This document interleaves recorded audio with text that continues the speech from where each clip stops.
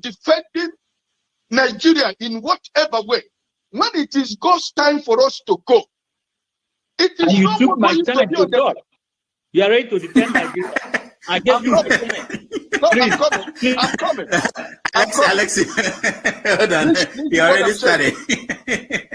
What I'm saying, defending Nigerians is this. I gave him my time and he's using it to defend my... No, sorry. I'm sorry. Tinubu is a criminal, yes, of course, a categorical grade 1 criminal. The only person more criminal than Tinubu in Nigeria is probably Babangida. But he's a criminal, and is he fit for purpose? Absolutely not. Should Tinubu be the president of Nigeria? Categorical no. Is there a better option than him? That is subjective. So show me who he is.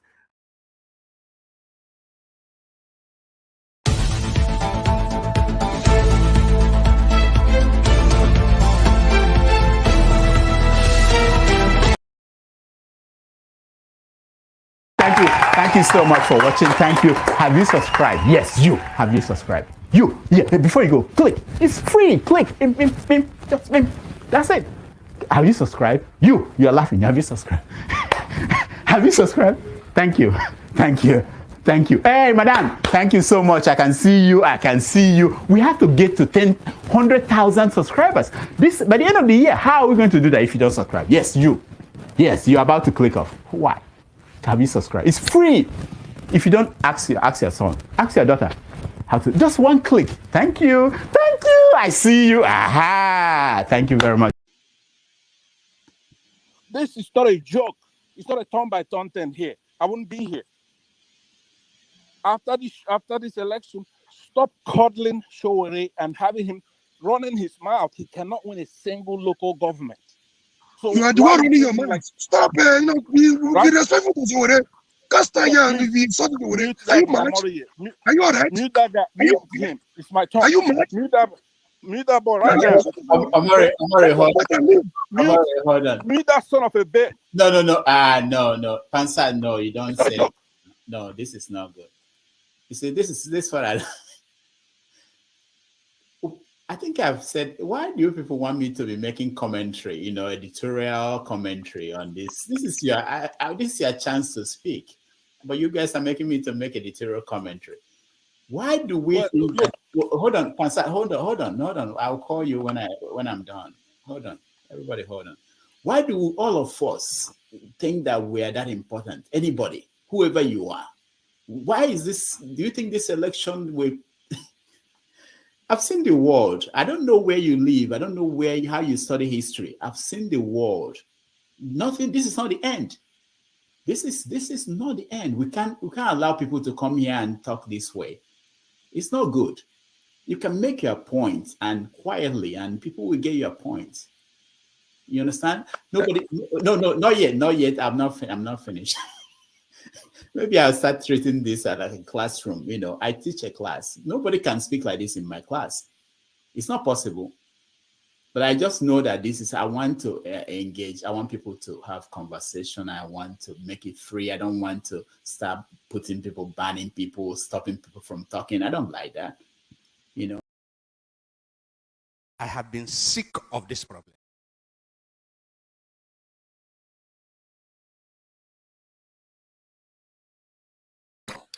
Yeah, thank you for joining us today. Today we have a few topics to cover, and Dr. Damages is not available today and may be joining us from next week. I thought he said I should let you all know. I'm sure you all are missing him. Cannot wait for him to return to the channel and so that he can be moderating the way everybody loves. So, but in the meantime, I'm going to be playing the title and the title so that we can start, going through the videos for the clips for today. So I'm going to be starting with a preacher. So let's go. I have been sick of this problem. I have been sick of this controversy over living wage or minimum wage. And I believe that something is seriously wrong with the heads of many of our leaders. How can anyone who earns 200,000, 300,000, 400,000 500,000. Not to talk of people who earn 1 million, 2 million. How can they go to sleep in good conscience every day? How can they go to sleep in good conscience and come out to sit down in a boardroom to discuss the sustainability or otherwise of paying 60,000 to the poorest of workers?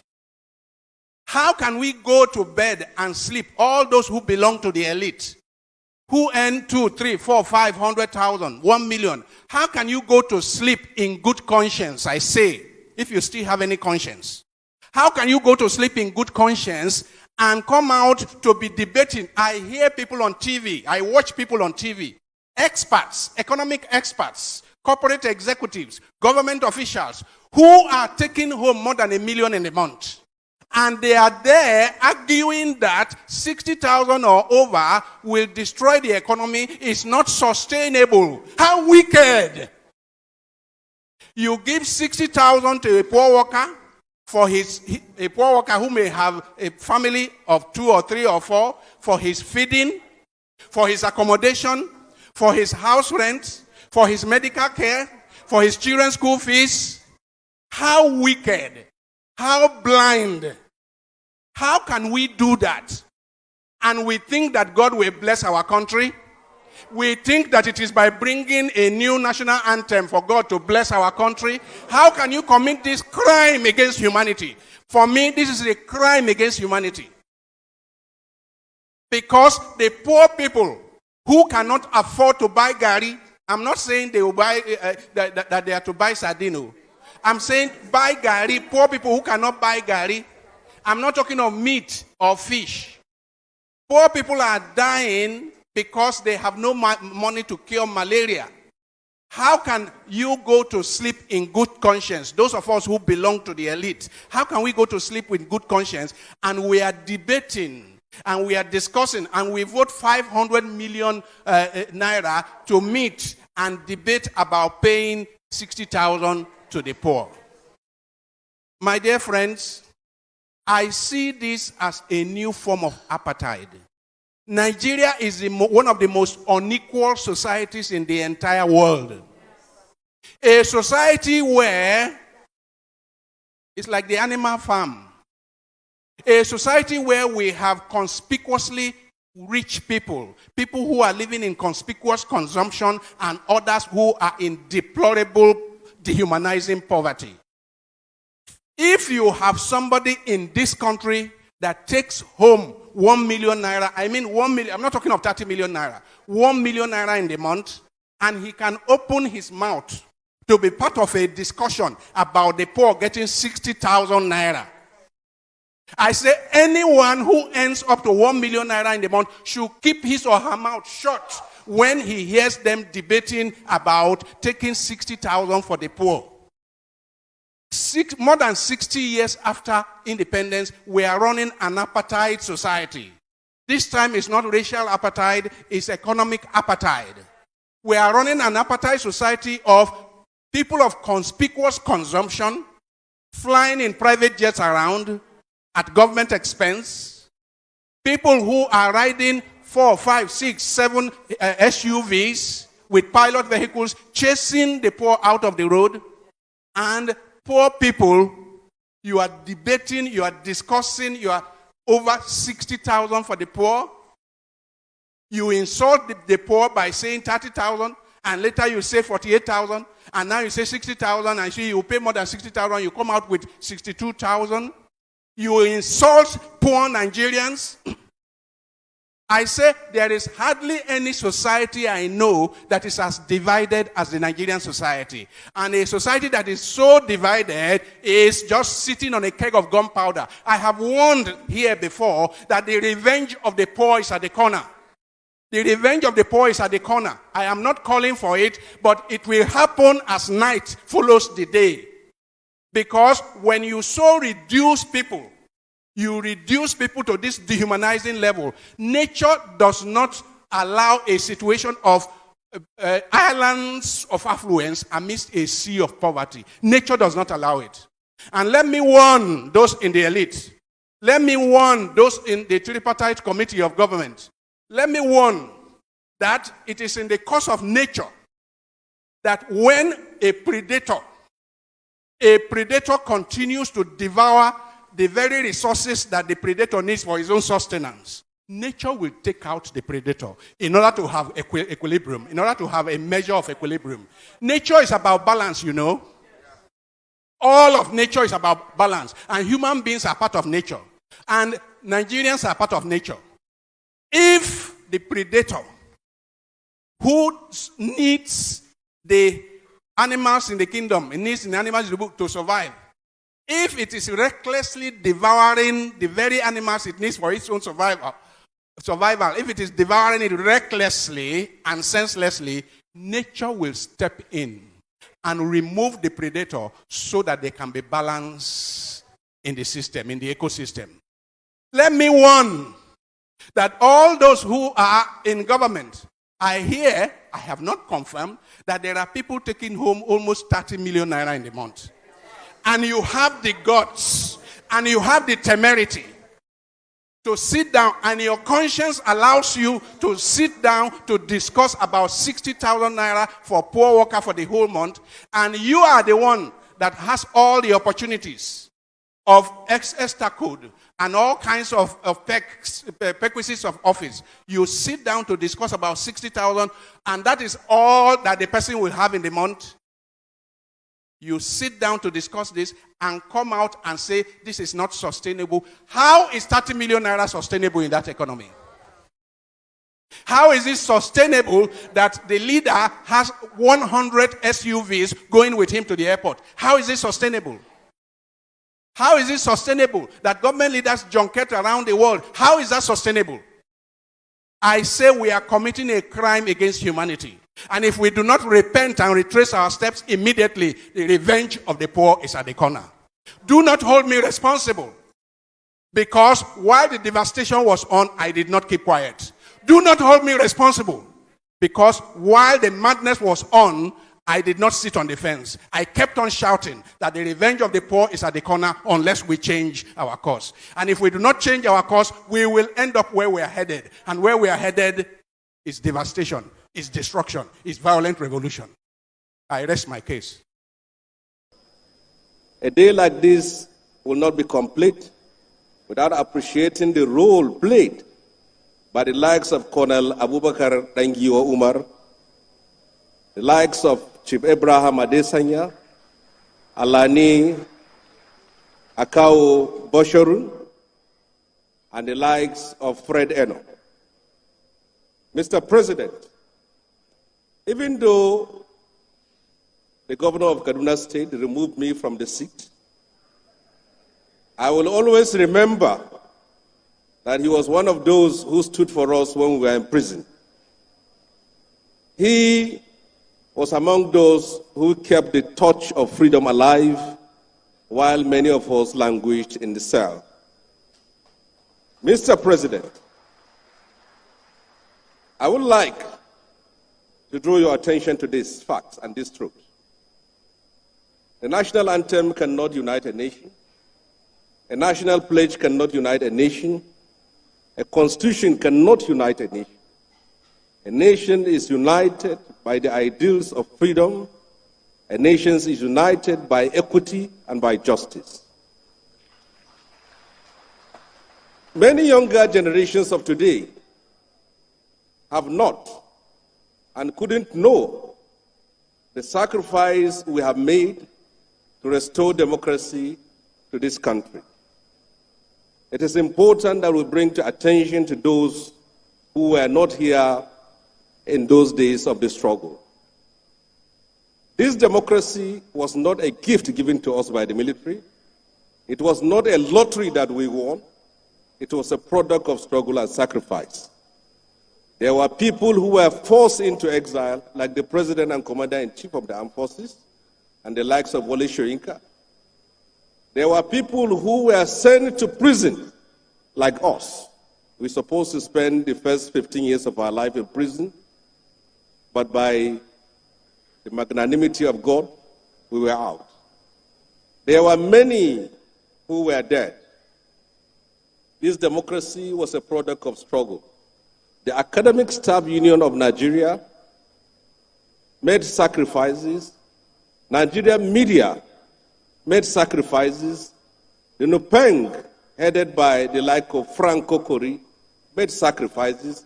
The National Association of Nigerian Students made sacrifices. This democracy was a product of that struggle, was a product of that commitment, and was a product of that determination.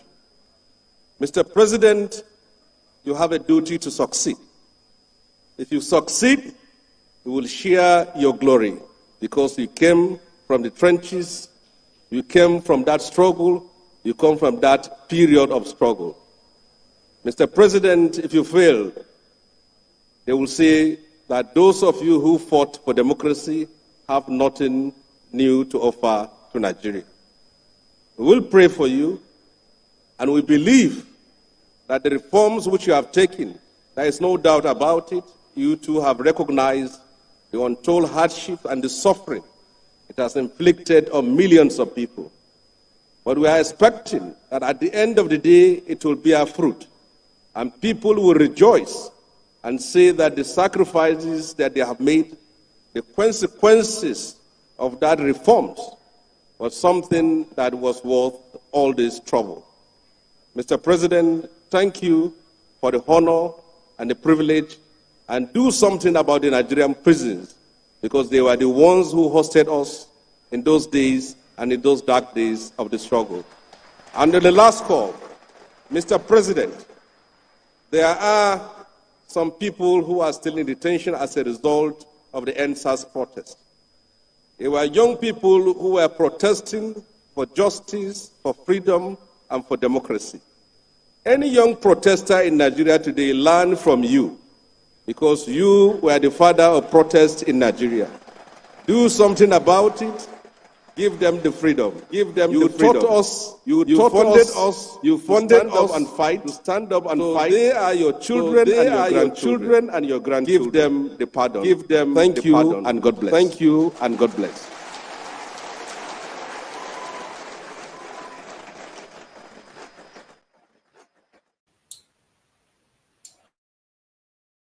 A notice from me if I've changed my mind.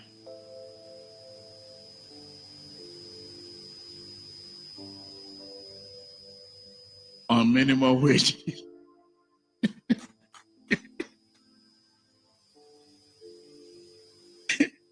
He's looking at me with one kind high.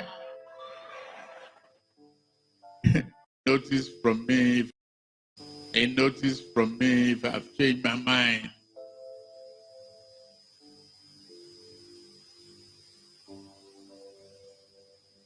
On minimum wages.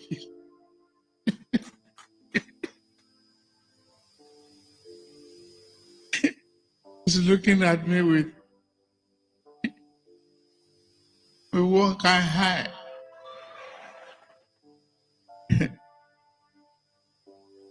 Nothing but about minimum wages. A notice from me if I've changed my mind.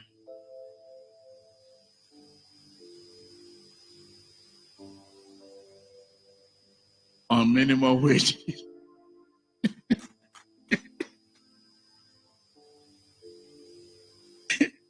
He's looking at me with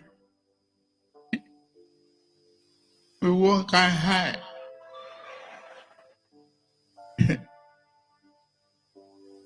Nothing but about minimum wages. We're going to do it what Nigeria can afford, what you can afford, what I can afford. That's to cut your coat according to your size. If you have size at all. Tinubu and Akpabio laughing and mocking Nigerian workers who did nothing wrong. It is no fault of theirs that the same government, the same incompetent Tinubu, in his quest to increase revenue, devalued the naira, increased the cost of petrol, which has diminished the purchasing power of Nigerians, not just the ordinary worker out there. His trial and error policies have cost many Nigerians their jobs. Yes, thousands or millions of workers have been thrown into the unemployment market because of his trial and error policies. Early this morning, I had a swagger, and it's on the social media,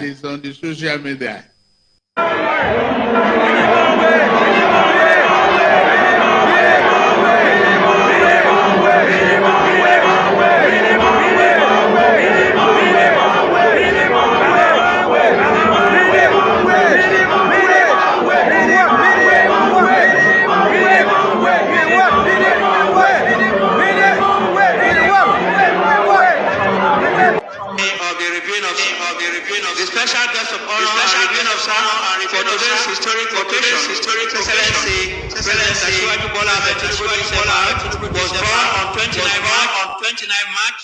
Early this morning, I had a swagger,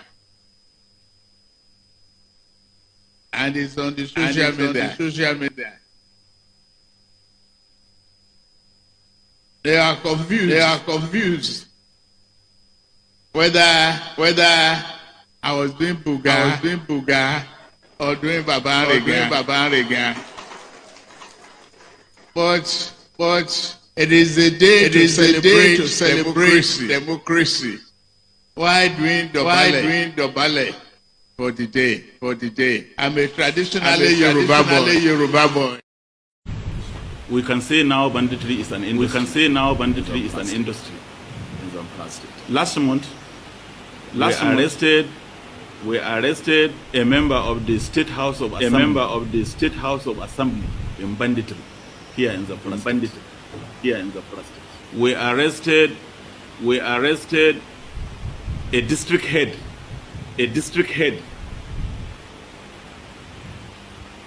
We also as well arrested a former local government chairman. So you can see that involvement of this class of people in banditry is making the situation to become more and more complex. So in essence, I can say that all caliber of people now are involved.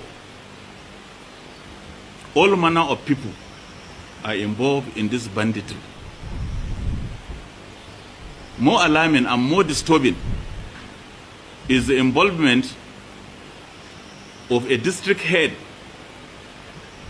in supplying drugs to the bandits.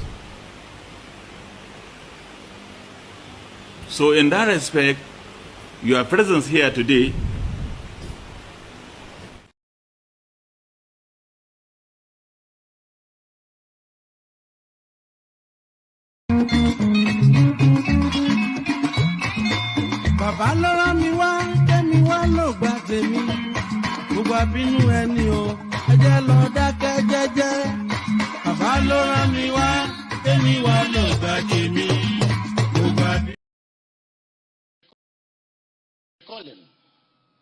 that the lecture topic is on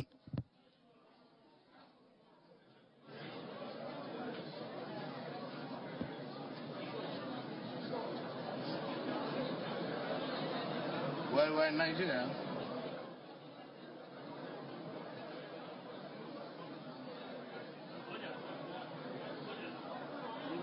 My pen. Many companies have left Nigeria as a result. Microsoft left the other day. Facebook just downsized their workers. They sacked many Nigerian workers. They've also said that they will reduce the size of their workspace in Ikoyi. Will they be the next multinational to leave Nigeria?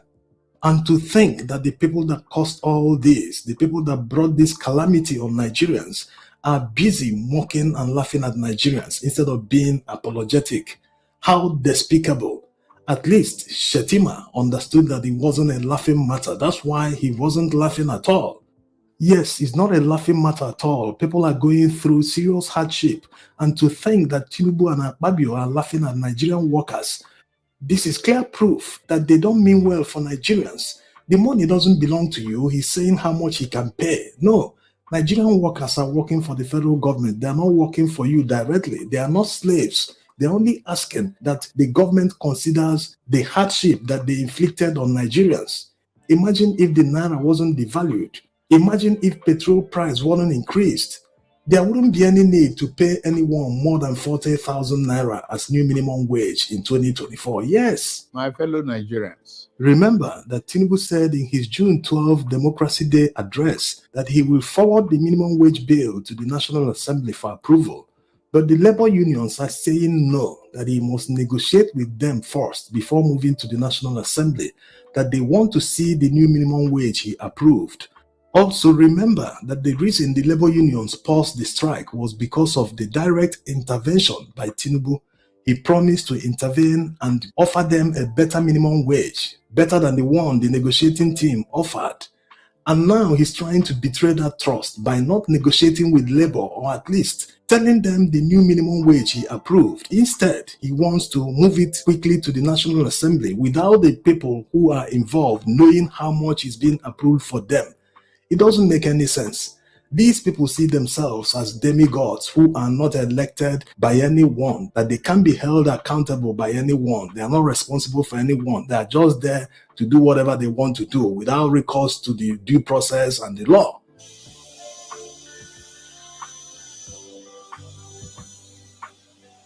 And the more people don't resist or protest, the more audacious they become. Look at all the hardship they brought on Nigerians. And despite the fact that they have refused to increase the minimum wage, they are already planning to buy 2 new jets for Shetima and Tinubu. Can anyone believe this? In this hardship, they say they don't have money to increase minimum wage, but they have money to buy new private jets for the presidency. Can this be real? How can they be borrowing to fund their frivolous lifestyles? The World Bank just approved a loan of $2.5 billion for them. Are people aware of all the borrowings the past 1 year alone? At the rate Tinubu is going, he will surpass all the borrowings Buhari did in 8 years in less than 3 years. Yes. There's another thing that is very wrong in the disparity of salaries paid to Nigerian civil servants. When you look at this chart prepared by Budget IT, you will see the lowest earning civil servant, how much he earns, about 35,000 naira. Now compare that salary to the highest civil servant of level 17, who is earning more than 500,000 naira per month. This disparity is very wide, unlike in Western countries, where the manager and all the workers below him that are in the same department, the disparity is not more than $100. Yes, they are doing the same jobs. Why should one earn 300,000 more than the other, or even in some cases 400,000 naira more than the other? It's not fair. If they employ professionals and pay them differently, maybe they are paying them as consultants, they won't work full-time, it's understandable. But people in the same civil service, no. This huge disparity is why there is serious corruption. People will do anything to get promoted. They will do all sorts of backhand deals to get favors from people in power. Apply this disparity in salaries to the Nigerian police, the army, the air force, and other security agents, you will see that it is not fair. Soldiers in the front lines will be earning about 60 or 70,000 naira per month, while officers in the office, maybe they wake up every day, go to the office, go to the barracks, move around, carry files around, they will be earning 200,000 naira per month. It's not fair to them. In fact, this is discriminatory. If they are doing this because of education, experience, and the time the person has put in the service, they need to set a minimum education requirement for employment. Most of these directors might have master's degrees or doctorates. If that's the case, they need to start employing master's degree holders as minimum so that they can pay them a living wage and close the gap in the disparity between level 17 and level 1. 4,000 naira. 4,000 naira. See, I'm here. See, I should take it. 1,000. See, 4,000 naira tomatoes. Video me made a say that I tell them so. 4,000 naira tomatoes. Now be this so. Where are we heading to? Now stew say I said you don't bring me. I want to can do stew. 4,000. 1, 2, 3, 4, 5, 6, 7, 8, 9, 10, 11, 12, 13, 14, 15 p. 15. 4,000 naira. Nigeria, we are improving. Thank you.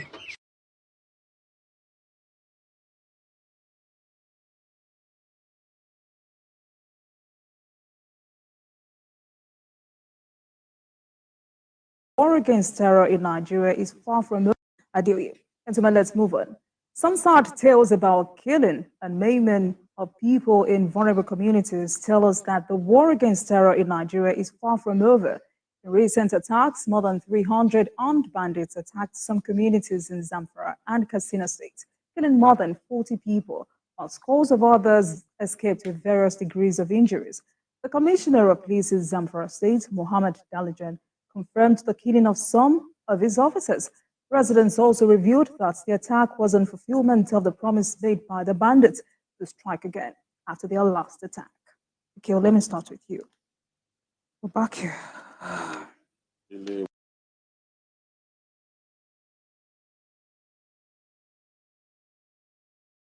Yeah, thank you, gentlemen, for joining me today. I think you've all seen the headlines.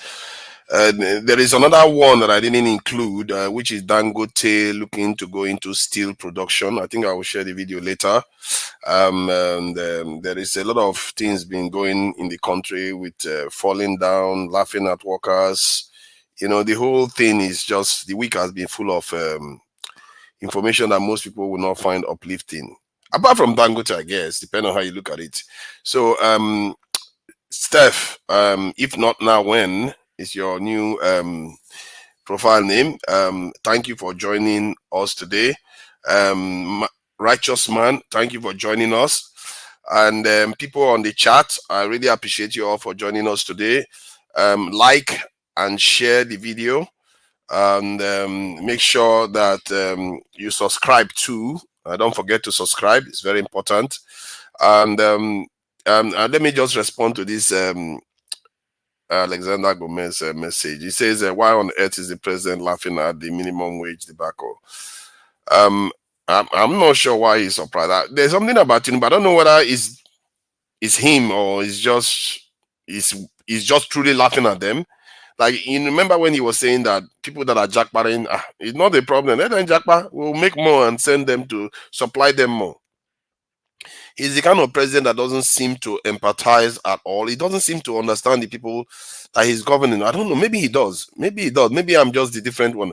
Probably I'm the different one. So I'm not going to assume that he's different. Maybe he knows the people more than we do. So people on the panel, they can comment on this. I'm going to try to play Dr. Damages or Okeja as much as possible. Well, you know me now. My mouth is too big. I'm not going to be quiet. So, but I'm going to try to be asking questions. You know, just maybe we'll get a bit more in depth about the subject matters, and there's going to be a lot of talk about so many other issues that I'm going to be bringing up. So let's start with the first person on the panel. The first person on the panel is If Not Now, and it's not very usual. Yeah, you come this early, so I really appreciate you for coming us and joining us today. And Pastor, I acknowledge you joining us too. So, If Not Now, what do you think so far? Just surface level stuff. We'll go more in depth later.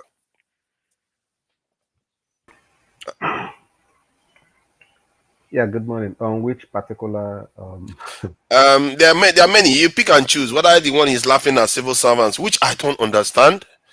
Or the lady talking about cost of living, or any of the pastor that was talking about how wicked our leaders are about the living wage, or the issue of insecurity. You saw in the north, soldiers lost not soldiers, actually police officers lost their lives, and a lot of people too lost their lives in the process.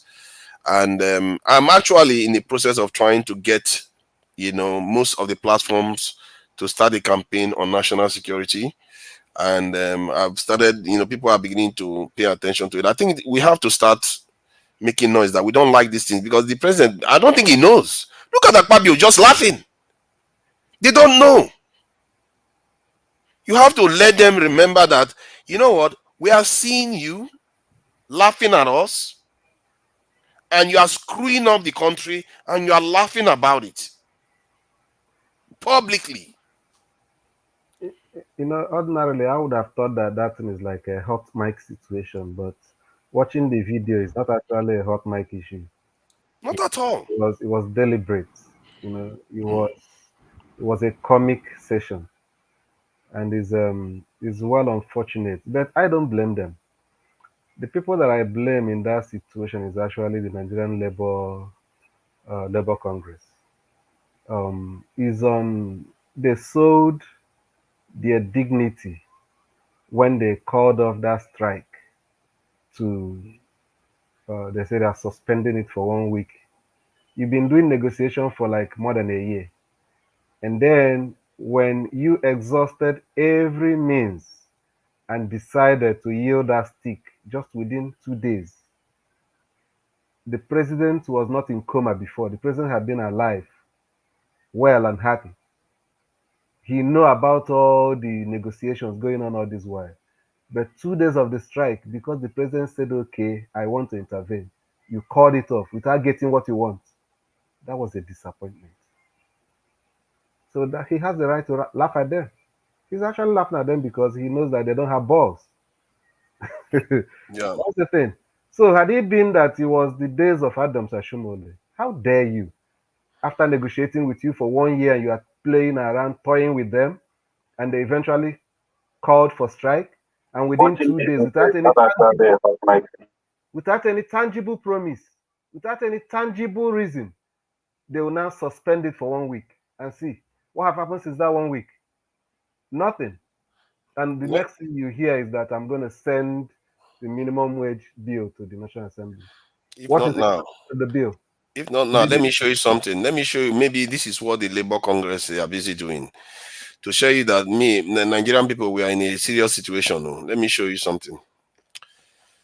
This is what our Labour people are doing. They send the largest delegation to International Labour Conference in Geneva. In the world, there are countries that have 1.4 billion people. They didn't send as many delegations as our Nigerian Labour Congress did. We are in trouble. So I just thought I should share that. The same way Buhari sent the largest entourage to exactly to the climate summit. The same way the NLC. I think we are in a very big mess. And that is why what the preacher was saying, I don't even think it's going to happen.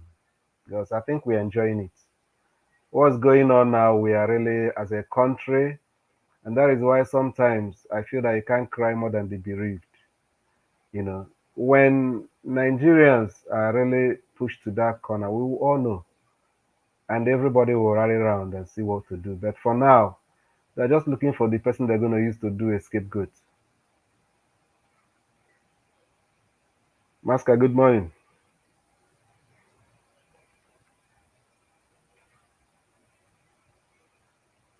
Thank you. Next, please.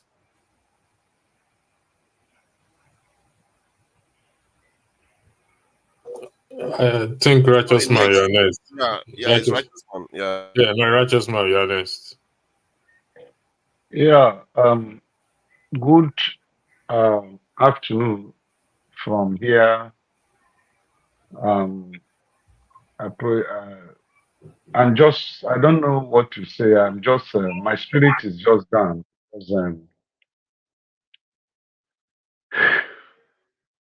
it seems as if life is not worth living in this part of the world, you know. I was just called upon by a family. I rushed down there. That was early this morning. They have a year plus old baby and was diagnosed with hernia, but no money to do the surgery. And this girl had been in serious pain. Taking the baby to General Hospital, they couldn't offer any help. Private hospital is demanding a humongous amount of money. Just a little baby of a year and plus months, a little baby girl. The parents are just in tears. Nobody to help, nobody to assist. I got there, the little I could do, I do, but the pain that baby was going, I mean, I met some ground. I started shedding tears. If it was the days when man was man financially, I would have taken up the burden and make sure that that child goes the surgery. It's really a painful thing. We're in a society where the government is not helping. I just pray that that child lives, you know. So it just made my day very broken. I'm not happy, really, really not happy. You know, it's terrible. It's terrible. It's just terrible, you know. Sometimes when I come here and I mention the pain, the poverty level that Nigerians are going through, the people at the section of, the comment section. So that man called Kaluta, and so many of them. I don't want to elevate them, but I think they should know that there is a supreme being called God. They may think we come here to rubbish people and say all kinds of things. From the biblical point of view, say whatever a man sow, he shall reap. In any way you are doing things and you think nobody is seeing you, we go scot-free. God Almighty is there. One day you will pay for it. Nigerians are suffering. Thank God for, if you go to Dr. Damage's page, you will see some pieces of okra being sold at 500 naira. And look at the woman, just some 15 small balls of tomatoes sold at 4,000 naira. If I had come here to share it that the poverty has gotten to that level, that the likes of Kuluta and some irrelevant challenge, we start using ungodly words to describe their father, not me. So it's really a pity. Nigerians are in real trouble. Food are no more forthcoming from the north, and that not means that it is not our oil. I want to really be brutal this time. It's not the oil from Niger Delta that is sustaining Nigeria. It's actually the food from the north that is keeping this country alive. Now, since the insecurity have made the food not to be visibly seen to the hands of Nigerians, everywhere is let loose. I am telling you, we have to do something to make sure there is security in the north and also validate their input into the country, into the sustaining Nigeria. Because people will think it's the oil from Niger Delta. Now we have the oil, but there is no food and we are crying, which means the oil value is as good as nothing. You know, considering the impact of it in the life of Nigerians, the oil value is only blessing the elite in the society. But the common Nigerians, which dominate about 75 to 80% of the Nigerian population, rely on the food coming from the north for them to live. This food is no longer available. Nigerians are dying. Nigerians are crying. Nigerians are weeping. We are drilling oil, but the effect of the oil is not shown. Had it been that the farmers are working and there is security in Nigeria, if they like, let them spend the billions from the oil, we won't feel it. Look, I went to buy a tuber of yam a few days ago. Usually that tuber of yam will cost on a normal circumstances. That tuber of yam should not be more than 800 naira. Between 700 to 800 naira. I bought it a few days ago at the cost of 4,700 naira. Just a tuber of yam, because I was so hungry. I said, no. Since Jonathan had refused to give me yam from Benue, let me go to the market and get this tuber of yam. And I got it at 4,700. A tuber of yam that could not serve 3 people in my house. I just managed to eat and remain small for my wife and some other persons. A tuber of yam, 4,500. And somebody is saying that he's going to pay 62,000 naira as a minimum wage. And they are preparing to buy new aircraft for the president and for the vice. I can't just imagine. Sometimes I say, I don't know whether these people are really actually humans that have blood and water running in their system, or they just come from a different planet and then become whatever they are. How can you be planning of buying jets when the Nigerian economy is in comatose, when there is no job, when people are crying, they have spent about 21 billion in building a house for the VP, and they want to buy another jet. Come on. I don't know. It's like we have to go back to God in prayer, because this one, lamenting will not solve this issue. It looks as if our problem is practically spiritual. Something comes upon anyone who sits in that place as president and vice. Because the man as our president today, President Tinubu, when he was not the president of this country, he was crying and doing everything possible to see that the Nigerian people get well. But he has become president today, and he doesn't want to even know if we are crying. He doesn't care. Look at the fall. That fall is spiritual. If you ask me, how can you fall on June 12th? Anybody can fall. Don't misunderstand me. Anybody can fall. But if you see the viral video that is on the internet now, where Wike was demonstrating how the president fell, I don't know whether any of us have come across that video. You know, if I have your number, I will send the video to you. He went and had a handshake with the president, and as he left the president, he demonstrated the falling. And the president looked at him and was just laughing. So everything in Nigeria is just in a comedy section and autopilot. Nobody is actually in charge. Whatever we wake up to see, we take it that way. So Nigeria, we need intervention, divine intervention, so that Nigerians can be alive. Thank you. Man, you know, all these things you said just reminded me. You know, I played a video of one of the June 12th parade, this motorcycle. They say there was no fuel in the motorcycle or whatever. It broke down in the middle of this, and then there is the canvas painting that they claim to be the world largest this thing that is not. And then you are unfolding the image of the president when you are marking the remembrance for June 12th, which is Abiola really, and there's so much. We as a people, we have to ask ourselves, look at labor union, look at what they went and did too. It's like you said it yourself. It's like when we get into any office, our head change for some reason. We have to ask ourselves, what is it in us that does that to our own people? Pastor, thank you for joining us. What do you think so far, Pastor? You're muted.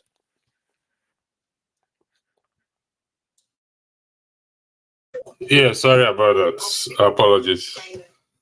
I didn't watch that video where the Senate president was laughing, but it's not necessary to play it again, because it's not different from when it was in the house and they said let the poor breathe, and he raises they use it as a joke on the house. It's unfortunate the way things are happening, but I need you to clarify something for me, please. The purchase of the jets, of the aircraft. I'll come to you, righteous man. I want to the purchase. Who is signing it? Who is signing the money? Who will sign it? The president, of course. Is it not going to go to the the House for approval? It will. It will go through. Okay. It will go So through. why I ask is just to be 100% sure. It's just to further highlight what I've always been saying, that our lawmakers know what they are doing, and that is where our greatest problem lies. I stand on that. There are records to prove that, and until we, the people, start to challenge. I think there was a video that was shared in the that I don't know which state that people were stoning a lawmaker. I don't know if you saw the video on the moderator's platform. They were stoning one lawmaker. I don't know about that. So until the people, we start to hold these lawmakers by their balls and put them to tax, we will see change, because everything passed through them. They are the one to hold the executive accountable, and we are the one are the ones that are supposed to hold the lawmakers accountable. But we are not doing our job. It's not easy, because when if poverty has been on for this long, for people to come together to see that is very challenging, and that is why I've been singing the same hymn or national anthem for the past 8 years, and I will continue to sing it. The video I played last week is about it. Still pulling all resources and all personnel together to see what we can do in educating the people on the floor, on ground in Nigeria. There, the situation is critical. The woman showing a tomato, a basket. Righteous man, correct me if I'm wrong. A basket of beans in some places is 1,700. In some places is 1,500. Am I correct? You're on the ground there. It's not a basket, a derica of beans. Yeah, it's a derica, not a basket. Yeah, a derica of beans. Like where I'm living, a derica of beans is 1,400. A derica. Okay, I thought it was a Yeah, basket and of then beans. So that's serious. a pint of Gary is 4,000 naira against 1,000. I know that. I buy. I buy it, or I send to buy it every time. But it's a righteous man. Yes, you said we need divine intervention. I have to be honest with you, righteous man. God ain't gonna come down to do this thing for us. It ain't gonna happen. I've said it here over time. I have been privileged to read the Bible from Genesis to Revelation over time. And it is clearly there that God ain't gonna come down to do the things he has already done for us. It's up to us. So if anyone is preaching that is misleading. It will only help us when we start to do the right thing. It's there in the Bible. No one ever sat down and something started to fall on their lap. No. Even the children of Israel that ate manna for 40 years, you know what it cost them. So we have to take responsibility to say we have to do these things. It doesn't matter what side of the aisle you have. We all go to the same market. We buy it. You've not heard APC members or APC supporters buying petrol at 100 naira. Not possible. We all buy it at the same price. So we are in a crucial stage. We have 3 years before the next election. If we don't fix this thing before the next election, I've said it here before, and a lot of people have also said it, Buhari will become president again. If not him, it's going to be Wike. If not Wike, it's going to take down the list of this name I'm giving you. Huh? Buhari has left. I said Wike, not Buhari. Sorry, Tinubu, I beg your pardon. My apology. Not Buhari. Thanks for that. Tinubu, if not Tinubu, it's going to be Wike. If not Wike, it's going to be Akpabio. If not him, it's probably going to be Shehu Sani. Don't be surprised. So I will keep saying it.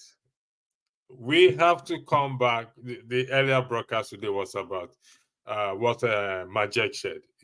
If we don't unite, we have to come together to unite, regardless of who we support or who we don't support. Because at the end of the day, the reality of the matter is it's affecting everybody. Thank you for that. I yield the floor back to you. Pastor. It's Ferrari next, isn't it? Ferrari, welcome. Thank you for joining us. What do you make of the headlines? Good evening, everybody, all panelists. The headlines is not new. It's the same week after week. It just gets better every week. It gets worse. So let's not delude ourselves and say that this headline is worse than the one we read last week or the one we read the week before. not the one we've been reading for the past 50 or 60 years or 40 years.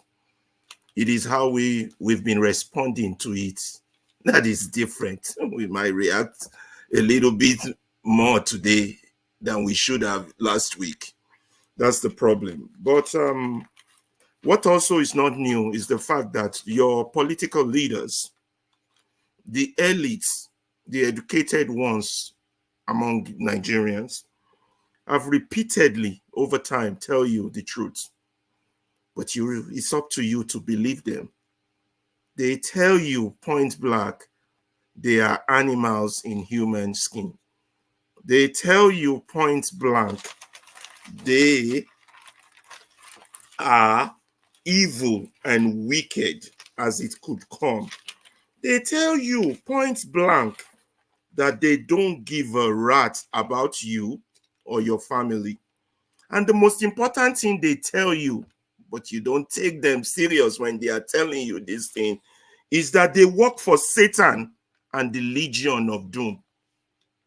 But Nigerians like to delude ourselves. That's why I always fight here and argue. At least those of us who are fortunate enough to see the walls of a classroom, that our discussion has to be elevated. Our discussions has to be focused. Our discussions has to go beyond Arsenal versus Liverpool. What do I mean by that? My party versus your party. APC versus PDP. Labour versus unknown party.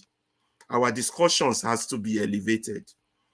Those who are responsible for your problem, the principalities, they are telling you who they are every day, but you don't take them serious.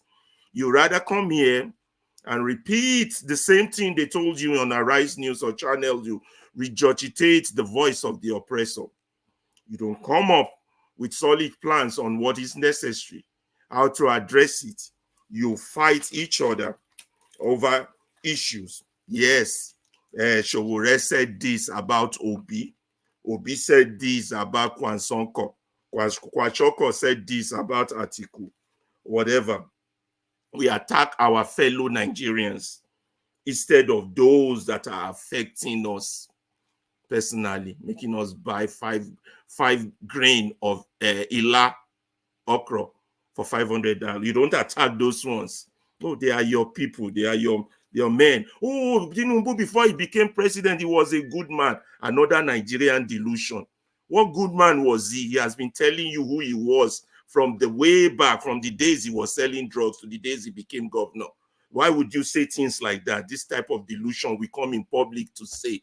We have to wake up. They tell us who they are. They want to oppress you. But the problem is not them. And I keep emphasizing and repeating, the problem is you.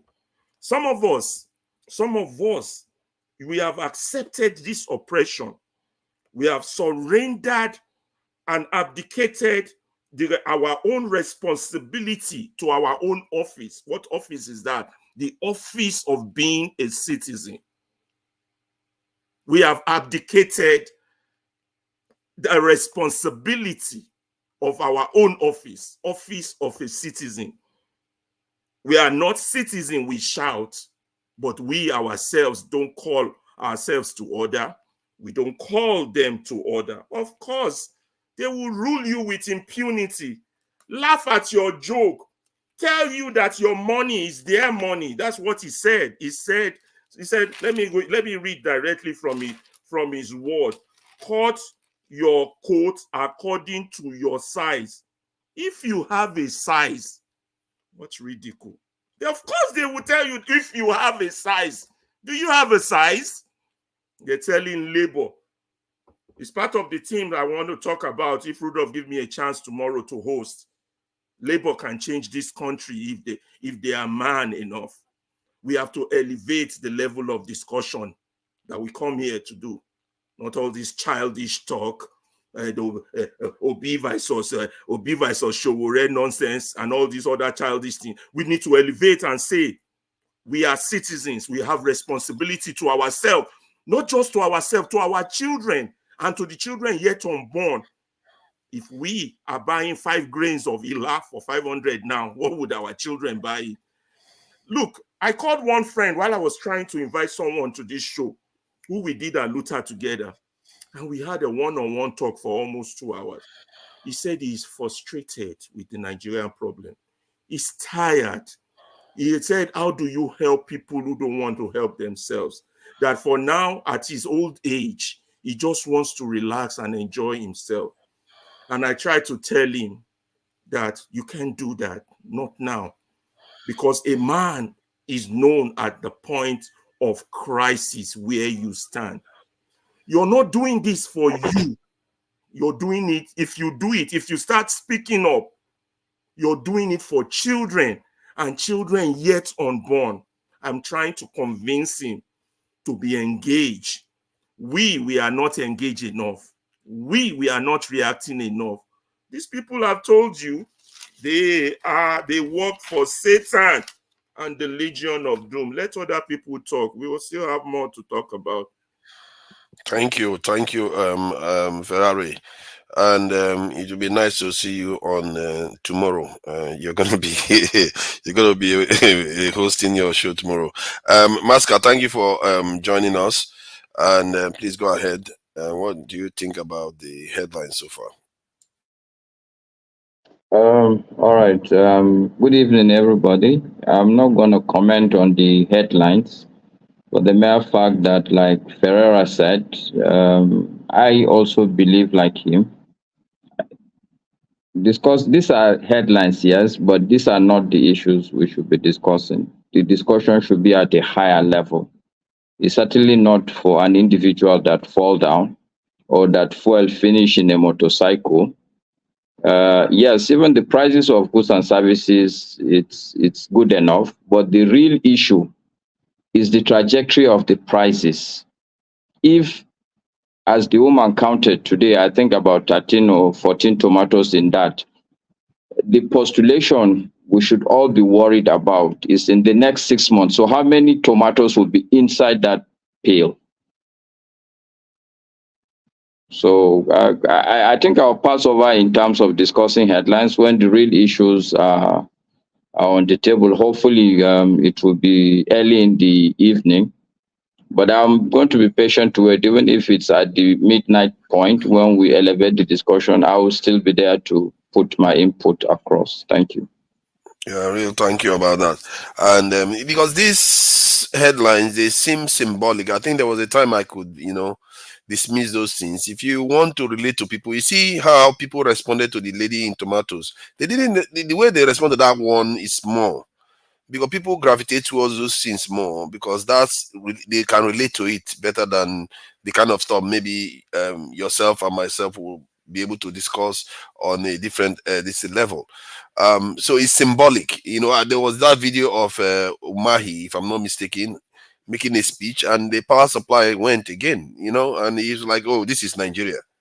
This is what we are used to." And it's almost as if Okay, so forefathers, for instance, somebody like me and like Mr. Righteous Man, who are in Nigeria, like honestly speaking, even my kids, they've stopped shouting when NEPA takes light. I see. So we can't, it's not an issue. These are not issues anymore for us. The issue is also, like Ferreira said, okay, what will be the end point? The only visible end point for now is probably elections, even if some may disagree. But this is what people should be looking at. It's like you've entered your one chance. You've entered armed robber's car. What is the point now? It's fighting them. You are looking at the next bus stop. How do you get off this one chance? This is what I'm thinking Ferreira is saying. To sit down and say that the man is pointing a gun at you, it's what are you saying? Obviously, yes. But anyway, I'm not disputing the fact that the headlines are catchy and all. I'm simply saying that I'm passing over my option to talk about it. That's all. Not disrespect to the topic. No, I agree with you on that because I would do the same if I was in your shoes. Onwibon, thank you. Welcome from Ghana. Always keeping an eye on your motherland, your true motherland. So what do you think about what you've had so far? The one that happened in Katsina, that one, I don't know whether you want to So please go ahead. Thank you. Thank you so much to Naja, and good evening to every one of you in the studio and those in the comment section. I thank God for giving me the privilege to appear here today. Because of how it is raining here, we are in a very difficult situation right now in Ghana because of the rain season. What I would say here right now is that just like what my brother Ferrara said, these people don't give a hoot what happens to you. They don't care. By the way, did you elect them into office? You did not. With your BVA machines and so on and so forth. Your PVC, it didn't work. How can you hold someone to account that you did not elect? How can you? They devise means to rig you and rig the opportunities and the, everything that God has given to you in that country to survive as a human being. We are just talking on the cosmetic level. We are just looking at it on a cosmetic level. During Goodluck Jonathan's time, Nigeria was the biggest economy in Africa and the 24th in the world. Today, Nigeria is number fourth in Africa. From 500 to $400 billion economy to 200 and something billion dollar economy. Today, South Africa has taken over. I told you people here that if the big brother fails to understand that he is the big brother, he will be pushed aside, shamefully pushed aside. No matter the comment, the trolls from the comment section. When people come out here to speak the truth, some people that believes that probably they are benefiting from the corrupt system that is going on in Nigeria will begin to troll you, begin to castigate you. Instead of them to, join in the struggle, they refuse. The only thing they do is to comment irrelevant thing that doesn't make sense. And these are educated people, I miss. Nigeria is bad. Who made it bad? The leaders first and those that they are leading. What must you do in order to correct these malfeasance, especially when it comes to those that lead you? What will you do? If this foundation is bad, what will you do to Nigeria? If the foundation empowers you to rig election, commandeer every aspect, including the judicial system, what are you going to do? What would the people do? Go out there and they will level their barrels of gun and munitions, live munitions upon you. What are you going to do? The per capita income of an average worker in Nigeria was $3,000. Today is below $1,800. How do you expect such person to stand and sustain a kind of protest? Someone who is hungry. Someone who is hungry will sustain protest? I don't think how they are going to do it. Right from the beginning, we've been campaigning and talking about the system. Destroy that system. Destroy that foundation that is giving these people enormous power to do what they are doing to you. You people refused and told us that it is the PVC that is going to change it. Today, you are suffering because of the PVC. Anyway, to Nigeria, I leave it here. I leave it here. Thank you so much. Thank you. Olumide, are you there? You seem very chilled today. That's good. It's a good thing when Olumide is chilled. Olumide, please go ahead. Yeah, good day, everybody. So, I watched your tirade and monologue during the week. about security. Recruit. More and more. That was your tirade. But anyway, so for me, like I said earlier on when electricity hosted this morning, when he said the boat are sailed. Yeah, the boat are sailed, but you know whether you guys Olumide, is it possible to mute whatever sound is in the background? Sure. Thank you. So the boat are sailed, but yes, the truth of the matter is that until you allow the people choose who they want, you won't get a better society. The only way to hold this government accountable that its ship has sailed already. You know, they've been affirmed by the Supreme Court. When it was even when it was pretty clear that they rigged themselves into power, you know, they never raised any issue. Their campaign was never issue based. They would never said what they wanted to do for the people, how they were going to achieve it, you know.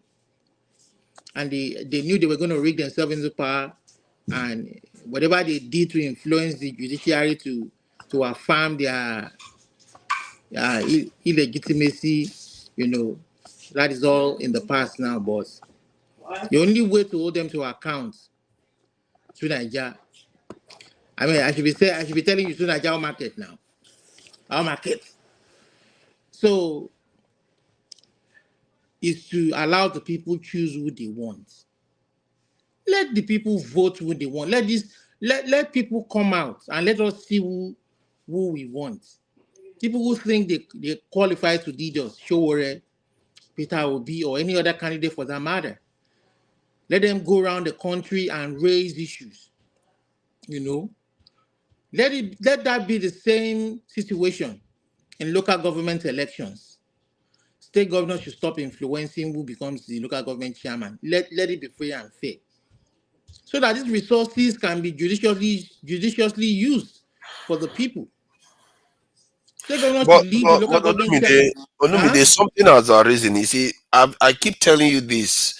Like the last time you talk about election, I told you how are you sure the people are not electing these people? Because people are not actually electing these leaders deliberately. They don't necessarily have to lead them out. Which screwed up election are you talking about? No, the ones I'm talking about is like the last one where all of them came in and they selected them in the parties and then they go on to vote for them. Because look at NLC now. NLC, that we were all criticizing the president for traveling overseas with so many delegates. NLC go there and break the record again. Try to carry all the delegations. See.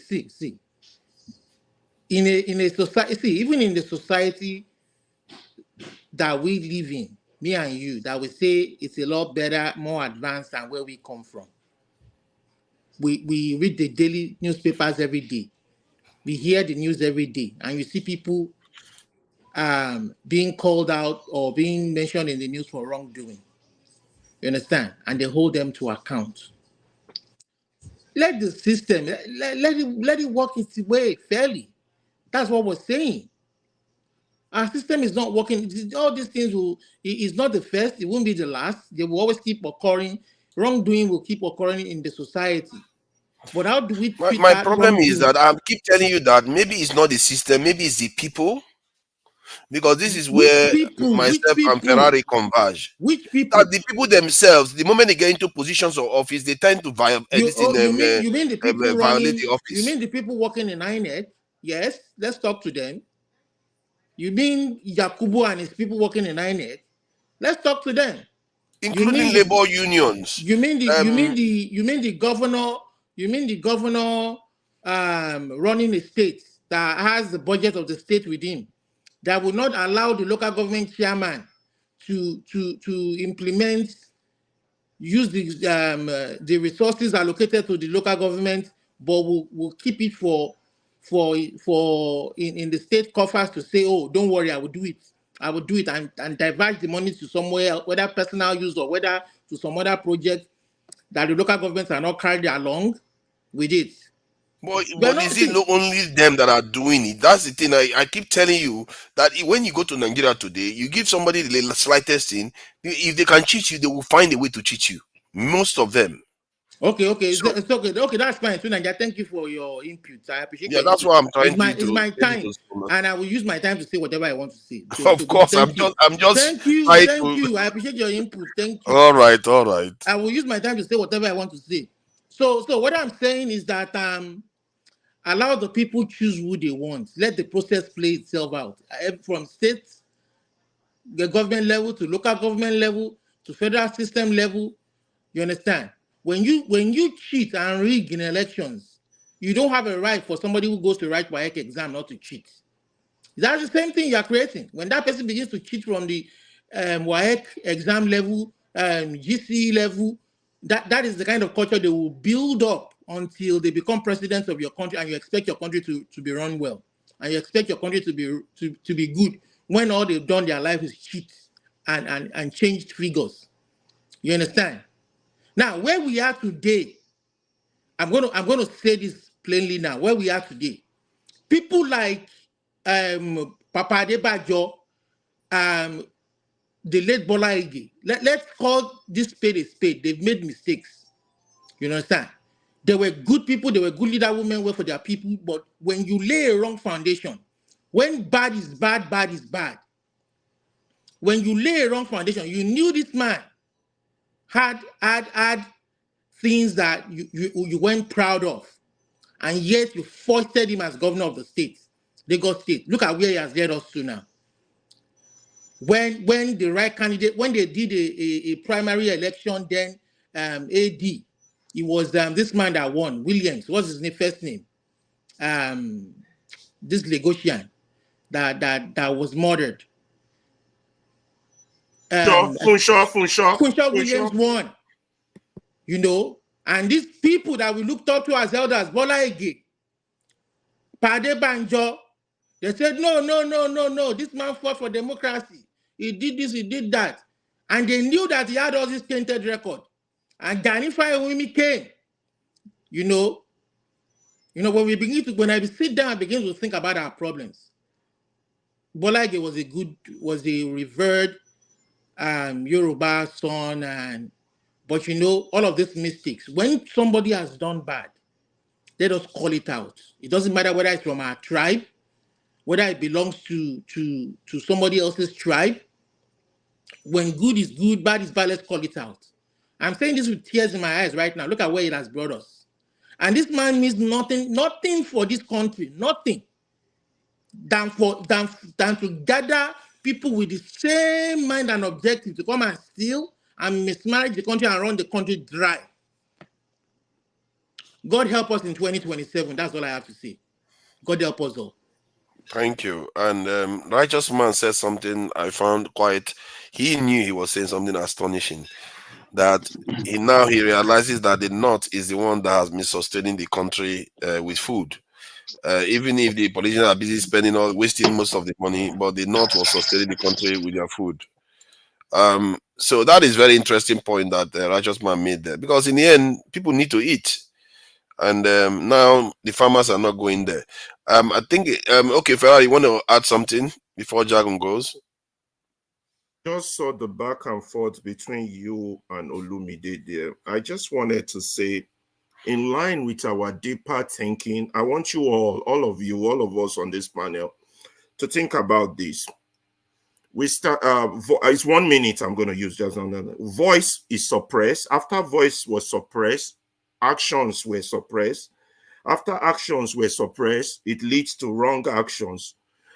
Wrong actions led to the foundation of what we now know as Nigeria.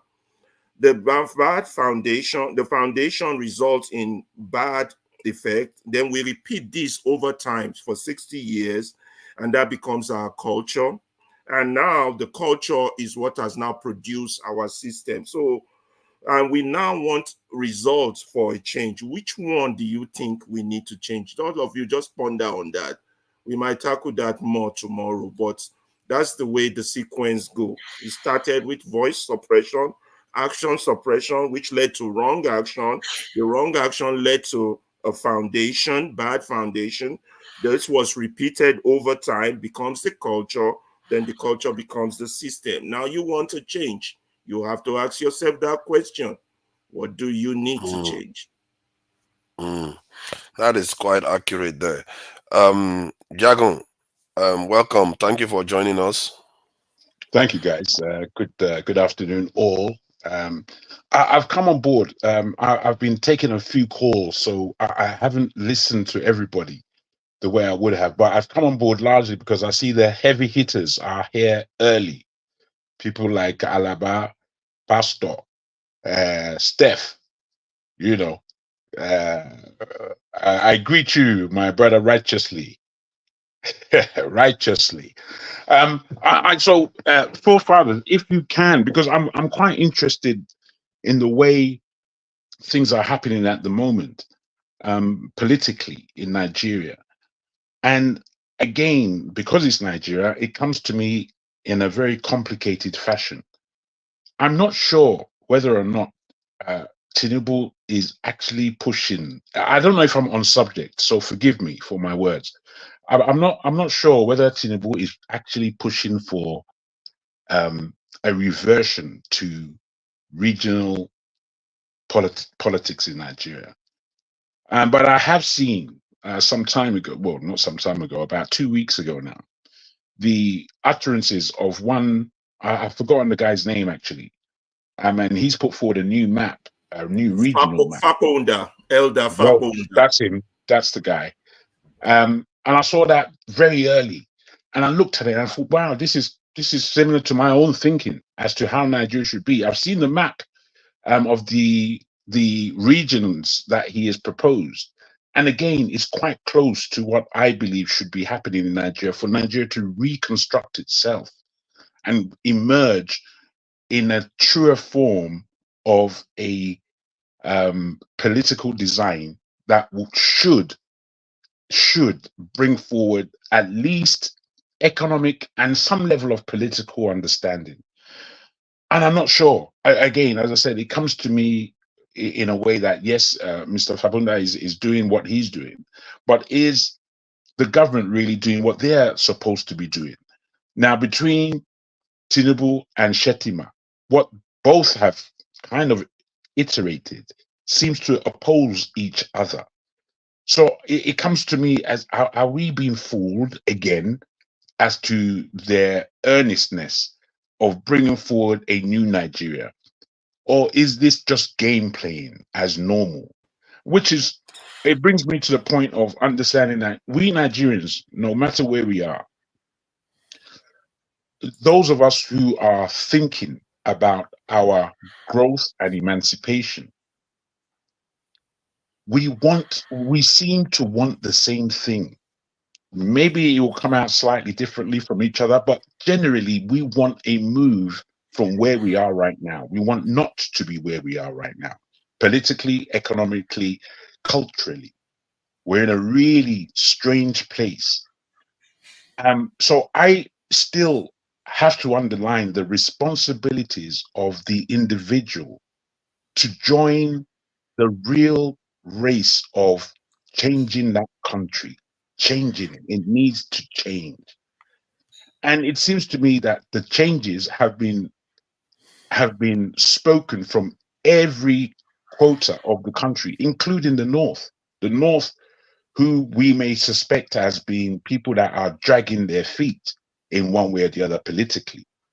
They themselves are coming to the point that, you know what, regional government would help us. In the East, it seems regional government would help them in the East, which is a very troubled political zone.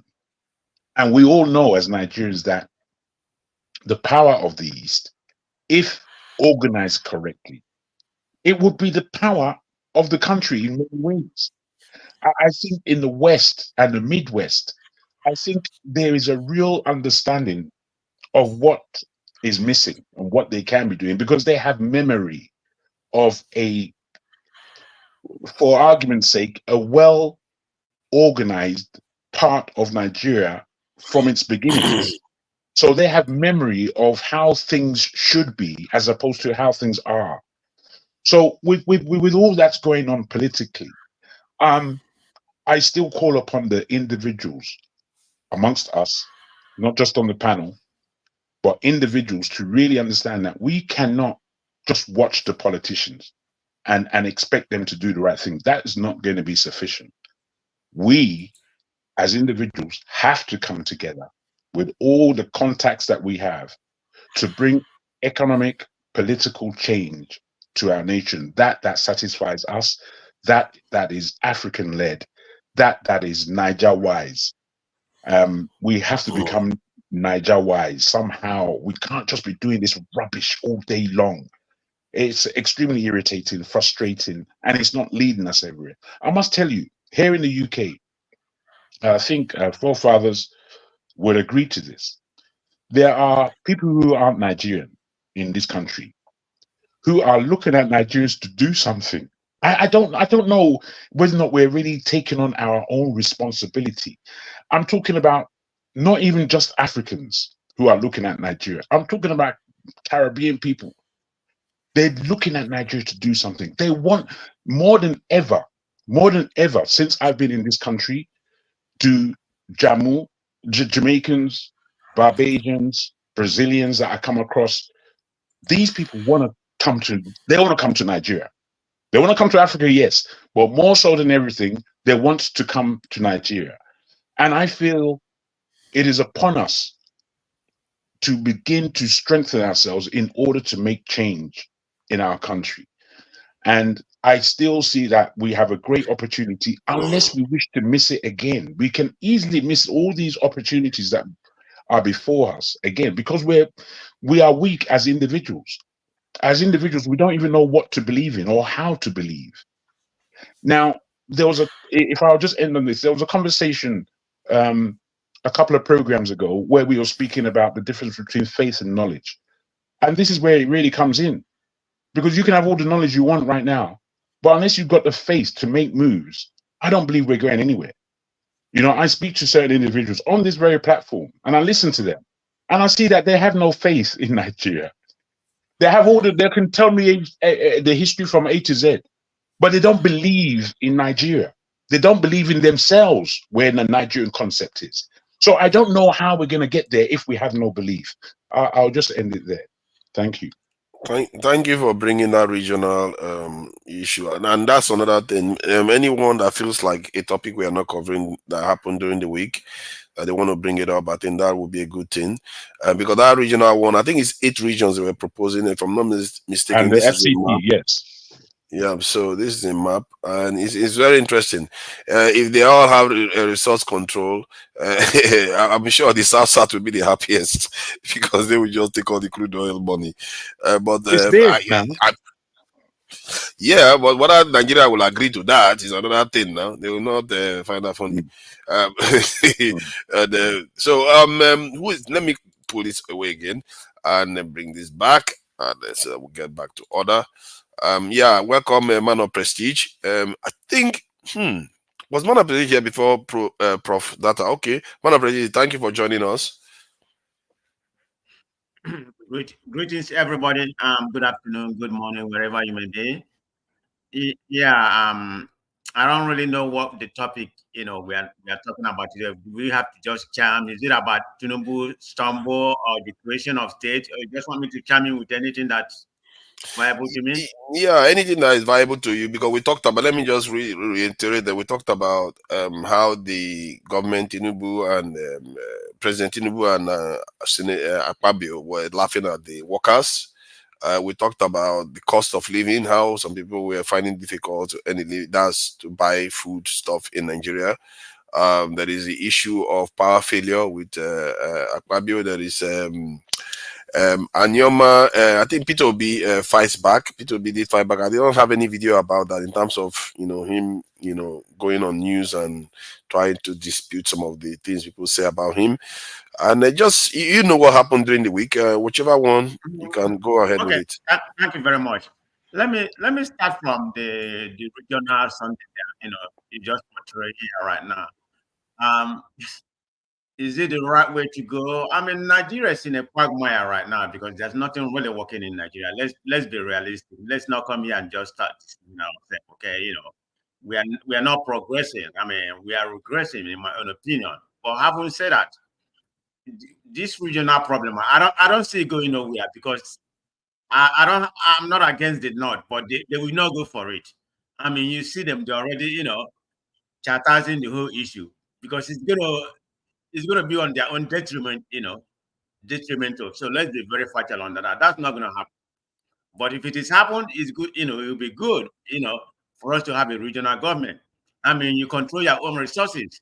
Maybe, I don't know how they're going to divide it, maybe 40 to the federal or 30 to the federal, because you have to give part of the resources in order for the federal. So that would have been a proper thing to do. But we can come here, speak all we want all day. It's not going to happen in that country because the Northerners, they are very influential when it comes to Nigerian politics. But I don't know what that is. Even in this population, everybody's talking about, they are more populated than that. I mean, when was the last census? The one that I can recollect that was close to be accurate, if it is not accurate. Was it 1996 or something? And the second one that was did, it was never, it was never utilized. We don't even know what our population is. The last population we have is 140. How did we balloon to 200 and something? So how did the balloon to do? What do you think is going on? We have from the North claiming their security. I mean, you know how you can tell the census. You know how you can tell the census. Ask yourself how many of your people that you know, how many children do they have, and how many people that you know that are from the North, how many children do they have? That will give you an idea. I mean, since I've been in this country, I've been in many censuses, and I was counted. They come to my door and everything. So I mean, you can't even ask any Nigerians, have you been counted? Nobody gonna raise their hand. I mean, very few. So it was just an imaginary census, an estimate. The last one supposedly to be an estimate, which was about 140 or something like that. That's an estimate. That's what they said. Because they said the election wasn't, they said the census, the data wasn't clear. So they just estimate we are 200 and something. So, but anyway, everything about Nigeria, I mean, I hate to come here and criticize my country. Some people had to come here, maybe, talk good about them, but we have to speak the fact. I mean, everything about the country when it comes to whatever we want to do is scam. Nothing is really functioning right. We just have people there, who after their own pocket and something like that. This is the problem we're having. But anyway, I don't want to dwell on that. If we come here and criticize, that's not what do you think about Dangote looking to go into steel? Do you think it's a good idea? Yeah, I think it's a good idea, but I have an issue. We have talked about, I think it was on that platform. Yeah, we did. About Dangote monopoly. I'm one of those people who are against it. I mean, you may say monopoly is good, but I look at his monopoly as a production investment. He's not innovative. People are comparing him to Samsung or those are innovative, Apple and everything. But he's just a productive. It's not helping. It's helping the few. How does that translate to I mean, they say okay, maybe the petroleum, where the price has gone down, but in what area does it translate to common people in terms of wage increase? Yeah, because steel plants they do pay. No, the steel plant is good. I'm not saying the steel is not good, but I'm just talking about in terms of monopoly. The economy is going to enable. Yeah, it's going to benefit the country. They're starting, but what is your problem now? People. I mean, it's going to benefit somebody like Innocent Motor. Let's say because they do import steel. Yeah, bridge building, train building, rail tracks. Yeah, steel will have them now. All those things we can start building. We don't build anything. Years? I mean, I hope it comes to fruition, but everything about Nigeria, I mean, I'm in support of that, but remember the Ajaokuta, since I was born, they've been talking about Ajaokuta steel mill. I mean, that's true. Where are we right now when the Ajaokuta steel mill, what standard are we right now? Nothing happened, but I'm not going to dwell on that. So let's just hope, something transpires in that area. What do you want to say, Ferrari? I don't know. This talk about Dangote steel thing is quite annoying. The guy promised you guys oil. He's not yet produced that one. Now he wants to go into steel, and you all are. You see, that's Nigeria. You are so easy to confuse, and then you just go along with any garbage they give you. People like Dangote are part of that country's problem. You all have to understand. We have to think deeper than this. I'll just leave it at that. When we get to my turn, we'll talk. You know, I think that's our problem. People like him. You just we have to take him. be The careful. superhero is going to go into oil with our money. They gave him to build an oil industry. We've had He you hasn't now. produced. Now we want to give. Oh God, we get problems. Before we start calling a potential hero, this thing, the one causing the problem, we have to know what he has caused.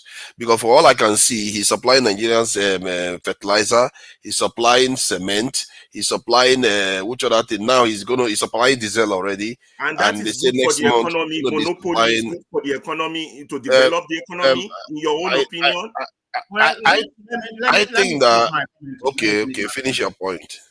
Go ahead. Yeah, I mean, it's a good development, you know, if you can properly utilize, you know, if the government don't borrow the whole of our money in order to support him. If you can do it independently, you know, yeah, I mean, as a capitalist, you know, that's what we need. But I believe the problem we have in Nigeria, you know, where person of Dangote start to come in, you know, the government, you know, I mean, the government will use our money to support him. And I mean, to a certain level, you have to subsidize. That do happen in America, subsidize, but there has to be a limit. And you let him carry on with his capitalism, you know, where he's going to benefit the country and otherwise. That's where I still say. But enough of that. Let me talk about the state. Of state or something like that. I mean, the state we have right now are not even viable. How many of them are viable in terms of state? I don't believe in the creation of state. If there has to be a state to be created in that Nigeria from Imo, they're talking about creating Orlu State or whatever, you know. If there has to be a state, in my own opinion, it has to be Southern Kaduna. Just because of the situation where they're feeling themselves with Muslim over there. That's the only state I can say may be viable. But some people from the East say, okay, I'm kind of delusional because and we need to have more state because of the represent, you know, in order for us to garner more representation. They can't just create Orlu State, and you don't expect other people to create other state from maybe from the north or whatever. It's not going to end there. Then you are defeating the people. You have more representative. Then another state, you know, going to create, you know, from the north, they're going to have more representatives. So what is the purpose of you trying to have more representatives? But they are not proposing to create any state in the north. It's just in the southeast. But how are you going to create in the southeast and what do you expect people from the north? You don't think that's going to end there? It should. Because southeast is the only region that has 5 states. So they have similar populations. So why shouldn't they have an extra state? I'm not against my region having more states, but what is the purpose? Is it going to be okay? Orlu State. Hold on, Imo State right now is a little bit viable, and you're going to create Orlu from which is the second biggest city in Imo, apart from where I'm from. You create Orlu State, which is part of Imo and part of Anambra State. What resources? How are they going to be viable if it is not for the greedy people who want to have a representative and governorship? You know what we have right now. You know, tell me what is the purpose? I think based on our current democratic system, that states win, and you have areas where you get constituents like House of Assembly members, is disadvantaging the southeast. That is the point. I agree to that, but I'm not. I want something that is viable. I mean, it has to be able to function as a state. How many states is functioning right now? You know, what's the population of Imo? Do you know the population of Imo? It's not even up to 5 million. I think it's 4 million plus. Zamfara is less. Zamfara is barely a state. Is like all over the place right now. No, I mean, if they want to create a plan, but I mean that's the least of our worry. I mean, I know a lot of people here in favor of that, you know, particularly people from the southeast. But I don't see the viable of creating any more states. You need to maintain what we have, you know. I don't see how that's going to benefit apart from the House of Representatives. That's the only benefit. Tell me how that's going to benefit, you know, the people from that area, Orlu and Anambra, apart from having more rep.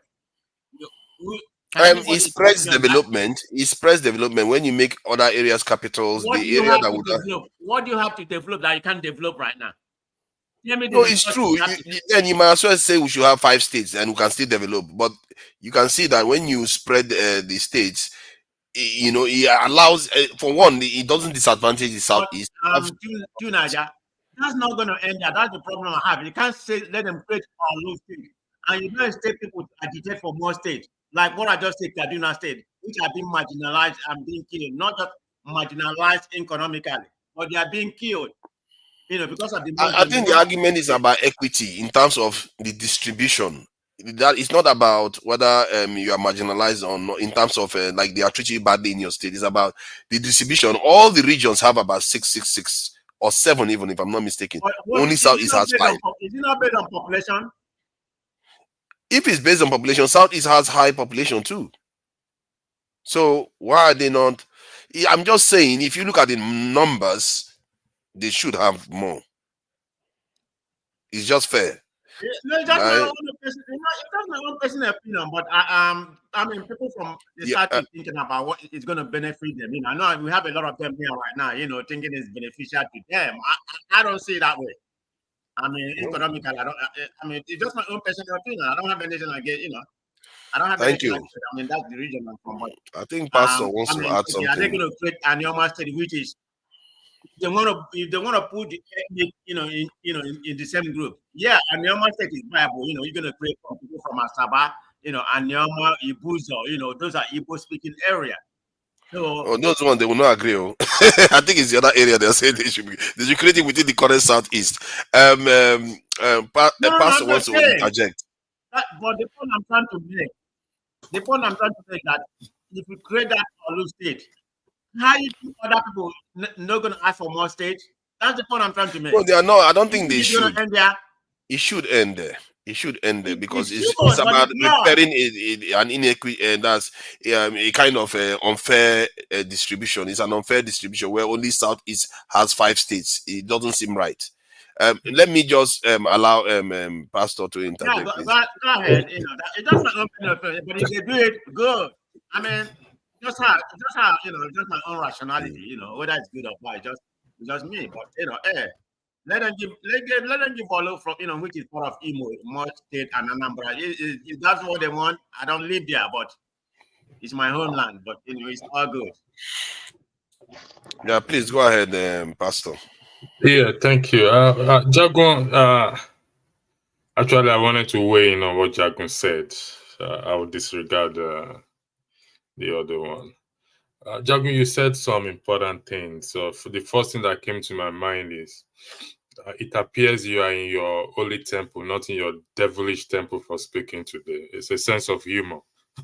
so you said we've spoken about almost everything. About almost everything about Nigeria on every different platform. And honestly speaking, I agree with you 100%. I hate to agree with you on certain things, but I I agree with you on everything you said. So, but these two, I finished with Jagun. These two new states they are creating, just another sense of humor to man of prestige and man of prestige. First and foremost, are you on bed rest in hospital? Am I what? Are you on bed rest in the hospital? What do you mean? Why you ask that? Where did that one come from? Where did that one come from? No. It's dressing. It's your top looks like the gown like somebody who's in the hospital in a bed rest. What's wrong with my top? What's wrong with my top? Oh, okay. Now these two states, how will it affect the price of rice to come down or the price of tomato to come? It's not going to stop. It's just to satisfy some people. It ain't gonna stop. It ain't gonna change. It ain't gonna change the price of rice or bring it down, or the tomato, the video you played earlier for father, and that of the okra that we saw that was shared it ain't gonna change it. That's the point. But like Ferreira said, it's gonna elevate the discussion. And we will see how far, hopefully, it will take us to that promised land. We're waiting till tomorrow. You have your time tomorrow. But this is one thing I really don't understand when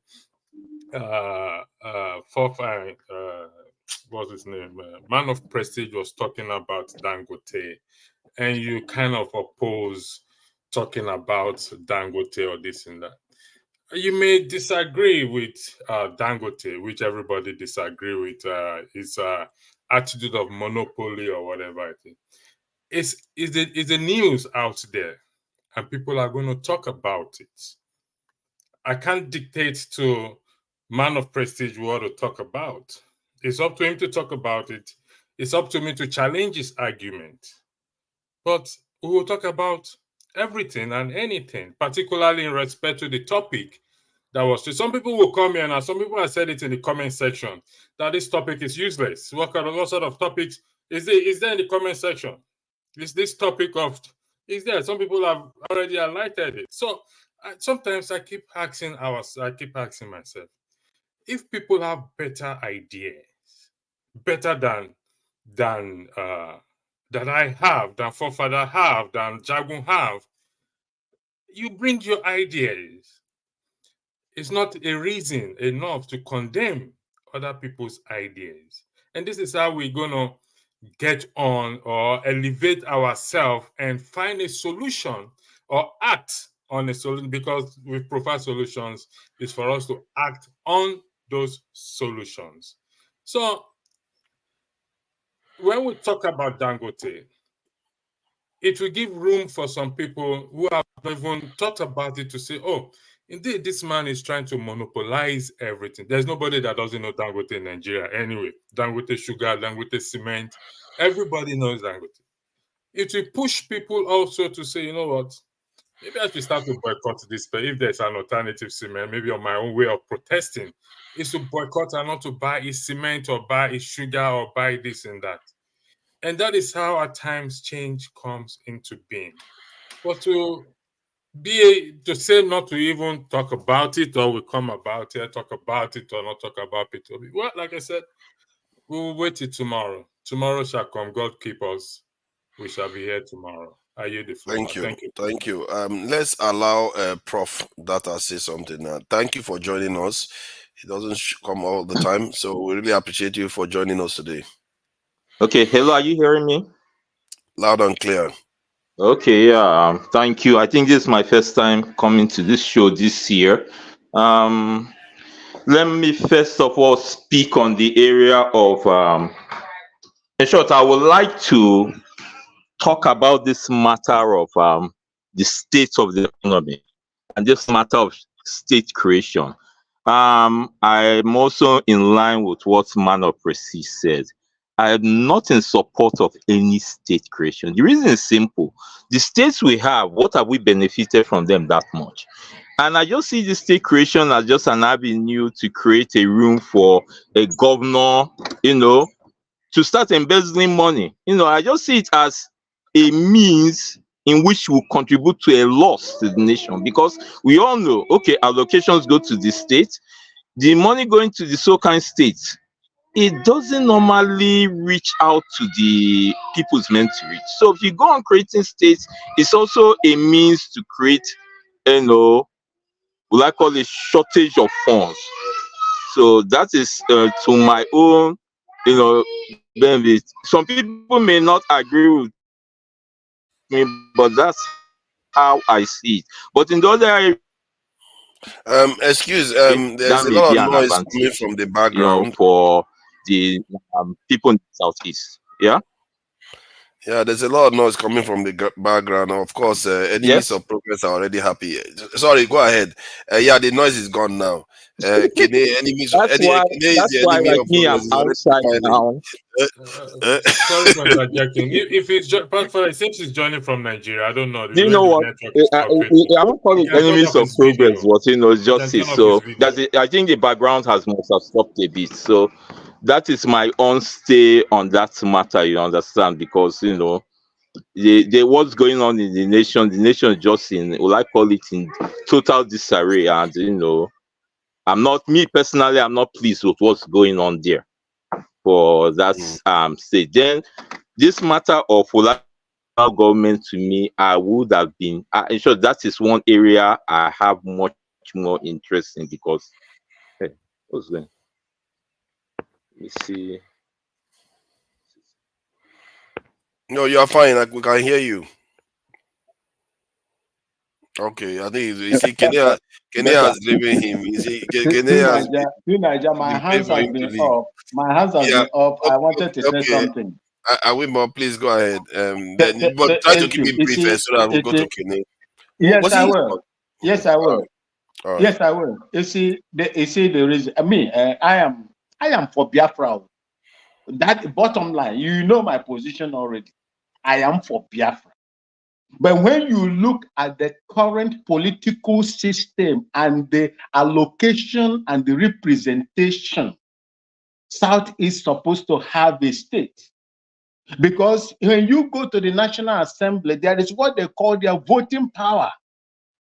How do you want a state with 5 states to have the same voting power with a region? I mean, how do you want a region with 5 states to have the same voting power in the National Assembly with a region that has 6 states? That is where the injustice started from. When they were creating those states, they didn't remember that South is supposed to be 6 or even 7 because they have population. I lived in the north. What is the population in the north? When you travel from Zaria to Kano, you see empty space, empty spaces. I lived there for 18 years. When you go there to enumerate, the thing the owner of the house comes out to tell you, if he tell you there are 100 people there, you don't argue him. You don't argue. How do you want to tell me that you have abundance of life in the desert than where the sea is? This falsehood is the reason why Nigeria is where it is today. You gave other people a certain number, knowing fully well that it is from that population that they share your resources. That falsehood they give you, that is how they share the resources. If you count the number of people just like the way you do it where you are, when a child is born, the data will show. But it is not like that in Nigeria, as big as Nigeria, a giant of Africa. You don't have data, you don't have reliable data. Everything is by assumption, estimate. What kind of nation is that? Thank you.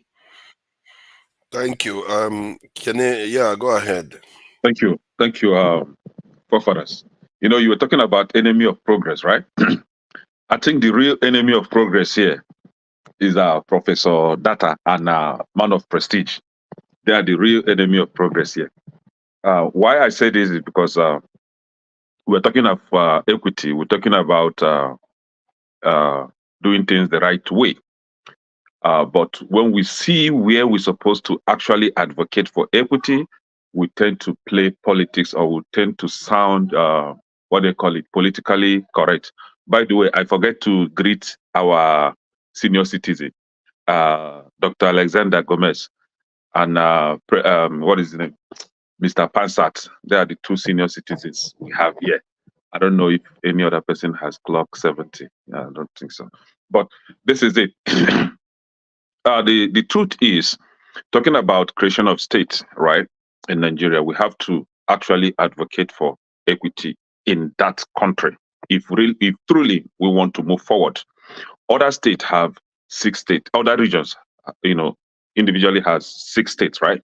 So why is it that it is only Southeast that we have 5?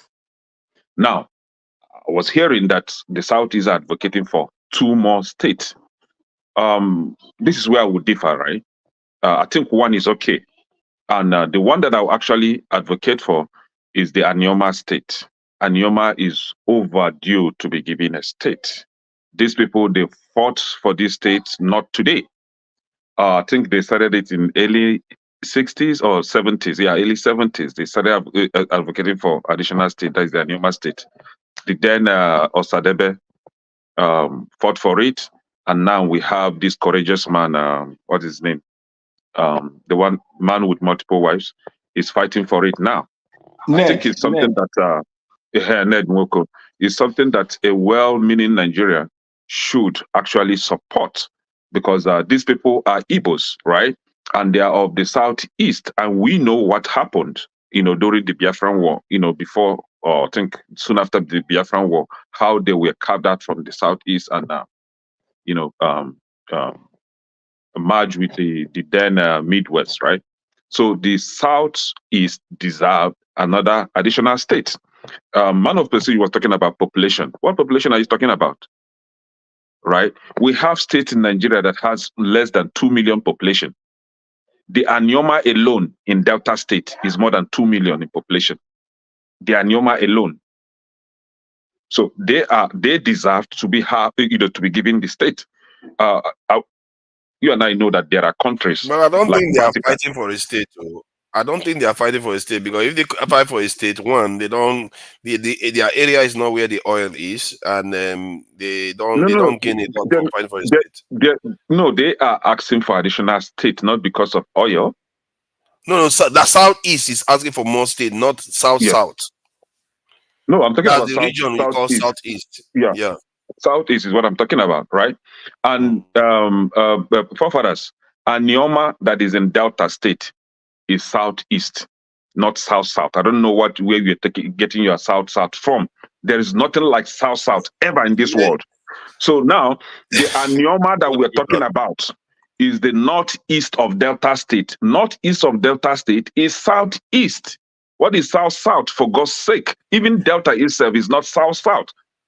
You and I know that name south is political name. I think Kogi, from what I gather, Kogi is not. Why don't we have? It is only in Nigeria that we have south. Hold on. Let me explain something to you. You see, Kogi in Nigeria is not classified as southwest, if I'm not mistaken. The reason why interrupt? Because they are bordering states. They are bordering states. They have both sides in them. Can I quickly interrupt just to say? Kogi is towards the center. Sorry, when you look at the map. So Kogi but most of the people are Yoruba there. There are quite a lot of people that are Yoruba there. Now you come. But there are Yorubas in Kogi State. Kogi as a state territorially is in the middle belt, not in the north. So they are of the middle belt. However, when you come to the middle belt, you have the you have Yorubas there, you have the Igalas, right?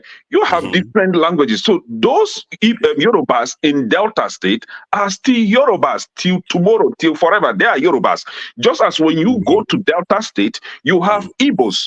You have the Igbos of Eka, that is the Abo, and even up to Ibanka in Edo State. They are Igbos forever.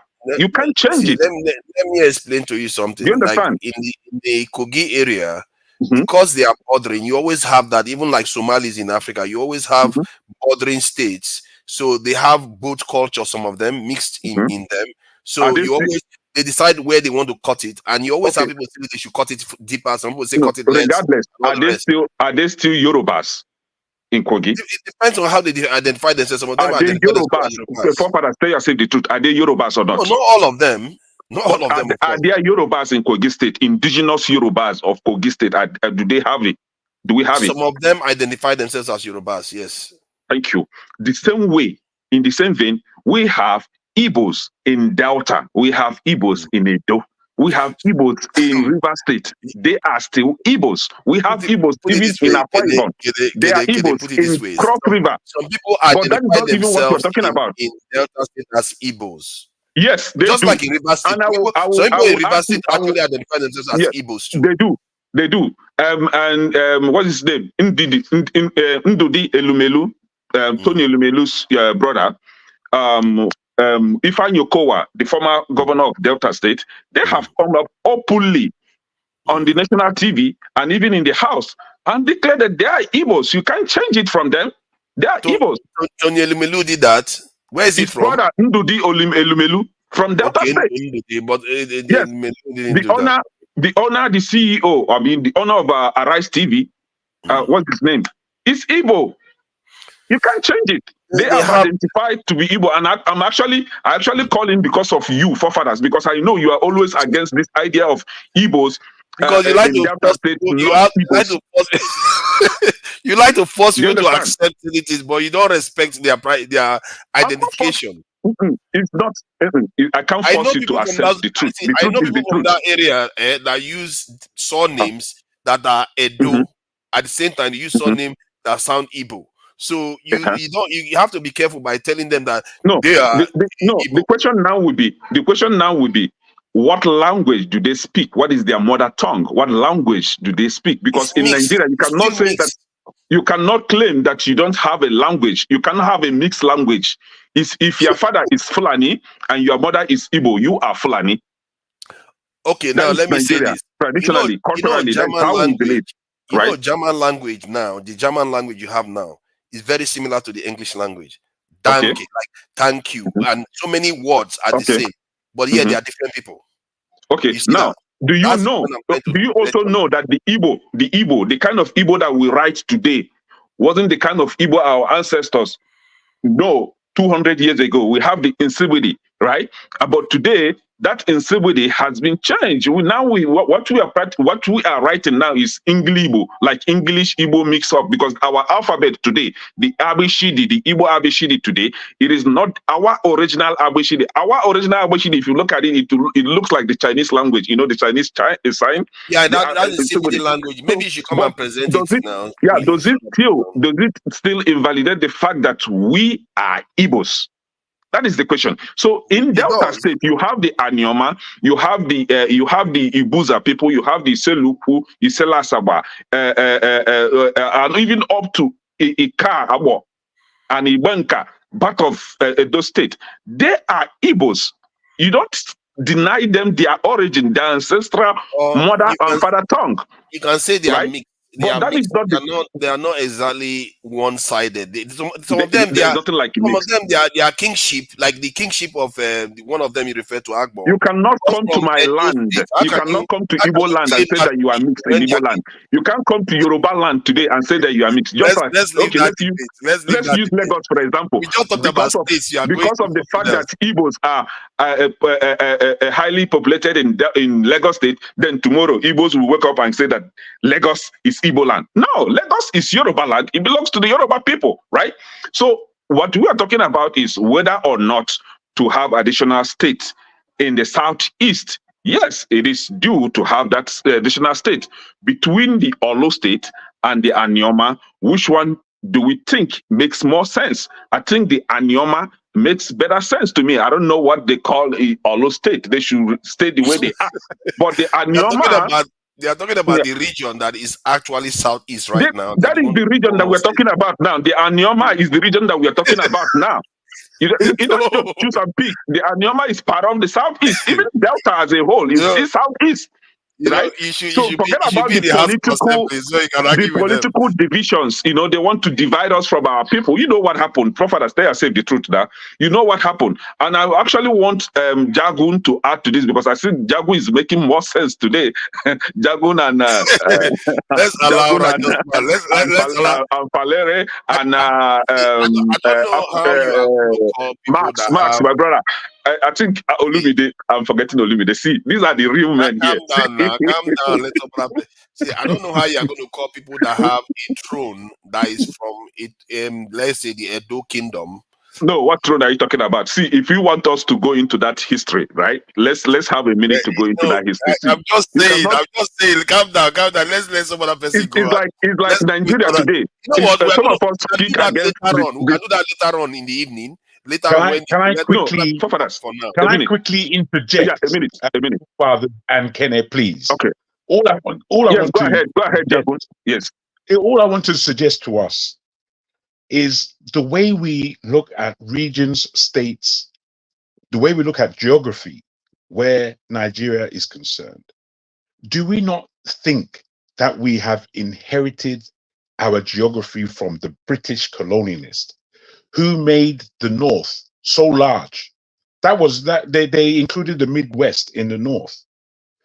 Where Southeast is concerned, if we are talking of Igbos in the Southeast, where we look at it geographically, we can see what they used to call Midwest. The opposite of that would be Mideast. So the territories of the 5 states of the Igbo land, is this really the East? Because the East should really go to the border of Cameroon, but we call it we're calling it the East. It's not the East. You see, what needs to happen? We need to throw away everything. that we've inherited and practically start again. Because all this thing that we're using as table tennis, it's never going to make sense. Because we're, as far as I'm concerned, as a Yoruba man, I would want to say the whole of Kogi is Yoruba land, but it's not. It is not Yoruba land in its entirety. There are too many other ethnicities there that are, and I'm not even the Igala and Yoruba, these are Yoruboid languages at the end of the day. They are very close. What I am saying is that all of the geography where Nigeria is concerned is all rubbish. All of it. It's rubbish because of where we inherited it from. What we have to do is brand new. We have to brand new the place. All this cloak and dagger that we have, it is extremely frustrating. You see, where Yoruba and Igbo are concerned, for me, the power in these two areas, we can't really ignore each other. And I believe that there is politics having us ignore each other. If Yorubas, I really, really believe this, if Yorubas and Igbos could somehow bring their differences down and heighten their similarities, that Nigeria would be a completely different country. You don't know that it's we in the South, in that South, no matter what ethnicity we claim, it is we in that South that are all over the diaspora. It is we. It is we who are sending money back into that country by the billions. It is we who are doing that. What? This is our money. This is us. This is us. How are we using arguments only? Where is the persuasion that, look, guys, my brother, I have 50 billion. You have 100 billion. Let's put this thing together. Let's call the South ours. The South is ours. Once we appreciate that, those people in the North have to wake up real quick, because in the North, the only union they have is Islam. They have no union ethnicity wise. They do not. The only union they have is Islam. Once they find out that they practice Islam differently, they themselves would have a different take on their ethnicity. I'm just suggesting this. Our ethnicity is important to us. Those that like to wave the flag that we are tribalist in our nature. I don't want to take on that because I think it's another European trope that we use to separate ourselves. Yes, okay, we are tribes. Yes, okay, we are indigenous. But the matter of fact is the power base is ours. Ours. And when we understand this word, ours, the whole idea of Yoruba, Igbo, this one, that one, and the fourth, it begins to calm itself down. And we begin to understand that in this Africa of ours, we have over 2,500 different ethnicities, more in language, more so than anywhere else in the world. This tells us that we've got to teach the world a lesson about unity. What we argue too much is our disunity. And it's becoming perilous, especially at the time when we have our elite who are playing a completely different game than you and I. So I want us to, as proud as we are, I want us to somehow lessen our pride and really look at the demographic, geographical, political assuasions that we need to perform in order to press forward. We can't stay stuck in the mud. We cannot stay stuck in the mud. So all I want to put to all of us is that this geographical, political designs that we have are firstly European and are secondly taken on by the elite in order to manipulate all of us and manipulate our pockets at the end of the day out of our hands. It was Buhari himself who said he wants to tax the money that is coming into Nigeria from the diaspora, from remittances. This is money that there's no necessarily to say that the North are involved in those remittances that he wants to tax. It's pathetic. So I'm just asking us to just wake up a little to some of the things that we're speaking about. The East, in being less politicized or less politically viable, because they have 5 states, so they're voting is lessened towards the whole of the nation. This is a crime, I'm afraid. Jagun, let me finish up because forefathers kept interrupting me, and then I gave you time to come in. Now, this is it, right? We've all agreed that it is very viable to give, for Anioma State to come up, right? Now, the question is, how are they going to achieve? Because I overheard someone saying that it is not possible. What are you talking about? No, those that are against. Oh, you see, you started interrupting me again. Those that are against it, nobody agreed to. No, hold on now. Those that are against it are of the minority, and they are the real enemy of progress. This was what I stated when before I started, saying what I was saying. Now, you see, we are to ignore those enemy of progress and go ahead and achieve this goal. How are we going to achieve it? Very simple. Now that we have somebody that is from, see, it's very difficult to even acknowledge the fact that Tinubu is the president now. However, yes, he's from the South region, right? Jagun is talking about having unity among the Southern politicians in order to achieve some certain goals. Now, it is not only affecting the Southeast when it comes to voting power. It is affecting the South entirely, right? Because the North, they have their balance, states that make up the regions there. But when you come to the South, we have one region shortened by a state. So if they have that, Anioma State, for example, it will balance out the number of representatives you have in the North and that of the South. Now we'll be left with the Mid-East or the Middle Belt, right? Now, but if you come to the Middle Belt as it is today, they are tired of whatever politics that is happening in the North. They don't want to be part of the North any longer. They want to have their own autonomy, like the Middle Belt. They don't want to be called North Central. What is North Central? I've never heard of that. Why not call them South Central? Why not call them West Central? Why not call them East Central? Now, you are changing the middle. Hold on. I'm trying to help. Hold on for a second.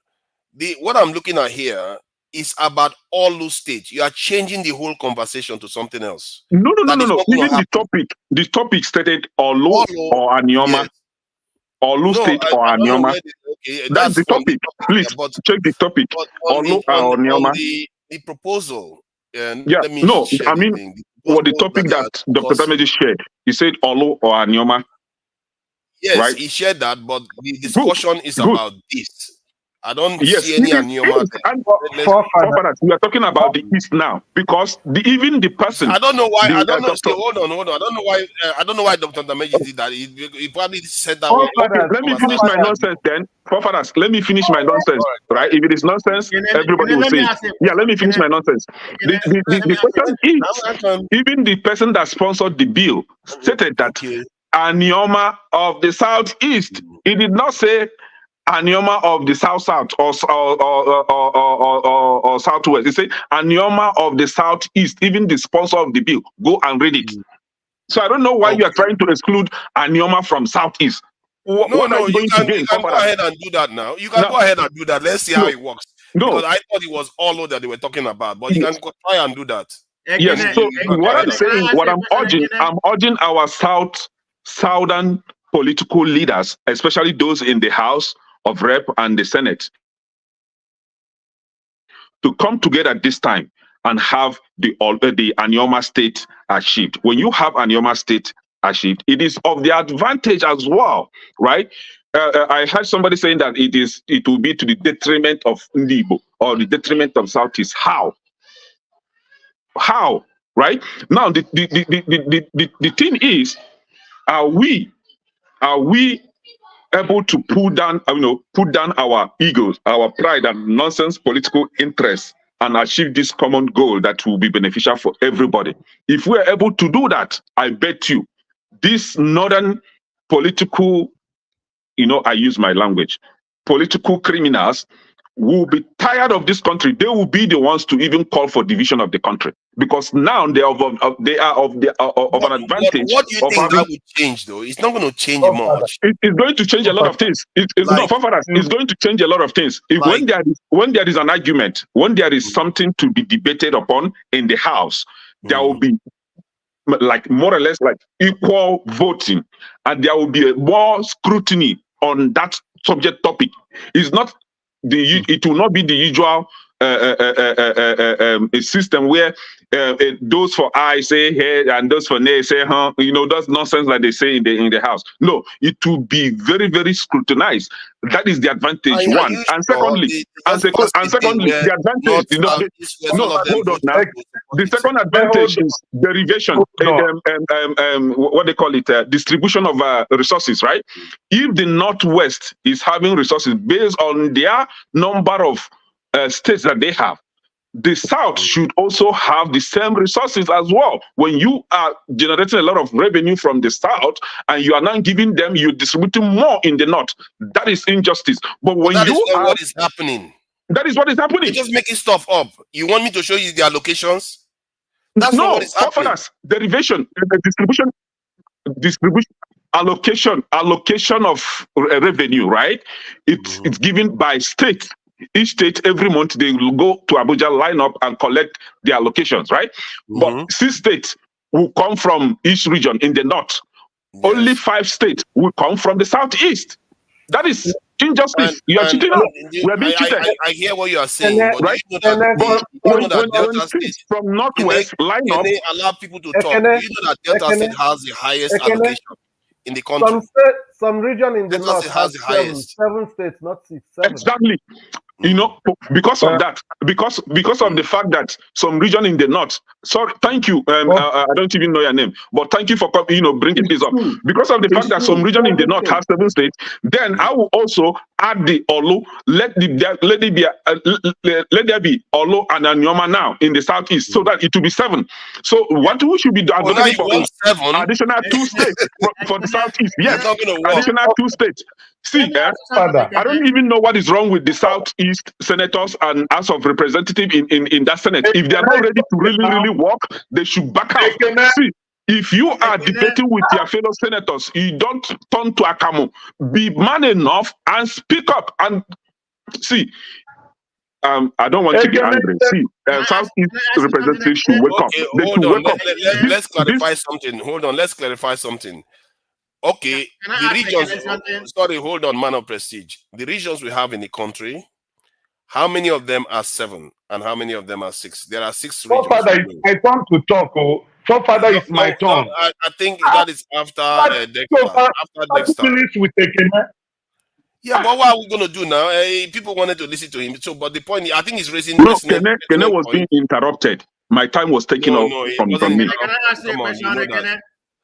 Man of prestige, hold on. Man of prestige, hold on. Let me ask you something. Man of prestige, hold on. Just give me a minute, Father. You are not listening. I asked the question: how many states have got? How many regions have got 6 states? How many regions have got 7? Is the only one that has 7? No, Northwest and North Central. Okay, Northwest. So there are 2 of them. Then 4 of them. No, it means 3 of them have got 6 and 1 of them has got 5, and what they are trying to the other region in the have 6. Okay, so no, I mean because there are 6 regions. Yeah. If 2 have got 7 each, yes, and it means that the remaining 4 they have to have 3. This in the 6, and only Southeast has 5. Yes, that's correct. So if you correct the Southeast one to get to 6. Then you still have the other 2 that has 7. Yes, and if everybody wants to go to 7, then you're going to have a problem on your hand.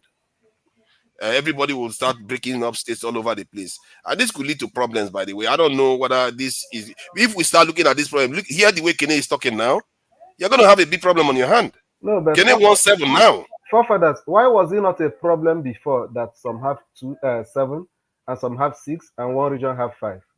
Why is it now that's going to be a problem? Because I was thinking that they should make the Southeast 6. But if Kene is not arguing for 7, then you're going to have other people that are 6 now saying they too want 7. Then you have a problem. Yes, actually, those that have 6 should also advocate for additional so that it will be balanced 7. If you want to have 7, let it be 7 equally. If you want to have 6, let it be 6 equally. By the way, forefathers, right? See, I'm from the South East, and I know our problem. I know what we are lacking in the Southeast, and I know how it affects us in the National Assembly, right? So that number that we are being shortened is affecting us.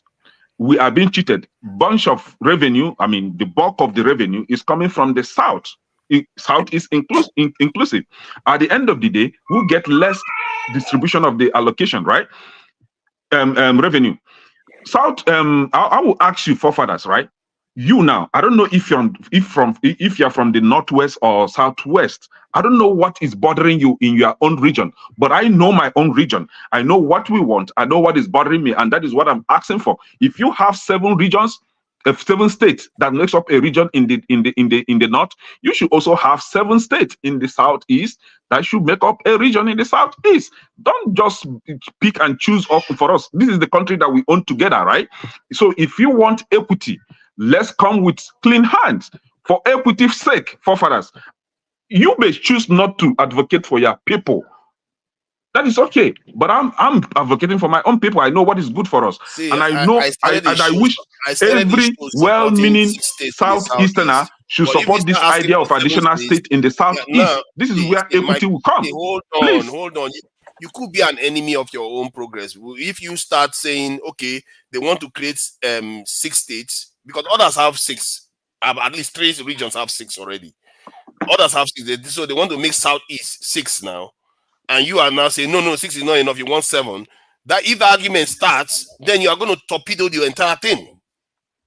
That's what I'm worried about. What you're saying. Forefathers. The fact is, we are only asking for additional state, and yet people like you are saying no, we are not deserving of additional state. Did I say but you are having 7, right?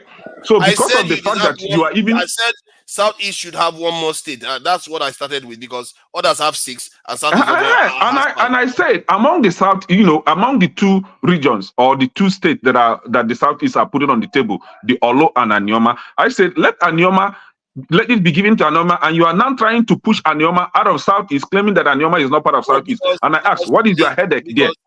Because the term Southeast is region in terms of Nigeria right now. They call it Southeast region, South, and but the sponsor, the person that actually sponsored the bill is saying that Anioma is Southeast. Can you allow me express myself?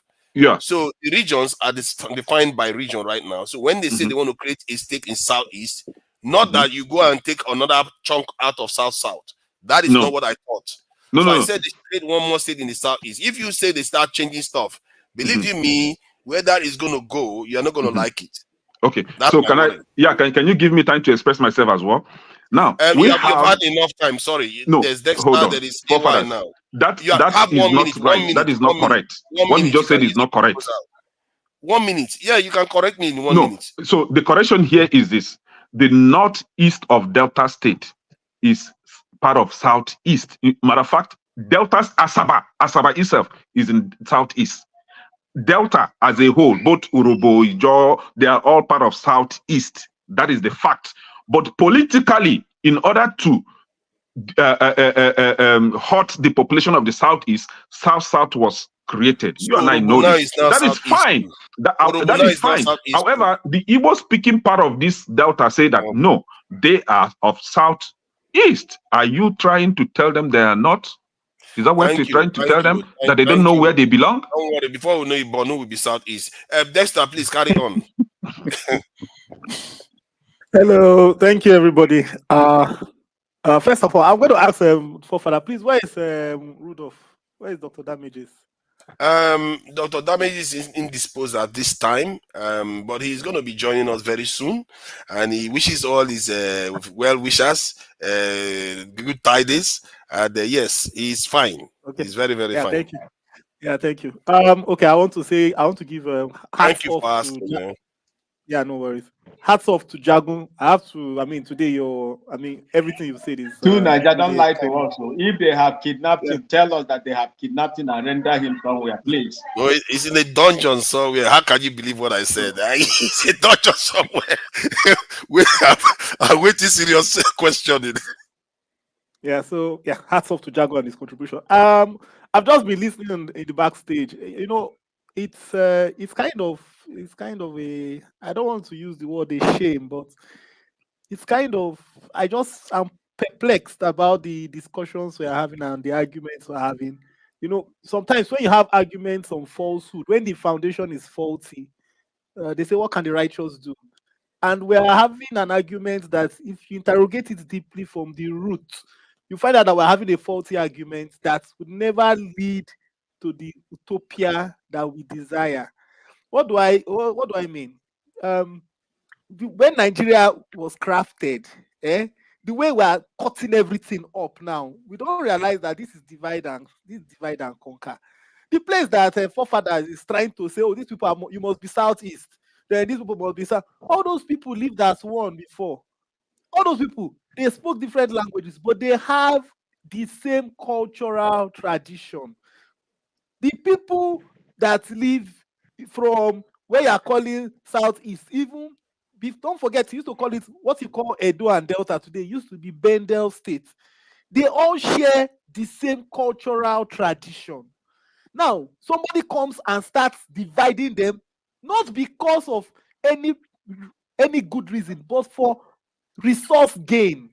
The reason why Nigeria was cannibalized, balkanized, is for resource gain. The strong center wants to take the resources. That is what is. There's a video I watched from on channels today. I will send it to you, forefather. There was a guy from the southwest that described what is happening in Nigeria and how it cannot work. And as long as we keep on all these things we are interpolating, it will not work. You see, and you can see how a bad foundation works. Forefather is bent on saying, oh, no, the southeast must be the southeast. Ikenga is there trying to say, oh, no, you don't even want the people to choose what they want. That is, we're even taking away the rights of the people to choose what they want. Why, which country is this one? Why can't people decide?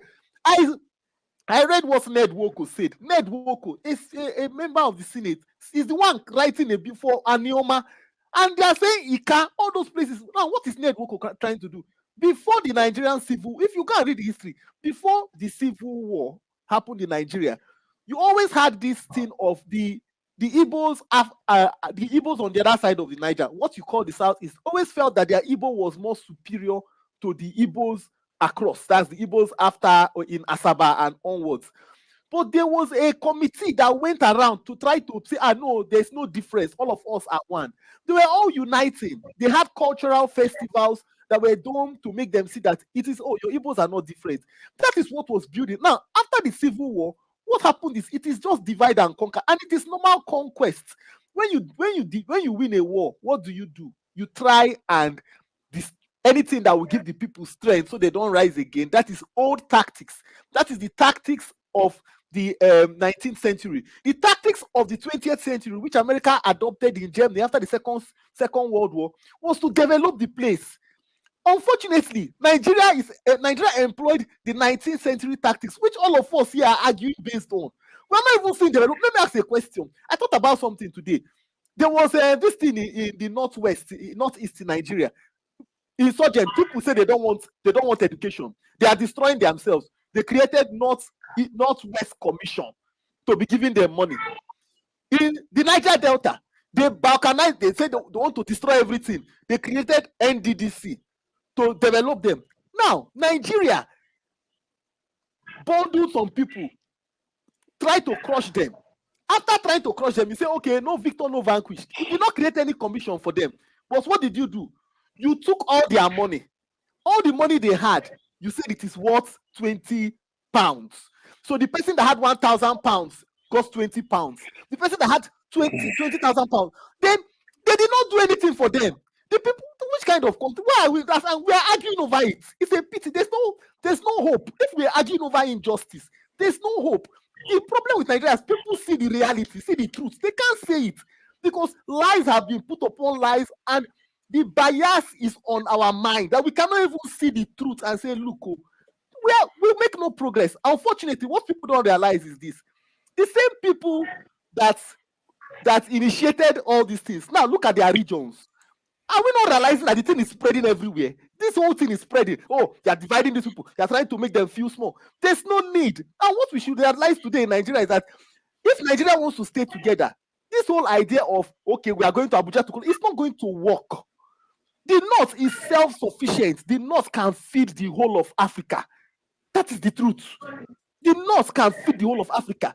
Every region in Nigeria is sufficient enough to exist. But this whole idea of divide, we are still arguing on the faulty foundation. The Senate is still arguing on the and us here, they're supposed to be writing, coming up with ways that will make Nigeria progressive. We are arguing on that faulty foundation. Somebody is across the river, your brother. Look at the people in Oyibo, the place you call Oyibo, they've changed to Obibo. The same people, they answer the same name. Some of them are in Abia State, some of them are in River. Oh, you've divided them. Tell them they are not brothers. These are relatives. When Nigeria was about to invade the Niger Republic, is it not the same northerners that say, no, they are our brothers across the line? Those are our brothers, don't go and fight them. But all of us here will be saying, oh, they're not my brother. Which kind of, well, look, I'm disappointed that the arguments we are having are baseless on injustice. We should have arguments on truth. And if we cannot go back and tell ourselves the reality, the truth, then look, there's no hope for Nigeria. Thank you. Let me just share this link before we go to the next person. I'm sure it's a giant. He's going to say a lot. Righteous man, I will be coming to you so that you give your comment before AY goes. Let me just share this information so that we get a better idea of what we are talking about.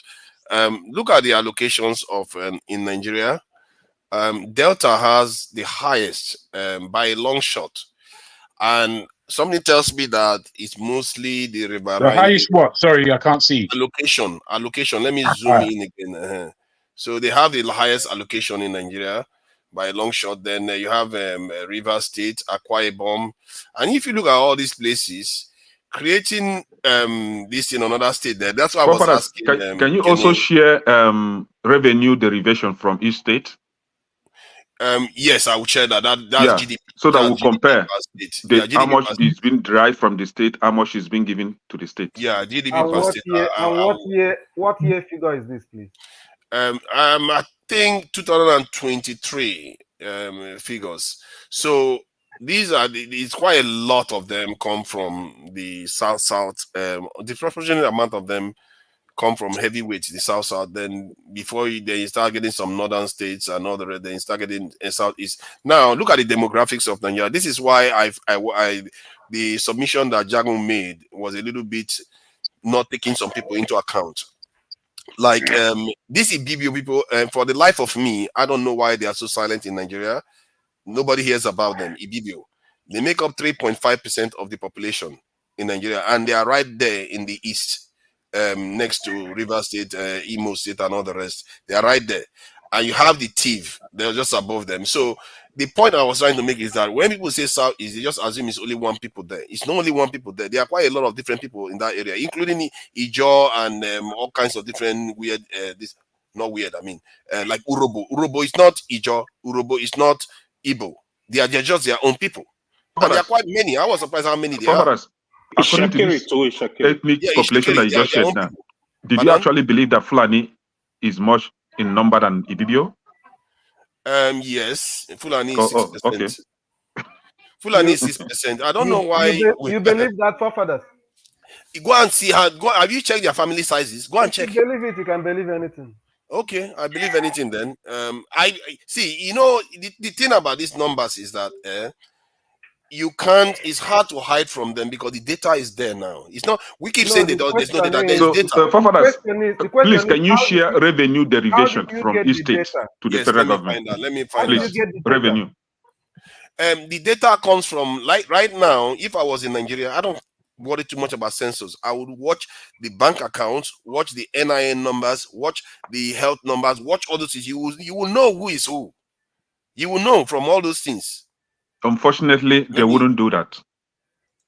Who's Righteous Man? Please help us share revenue derivation from each state. Yeah, I'm looking for it. Righteous Man, please go ahead. Then AY can contribute.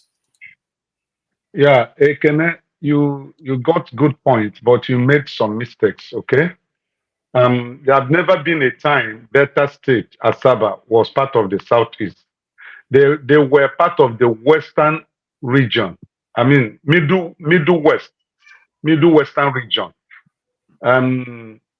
At least my assistant in the office then when I was working is from Ogwashuku.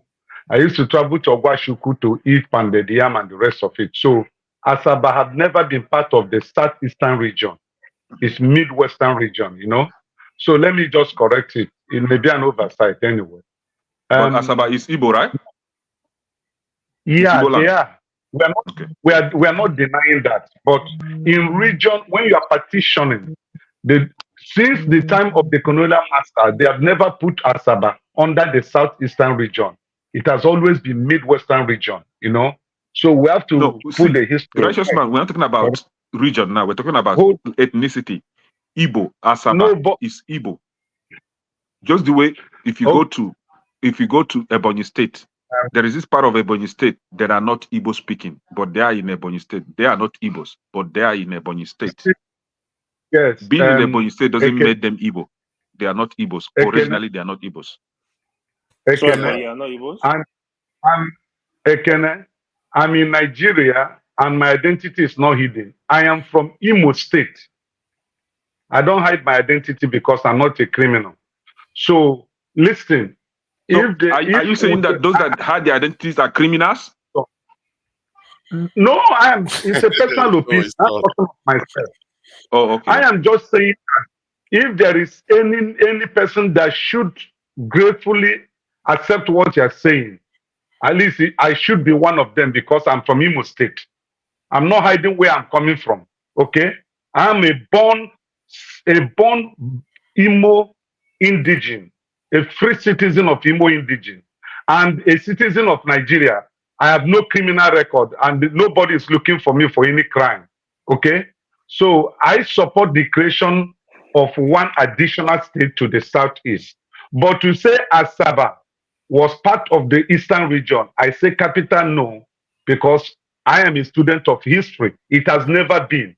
Okay? I agree with you. You overflowed that. I agreed already. It was a slip from my side. But that's the beauty of Kene. When he knows he's wrong, he admits very quickly. So let me show you what you were asking for, Kene. Father, I have not finished. Oh, okay. I'm not finished. I wanted to show Kene what he was asking. Okay, let me take it back. Go ahead. Finish what you were saying. Sorry about that. Yeah. Forefather, we know that you love argument. But for the sake of listeners and people who want to have this platform as a channel of education, you know, learning and contributing, we enjoy the way. I'm not saying you should be like Okija, but when Okija handled this platform moderated last time, it was so beautiful. Nobody wanted to leave the platform, you know. It was going like eating amala with a wedu. Please, can you reduce the time you use in interjecting, interrupting, and making people feel they don't know what they are talking about? Allow them to make their submission. At the end of the day, you can counter it or support it. But interjecting them, and he interject only me. He cut me off all the time. No, but sometimes righteous man, even you see what people don't notice is that when I checked it, Dr. Damages, he does interrupt people because they respect him. You don't respect me, that's why he don't like me interrupted. He does interrupt. No, we don't like you. No. Forefather, we respect you, but try to listen to us. Okay, let's assume you are the president now. You must listen to the people that you are governing. You must listen to the people that are your subject and learn from them so that you can be a better leader. You know, we're not saying we don't respect you, but you overdo things and it's not okay. My people used to say, "Okenye no, ewu amanogu bu ajo okenye." Let me interpret it. An old man that is in the house and see a goat roped himself to a tree without losing it. That old man is a bad old man, you know. So at least with some of us have crossed 50 years of age, going to 60. We must be able at any time point out whatever that we see has not been a good thing, you know, in this platform. And I can tell you, we respect you, we love you, but your leadership when it comes to anchoring this program is not the best. It brings a drawback and makes it look as if we are not serious in this platform. You know, that's just by the way. You know, we love you. So, okay, you're still making a point. Okay, go ahead. Yeah, please. Some people on the comment section have been saying, "Oh, righteous man, you look drained. Righteous man, you are feeling too big." Passat wrote, he said, "Take heart, please." See, when you are a father, you will feel for others. When you are a father, what touches another person touches you. Just like the children that are dying in Gaza. Anytime I see this on television screen, it bothers me. They don't need to be Christians. They don't need to be Jews. They need to live because they are humans. They have blood and water flowing in their body. Okay? So the condition of that little baby really touched my soul and my spirit today. And it really made me feel bad, because if Nigeria is working, General Hospital would have not turned them away. If Nigeria is working, private hospital wouldn't charge that humongous amount of money they are calling, knowing that this young boy and young girl just got married. They are not rich. They are not well-to-do. They are just struggling to make a living, you know, and their baby is almost giving up just because of surgery that they need to carry out. That is the reason why my face looked the way it looked. I am downcasted. I know if I'd been in that position I used to be before, is something I can close my eyes and feel the bill, which I was doing before, you know, and doing it without complaint, because I know things were working perfectly okay in Nigeria then. That is the reason why I am the way I am today. But so many people here have asked of the account of the baby or the parents. So many have asked of my phone number. I have displayed there, but if you need the account, I will send it to you. The mother's account of the baby in the hospital, I can send it to you.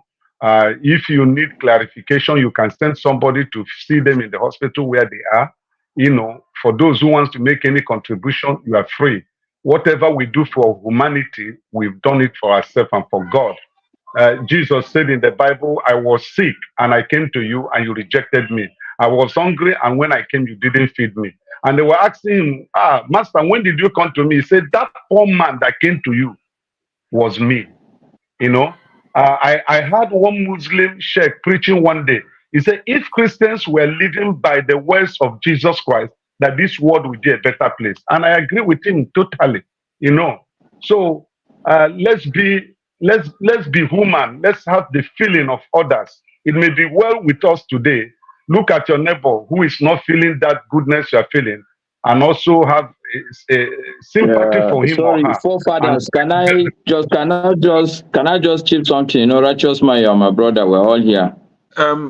Maska, we are waiting for forefathers to share a list of, you know, to show us how the revenue is being generated from each and every state in Nigeria. He shared the allocation. We want the revenue. But that is okay, Kene. But I mean, I'm trying to talk about what righteous man, if you would allow me, forefathers. Righteous man, I think what you need to do, even before this show goes too far, maybe you need to confirm how much this surgery will cost in total. Put out some detail and the account number. 450,000. Yes. Which hospital is it? In Lagos, I don't know the name of the hospital, but they are in one hospital. No, so that's what I mean. A phone call, just get additional details so that people can quickly put together support, and then this issue would be dealt with. That's all I'm saying. Rather than us belaboring the issue, what is required is numbers now, the amount, the place, what will be the thing, so that people who are going to give their money, they have a clear understanding what they are giving out for. And when the 450 is reached, people can be told, okay, no, there's enough money. Thank you. Has Dr. Damage been informed about this? Because it would have been best to run this through him first. I'm sure you have contact with him, righteous man, to run it through him, so that, because I think he did say something about the confusion that can come with money for him and money for this. Nobody needs financial wahala. So let's try to keep things clean and proper. That said, I think Kene is not going to let me rest until I share that detail. That because you always talk about allocation.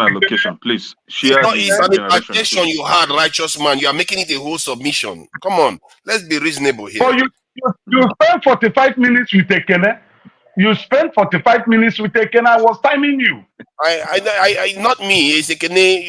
You put it on me. No, you were interjecting Ekene. You caused it. Thank you, righteous man. I agree with you. That maybe that is true. But I will want to move to the next person. We'll come back. No. You can't rob me.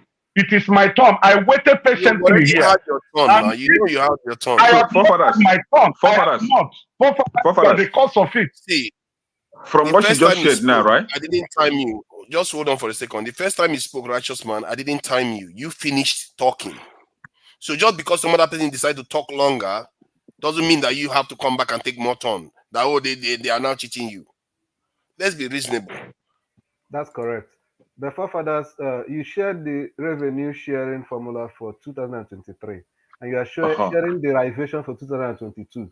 That is not. So you want me to share the 2023 crazy one? No, for the sake crazy of one where the economy accounts crazy. For the sake of argument, yes, you should synchronize. The same year, please. If you want to share 2022, it's not easy to find this shit. It's not easy to find. Okay, we can even make do with this one. Yeah, you can have an idea of the shit. Yeah, we can even make do with this one. So, Nigeria federal government use federal government money to build refinery in Kaduna, and that is why Kaduna is in number 7.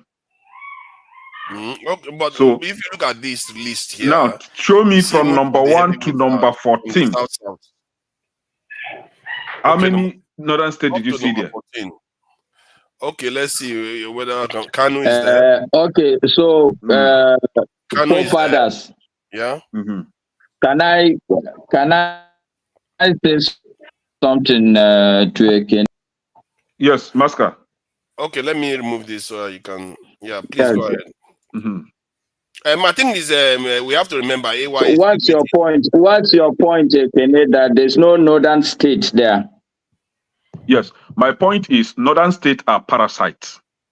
There are the relationship between the southern and the northern state is a parasitic relationship. I will defend whatever I say. It's okay, let him finish. I will defend whatever I say. It's parasitic relationship, and for that, for being a parasite, you don't dictate for the owners of the item that you are enjoying, right? So if you are a parasite, you have to accord yourself some respect and allow others to thrive.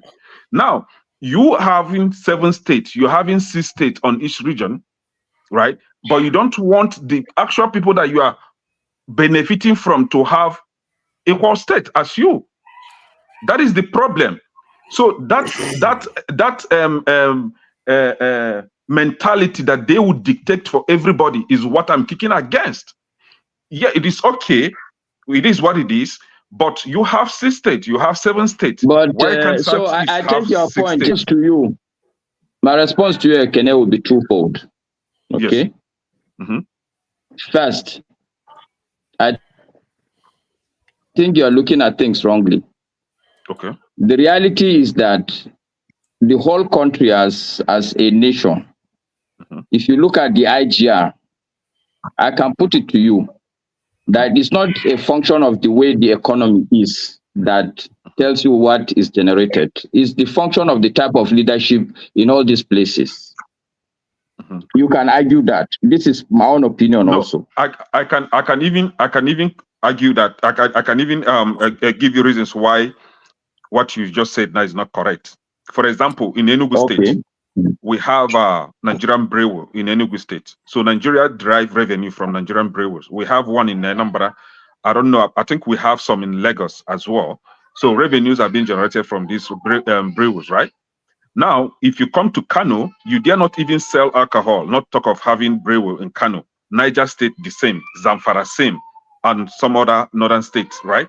And the fact that this state, Kano, Niger State, Zamfara, is not just monolithic state. You have other ethnic groups. You have other religious groups there. You have Christians. Actually, in Niger State, the population of Christians are two-thirds of the Muslims, but they ban sales of I think alcohol, and you are Christians muttering drink too many alcohol. things up. Now, So you don't take it generate easy. revenue from those states, slow down.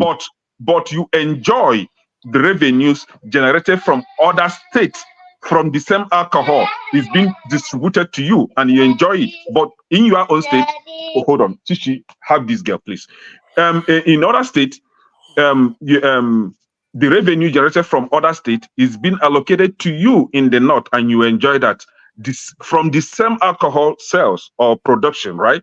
That is the injustice that we shouldn't be allowing, and that is what we are kicking against. I don't have anything against the north. I'm a northern indigenous. No, okay. So let me even put it that way, right? You are trying to convince me that it's simply because not as a region is a parasitic region. That's why internally generated revenues are not sufficient. But I hear what you're talking about is making a case where alcohol, you're making it sound as a dominant source of income.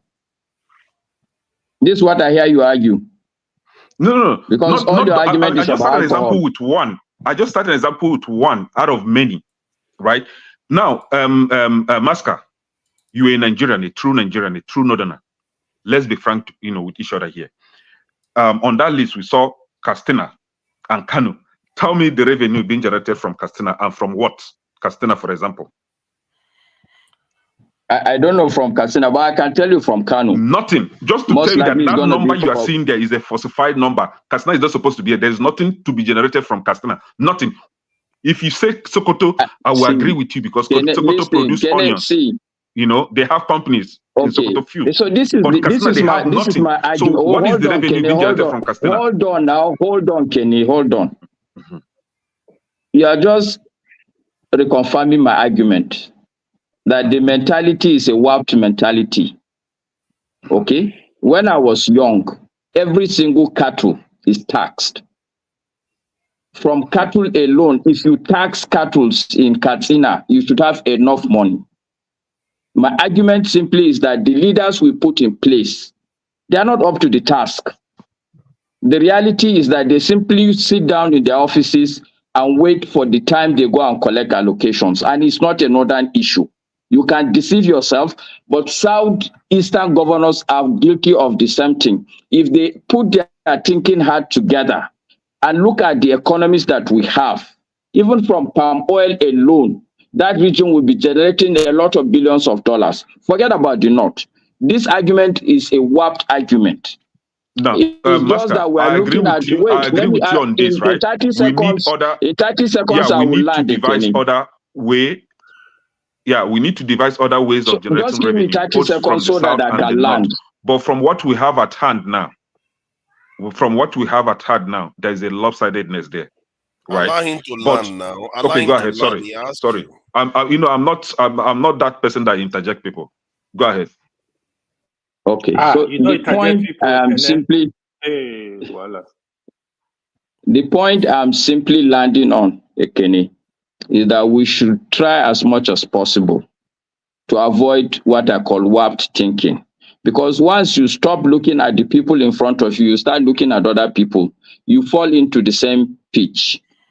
I am not happy with my state governor as Kano. I believe they can generate much more. The idea that they are generating more than Katsina is not enough for.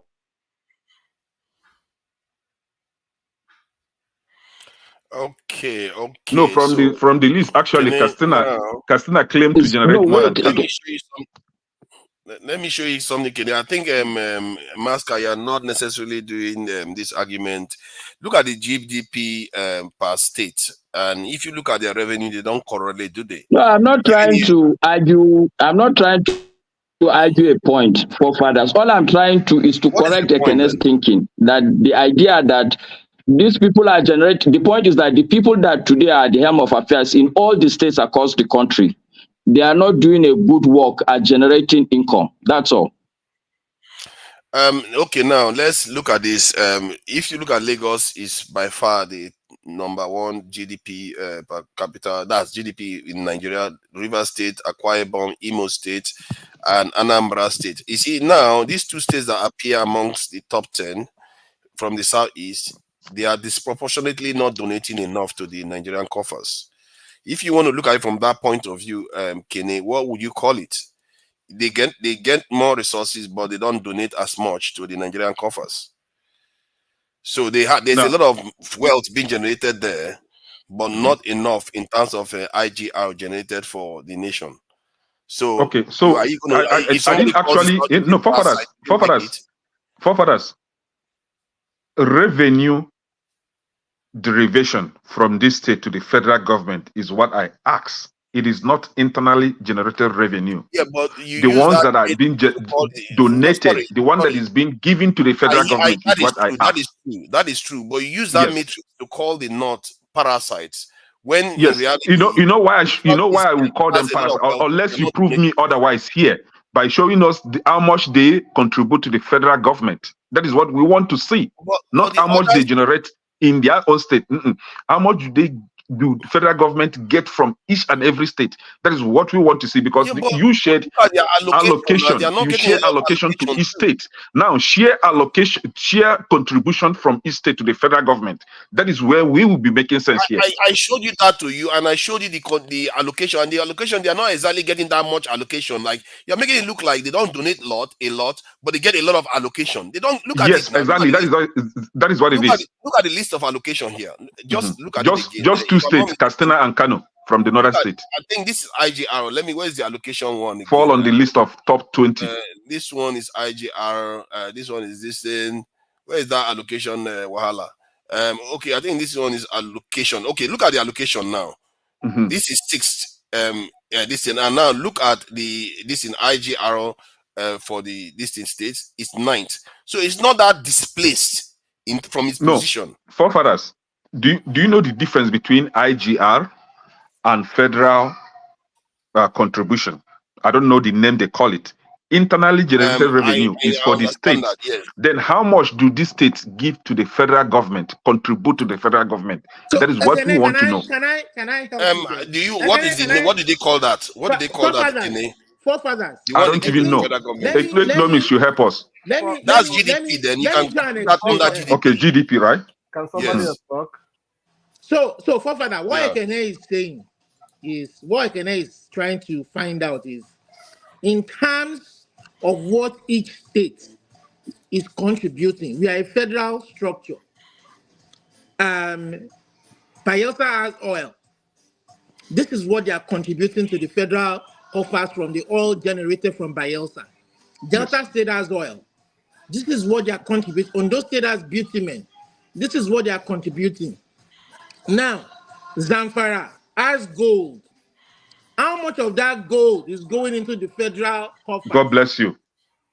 So, Katsina has cattle, like what Maska said. How much of that cattle is going into the federal coffers? That's what we're saying. That's what he's saying. Okay, so you see, Olumide, thank you for that argument. Thank you. So, Kene, what I'm trying to draw your attention to is that if we engage each other on this argument at that level, we miss the point. And what is that point? The truth is that if Katsina has gold and is not contributing to the federal government, who do you think is enjoying this gold?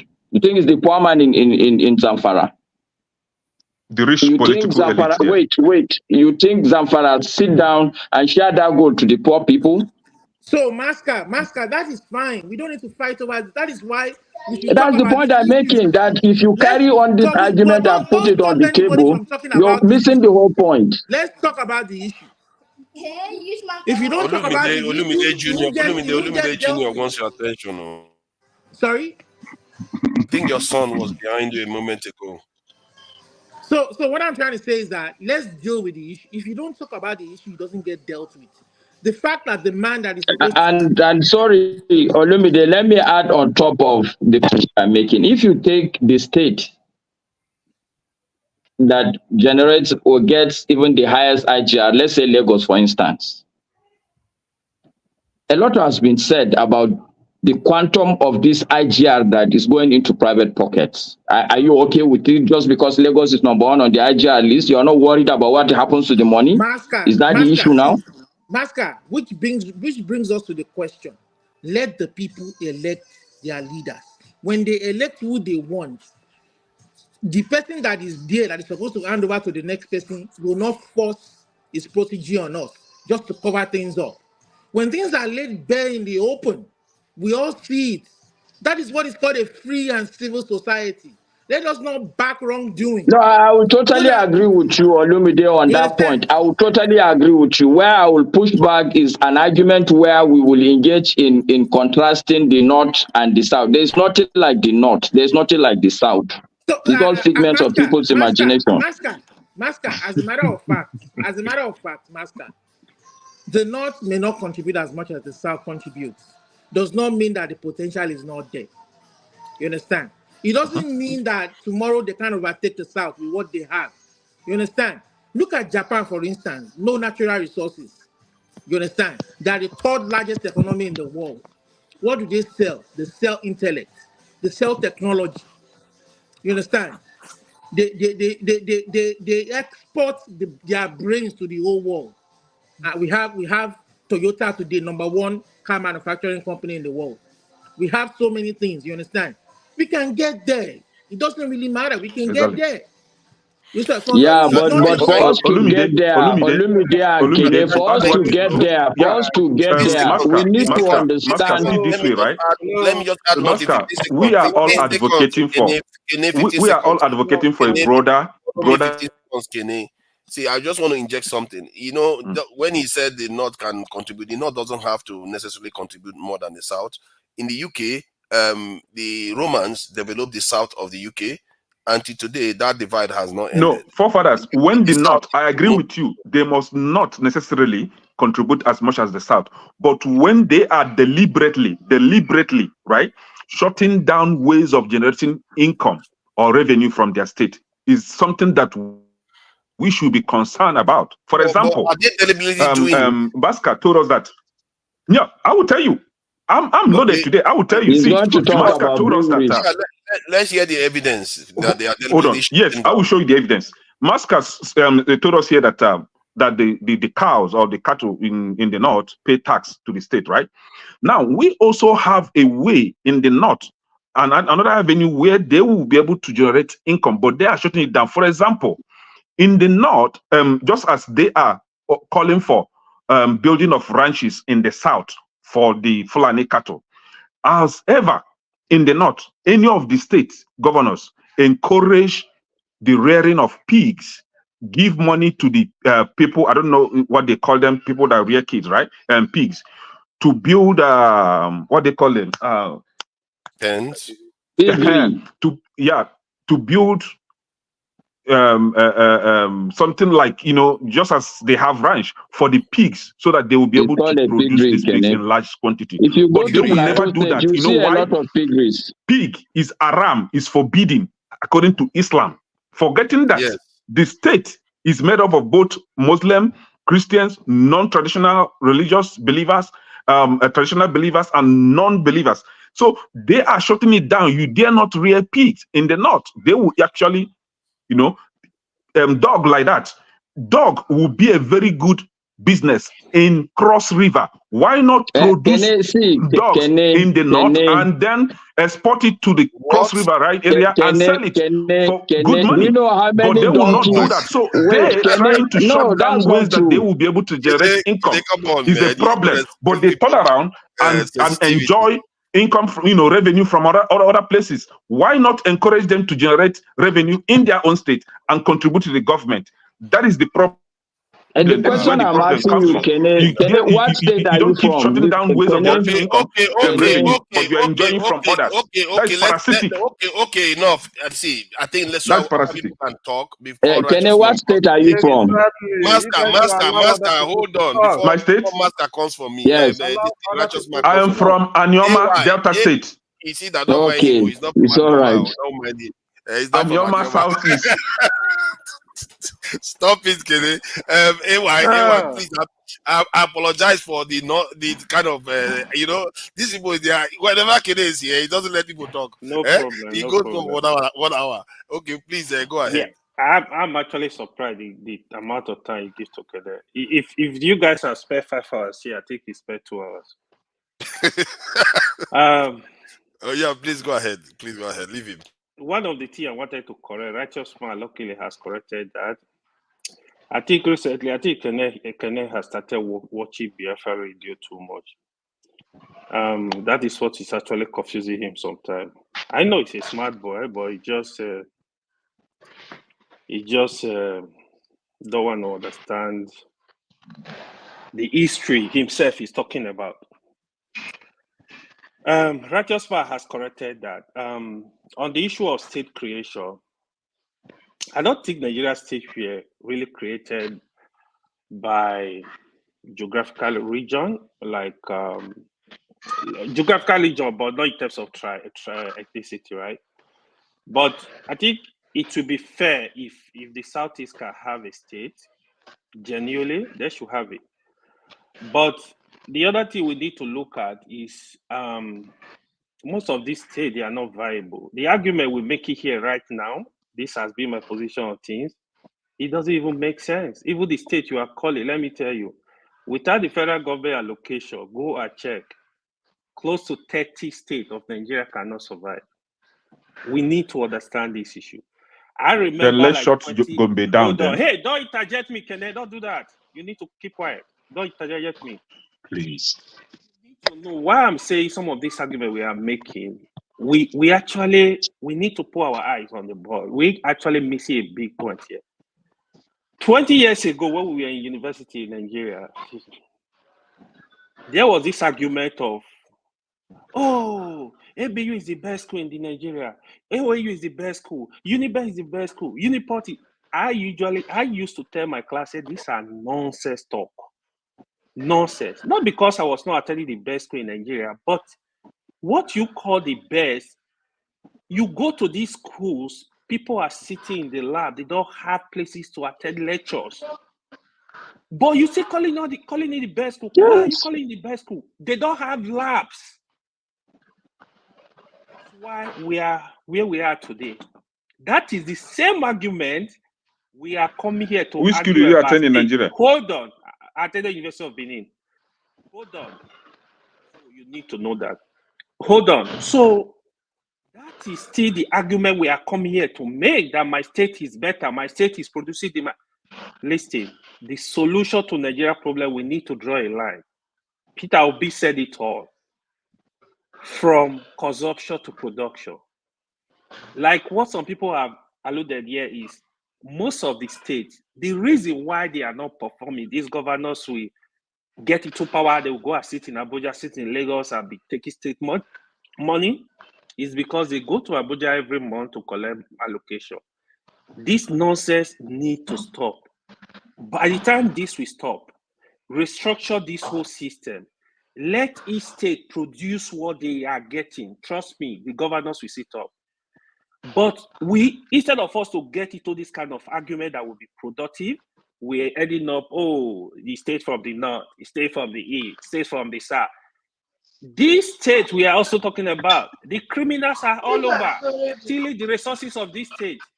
But the argument again is about my tribe is better. If your governor are so rich, your state is so, why are your governors complaining? Why are you not holding them accountable? What are they doing for their state?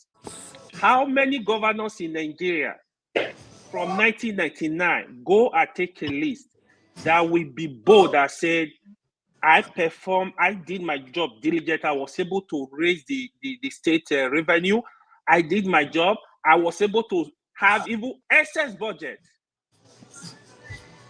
But again, it's about the tribe. Now me fine pass. Nobody is calling tribe. Hold on, Olumide. You haven't said anything different for what anybody has said here. Hold on, Olumide. So we need to pay attention to the issues. The issues are very serious. The poor people, the common man are suffering across board in all these states. I understand, but look at us here. I can say all of us here, probably we are from different states as we are on this board. What are you benefiting from your state? How many of our family are working with the state? What are we benefiting? Most of us, the answer is no. So we need to look at the bigger issue. But when you say this, people say the way people are stealing gold in Zamfara, that is the way these criminals are stealing oil in the Niger Delta area. We need to understand this issue. If you know our oil that is good, we can't even meet OPEC quota. We need to understand this problem. The problem are so big. Who are the people? Even the Niger Delta military that were fighting. Oh, they fighting for Niger Delta people. They were fighting for their pocket. Most of them are billionaires. Poor people are still there. I just pray. My sincere prayer is we have a leader that will understand the issues we have in Nigeria, that will open his mind to look at this issue across board and work for the people. That is where we will know that we will not be coming here and be having all this kind of discussion. But the most important thing, Nigeria needs to be restructured very fast and stop this governor from going to Abuja to collect money. Let them take care of their resources. Thank you. Can I ask Otherwise, actually, I'm surprised that you went to school 20 years ago, because before now I was thinking that you are part of those Gen Zs that don't have respect for elders. You know, but can I please Can can I you? ask this question? Yeah, please. If not now. Can I, if I boss you? So fast at turn. Oh my You know, I God. mute him, and he's Oh so my fast God. at unmuting himself, and he doesn't move. How do you even do it? It's like he's testing on the unmute himself. Please go ahead if not now. I'm really wondered why the Senate is actually having this conversation, and I think that it's deliberate because they see that the country is interested in a certain direction, and some of those things are just distraction. How do I know that it's distraction? I don't think there's any kind of debate they will have there that will eventually lead to creation of additional states. They're just throwing it out there. Because for all that we've identified as the problem, do you think that if the Senate started discussing or debating resource control, is there any region that will want to have more states created for them? Would there be benefit? I don't think there's going to be any incentive for you to ask for more states if we decide to do away with the sharing formula and begin to talk about resource control. Each state control your resources. Will a state like Zamfara allow criminals to steal their gold if there's resource control? I don't think it's going to happen. So we know the solution to a complex problem, but we lack the political will to, pronounce that solution and implement it. That is the problem with public good. When you remove the hand of the federal government in all those things, and the state become accountable and start looking for ways to be sustainable, they have to manage their resources. They have to make sure that there is no economic loss or sabotage in their state. Because the governors will declare people that are engaging in such activities as their public enemies. But today, the Zamfara state governor doesn't even really see that illegal mining of gold and stuff like that as economic sabotage that affects him personally. Because there is, like Maska said, there is always, I think most of them even live in Abuja to start with. So that's the problem. Thank you. I'm not 100% convinced that just because you give them their own state, they are going to suddenly start producing this thing. Because we have something is wrong with our head. I didn't say give them their state. I said the incentive why people are asking for more state is because of the sharing formula. Okay. That's the incentive. Okay. But I would have thought that the sharing formula so far favors the states that produce most of the resources in Nigeria. They are giving to Delta. No, there are states that don't produce anything. Look at it. And so, if you create an Anioma State, for instance, today, and the people that are advocating for Anioma State know that if you are creating the state from today, or say Orlu State, from today, next month, for instance, they are not going to Abuja to look for money. Setting up the structure to run the state is going to be generated internally.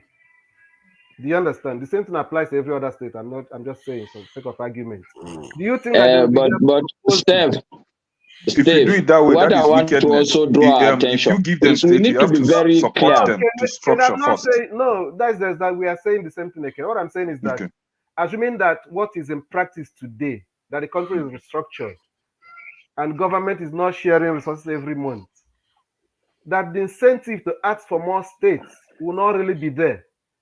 Exactly. Yeah, I think that is where AY makes sense today. AY is now coming back to what the Biafrans have been advocating for, which is in the autonomy of states. Ekele, I'm not with you. I'm not with you on Biafra. Leave him. Keep your Biafra to I think that the people in Anioma will lose money if Ikene is right that they are in the Delta North. That is not the region where the oil is coming from, so they will lose money because Delta is getting the highest allocation in the But you see, Father, when we talk like this is where the problem comes from. Because the idea is that some people in the state, there's some sort of sharing formula for every citizen of a state. This money goes into the coffers of a couple of individuals. And we sit down here and we talk as if this money goes to people, goes to citizens. Yeah. Masca is not just the sharing formula. Listening to this kind of logic. Yeah, Masca is not just the sharing formula. Sharing formula is one among many other reasons why they are calling for additional state. For example, like I said it earlier, they are calling for additional state because they are being marginalized in the voting power too. If they go to the National Assembly, for example, they have they don't have voting power as much as the Northwest and Northeast. Okay, right? so ask yourself, Kenny, what is it that the Southeast senators wanted to vote for? What is it that they wanted to vote for that they didn't get? But you forget one thing. Most of these you are now being specific with Southeast. We're talking about South, for example. One thing that they want to be voted for is, for example, one that is still in the pipeline is regional system. You and I know that recently they're talking about regional system of governance in that country, and the northern politicians are kicking against it. If it comes to voting now, they are going to have more voting power than the South. So to balance this, the point has been made. This thing. Let's move to the next person. John Abba, thank you for joining us. Let's try to tamp this thing down because I think Masca is right. Let's focus on what is going to actually give us something instead of arguing amongst ourselves. John Abba, please go ahead. Let the next person continue because somebody is on the phone here. So let the person continue. So I don't. Sikal Keller, you are one of the luckiest people to join the panel because the moment you came in, it's your turn somehow. I don't know whether you are a friend of Mahmoud or something. I don't know, but it's all right. Please go ahead. Okay, you can hear me clearly? Loud and clear. Yes. Okay, greetings to everyone. Thank you for having me. I just want to contribute quickly to the brother who was talking about how the resources are not evenly distributed among the states. So I know very well there's something called VAT, the value added tax. So that's one of the way the federal government generate revenue from each state. So let's take Anambra State, for example, that have a breweries company that produces alcohol. So the federal government will take tax from that company that produces alcohol. But when the federal government is giving allocation, they will give some of that tax money to Zamfara. But Zamfara does not want alcohol. Zamfara ban alcohol. Zamfara will burn down alcohol, but the VAT collected from alcohol in Zamfara, from Anambra, Zamfara wants some of it. That's not correct. So let the northern states that want to work on religious law reject the VAT from alcohol companies, because you can reject that part of production and then still be collecting money from it. It's not fair to the people in the South. So that's one thing I wanted to point out. Now, to people who are saying this is not a North-South thing, we should just discuss the incompetence of leadership. That's true, but you must know every problem, there are different layers. There are different factors. There is a factor of incompetent leadership. There's also a factor of the very wrong arrangement of the structure of the country. That's another factor you must talk about. And until you fix that, the issue of Southeast wanting more states, all of you know the states you have now were created by military leader from the North. They did not create them based on justice. They created them based on their own agenda. So you shouldn't be complaining today if other people are saying we need more states because there are more northern representation in the assembly and certain law cannot be passed. So I think the different layers of problem must be discussed without suspicion. That's my submission. Thank you. Thank you, Sir. Thank you. Yeah, and if Janaba is not speaking, Yeah, okay, I'm go ahead, available Janaba. now. All right. Thank you, fellow panelists and watchers and some of my people on the chat section. I came in because of some of statement that, in summary to all, I can say that we, the diasporans, are the problem that is facing Nigeria. We are almost like a terrorist to our mother's land. And that is very disappointing because every nation, if you watch, most people make a difference in their land from outside the country and push back by a good organization that mean well for all the people. Because their motive is to make sure there is fairness, equities, and justice for all. Do we accomplish it all the way? No, but there will be certain impact in that agenda to unite the people. Because the more united we are, the better we can share our resources, and the better we know ourselves, and first and foremost, by as a human being and of the same race, than this divisive rhetoric that often sound like we are against the certain people, we've been taken advantage, and all of those things can be a legitimate dialogue, but it cannot come from a few approach that almost a sentiment of division instead of sounding it like, okay, if I have my differences with you, it's okay as a family to come together and iron it. But when we are feeling without sitting down, it doesn't make us a better human being, and it doesn't make you a tough person. I've had so many, I've been listening, so I had all of the conversation. But end of the day, I was even hearing about Dangote issue and all of that. Nobody hold anybody if you think it's a monopoly.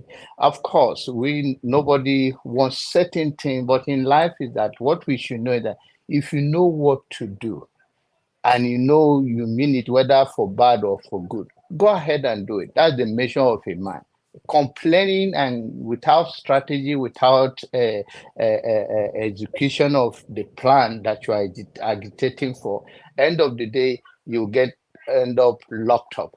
Now, as I summarize, those people for EndSars, I thank God for Shehu to speak about it on the 12th, which is the Democracy Day, according to them. Where are they today? How many people have heard about them since they get locked up? Because the organization was based on shallow, and that is what Black people normally do, most of us. We organize something temporarily without looking deep into it. If there was enough organization that would have money set aside, a lawyer to pursue the case, because we should know that in African space and Nigerian space, they will come after you regardless. And then we quickly get burned out and we get scared and we walk away because we don't have that resources and we're not that organized. If we're going to make a forward and not putting people against each other, then the next thing we, the diaspora, must have a common goal we are pursuing. Not every Saturday we come here and argue and antagonize each other. And as I summarize now, some people are asking for Rudolph Okonkwo. His elder brother Pansa sent him to hell. So I think when he come back, he will tell us how hell look like. Thank you. Thank you, thank you. Mazi Prince, thank you for joining us. Yeah, forefathers, I don't even have much to say, and I'm just kind of like recovering. I'm okay. I'm just recovering, but I'm just taking some good rest.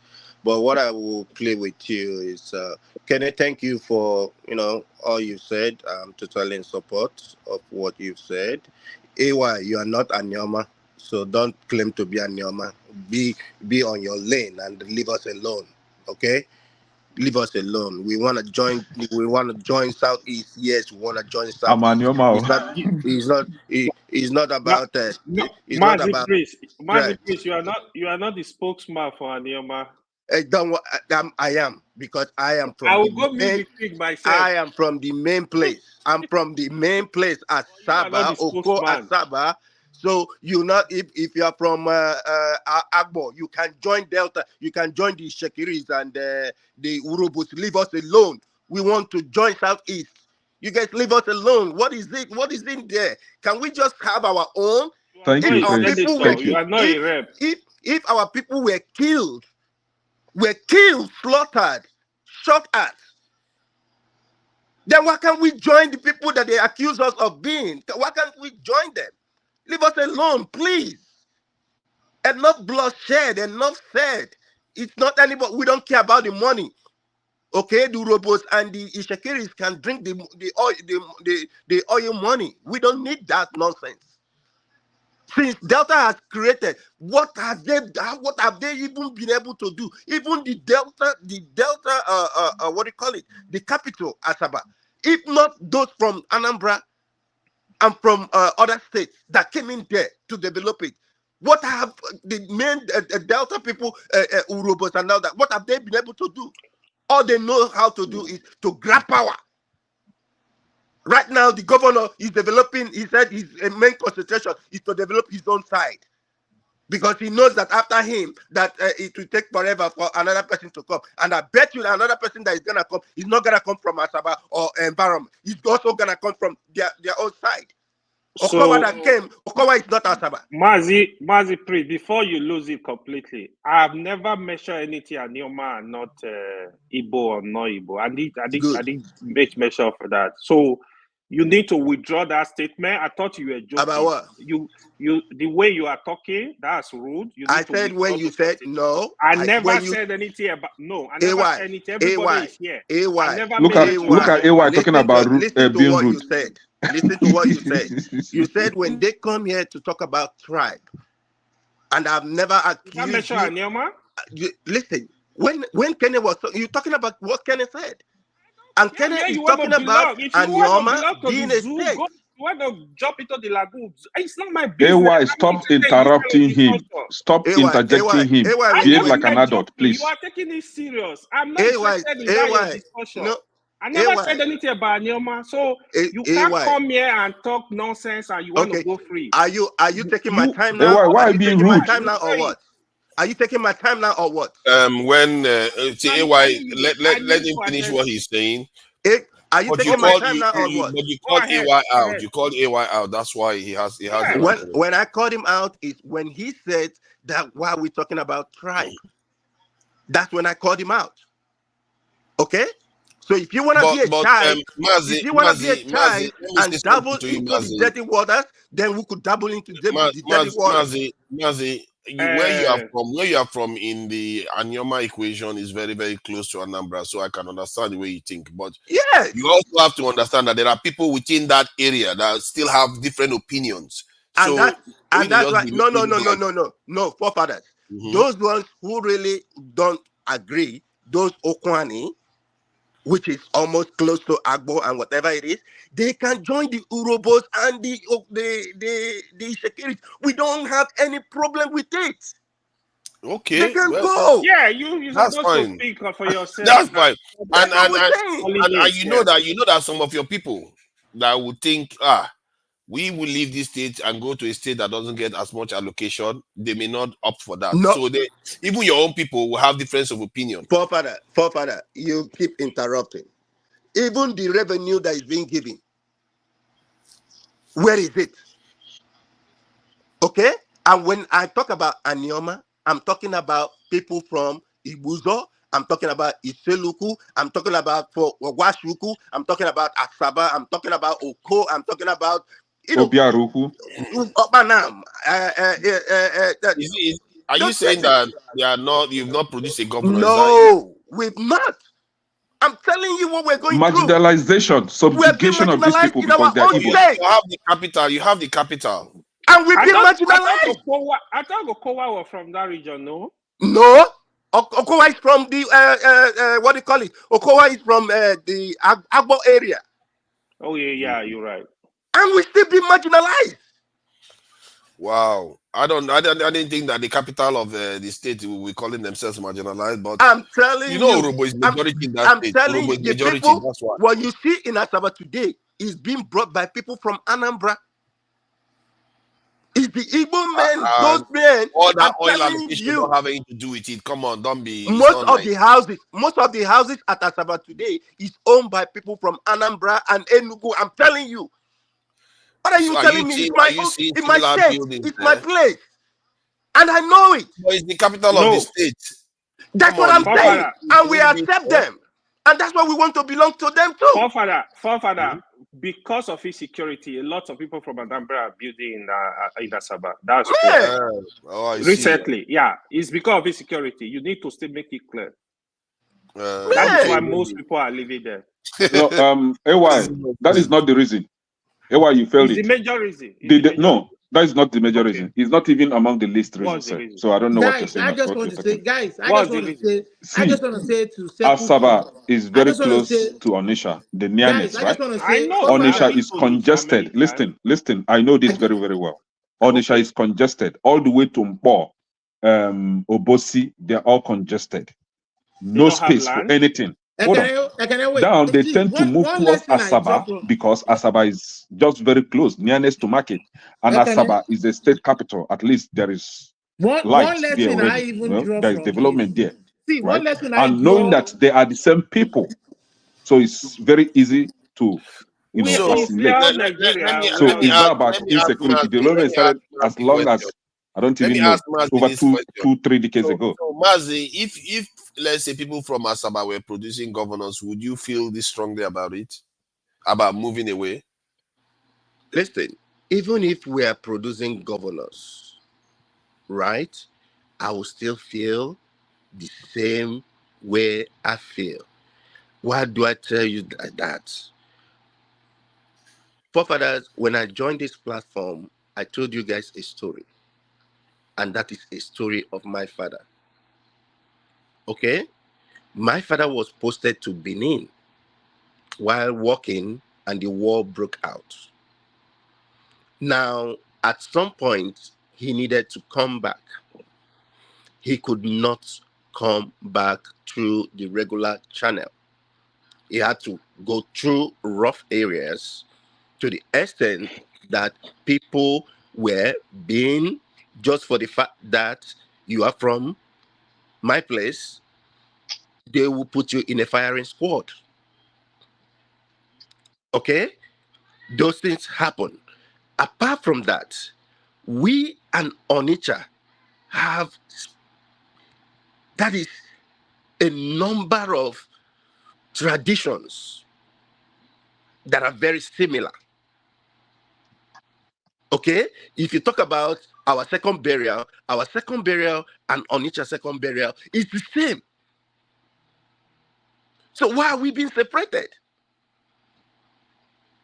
Why are we being separated? And my people, those ones who are in farming, okay, they farm in yams and okra and other stuff. And the closest place that they sell their things is at Onitsha. So it's kind of like you having twins and you separating them. Is that right?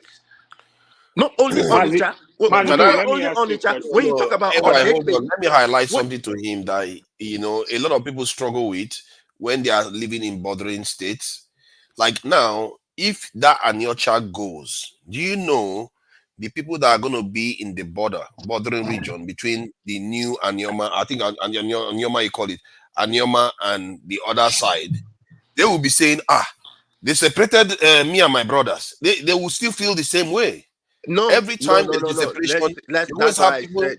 If you That's have why bordering people, you always have that. forefathers, we are It is confusing true. ourselves. We are Let confusing me help ourselves. forefathers here with this I question. see it everywhere. There is a community in Imo State, Ebema. Ebema was one Ebema before River State. So when River State was created, Ebema was divided into two. One part still in Imo State, the other part still in Delta River State. Matter of fact, you may come to a family, let's say Okoye family in Ebema. Part of the family now is in River State, part in Imo State. Will you now say that they are not Igbos or they are not originally Imo people? The same thing happened on the other side, where you have Obibo. Hold on. Where you have I'm not going to waste time with that. You are not even addressing the point that I made. You are just restating your own position. The point that I made was that when you have bordering people that are similar, you always have a situation whereby they will say, okay, we are similar, we need to join this side, or the other will say, we need to join that side. When you split them again, you generally find that the place you split them, they will still have people that are similar on both sides. Forefathers, I've answered your question. You are talking about similarity now. We are talking about people being one people. You're talking about being similar. We are talking about one people. This is one people being divided. Originally, they are one people. No, okay, yeah. When you're saying Donny people, but Anyocha people are different from Enugu people now, or Anambra people historically. They are Prince made an instance with Onisha and Asaba. The only thing that physically divides Onisha and Asaba is just the river.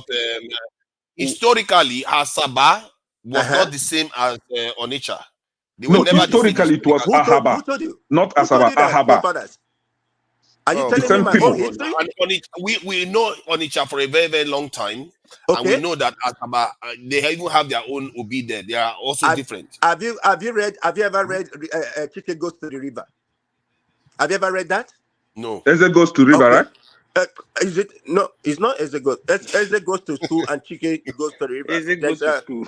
Eze goes to school. I think that Eze goes to school. There's Chike and the river. Can I no agree read now? Don't mind him. There is Chike and the river. There's Chike and the river, and there's Eze Goes to School. Also, there's even another book. I'm trying to remember the book being written by a man from my own village, by Macmillan. I'm trying to remember that book. If I remember it, I'll put it down. Go and read that book, and you will see the very similarly. Okay, even talk about Odekbe. Okay, talk about Odekbe. Odekbe. I have for some of my family members in Odekbe.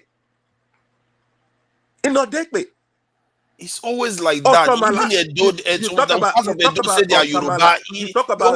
Even can I ask? You don't seem to understand that bordering states always struggle with the Somalis in Africa today. Still struggle with the identity with the Yemenis and all the rest. It's the same thing everywhere. You get that all the time. Forefathers, when you want to, forefathers, please, with all due respect, when you want to compare my state, don't compare my state with Somali. I have nothing to do with Somali. Please. Forefathers, here is someone from this place, from Anioma, telling you who they are, and you are still arguing. No, I'm not arguing with him. I'm saying that if he's saying that Asaba Kingdom or Asaba people are the same as Onitsha people, historically that has not been true. You know that. Like he's from that place, and he's telling you his history. It's like saying that Onitsha people are the same as Imo people. They are not the same. You know so that. So, forefathers, you know his history more than him. So for me, the lesson to draw from all this is the fact that you can't tell people not to identify with their culture, I'm not telling him not to identify. With their language, with their, anytime. That is not what I'm saying. Why do you keep making common arguments? See, what unites a country as one is equity, fairness, and justice.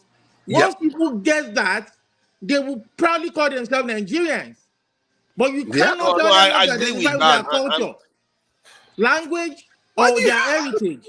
Forget it. Okay? There's no point. I'm not going to bother. Let's not bother with that. I'm not saying he should not identify as himself. But I'm saying that he knows full well that the Asaba people are Asaba people. They are not Forefathers, Let me ask forefathers, question can I for shock Matt, you? please. According to Let me Nigerian pastors, can I shock you? Calm down, Let If me you ask go to the just as in the south today, most of our people believe that when you go to the north, they are all Hausa people, right? A lot of our people have that perception. There are people that a lot think of our like that, people yeah. they have that perception. If you go to the north, most of them believe that those in the south, especially the southeast, south are all Igbos, including you, forefathers. No, minor side south, my friend. They do. No, it's true. You understand? They have that belief. I know. I Put him back there. Put him in the room. They were saying that minor south. Minor south. They don't care. We're all Igbos. For all they care. There are some Northerners that actually believe the whole of South are Igbos. Yes. Some of them do that. But most of us on this panel know that the North they've got a lot of different groups. The intellectuals in the North, in the South know that they have a lot of different groups. People are getting education from this panel, to be honest. Some people didn't know that. Yeah, people are getting education from this panel. As a matter of fact, I think on this panel, I discovered that the complexity in the North was greater than I actually gave it credit for. It seems like they are even more complicated in the North than the South. Exactly. Highly complicated. You have more ethnic groups in the North than you have in the South. I didn't know that before. Yeah, you're correct with that. I didn't know before. Here is where I learned that fact. And they will be mad at you if you call them like those minorities. Let me use minority. If you refer to them as Hausas, they'll be very, very mad at you. You'll be surprised that even Maska is not Hausa. You'll be surprised. No, Maska is Hausa. From Kano? Is it a Kanuri? No, it's not Kanuri. Kanuris are not. I have a Kanuri friend that would tell me his family, like, if you want to marry from the outside, hell no, they will never allow you. Jago, whenever you want to talk, you can talk. I think he's been Jago's storm for a long time. Jago is gentle today. Jago has reserved this. Always like this. He wants to talk for straight 15 minutes. He's allowed to talk for straight 15 minutes. He has reserved this. He doesn't like when the conversation is derailed. He doesn't like it. No. I'm not even sure why people characterize me this way. I'm not sure at all because I have one persona. The only persona I have when I get rather aggressive is when I have to fight to make myself heard.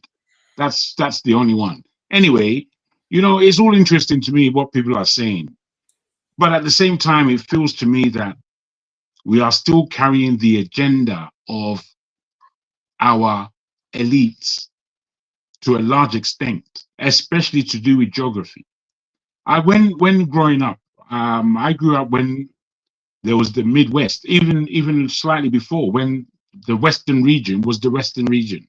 When it became the Midwest, this is my area.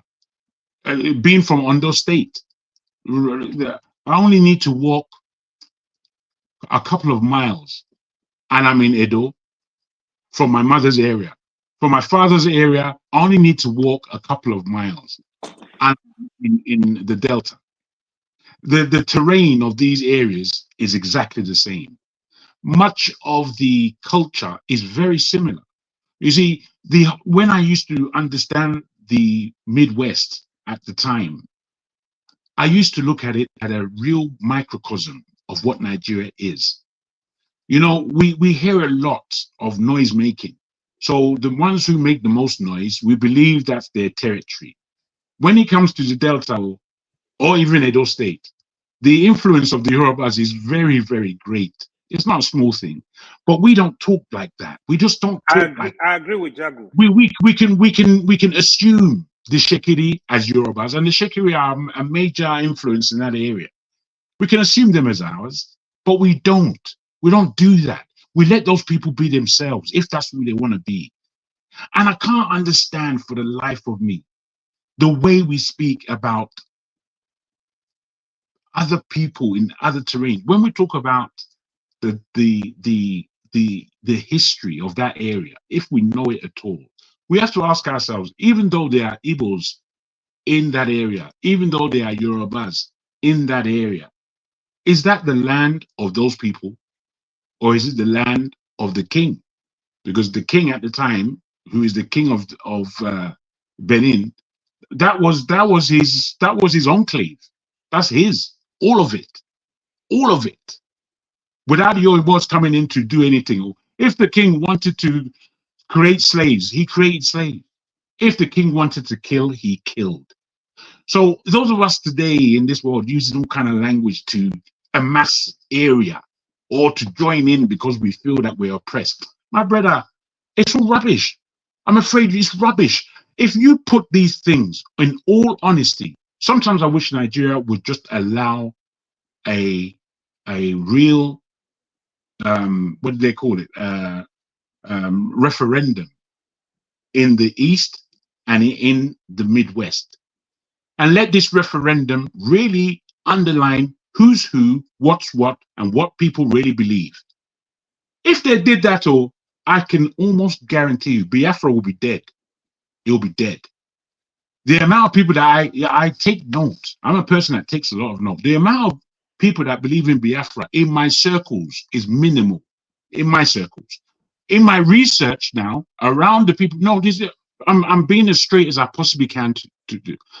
In my research, when I look at the numbers of those who want to join Biafra, there are real hardcore numbers who people have hardcore belief in the whole Biafra entity.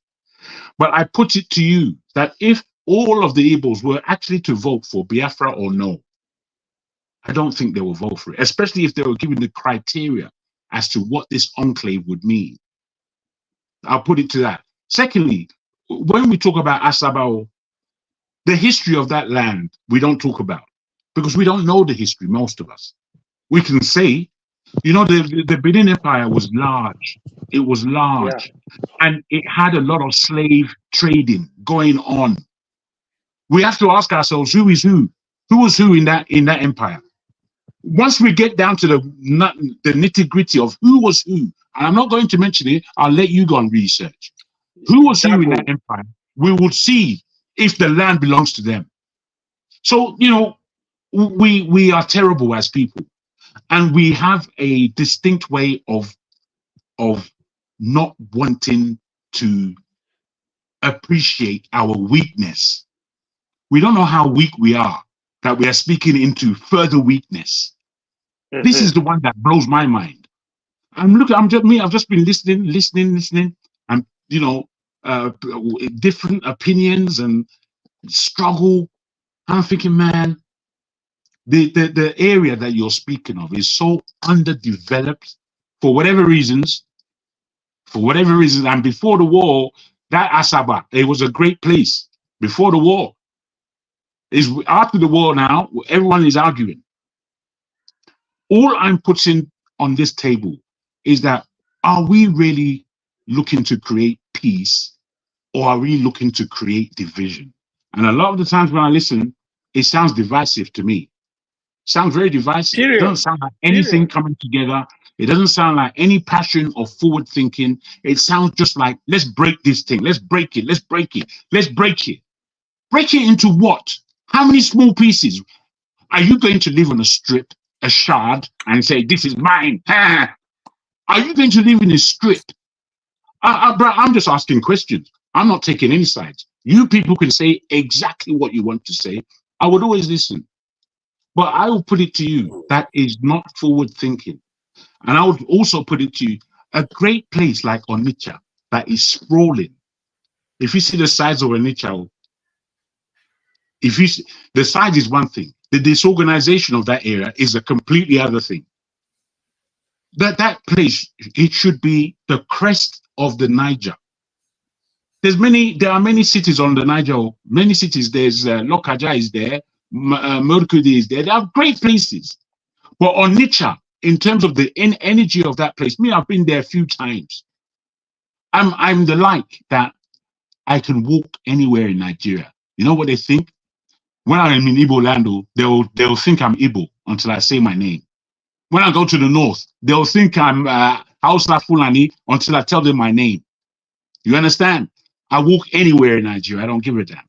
When I was in Onitsha, I saw the most beautiful women dressed in immaculate clothes, walking in mud. They were walking in mud. I see confusion. It was a while ago. I'm sure Onitsha has developed. That was before Peter Obi came in, right? Indeed, it was. Yeah, before Peter Obi. It was terrible. Yeah. Now, it's not like that anymore. The way I see Onitsha, it should be a second Lagos. Forget Lagos. It should be Onitsha for real. You know, I used to live in Spain for a good 10 years, and my girlfriend at the time was from Basque country in the north. And when I reached there and I told them that I was Nigerian, they started singing a song to me in Basque language. It went like this: Onitsha, Onitsha, the biggest market. I think, how do these people know about Onitsha? We don't even know how people see us. We have no idea of the power that we have together, and we are fracturing further and further away from the responsibility that Nigerians have to be Nigerians. Now, I tell anyone I'm a Yoruba man, but I understand what Nigeria is supposed to be, given the light of the way the world is at the moment. There is no power base outside of the Western homogeny, and then the Easterners being Russian and Chinese. The Africans have no voice. We are like some quiet sheep, and we're basically not ashamed. We're not ashamed. But I put it to you that place that they call Nigeria, if it was to rise, there isn't. I'm not an economist, even though I studied economy. I studied PPE, and I keep these persuasions close to me because they make sense in terms of the way I see the world. Politics, economics, and philosophy. And in looking at these areas of discipline, I can see quite clearly how Nigeria can control West Africa, can control Francophone Africa, and emerge as the most powerful unit in this planet. But none of us look at that. I want my slice of the vision. I want to. It's pathetic when we hear it. I understand there's going to be arguments between ourselves, or I do perfectly understand that. But the fact of the matter is, where my mother is from, in Ifon, there is a village right next to it called Akure, and both of these, not Akure, Ikaro, Ifon and Ikaro are right next to each other. And then there we come across a river, a quiet terrain river, and then you're in Edo State. Now, these people are completely different from each other. I have family in both. They are completely different in culture, in the way they speak, everything. Yet they are close because they know themselves. They are close. There's never been an argument between them. Even though we are quite different, we intermarry, we interplay, and we know where is Ikaro, and we know where is Ifon. There's no argument about it. Yes, it's all in Ondo State, but that is not the point. The point is that these are two distinctly different peoples who know each other. They've built a relationship. I put it to everybody on this platform. I don't want to be tribalistic, if that's what it will come out like. But the way I look at the Yoruba people differently, we are not so territorial, so to speak, because I think we have a different confidence about who we are. And I think when it comes to... I would differ on this. Fair enough. When it comes to influence, however, we are influencers, and we would influence, and we can take on influences from outside of ourselves. And that's basically what the negotiation is. That's what the negotiation. You don't have to stamp on somebody's throat to tell them who you are and why you should and X, Y, Z. Well, whose throat are you stamping on? Who are you to stamp on my throat? I'm not a man of peace, or when it comes to this level, I'm not a man of peace. I'm a man that will take up arms. I'm a man that will back myself. So when people are speaking in such staunch ways, I find it crass. I find it below culture. I find it cultureless. Who are you? Are you more than another human being? Who are you, for God's sake, that you can speak in this authoritative way that you must have and you must be? My brother, the whole aspect of the world that we're living in is called negotiation. And we, as a peoples, are not negotiating anything that benefits us. Because we've been stolen from in such a tough way that we are not appreciating that all of us have lost. They say, I want to grab this for myself. To me, bro, I must say, the way I've seen this conversation go, it's gone from a point of speaking about Peter Obi and what this one and that one, and quite political, topical, the way we do this. And then it delved into an area that really, I feel, divides us deeply. And in the division, I can't see how we're going to build forward. I can't see the muscle, the energy that we need. Because Yoruba, Igbo, Ishekiri, Hausa, there's not one of us that's strong enough to take on the entity of the powers that actually be. None of us. Who are you? You're an arsehole, as far as I'm concerned. So what if you're Yoruba and you want to boast about being Yoruba? You're an arsehole. Easy with your language, please. Yeah, there are people. I beg your pardon. I just want to say that alone in that country, we might stand, but we aren't strong. Jagun, hold on, you have your opinion. Some of the things. Hold on. We have to salute this long delivery by Jagun. I think it's a masterpiece. We need to, apart from the a-hole, but it's a masterpiece. You have to commend it. It's a huge elephant. Just give me a minute. I just want to respond to some of the things. Just a minute. Jagun, you have some valid opinions, right? However, when it comes to the issue of okay, let Kene finish, then I'll call on you. When it comes to the issue of Nigerians not being territorial, I think you got it all wrong there. That identity is one thing you never take out from every Nigerian. And now it comes to the Yoruba that you started example with, is in record that the longest war in Nigeria, the war that has lasted for up to 100 years, was from Yoruba land. So they have Yoruba groups fighting each other. But it wasn't because of territory. It wasn't because of territory, that war. Those wars were because of the Oyo Empire, the breakdown of the Oyo Empire. The Oyo and had a lot to do with slavery. So apart from that, it was a pathetic war.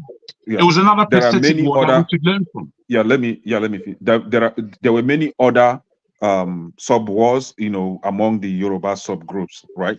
But this is it. I don't know how you've already conducted a referendum for the Southeasterners, right? I don't know how you did that.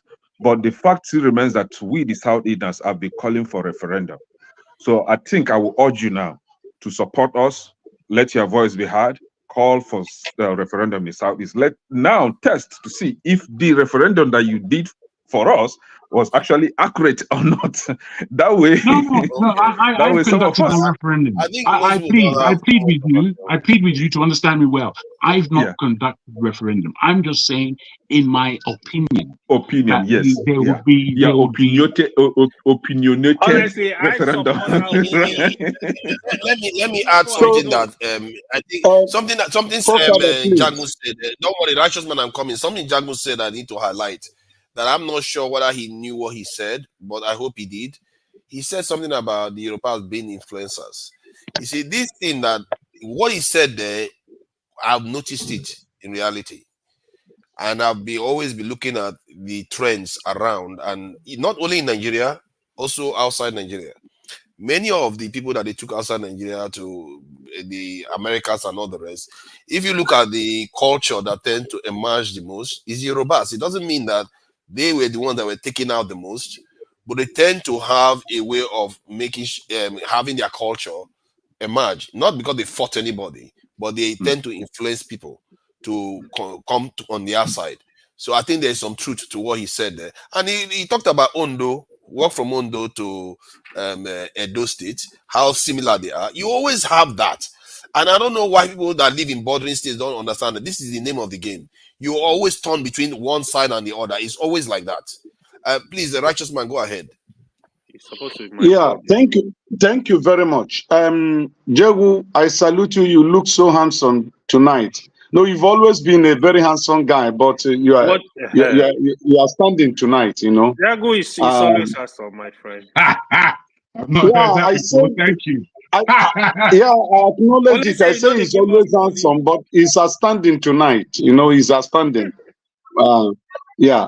I agree with you, but not in all. You know. For example, somebody did make reference to Ebema. Ebema. Now, after the war, I was born in Rivers State.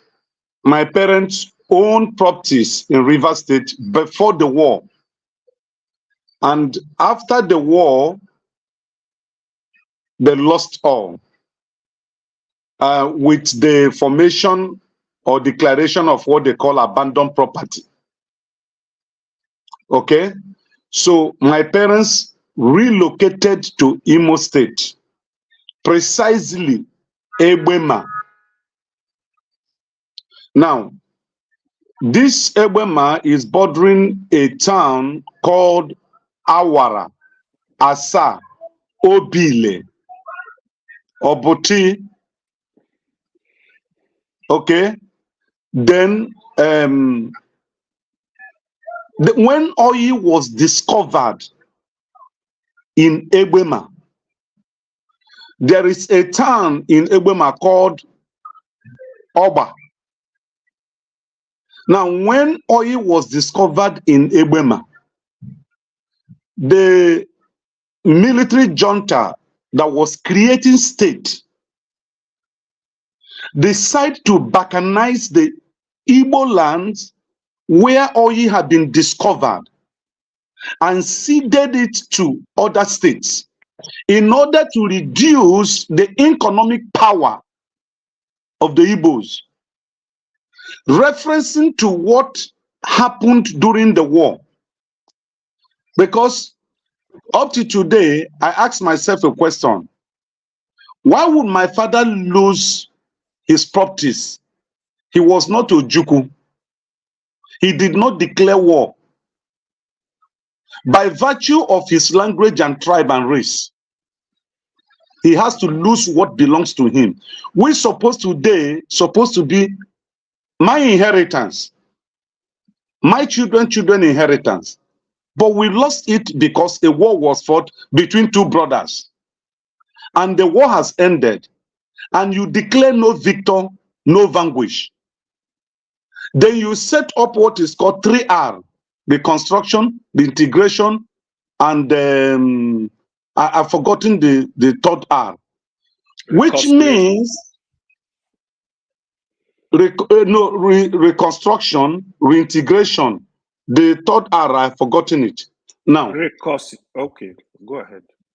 Now, if these 3R were carried out, the aim of this policy was to bring the Igbos, the main core Igbos, not living outside the 5 states that we have now, reintegrated to be part of Nigeria fully.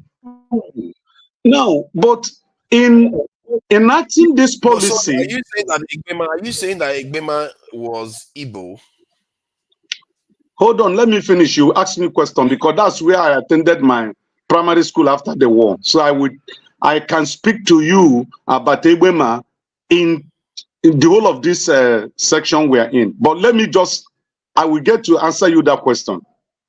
Now, if these people have been accepted to be part of Nigeria again, why declaring their properties as abandoned property? Let me cite an example. There was a Berlin Wall that divided the East Germans and the West Germans. After the Second World War, the Americans took over the West Germans, and Russia was in charge of the East Germany. When that war collapsed, the Germans unified and became one. In their history, in the property owning or sharing of power, they don't make reference to that division that happened that time. So after the Biafran War, why is it that the government of Nigeria and sub-nations in Nigeria, like states, still activate the issue of abandoned property that made my father to lose all he made in life as a young man while he was growing up to the rivers indigenes?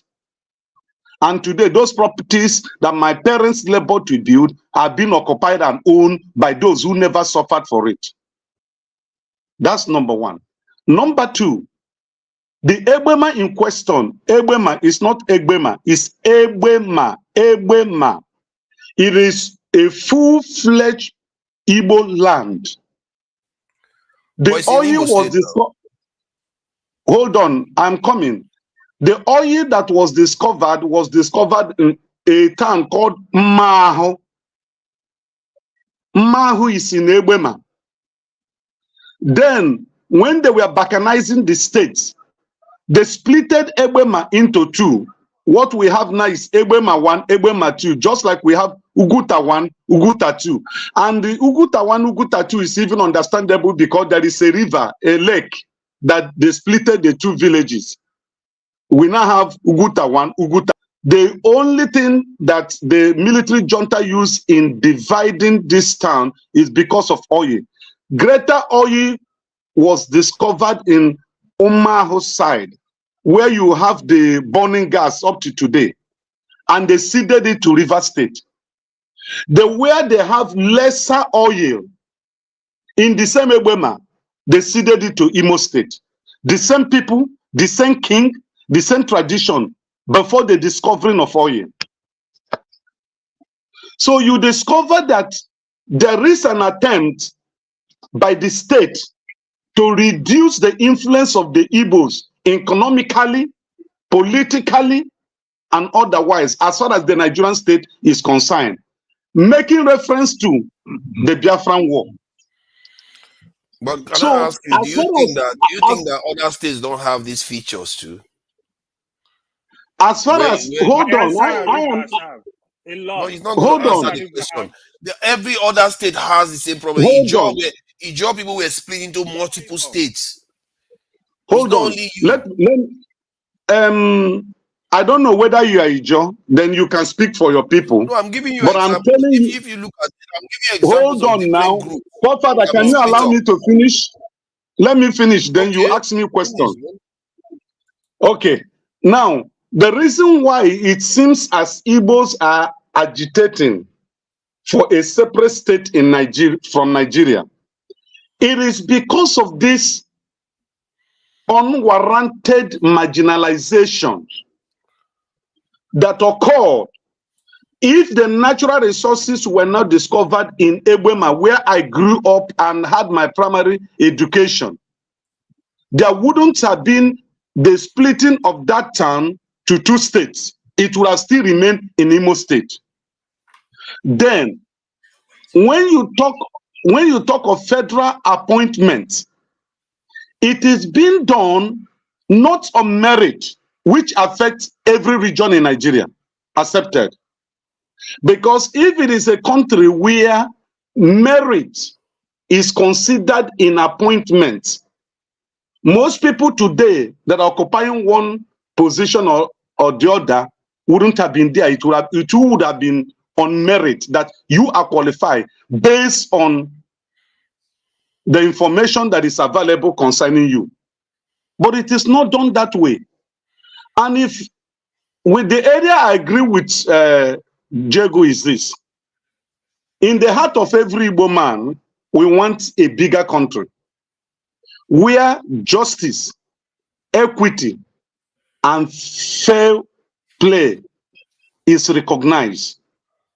But in a state or in a country where equity, justice, and fair play is not recognized, every average Igbo man will opt out, because we are Republicans in nature.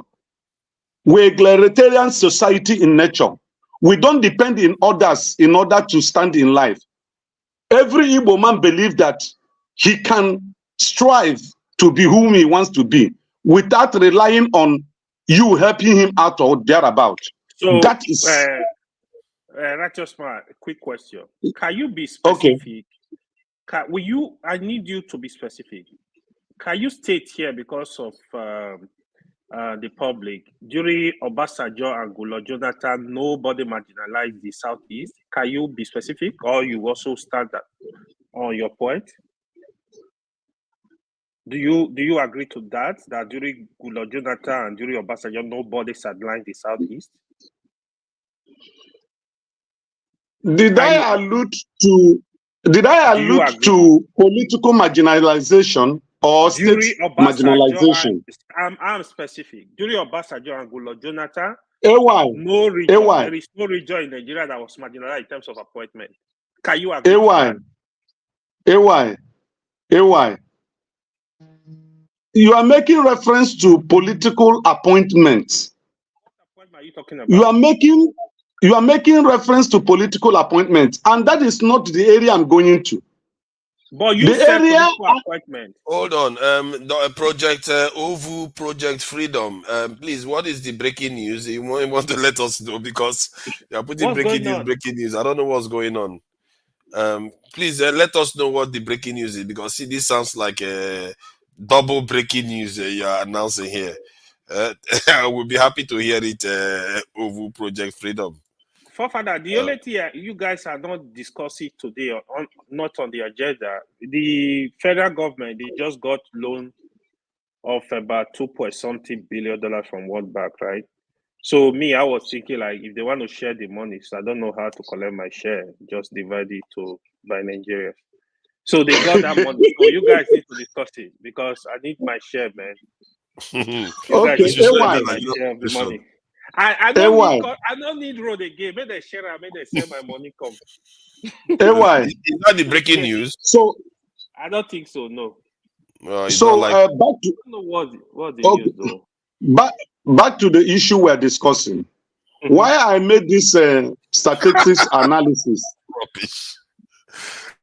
No, don't worry. I think he's saying something that doesn't make sense. Nothing serious. See, OVU Project, what is this now? Yeah, I thought something serious was happening in the country.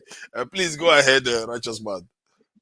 So why I have to take to the direction I took in trying to analyze what Jegu said was the people, the man who came from Anioma, Asaba, to said he wants to belong to where his brothers are. And the demand for a creation of one state. That is the area I'm coming from. Demand for a creation of one state. If you ask me, I wouldn't want it to come from the present 5 states. Rather, I would want it to come from the present Delta state. Because some of my friends that are from Orobo, I am telling you, and heaven is a witness. When we discuss, they will tell me, instead of the citing of the state capital instead of citing it in Warri, Mary and Babangida influenced it, and they now cited it in Asaba. That Asaba does not merit it. And because they are not happy that Asaba was declared the state capital of Delta State, there is no visible government project to elevate the status of Asaba compared to other state capitals. That my brother that spoke, he said that the buildings you are seeing there today was because the people from Anambra and Enugu came into Asaba to invest their money in building. If not, that place would have been bushy, because the government of Delta State is not actually working or doing anything substantial in that place, because they do not consider that area to be the state capital. The Orobo speaking people. Now, my friend that is an Orobo man always refer to Delta speaking Igbos as Igbos. I am telling you the gospel truth. He will tell me, he say, those Ogwash Asaba, he say, Lukumunede, Obiaruku, and the rest of it. He said they are Igbos. Whether they agree they are Igbos or not, that they're from that tribe, Orobos. consider them as Igbos, and that is what they are. Remember when Buhari was the president, when the Igbos were complaining they were marginalized in appointment, the reference point that Buhari made was the former central bank governor, Emefiele. He said their son, Emefiele, have been appointed as central bank governor. So what do they want? He was referring to the Igbos. So if anybody from Igbo-speaking Delta says he is not Igbo or she's not Igbo, don't argue with that person. Don't fight with that person. That is the personal opinion. After all, some people have disowned being Nigerians, and they're taking citizenship and naturalization in other countries, and they are not considered as the citizen of those countries. Nobody goes against them. It is a personal choice. Anybody can choose to belong or choose not to belong. It's not a case. But if we, by what we profess, we want to say we are one, everything should be done with fair and justice being the focal point in whatever we are doing. In Nigeria as of today, the issue of justice is not there. What we are seeing in everyday political appointments is marginalization. Coming back to AY, during Obasanjo regime, Obasanjo was a former military man. Obasanjo was a former military commander-in-chief, president. Obasanjo knew the intricacies in Nigeria, and he understood it very well. Obasanjo was the one who negotiated the end of the civil war. When he took over the reins of Nigeria as president of Nigeria, Obasanjo had an agenda of bringing the whole Nigeria as one, unifying the whole country. So his political appointment based on PDP constitution was equal. No tribe will say they were robbed or they are cheated. This man came on board also, Jonathan, from South. And if you listen to Jonathan PDP rally in Onitsha, was it in Oka or Onitsha? The last time, 2015, before that election, he said that his largest supporters are people from the 5 states of the East. If you go to Google it, you will see it there. Because the Igbos saw it that this is the time power should shift to the South. And then, being from South, they are our neighbors, they are our brothers. And Igbo man through support to PDP. That is the reason why the Igbos are angry that when it is the time for South to support us, for Obi to emerge as the presidential candidate of PDP in last election, the Wike started playing that game that happened during the war.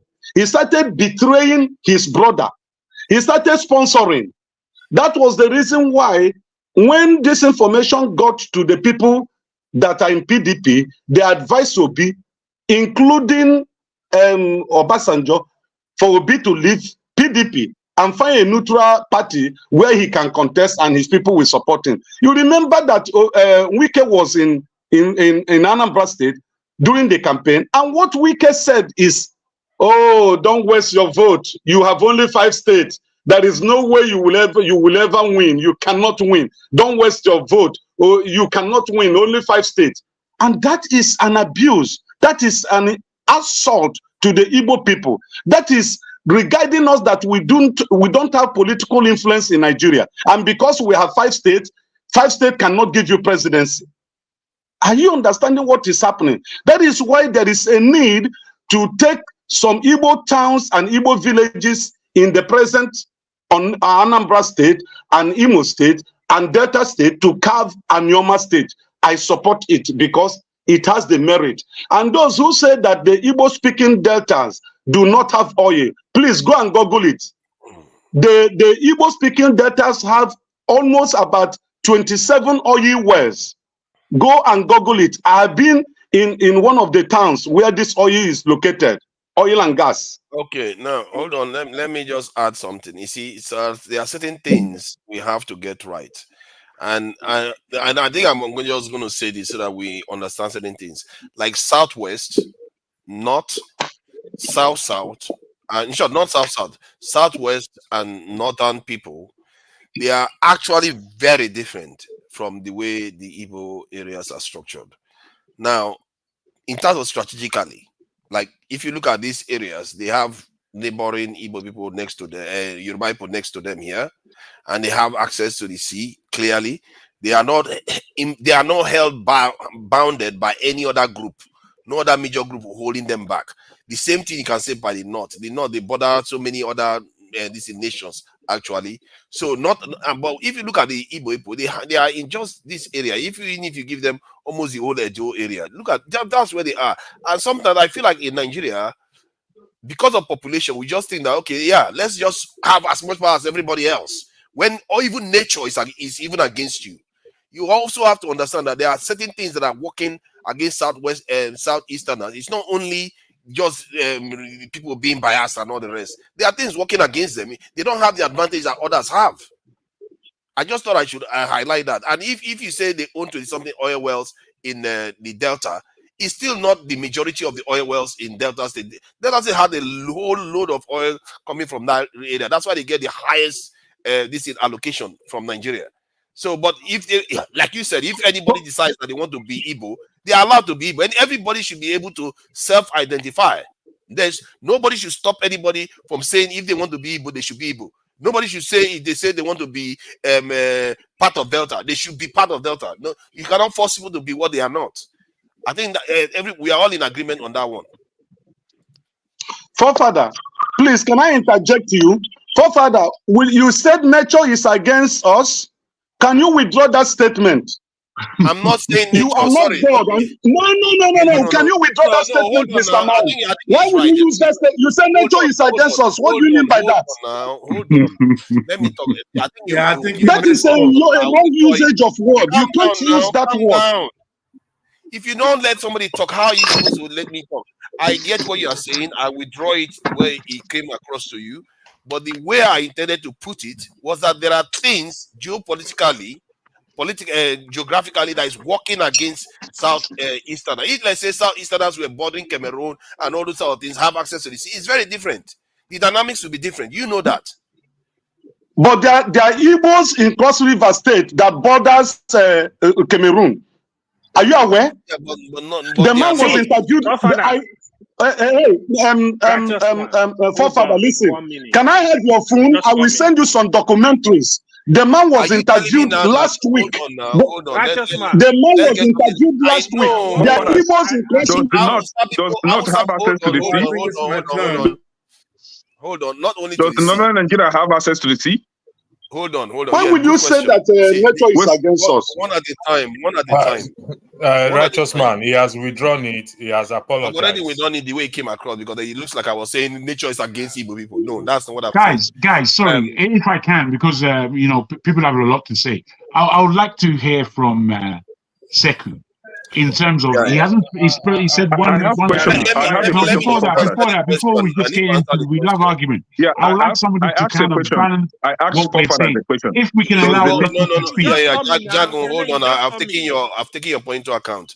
See, when you are talking about Igbos who have been in Cameroon, there are Hausa people in this is Sudan too. It doesn't mean that they have a connection directly to like landmass, because there are, we know Ibibio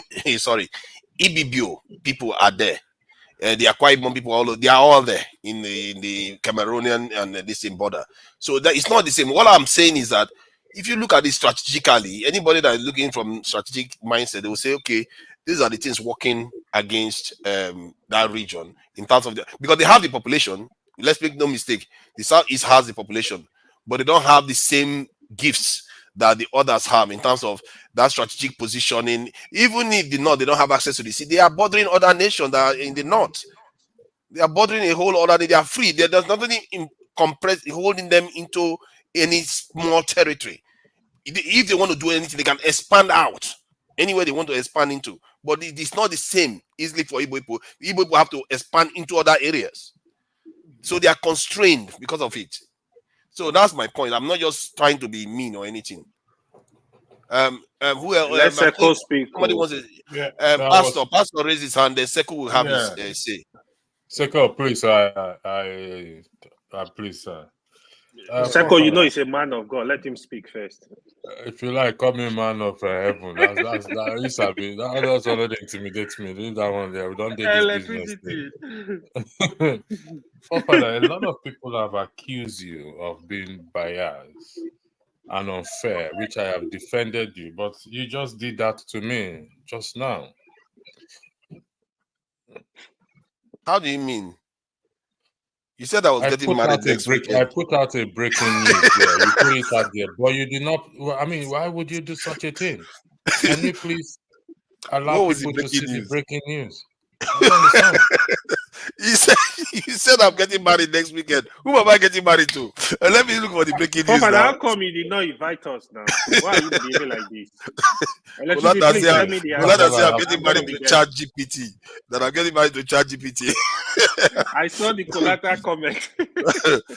No, mind them. I don't know where this one came from. Oh. Suddenly I'm getting married. Who is going to marry me when I'm coming online every day? You think women put up this rubbish? A lot of women here. If you put in the advert, a lot of women apply on the comment section. Trust me. Okay, let's. Forefathers, you did not answer my question, no. Sorry, what was the question? What was the question? Is there do the northern part, the northern region, do they have access to the sea? Just the way you questioned if the southeast. The point I was making that the southeast doesn't have access to the sea. They don't have any major. They are bordering nations. They can expand out. So and then let's assume according to your opinion now, which is not true, that the southeast doesn't have access to the sea. If southeast happens to become Biafra today, we will border Nigeria. How about that? Just the way the northern Nigeria border Chad and Niger. Border Nigeria because South is there. No, it's okay. South wouldn't it be part of Nigeria? Let's assume that South is part of Nigeria. So what's the problem if we border Nigeria? South part of Nigeria. No. What I mean by that is that I'm just trying to explain some of the inequities that appears to be like when somebody says a Southeasterner says the Yoruba people have an advantage or Northerners have an advantage. I'm trying to let you understand that. Now we the Southeast. See, I don't know. See, forefathers, I always questioned you. Right? I always want to know your interest when it comes to the Southeast. What actually is the problem? Because we the Southeasterners say we want to have our own country. Fine. Just the way, let's Sekao go. You see, you won't even allow me to talk. Sorry, let's allow Sekao go. You don't want to. You do it professionally. It's my own analysis. It's not by force. You don't have to. You don't just mute me randomly like that. You do it professionally. Okay, how do I do it professionally? Please, can I? But I was still talking. Well, he was the one that was supposed to be speaking instead of you. Then you tell me that somebody wants to speak instead of just muting me randomly. Somebody wants to speak. Okay, thank you. Yeah, Sekao, please go ahead. Yeah, I want to make my last contribution before I go. But before I make my comment, I just want to disagree with you, forefather. The Southeast, I've been in your country, by the way, for 10 years. And I've traveled around. I know the Southwest. I've been some little part of the Southeast. The Southeast, it's a myth. When they say it's landlocked, it's actually a myth. And also, there are many territories of the Southeast that have been added to other places that were done by the military government purposely. But that part of the country is now an issue. Even if there's no sea, there are many countries in Africa, Mali and other places that don't have sea, but they are doing well. But that's just by the way. My main comment is going to be, I'm addressing a Jagun.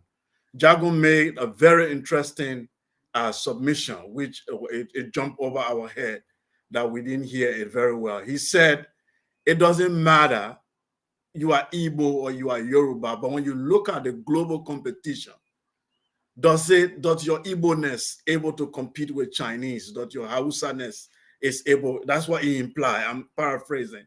Is it able to comply or compete with the global economy that we have?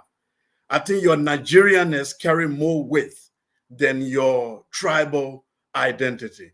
But unfortunately, what has happened to we Africans all over, including me and our country, I think we still hold on to our tribal identity.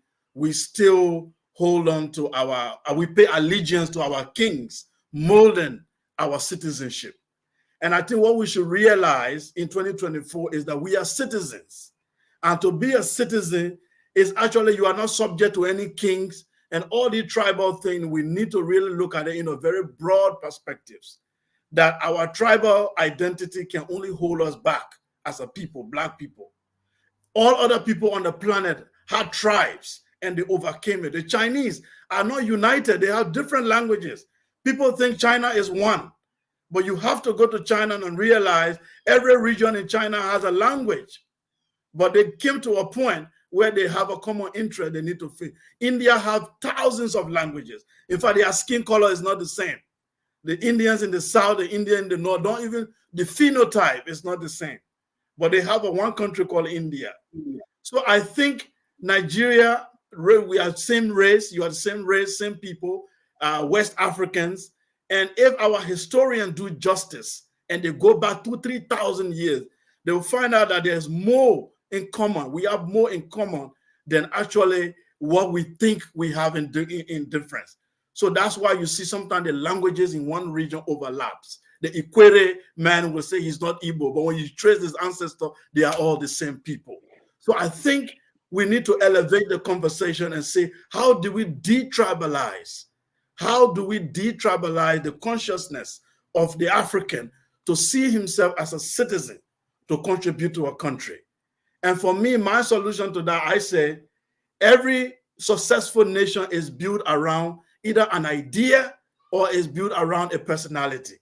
For Nigeria, Nigeria is not built around a personality because every region have their hero. The North will say Amadou Bello is our hero.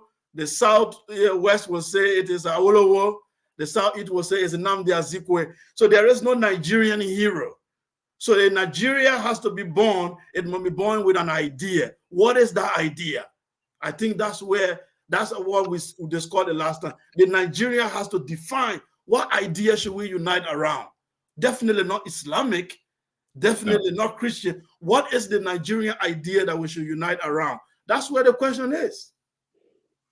Hold on, Kene, don't start talking. Nobody says you should talk. I'm doing it professionally now. I'm doing it professionally, Kene. Hold on, professionally. So no, let me give him his this in kudos. I like that. I don't like that you disagree with me, but I agree with your the thrust of your argument. Go ahead, AY. Himself and Jagu, they've actually makes very strong point today. To be honest, I don't know, Jagu. I think you slept very well yesterday. Your submission, I'm still thinking about it. Stop this comedy of yours. I love that topic, right? Hey, why are you indicting Jagu? Are you indicting him? No. Jagu is my brother. Don't worry yourself. So let me tell you this, Father. He made mention of something. I want you show electricity. That's a topic. How do we detribalize? That's a topic. Let's have that discussion. It's a very strong. I know Ekene will not come that day. I know people like Ekene will not come. It's okay, but look at Kene. Kene doesn't like that. Kene doesn't like it. You know, Kene, you do have a lot of gifts. You know, I don't know why it's all right. I can't tell you what to do. It's all good. No, tell me, or maybe I don't know what I'm supposed to do to help me. That's a good one. Okay, Kene, go ahead. The truth is, Sekao, I like your submission, but the truth you and I know is Nigeria, just as you set an example with China, we have different ethnicities, background, different way of thinking and reasoning and all that. And it is so in-depth that it is very difficult to remove from us, right? So the idea of detribalizing Nigeria, I will wish you good luck with that. Nigerians are very tribalistic people. You can't change it. It didn't start today. It has been in existence long ago. But the call for unity among Nigerians is something that we've tried. We've tried everything possible to create that unity, and it is not working. And in order for peace to reign among us, like in order for us to live like human beings that are supposed to look after one another, right? The best thing is for everybody to move to his house and take care of his own problem in his own house. And that is why some of us are calling for regional system of governance. But one part of Nigeria said, no, there shouldn't be anything like regional. We said, okay, can we play that true federal system that you guys say that you are practicing, whereby states, individual states, would take care of their business and then contribute a little to the federal government? They said no. So what kind of unity are you trying to build in a house that is filled with chaos, in a house that has no foundation? That house that has no foundation can never stand. Nigeria has no foundation at all. Nigeria, if it has a foundation, that foundation must be a faulty one, which I don't think it has one. So if we want to be peaceful in that country, we will be able to tell ourselves the truth. Is it not your fellow human being that stood up in the National Assembly and said that cows have more rights than human beings? So it is okay for one to rear his cow, have his cow encroach in another person's source of livelihood and destroy it so that the other person will go hungry. And then you have no solution for that. You don't call your people and say, if you want to rear cows, build a ranch for your cow, go and buy food for your cow. Just the way other people have poultry, they go and buy poultry feeds for their poultry. Just the way other people own goats and they go buy goat food, they go buy pig food for their pigs, to rear their pigs and sell for profit. So if you want to rear cow, build a ranch for your cow, buy food for your cow, sell your cow for profit. It is a private business. But today, they are now telling us that federal government has to take the money that everybody that we own collectively to build ranches for them. Then how about my people that rear pigs? Why can't you come and build pig farms for my people? Why can't you come and build dog farms or poultry for my people with federal government money? So that is the injustice that we are talking about. Nigeria is filled with injustices. There is no way you can build unity in Nigeria. If you want to build unity in Nigeria, continue. Good luck with that. It will never happen. See, that is the point. Regarding that pig one, I think the reason why they are thinking of building for like the Fulanis who herd their cow is because they are going to sacrifice their lifestyle. That is the difference. No, we have lifestyles. Everybody has in the Southeast, we have lifestyles. Yorubas have lifestyles. But it's not. You can't take your lifestyle to now use it to blackmail others so that you have your way. If you don't own the country.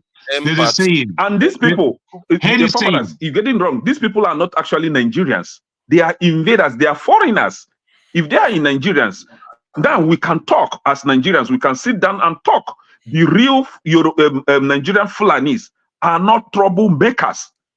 They don't encroach people's farm. Even if they encroach people's farm by mistake. They're not foreigners, so they are Nigerians. The people that are carrying cows, most of them are Nigerians. These people, most of these people that are encroaching into people's farm and killing people, raping women, are not Nigerians. They are Fulanis, but they are not of Nigerian origin.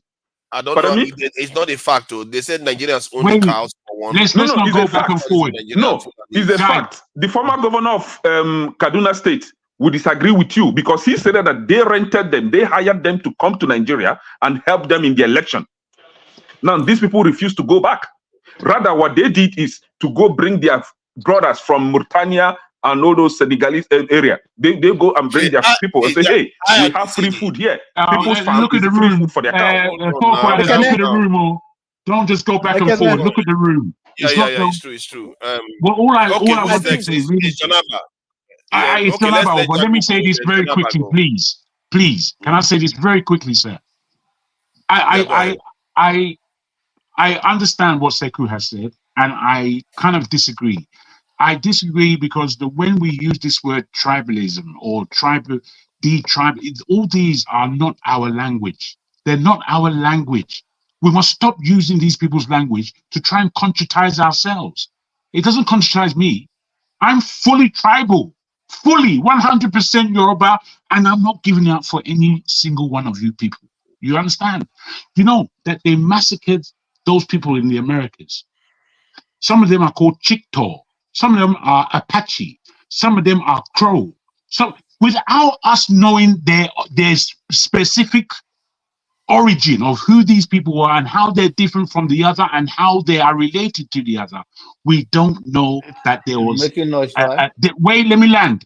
We do not have maybe they any wouldn't idea. have been wiped out if they were united. Don't you think so? No, wait a minute, bros. What I'm trying to put to you is that these people are largely wiped out. However, because they were not united. Please hold on. It's not an argument. I'm just trying to put forward an understanding of the way we use language and how it is corrupting to us. It's corrupting. Wait, let me just land, please. All I'm saying is that there are these people all over the world who have been exited from the planet. We don't even know who they are. They've been exited. Whatever gifts that they had to give to the world, Otiton, no more. Now, I put it to you like this, that tribalism isn't our real problem. Even though we squabble and we are being manipulated by the powers above, our issue is that we have no forward thinking. How are you going to, there's no way you can extricate Igbo from being African. You cannot pluck them out and throw them away and ask them to wash their head and come back as a what? What should they come back as? Something that has been given. No, look, my guys, we have to understand what is being played out in this planet. We also have to understand our heritage, our personal heritage is of strict importance. Because why? Because it goes back to somewhere. And that's somewhere where it goes back to, we are not even properly attached to it.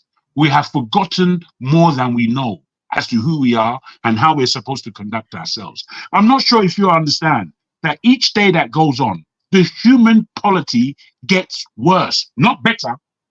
It gets worse. If you think that the Western regions, because of the way that they've taken on the world, that, oh, they must be fantastic. Oh, let's follow them. I'm afraid you are horribly mistaken. I live in the West like the rest of you who are here. Me, I've lived here for a long time. I understand white people better than any of you. Because I'm just listening to how you speak. You speak about them in full praise, that they've done everything right, and we're the ones who have done everything wrong. I'm sorry, I do not conduct that influence in my head. I know the wickedness that they have brought to our table. So all I'm putting to you people who want to use the word detribalize, I'm saying to you that that word doesn't belong in our vernacular. It really doesn't belong to us because it can't happen. We're too strong. We've gone on too long at this particular time. We've gone on too long. The thing that we've got to do is appreciate who we are. We are these people. We are these people. That's us. It's me. If you want to call my name, it's me. Yoruba man, I'm standing up. Are you with me? You want me to stand up for Nigeria before being Yoruba? When Nigeria is not a country. Nigeria is not a country. The people that will put Nigeria together are those indigenous to that geographical space. That's when it has meaning. That's when Nigeria would have meaning. From when Nigeria has meaning, West Africa would have meaning. From when West Africa would have meaning, the whole of Africa would have meaning, the whole of Africans throughout the world. If you know, when I was growing up in this land, most of the Jamus and all these other people, they didn't want to be, it was only me in my class as a black person. When they used to ask me, where are you from? I would tell them I'm Nigerian. They would ask the Jamu people, where are you people from? They'll say, I'm from England. I was born in England, but my mum's Jamaican. I didn't have that kind of rubbish in my head. I didn't have it in my head because I knew who I was. There's so many people that don't know who they are. What do you expect them to do? Most of the Caribbean and American people are looking for leadership, and they're looking for that leadership from us who are African. How can we not call our name? I'm really wanting us to really grow up with the pettiness that we deal with. How can you say that you are not of no tribe? Tell me how you can say that you have no tribe. I have no tribe. What kind I don't think that's what he said. I don't think that's I'm sorry to be. This thing. I have to respond very quickly. to you, Jagun. So I was before just 1 minute, please. Yeah, go ahead, Seka. So what I did say, I said we have to start thinking as citizens, and as citizens, we have to see people based on the content of their character, not what ethnic group. Because what the tribalism is different from belonging to a tribe. Tribalism is an ideology to say that my tribe first, my tribe is better. It is that toxic ideology that have made our country not to move forward. I would agree with that. Yeah, so let's give an example. What did Africa fall? Historians give two reasons.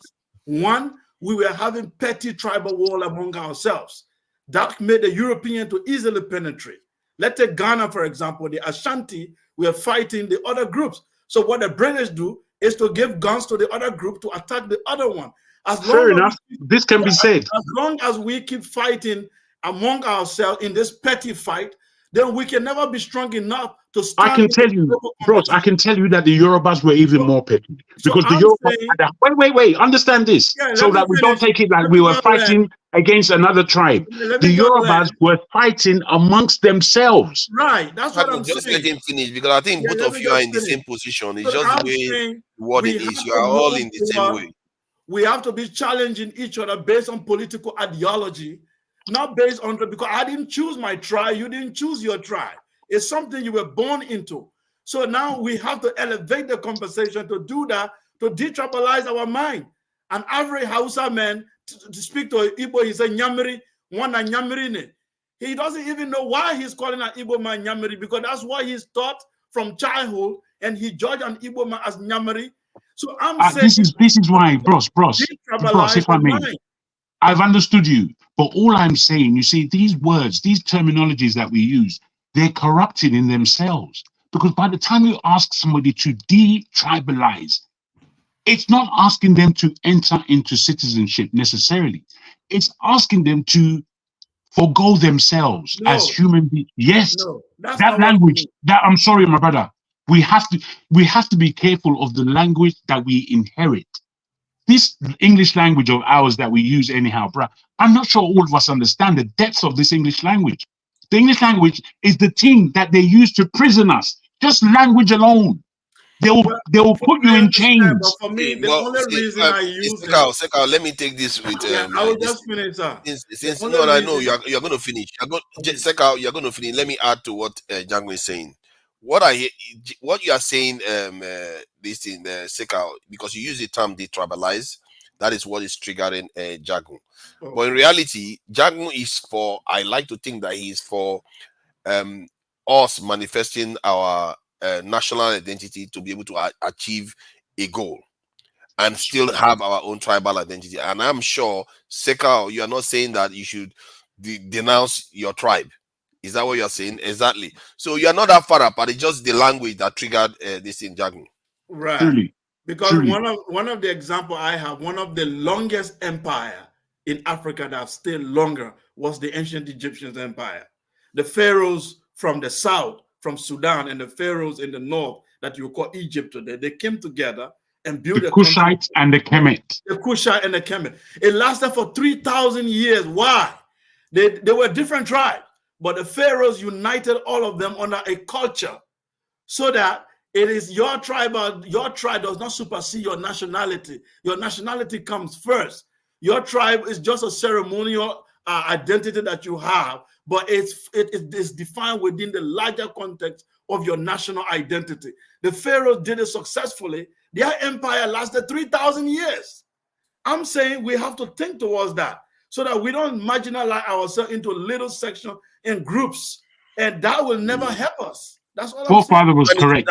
Forefather was correct in terms of terminology. Oh, bros, I Seko, my brother, I always like when you come on the show. I think you've got a lot to offer us all. It's just that, you know, honestly, I'm here speaking to my brothers and sisters, Africans, that we have an urgent responsibility. And being in the West for as long as I've been in the West, my observations tell me that we are following these people too far up the anus. That the extra browning that we are giving ourselves is going ununderstood. And I'm saying that we have to remove our head from the nyash and stand up as men. Because, bruh, these people aren't leading us anywhere. We have to wake up without putting the in. We have to wake up. All this language that we are speaking, is true. You see, our heritage as Africans is that we basically birthed the whole planet. We are that cradle. And if you want to divorce your mind from that fact, just understand that we have over, basically, there are more different ethnicities on the African continent than there are ethnicities in the rest of the world. Put that to mind and understand the job or what Africans have done. A lot of people would like to oppress us as, oh, we've not attributed anything to history. That's just a blatant lie, but that's the lie they've told us since our birth. And many of us have swallowed it, hook, line, and sinker, that we haven't contributed anything. And this is the poison that's inside of us. If me or, the Yorubas, in terms of metallurgy, it goes back far. It goes back a long way. It can be traced. You understand to how far it goes back. However, it's such, to my mind, that the Igbos were doing metallurgy just as long, if not longer. And it's there in their land. Am I going to deny that it came from them or they had a part in it? Why would we do that? Because when we come out of Nigeria now, we understand that people in Zimbabwe, people in South Africa, the oldest mine in the world, 43,000 years is what they're telling us. All these years, I'm not sure, but that's what they're telling us. They're telling us that gold in the rest of the world came out of Zimbabwe, and the Zimbabwe gold is the gold that initially built the value that we build into gold. We don't know these things. We don't even care about it. It was said that in Jamaica, the Africans that were taken there built the first engine or combustion engine that led us into the Industrial Revolution. Now, without historians, we have no idea. But when we think of the amount of inventions that have come out in the Americas from African people, we need to take a step back for a minute and understand that this isn't me as a Yoruba or you as Igbo. This is all of us as Africans. This is what we have contributed. And if we don't want to buy into that Afronicity, then I think we're lost. We're lost, and we're lost forever. Thank you. Let Jonaba is Jonaba's turn, please. Jonaba, welcome. Thank you for your patience. I know it's not been easy. Please go ahead. Thank you, forefathers. Can you guys hear me clearly, because my thing is going in and out? Loud and clear. Thank you so very much. My brother Jagun and the Seko are not different. It's just the uses of language, but I think they rectify it end of the day, because it was like the word the tribalized is not what he really meant. He meant that we can let us embrace our differences and our tribes, but let's deal with the bigger issues, because you cannot tell me not to be who I am. But the only problem we have with Africa, we are so cheap that the outsider use that tribe to penetrate us and divide us. And that is what Seko is trying to say. And what my brother Jegun is saying is that, oh no, I am Yoruba, that's Yoruba, that is not an issue. So it's a choice of language. I think they're all in the same page. Meanwhile, I go further. And to those on the, normally been on this show for a long time, and I take my stand and I take responsibility to what I say, whether it's right or wrong. But the problem we are having again is those that misunderstood you or deliberately misunderstood you. Why I came back is that I do not say that the EndSars protesters are bad people or something wrong with them or blaming them. What I said that we do not follow up with them. There are still some of them in the prison, and it's lack of organization. Period. I stop right there, because what I have find out on this platform is that people, regardless of what you say from the pure spirit and for the bigger cause, they have their own narrow-minded interpretation to what you say to justify where they stand in life. There are people here who think change is easy and change is a cheap talk. It's not. It's not. Change is a process, and we all have that struggle today. The only thing that makes the difference between somebody else that embraces change, it depends on who is in their life that caution them and they listen to, or how they listen to their own inner world or the value they have raised them with. But the notions that Nigeria must be born down, or Africa must be born down for who we are, for who that born down go to, that is the question. And to some of people who think change is easy, a man that lives in America for 30 good years, he have not changed. His lifestyle is the same thing as those that live under the bridge in Oshodi. But you want somebody else's life to change overnight because you can quote somebody else that never lived through you. We African people, nobody, no white man will come and solve our problem, or Asian, or Chinese, or Indian. We, the African people, have to decide our future.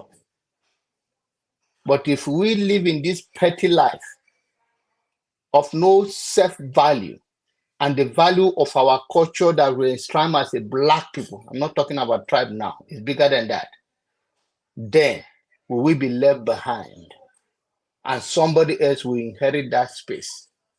It's a matter of time. But when we come here, we go after each other, and not even when fact prove that one of those things and statistics prove that what we are saying is not right or does not match, and we continue to emphasize on tribalism and bigotry. Some of you quote Bible. Yeah, God bless you the way you look at the Bible and how you think about it, if it helps you. I'm not here to debate Bible with you. We are talking about issues that is affecting us, displace the black people around the world. I believe every honest black man will be comfortable in their region. But for some reasons, we are all displaced. There's no problem with immigration. World revolves. But then we are losing it upright to every other color. When I mean color, I mean whether it's Asian, Indian, white, or whatever. But we, the black people, we are still struggling with tribal differences. We will always have difference. Even those of us that are twins among us, we will always have our differences. But for the respect of compromise to one another and understanding, we can always be one. And it's all about giving and take. But if we come here every Saturday and Sunday to fuel this, I'm sorry I take long, but I'm going to wrap up. Please, as a senior citizen who has spent time on this platform, I come here not because it's convenient, but I come here because I see that if there's no check and balance, whatever you are saying here and they didn't hear other people, it become norm, and other people, the platform will not be interested. That's why I log in sometimes, because I will choose to listen behind. But sometimes our voices here does not help an issue. And we should don't let politics motivate you or religion motivate you. Let mankind and the bigger picture of black people motivate you, and let it more than even Africa, not more than Nigeria as a country, rather as a black and the suffering of the black people on earth. Thank you. Thank you. And that is a very powerful point. I think that reminds me when you said something about twins, even being divided, they can be divided. And when the Igbo people came here, most of this tribe where everybody likes to maintain is within the tribes that they divided them, not even from another tribe. Within that tribe, they, like the Yoruba people, they were fighting each other in Lagos. When they came there, they were fighting for the throne, and then they use one against the other. This is how it works. And even inter-tribe, there are divisions. So it never ends. Sooner or later, we have to say this is where we draw the line. We have to exhibit. We have to try to harness our national identity. In other words, come together and do something, for crying out loud. I think if not now, thank you for joining us again. Thank you for coming back. You know, I'm sure Pansat is backstage with all the tribe talk. I think he couldn't take it anymore, and he's gonna he's, he's gonna join us very soon. He's driving. He can't even wait to get to where he's going to. He's still driving. He's backstage. Pansat, we see you. So he just. He's pointing at me backstage. He's pointing at me backstage. I can't bring you on stage now because you're driving. When you get to where you're going, point. Okay, if not that, please go ahead. What do you think about what you've had so far? I mean, I was here earlier in the morning. I don't really understand how we entered into tribe again today. Kene came on now. That's what happened. It's not easy. Well, I think at this stage in our national life, there are certain things we cannot really run away from. You know, it's not worth talking about, but I think we cannot say we can't talk about it. Since it keeps coming up, we have to keep talking about it. And briefly, I want to say that there is nothing wrong with tribe or ethnicity. You know, it's part of our cultural heritage. You understand? And I think the problem is that Nigeria have not really given Nigerians the right of citizenship. And that's the reason why it's as if we are still clinging to our tribes. Because that's where we feel that identity and support. If the government can give Nigerians the right of citizenship, I think we'll begin to make progress and begin to have a national identity and national ideology to work towards. Take, for instance, I think that by now, and that's part of the mistake they made when we entered this last democratic experience, we're not able to forge that common ideology of maybe 50 years, 100 years plan that was bought into by all the political class. So that irrespective of your political ideology, we know, okay, this is the things that are uniting us. This is what all of us are working towards. So that whether it's Mr. A that came into power, Mr. B, they know that there are issues that everybody already have a consensus on. Over the years, they always tell us, don't talk about this, don't talk about that, don't talk. When you say people don't talk about something, it doesn't make that thing to stop existing. So I think it's high time this become a national conversation. Maybe it would be discussed once and for all and dusted and put in the place where it rightly belongs so that we can begin to move forward as a nation. That's what I think. Thank you. I think what you said is quite powerful, actually. And a lot of people have made some strong, very powerful contributions. Nigeria has not given its people reason to be, attach their identity to the Nigerian state. They've not given them enough. They stand them down every time, even national anthem. They ignore the people and go and give it to 1960, 59. Exactly. Like they stand them down. Like Nigerians, don't say anything. Just passengers here. Why wouldn't they hold on to what they know? That's a really powerful point. Owibo, thank you for joining us. I'm sure the cows, they are not citizens of Ghana. Is very obvious. And I'm just saying it. Welcome. Thank you, my brother. I've been listening. The zeal of coming back, I cannot resist. It's coming back. You see, I will go through a different dimension. It is not Nigeria. Who make up Nigeria? Who are Nigerians? Who are Nigerians what is Nigeria that is going to give you, what the citizens want? Is there any Nigeria? And are there Nigerians? See, when they ask, is it a former governor of, is it Taraba State or so? He said he is Fulani first before Nigeria. If you ask my mother, who is a Biafran Igbo woman, she will tell you that she is Igbo before Nigeria. And you had your tribes big enough before Nigeria was imposed on you by a man. And we are proud to still answer that Nigeria today. If it was right, Kwame Nkrumah could have kept Gold Coast. He could have retained Gold Coast.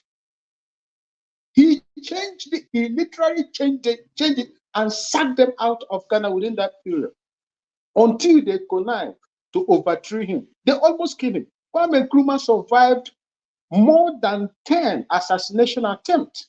In fact, the last one almost killed him when they used a schoolgirl. This is what our people pass through. And I would like to, address our elders in Africa. If you are over 55 years, I am, with all due respect, you contributed to what your children are going through today. If you are over 55 years, you also contributed to the ill that your children and grandchildren are suffering today because you benefited so much. You benefited so much from the country. Most of you had scholarship to school abroad. But after finishing your studies, you will run back home because there were jobs readily available and houses, government houses readily available for you to take over. But within this period, you enjoy all those things and you refuse to provide same for the generation that came after you. Who do you blame? And I see most of you coming here to blame leaders and blame leadership.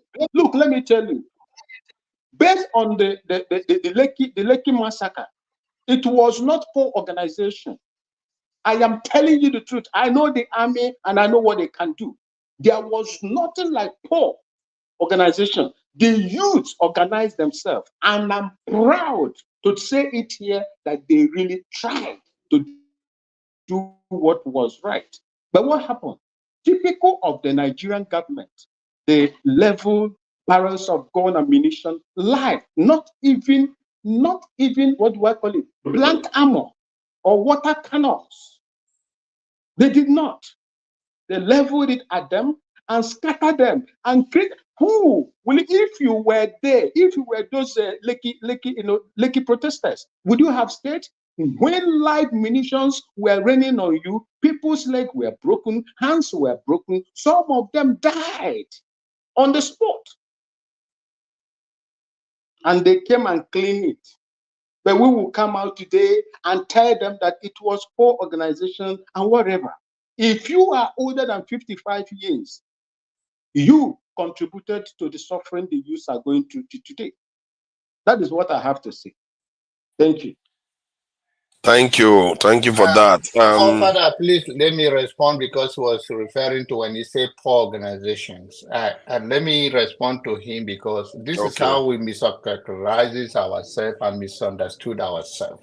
Let's put things in the context. I says that they should have a lawyer done today, since after that we have not heard about their pain and struggling in jail until former Senator Shehu came and mentioned it on Democracy Day, and we are picking up from there that it should have been something we are following up since that time till today, and there's no reason why any SARS protester should be in prison till today. And that is what I'm saying, without them being heard of. So let us put things, I've never blamed them, I will never blame them. And I will say specifically, they are heroes for standing up, but the people fail them for following up, and the people fail them for following up because if we know who is human rights activist, who is their lawyer, and that is to learn from there that even while we agitate henceforth, we should have those things in place because Nigeria or the power that being will always crushes you whenever you make any attempt to take your basic human right to say you stand here. So let us put this in the right context. I'm not saying nor blaming them. I'm saying there should have been a better follow-up. Thank you. Thank you. Thank you. To Nigeria, sorry. You see, this is the reason why there was the last time I appeared here, I made a comment. And immediately after I made that comment, my senior brother, uncle or father, because I am 49, I don't hide my age, also came and said what he said. And he also made mention as an elder. He used some certain phrase. If you feel that what I said affects you, continue to respond. That day, I chose not to respond. But you see how it is. When I call out the elders this night, when I call out the elders that stayed in the house, when a she-goat delivers in a teta, my uncle came out telling me that I mentioned him. I did not mention you. I made my comment I just spoke like the way I about made my comment EndSars. that day. I talk about EndSars issues, and not only from you. I've seen it. I will and not I'm argue not with you, even sir. arguing Look, with if you. you look No, at brother, I'm not arguing with you. And it's okay for you to even mention my name. I have a thick skin. You should know I come from a different sentiment. So if I'm not prepared to come here mentally and otherwise, I will not come. So I don't have problem of you going and say anything, but I don't want you to or you or anybody else. What I'm trying to say that I never blame EndSars protesters. I believe they are heroes to Nigeria and to everything. I say that the organization have not followed up their case very well, and there's no reason for them to be in prison till today. Thank you. Thank you. I Well think it's done. my turn. Yeah, I guess so. Welcome. I think all the tribe talk probably didn't let you rest. You had to come out. You had to come and have your say on this one. Thank you for joining us. Thank you very much. Let me say hello to the panelists, everybody else that's participating here. By the way, I start off with Steph. Steph comes on this show with the lowest energy anybody could ever have.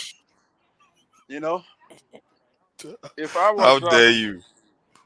If I was out there it's because yapping to Yorubas, I have you. That's a good one. That's want to start with trouble already.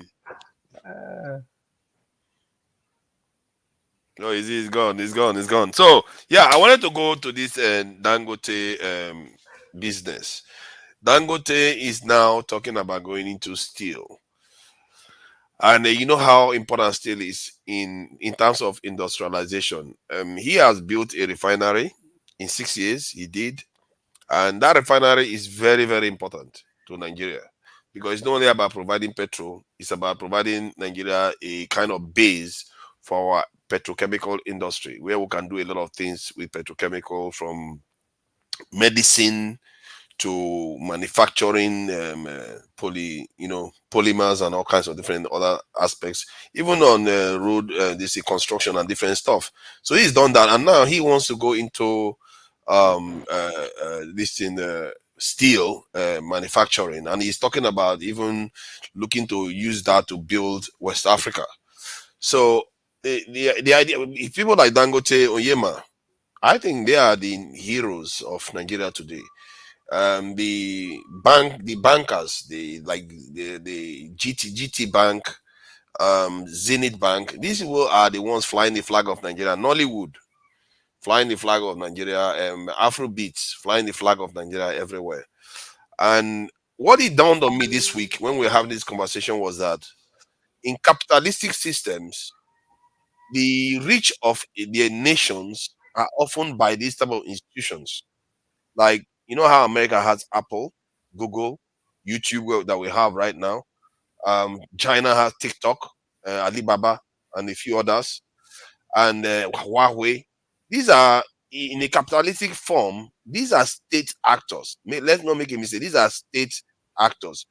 And what I find is that in the context of Nigeria, when Dangote does all this, people say is monopoly and stuff like that. So I don't know what you think about it, because personally, the way I look at it is that better him than nothing, isn't it? So what do you think about it, Steph? Yeah, yeah. I think you brought out this topic in the morning, and Yeah. some people it was a mixed reaction, but I seem to differ, and I am more aligned with your own reasoning. If I'm right with where I think you're also reasoning, I think there's nothing wrong in the economic interest of Dangote in Nigeria. Um, it has helped a lot. No system is perfect, and a capitalist is a capitalist. So anybody that want to criticize his business model, the question I will ask: if you are the Dangote of today, what kind of business model will you adopt? You understand? Mm. Um, it may be a monopoly, but not because uh, it's not by design. What do I mean by that? Except was it in the military era when he was given a license to be the sole importer of some commodities? I don't think there is anybody who want to enter into any business he's doing today that the government will refuse license. Mm. So to that extent, you can't really claim there is a monopoly by design, because this is a capitalist society. Just like nothing in the East has a car manufacturing industry. For now, if he's the only, assuming that he's the only one doing it, you may still say the same thing. But if he's the only one doing it, it doesn't really necessarily qualify that you blame him for that monopoly. That's what I'm trying to say. Dangote's most of his business it looks like it's a monopoly, but do you really have enough reason to blame him for it? That's my Exactly. question. Mm. You understand? So it is the duty of the government, because from Put a economic little theory, water for me. basic Mama, put some water. what's that? From basic economic theory, monopoly is not good, whether in the hand of the government or in the hand of individual. Mm. You understand? So it is the duty of the government to now put policies in place to make sure that the ills of the monopoly will not outweigh the benefits that Nigerians are supposed to derive from a free market economy. That's the point I'm trying to make. So if he can start a steel industry, let's focus more on the multiply effect of such industry in Nigeria. If it takes off, it's going to help us to, you know, launch the backbone of our economic base, because the effect of steel industry in the developed countries, without steel, adequate steel supply, America will not be where it is today, China will not be where it is today, and any other developed country. So steel is something that you cannot really do without, you know. And the Mm. government knew that was why over the years they tried with Ajokuta and it didn't work out. So if it is a private citizen like Dangote can make it work out, if it's going to be a monopoly, I think it's better than not having it at all. That's my take Yeah. on it. So and that is true. And the idea, one of the bad thing about, sorry, John, but I'll come to you. One of the bad thing about monopoly is that the price goes up for things, isn't it? So, and we're having this discussion, so we thought we should check what is the cost of living around the world, and compare that to what Nigeria has. And you see, is there no list? Man, Nigeria, man, we are really a strange country. I tell you, people don't know how strange, unusual Nigeria is. Look at the cost of living index by city in the world, and now let's find Nigeria in this list. Sure, let me. I just type Nigeria at the top. It's only one city appeared in Nigeria in terms of the top ones. Look at how expensive, like Switzerland, Bermuda, Switzerland. So many states, United States, so many states in the United States, expensive. But look at the first state in Nigeria, and it's only one that appeared, Lagos, almost at the bottom. And it means, what that means is that the rest of the states are cheaper, that they cannot even show up on this list. That's Nigeria. If you go by nation, let's go by nation. The cost of living in there by country. So you will see where Nigeria ranks. Look at Switzerland and Bermuda at the top again. They are the leading nations. Look at cost of living in Nigeria. Almost the bottom of the table itself. Let me zoom in so people can see, so it doesn't look like I'm doing a funny thing here. So that is Nigeria there at the bottom again. And what does that tell you? That's why sometimes I look at these Oyemas, the Dangotes. I look at them and I say, these people are trying in a hostile environment to do business, because where cost of living is so cheap and you have to buy your equipment from practically from the same market. You know, we don't make machineries. You have to buy like all those countries where people pay for items more and do business in Nigeria and survive. It's quite a remarkable feat to be able to do that and survive in Nigeria. Hence, we should see these people for what they truly are. They are the only ones flying the Nigerian flag right now. And if you want to expand into other areas, expand. If you want to go and build a nuclear power plant, go ahead. If you want to go and start shipbuilding, start shipbuilding. There are so many monopolies you can start. If you are so worried about its own monopoly, start your own. Nigeria has so much space to expand into. And one thing you can say about this government, I don't know, other than their economic policy that is completely rubbish for business, but I think consciously they want to encourage business. If you have a business idea, I don't think they want to discourage you, even if the environment they've created for business is very bad. But in their mind, they believe they are very friendly to business, and maybe that is true too. Who else? Who wants to contribute? Paparazzi, let me come in, please. Please, let's respect. Let me come in, please. Can you relax yourself? Relax yourself. Relax. He kicked me out. My younger brother. I didn't kick you out. Why would I kick you out? I think I was driving then. Oh yeah, you were driving. That's why. Yeah. Can you relax? Janaba, please go ahead. Janaba, please go ahead. Kene, I want you not to be like your senior brother Passat. Please, I know you are my boy, and I know we have our differences. We'll work it out. Maybe in heaven, if there is heaven. But then, don't come from the back and jump to the front. Respect the rule of law. That's what damaged Nigeria. Thank you. Is that all? Okay. Now, you see, the sentiment on business. I've said there's anything motto. If Nigeria really want to make Nigeria move forward and not playing politics with themselves and Nigerian citizens, that really want to empower themselves, not only in the East, but the federal government should ask all Nigerian politicians to have it as official car. Because whether they assemble it in Nigeria, it's also a good thing. If you want to claim, oh, it's assembled in Nigeria, it's not a full manufacturer in Nigeria, but it's assembled in Nigeria. Let's give it to it. The fact is that the Dangote, when you hear people hear it in their ear, they don't look at the employment. I was against Dangote when he sold the flour aspect of Dangote to South African company, and many people lost their pension because the way the people took over.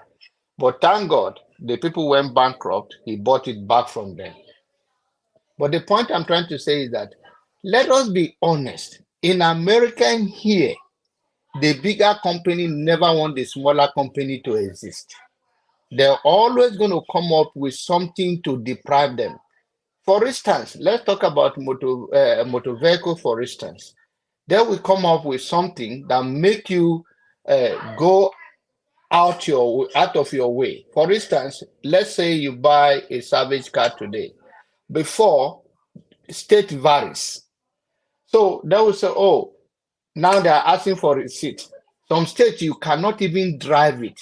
You have to tow it for inspection, even for physical inspection, for you to be able to drive the car somebody have to inspect it physically before you even inspect it. Some state you have to do the inspection before you do that. Some place you have to submit your reviewed paper and all of that. Before they were not asking for receipt. Some state they now ask for receipt. What am I trying to say? Everybody go after their own interest. It's left for the government to regulate and for the fairness of the people to say, you know what, if only these people have this power in their hand, it's going to rob ordinary people, and we will lack job creation. So if Dangote is having a steel company and the government are regulating it and take the fair share, there's nothing wrong with it. And if you think it's not a good thing, in as much as you think it's open society, it's open for you to register a company. You may find it difficult in one way or the other, but you are not stopped by anybody. So go ahead. Many people are into import to Nigeria. They find it difficult in the way they are treated, but it still happen here. When they say small business in America, it can still be billions of dollars business, but they're always going to say, oh, it's a small business. For instance, Donald Trump benefited when World Trade Center was crushed because he claimed a small business, even though end of the day, he did not lose nothing. So this is what people do. But when the word Fulani man coming, he raises people's anger and bitterness. Dangote do not only employ. Oh, Jonaba, why are you going to Fulani man again? Please, I have to finish my submission. Be patient. Be patient. Be patient. No, just a minute. I have my elders here. Let's allow people to finish now. That is, you see, this is what they do for distraction. They are doing it for distraction. There's nothing more. If you don't have time, don't even come here. You are not going to do us any good anyway. If you don't have time, you are over 70. You are not going to do us any good. Sorry about okay, now. That is what their alarm is tribalism. They do not look at anything. Okay, if you want to criticize them, whether it's Tinubu or anybody, come with a constructive criticism and say, oh, this monopoly is not good for this and this and that. Do all that, but I'm riding on the main but up front, what they hear is after Fulani is a rich man, and that is it. So please meet this man for me. You send your brother to hell, never come back. You are coming to me. Stay where you are. So that is the problem we have. We have to have open-minded to make sure that we, the people of Nigeria, if we want to criticize the government for what they are not doing right, it should not be tribal issue, whether to Dangote or to whatever the company in the East, a motor company. And it's 15 minutes what do now. you call it? Remind me, please. Who is that? So that is it, and I'm going to end it for now. If I have no, it's not. Okay, come on, no, relax. I'm going to end it. If you don't mind these people, these are the people that make this platform interesting. So I'm going to end it for now. I'm going to be listening. If Ferrari come, I will come in because Ferrari have choose to be on my case, and I will be on your case. I'll warn you out. I promise you. It's too late. You've exhausted your time. Papa, a minute, please. Ken, can you let me go first, please, Ken? Yes. Alaba, go. Alaba, go first. Hold on. By the way, everybody, you should come to tomorrow's show. Is Dexter, were you here first? Who was here first? I know Weebon was here when Let me speak. It's me now. Hold on now. You pushed me out before. Dexter, why are you quiet? Were you here first? Because I feel like you came in first. Let him go. Let him go ahead first. That's what you should say. Go ahead. You started with your drama. Go first, Kene or Ferrari? Okay, let Alaba come. Okay. Alaba go. Everybody come to tomorrow's show except that man. Anyway, there's been a lot of misinformation on this platform about monopoly and capitalism. Thank you. We have to set it straight. That's the only reason I came on, because I don't like coming on when John Abba is on, because I want him banned. Anyway, moving on. Let me leave John Abba for now, because he's going to upset me. Now I'm losing my thought because he keeps coming on. Anyway, monopoly in America that practice capitalism that the rest of us wants to copy. By law, they don't tolerate monopoly. And there's a reason for that. Because there's nothing democratic about monopoly. There's nothing. Be you who set up your own business, like Microsoft, like Apple, like all the big names. The American system will make sure by law that that company is broken down into smaller units so that the people can have access, because they know that monopoly is anti-capitalism and it's anti-democracy, because whoever controls monopoly can influence their democracy. And that's the danger. They know that. These people are thinkers. They just don't set up a system and just let it loose. Other countries that allow one company to control are usually communist states, and that's a state-run company. You have to know the difference. One man importing everything in your country, it's related to the corruption in your country and the hardship your country is going through. If you don't get that, then you don't know economics. There's no correlation between monopoly and democracy. There's none. They break it down. So if the government wants to help companies, we have innocent motors there. They should help innocent motors, not be giving the taxpayers money to Dangote to run something they have failed to run. This is not a tribal issue or anti. This is a fact. If you love that country, anything Dangote, you want to go against it. If he doesn't put his business on the trade market for it to go public and destroy the monopoly, it shouldn't exist, because you're using state fund for one individual. Country don't work like, and that individual will be so powerful. No, that individual can topple your government. Down again. That individual can talk. So there's so much misinformation. Dangote is a hero. Dangote is this. Dangote is that. I don't like misinformation on medium like this, because there are young Nigerians listening, except when people like John is talking, and that one confuses young Nigerians. But all of you are educated people, and you help young Nigerians to educate them. I have a question for you. Go ahead. Yes. Alaba, can I come in? Yeah. Let me ask Ferrari for clarification. Can you okay. answer it? Yeah. What forefather is the topic he raises? Say that Dangote want to enter into steel manufacturing. So if Dangote should start Dangote steel manufacturing industry, if you want to establish it, if government is not giving him money to do it, how do you know? They gave him money for the oil. You don't know that. Would they come out and tell you that this corrupt government? Would they come out and tell? Did they tell you when they gave him money for the refinery? Did they tell you? I'm asking you that question. Did they come and ask you? You not even answer the question that I'm asking you. Asking me again. Go ahead.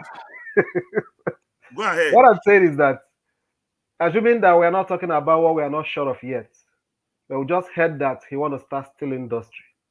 Is it wrong for government to stop him from establishing steel industry just because they feel that it's going to be a monopoly? Or is it the duty of the government to put policies in place to make sure that the steel company he's starting is not going to be a monopoly? Did you see all of them gather when they wanted to open Dangote refinery, all the shareholders of Nigeria? Did you see all of them gather when they opened Dangote refinery? Those are the people that own your country. And those are the people that won't let your country have equity. You understand? The government's role is to provide law and order for all companies, for everybody to submit bid. You understand? Not to stop him. They can't stop him. But they would examine his bid, compare it to others, compare it to other companies, see which one is more likely. That's the government role. Government role is regulatory. But because we have a failed government and we have gullible followership, that they sell anything to us, we jump at it and we grab it. We are abdicating our role as citizens. Is the government selling the Ajokute steel industry to him? I think it's my turn now, please. I don't know if they're selling it to him, but that idea alone, that the guy again wants to go into steel, should make everybody submitting bids. You make you scared. See, Alaba, if you have been some other person was doing it, nobody is looking to do it. He is doing it. If he says he wants to build a nuclear power plant now, you're going to complain. Now, why is he doing it? Because it's him again. There is a lot of scope for businesses to expand into Nigeria. Do you have data Let them that expand. no other person is doing it? You see, no other person is doing it. Do you have data? We no are other not a major steel manufacturer. Do you have data? Even if others are doing it, why let me come in, please. do it too? And the truth, okay, let me show some. No, hold on. Let me just show him some monopolies around the world. Look at the monopolies around the world. They have monopolies everywhere. Look at the UK. Payment systems are a form of monopoly. And how is UK faring economically? They are faring better than the UK, Nigeria. 1.4 trillion a year they spend on their economy. 1.4 trillion. How much are they owing in debt? They are not. Their unemployment rate?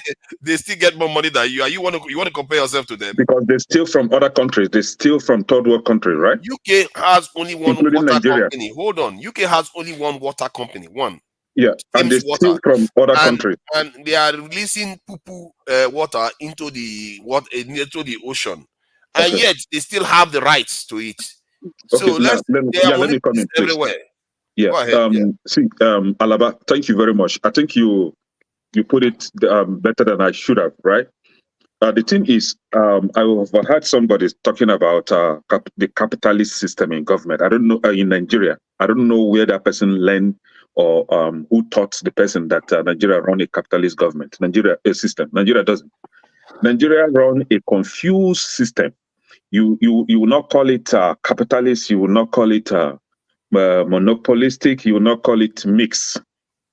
It's a confused system of governance that Nigeria run. For those that don't know the history a little bit, let me help us here. It started off with 1999 when we had Nitel. Nitel that was owned by the federal government, right? Nitel was sold by Atiku. Who bought Nitel? Who did they sell Nitel to? And what was the modalities? How did they even bid? Because this is a public company. So investors should bid, before they, whoever that qualifies should buy it. So how did they go about the bidding and all that? How did they auction Nitel? Nitel was sold among them. The politicians bought it. Now we had cement, right? When Ibeto was producing cement, we have the Calago cement. And then Calago was intentionally crushed down, and Ibeto's own was crushed down, and Dangote was given a public fund to build his cement factory, the way he built it now. Public money, federal government money. Then Dangote, we have Nigerian refinery. The Nigerian refineries were intentionally crushed down so that they will invest in Dangote's refinery, because they are a bunch of lazy idiots that don't know how to make money. The only easy money they make is embezzlement of public fund. And for them, because they know one day they're going to retire, so they need where they will invest their money. And Dangote happens to be their hero. So Dangote is not my hero, please. Dangote is their hero. He's among the criminal gang in Nigeria that call themselves leaders. So they are using him as their boy now, errand boy, invest our money in Dangote's refinery. Now, since they invested that money in Dangote's refinery, tell me 1 liter of petrol that has been gotten from Dangote refinery. Nothing till today. And now they're about to invest. You and I know that they've crushed Ajekuta steel industry. So they crushed Ajekuta in the steel industry because they have their boy. They have Dangote, that they now want to invest our money, federal government money, into Dangote's so-called refinery steel industry. Allow him to take it down. Yeah, and you are now referring to Dangote as a hero. Who's hero? Nigeria. Let's understand this. Nigeria is more of monopolistic system than even the confused system that I'm talking about right now, because they are doing it with deliberate action. Pardon me?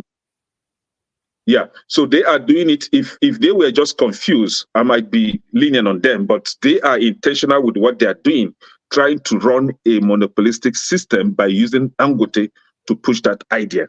So investing public fund into Dangote's refinery, investing public fund into Dangote's cement, sugar, and now steel industry is a show of criminality. Just as Alaba said, the day they commissioned the refinery, did you not see all of them there?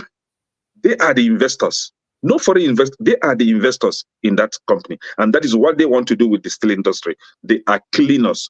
If they want to run a capitalist system, they should have a free system. They should have a free market whereby anybody that wants to start up a business or start up a company must go through the requirement. Once you get the requirement, you'll be given a license to operate whatever you want to operate. In some cases, you may not even have all the requirement, but at least if you have some important requirement, the government will support you by giving you the license to start up, but maybe give you some years to get other requirements completed. So Nigeria is not running a system, a free system, a free market system, is not running a capitalist system, but Nigeria is running a monopolistic system. And that is not doing well. It's not doing well in our economy. They are looking for a way to build the economy or to revamp the economy that they are intentionally killing. They are killing the economy and then running back to tell us that they want to revamp. What are you revamping? You are killing it. Have a free system, then the economy will blow up. But you said no. All you're doing is to kill the economy. And you and I are here talking about, you see Nigeria, like somebody said, you can only be a Nigerian. I'm not. Sorry. Thank you. You see, the truth is that you have a point that they are helping kill businesses. Dangote Sugar lost money because of the economic problem. MTN lost money. They are killing Nigerian businesses. But let me just respond to Fumi O here, that I'm lying as usual about this UK having a monopoly in water. I think I made one error in my suggestion that the UK has only one water company. There are multiple, but they are regional. So let me explain what I was trying to say, so as he can get it before he accuse me of lying constantly. So it says the water industry in England and Wales was privatized in 1989. Most water and sewage companies are regional monopolies with dedicated pipe networks and water supply. This means that household customers cannot choose and switch their suppliers, and competition is limited. So this is what they call it, natural monopolies. So it's a monopoly, but the fact that I got wrong was the fact that it's only one company. It's not only one company, but it's regional. And what it depends on your region. If you have one company, you are stuck with it. You can't change to any other one. So that was the point. I just thought I should correct that. Like to keep things factual here, okay? It's not offensive to accuse me of lying. I missed something. I think you shared something about Nigeria running the list. I think you shared something about what they call it, the standard of living, right? Standard of living. Right? Cost of living.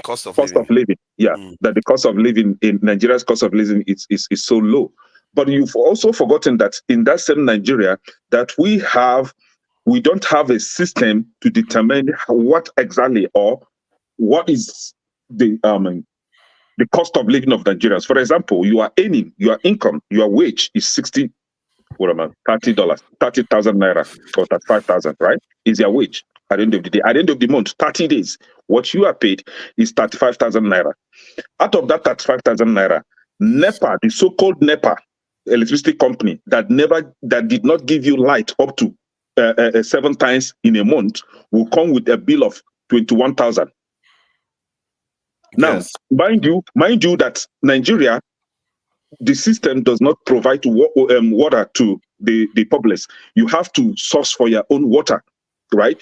Maybe you spent 5,000 on water for the month. Now 26,000 is gone. So how much are you left with to feed your family and take care of other things? Make a statement. And you're saying that our cost of living is low? And then when you don't pay, when you don't have money to pay for the electricity, when you don't have money to pay for the electricity, they will chop off your cable. The cable they never bought. You were the one that bought the pole. You were the one that bought the cable and connect light in your house. But if you are not If you don't have money to pay for the electricity at the end of the month, they will cut the cable and take it as if it's theirs. I swear. No, but the point is that you are not supposed to be taking electricity from the mains. That's the point. No, if because they will never provide. Forefathers, if you build a house in Nigeria today, nobody will even you advise yourself because they don't care. You advise yourself to go and buy the pole, buy the cables, and then call the NEPA to come and connect the electricity for you. It is up to you to do that. Do you do that in that UK that you are now comparing with Nigeria? No, you don't do that. I'm not saying that there are no peculiarities in Nigeria. Has the worst, the low cost of living. I don't know why you are still disputing the point. It still stands that Nigeria cost of living is extremely low.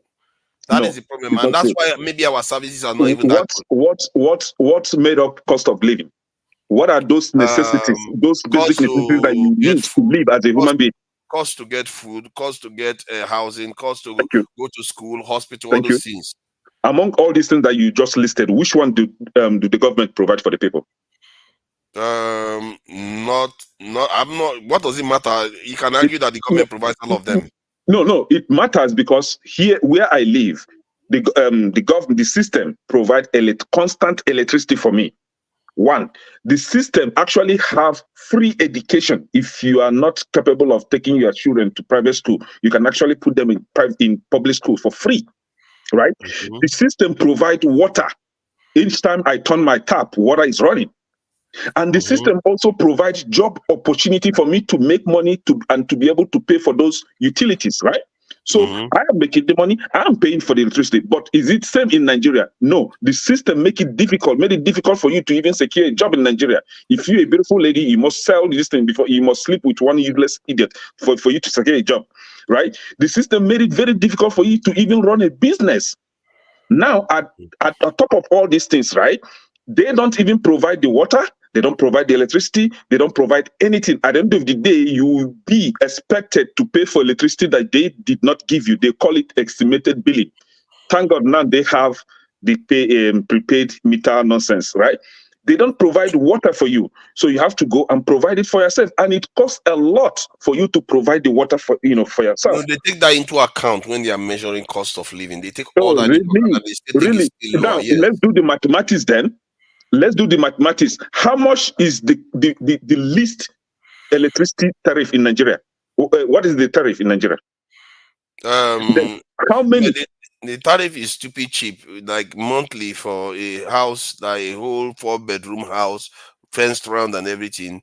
The amount is more than like 15th the amount you pay here. Like how much in estimate? In your own estimation?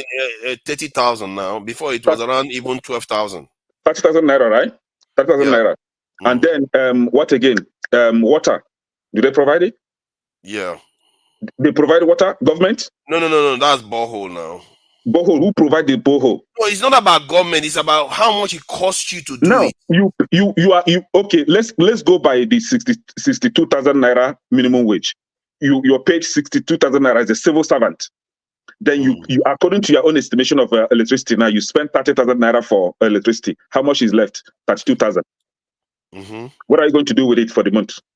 See, it still doesn't change the cost of living.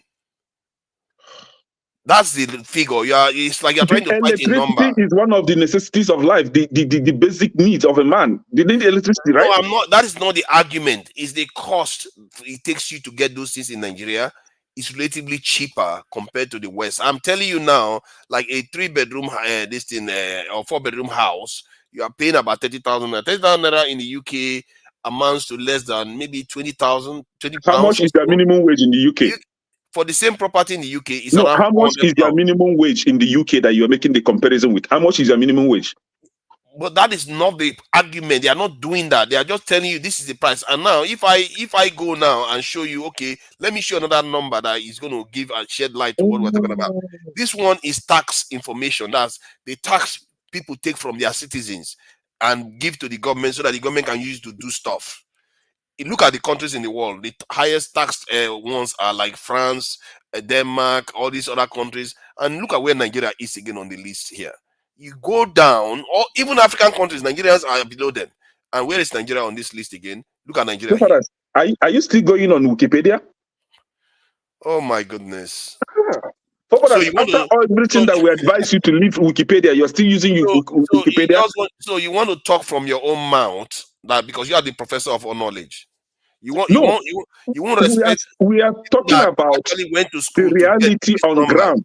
No, the reality. We're making reference to the reality on ground in Nigeria, not Wikipedia. I can go to. I'm not saying all the things you are describing is false. It's true. I can go on this Wikipedia and change whatever I want to change there. No, you can't. Right? They will check it and move it again. No, you can't. You can't change it, but you have to source your data, isn't it? You have to point it to somewhere that is reliable data. And how many data did Tinubu source to be changing his age all the time on Wikipedia? I'm not disagreeing with you that all this things you describe, all this experience you describe in Nigeria, it is true. But it's not has nothing to do with the numbers we are talking about. The numbers we are talking about is the reality of the world. You can't expect like the machines the car that they buy in Nigeria, is it made in Nigeria? You have to buy them from overseas where other people will spend more money on those things. Now, and Nigerians have to spend a little money they have. Do you know today that it is cheaper for me to ship a car from Nigeria to the US than it is for me to ship car from US to Nigeria? Do you know that it's cheaper for me to import cars in US than it is? Why do you think that is? Useless government policy, irregularities in their policy. Because you don't have scale. You don't have scale. In the tariff. You don't have scale. You know how business works. If you sell more, you can afford to bring the price down. We don't have scale. We don't manufacture anything. We don't export. We barely even import. The only thing we do is import petrol and all the rest and all the nonsense stuff we import into Nigeria that we don't need to import. See, all this issue you are saying is not a lie. We all know this is true. But these numbers, what it is telling is that there are other things you can do to fix it. You have to start raising revenue in your country. You have to start manufacturing. You have to start actually producing things so that you can actually increase the money in the hands of your people. I agree with you. You have to start producing. You have to start exporting. So when you produce and export, you drive more revenue. You drive more taxation. You don't start with taxation first. You provide all this Logatru.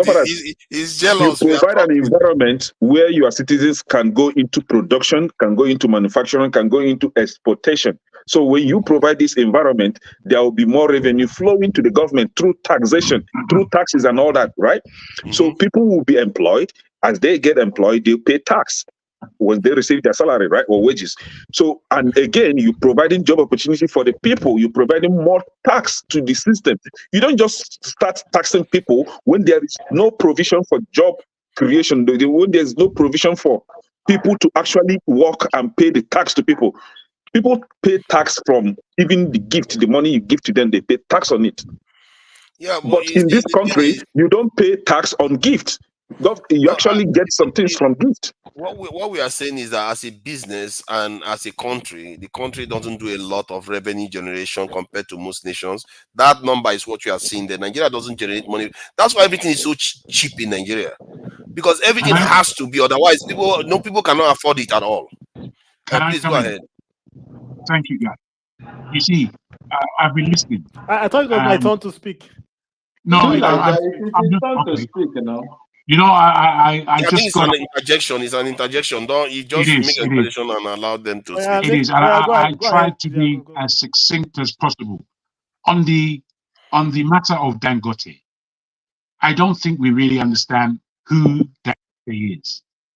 Now, from the time of importation of rice, sugar, and amenities like this, there was a great monopoly being done by the elite, I would say. Mm-hmm. What they did was to concentrate their issues into Dangote. Now, Dangote is not the richest black person in the world. What it is that a lot of the individuals who want to hide, they use Dangote as the front man of institutionalized corruption. So they have done this. The 16 billion that Dangote is supposed to own. He does not own that by himself. If you understand what Nigeria is about and the way monopolies were created in Nigeria. So if you take that as a forebear, a given, then you move forward into really, is Nigeria a functioning country? If we understand that everybody in the country basically has a noise-making electrification on an individual basis via what we call, what is it? Make it an interjection. Eh? Sorry, I just want to put this in that we understand what's going on. Some of the data that you pronounced, forefather, it really does need analysis. We cannot take the data on face value. The data has to be broken down so we understand what that data says. If Nigeria from the early 80s was actually functioning as a country, by now we'll have everything we need. For the fact that everybody has their own water supply, their own electricity supply, that is a gross waste of money, because we'll be paying a lot less if these things were nationalized somehow. So I wanted to put that in as an interjection so we understand that we are not on a level playing field where Nigeria is concerned. It's the rich and poor with no middle ground. Thank you. Sorry. Thank you. We are going to go to try to understand the number better. Who is next? I think it's Dexter. Next. Dexter, please go ahead. Okay, yeah. Speaking on the Dangote point, I think the idea of the free market, the problem with Nigeria, it's not that people can't import. I mean, America, they import. Every economy imports. America, they import cars from China. The point is that they make it, the government, where Nigeria has a problem is that they give one person a license and they don't give another person a license. If you want to run a free market economy, you allow anybody that has capacity to import, let the person import. But what happens in Nigeria is that you create a policy that allows just a specific number. And I think that's where the whole Dangote shenanigan comes in. And like Jagun said, Dangote is not the individual you see. Dangote is an entity, a conglomerate of the elites that use him to fleece the Nigerian people, But what Nigeria needs is a free market economy where anybody, if Ekene wants to import cement, he should be able to import cement and sell at the price he wants to sell. That's free market. That's what would make the country grow. If Nigeria continues in the system of and unfortunately, the thing about Nigeria is that Nigeria is fractured to the foundation. So all these things we are saying will not work because the people that have fractured this nation, people that have held this nation captive since the 1970s are not going to let go, because they themselves, they are afraid. They don't want to let go of their interests. And that's why Nigeria is the way it is. Unfortunately, what's happening, Nigeria is expanding and their hands cannot hold on to it because it's expanding beyond their control. In the early 1970s, Nigeria was just a little above 100 million. Right now, the population has exploded to over 200 million. So their hands can't really hold it. But we must realize that the structure, that's the solution for Nigeria on the present structure will not work. It's completely unsustainable. It won't work. If you see the numbers, even this minimum wage they are talking about, do you know the effect of minimum wage? Even the 60,000, the 62,000 they are saying they are going to pay, they are thinking of paying. Do you know the effect to have on the economy? It's going to be catastrophic because the landlord is waiting to hear what the minimum wage is. What we don't understand about that minimum wage, we think the minimum wage is for civil service. It's not for civil servants. That is the minimum wage for a Nigerian worker. That means even in the person working in the pure water factory, the moment they say minimum wage is 62,000, he's legally entitled to earn 62,000. The guy that is working as a gateman, if you have a gateman or a driver in your house, the legal amount of money he must earn as a minimum will be 62,000. So it's going to rip the whole Nigerian economy apart. You don't just introduce measures like that. Unfortunately, They don't plan. Nigeria is not planned. Unlike countries like the UK. Sorry, are you saying US, you are against the increase in minimum wage? I'm not saying against. I'm against it. What I'm telling you is that we don't know the impact. It is going to tear the Nigeria economy apart. Nigeria will literally fall in tatters. Even at that 62,000, Nigeria will fall in tatters. Look, they paid that 62,000 in less than 6 months. It is on record when they paid Udoji Award. 1 year after, they asked the people, were you better before or better before you got this money or now? They said they were better before they got the money. You don't just increase money. You peg your increments based on growth. You don't just start increasing money. Like, I'm not saying I'm against it, but unfortunately, Nigeria is not structured to be progressive. Nigeria is balkanized, and finding a solution. Do they also peg the economy before they increase their own salary with 300% increase? Yes, saying that's what Ekene was saying. The same thing. We're saying the same thing. So the way the foundation upon which Nigeria is running is not sustainable. It is running out of gas. In fact, Nigeria is out of gas. It's out of resources, and so all these things we are saying, Nigeria has to, if we want to solve the problem of Nigeria, it has to go down to the foundation, where before everybody was running at their own pace. The Western region were investing in what they wanted to invest in. Before in Nigeria, what you earn in the Western region is nobody's business. Whatever the person is earning in the Western region is what the economy can pay. The people in the North, it was what the economy could pay. And then the Nigerian economy was doing very well. But this idea of everybody go to Abuja, that is Babiala. That is a beggar mentality. It means that's why the guy in Zamfara will not do anything. Will just be, I'm waiting. Do you know that most of these governors, the governor, is he Yari? Governor Yari was spending, he never lived in Zamfara. He was staying in Abuja throughout. You have some guys in Jigawa governor, they don't live there. Because what they do is they just get money. Then this present government has come inside, think that no country tax its way to prosperity.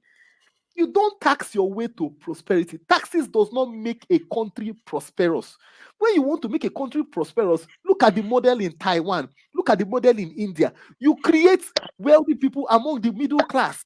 You make it possible for the middle class to grow. You create SMEs that will be productive, that will be selling their products everywhere in the world. And for you to do that, you have to place subsidies on things like electricity, transportation. Example for Akedo Peter side, give a very, very nice example of electricity. This Nigeria electricity is a scam. He said, look, for you to pay, to give subsidy on electricity, it's very easy. All you need to say, there's nothing like band A. This one of band A, band B is rubbish. All you need to tell people is that forefathers, they are living in the UK. I'm sure if you were here during the COVID time when they were giving household subsidies on electricity. All they will tell you is, look, every month, for people that every month everybody gets, let's say, 100 units of electricity free. 100 units. Of course, the person staying in a 3-bedroom flat that doesn't have an air conditioner might not be able to finish that 100 units in a month.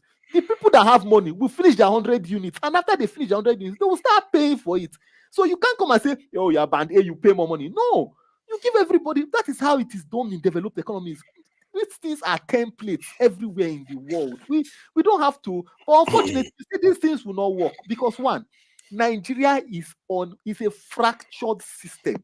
The injustice in Nigeria is so endemic. It is even among some of us. It is so endemic that we cannot even see that the scales are in front of us. We cannot see. It is so bad that the people that have taken over the country, they cannot see beyond their nose. They can't see beyond their nose. And we are building on top of it's just like you get a structure, the foundations where instead of them to put piles as steel piles as the foundation, they put bamboo as the in the piles where they were supposed to put iron rods, they put bamboo. Then you now want to come and build skyscraper on top of the bamboo. What are you doing? It will not work. Each time you build, it will be sinking. And what is happening to Nigeria is that we try to build, it will sink. Oh, no, let's build some more. It is always going to sink. What we need to do is destroy everything. And when I mean destroy, I don't mean destroy the country. The people that make up Nigeria need to come together and decide the way, justify the way to make progress. On the issue of Ikenga, you were saying something on the issue of the headers. We must understand the complexity of this header situation. There are some elites, there are some Fulani elites who don't want.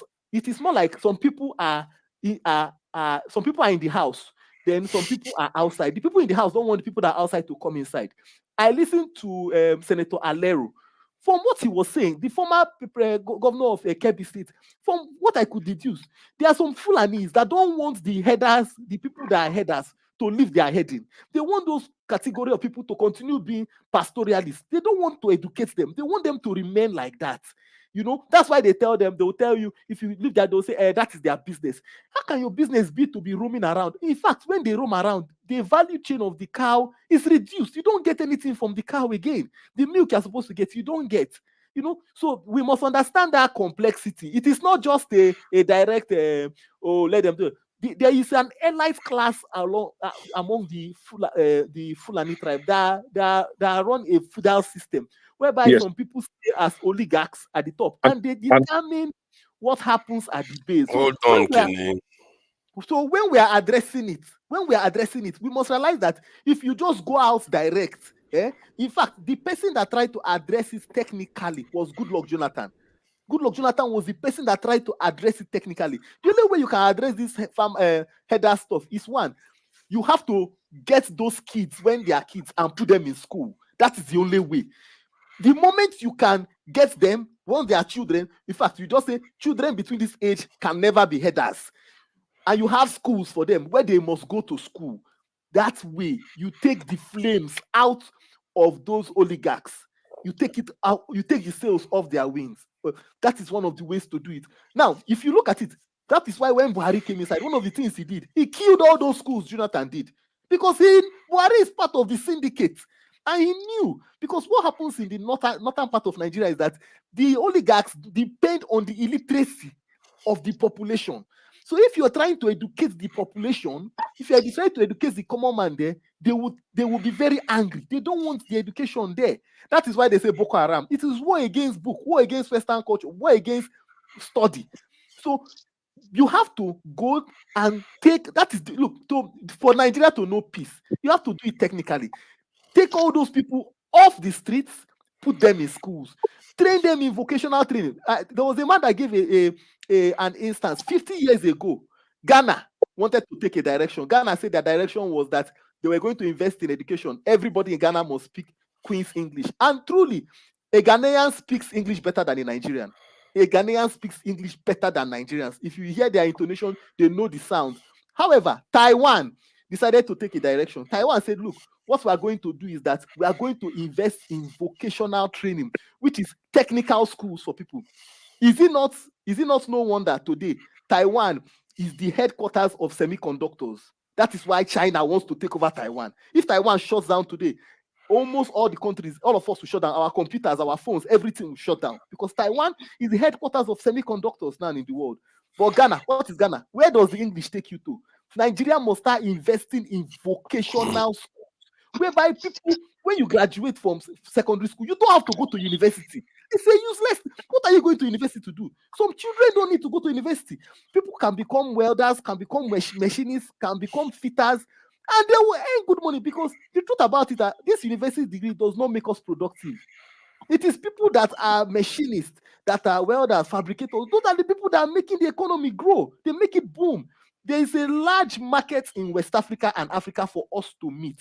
But until we start investing in the correct thing, all these ones they are talking of buying president, all those are just waste of money. But the truth about it, even us, we must realize the deceit in the system and not try to build on the faulty foundation. Because if we build on the faulty foundation, everything we do will still sink down and we'll go back to square one. Thank you. I agree with you that the Northerners don't want their people to be educated and enlightened. Just 30 seconds. 30 seconds. Stop. No. He called my name now. 30 seconds. No.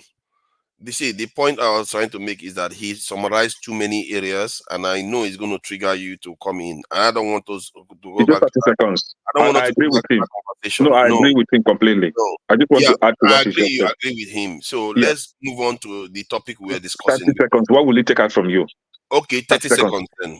So, my brother, I agree with you. They don't want their citizens to be educated and enlightened. They don't want their citizens to challenge them. They believe in feudal system, right? So that feudal system is what they are trying to bring down to the south, right? And we said no. And in order for peace to reign, let there be regional system. Let them live with their feudal system in their own region and do whatever they want to do with their feudalism, right?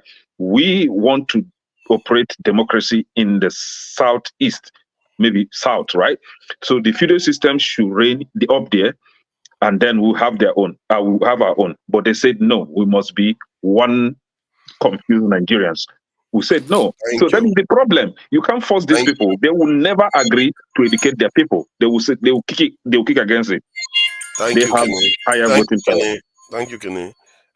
Yeah, so this is about Dangote. Yeah. Wimbo, please go ahead. Regarding this Dangote thing, are you a big fan of Dangote becoming the hero of Nigeria like Oyema is? I don't have no problem with Dangote becoming, a well-known business tycoon in Nigeria. But where I have problem is the process. Is Dangote's company, any of his company, listed in the Nigerian Stock Exchange to Niger? I'm not sure, but I will bet. I'm sure that I will guess that it's probably listed. I don't know. But it should be. It is not. It is not. Look, let me tell you. So what is the point? I would describe Dangote as a special purpose vehicle for all the generals in Nigeria while they were, still operating.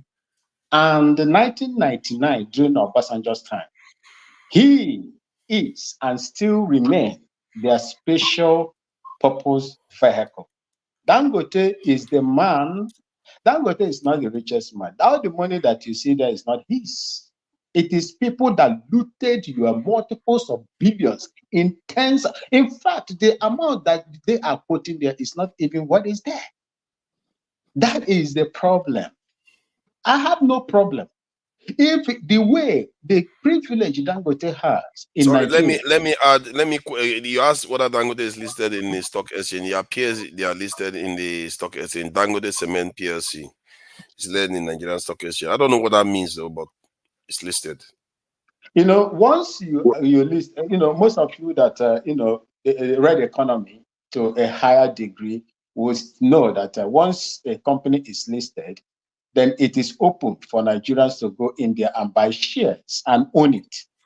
Exactly. So that is how it is. So the only thing, if it is listed, in Nigeria, is it not in Nigeria where pythons swallow money?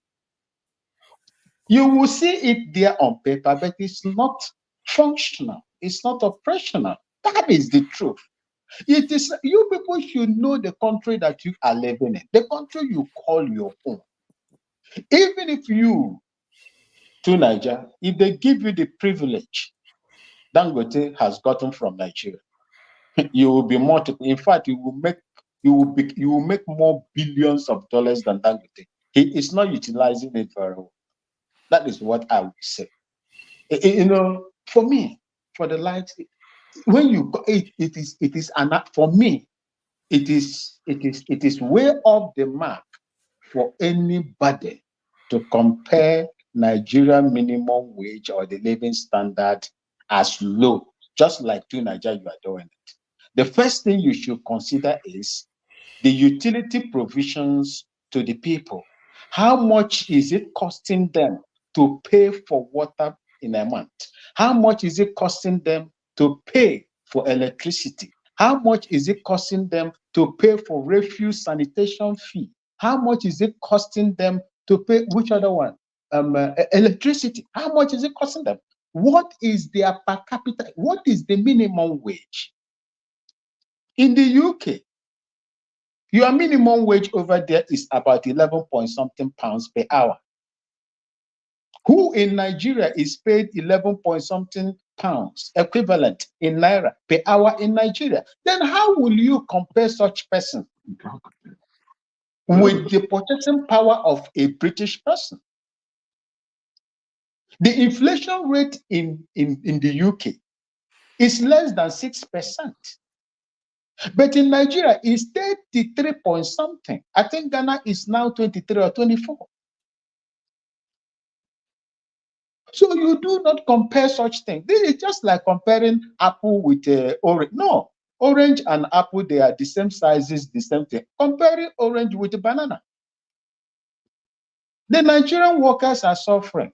They are mini government to themselves. The average Nigerian man produces electricity for himself. Average Nigerian man provides borehole for himself. Even sometimes in Abia State, Obingwa, the road that led to my mother's village in Obingwa, local government, was started by people like you that contributed money that live in the diaspora.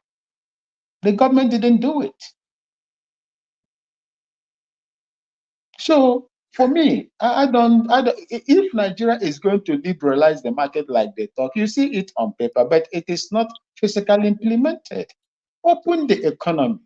The Nigerian government is supposed to be a regulator that is going to regulate. If you are going to sell that, or maybe Dangote is showing interest in the steel industry, which is already there, is it a sole source bidding or an open tender?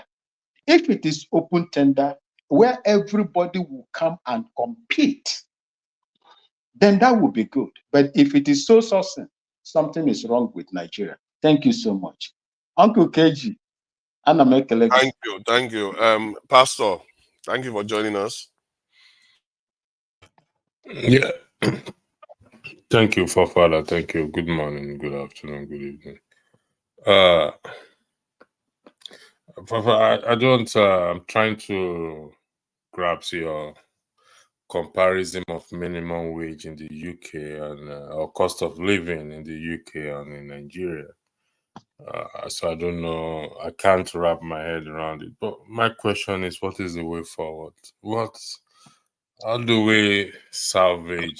What's the way forward? That's.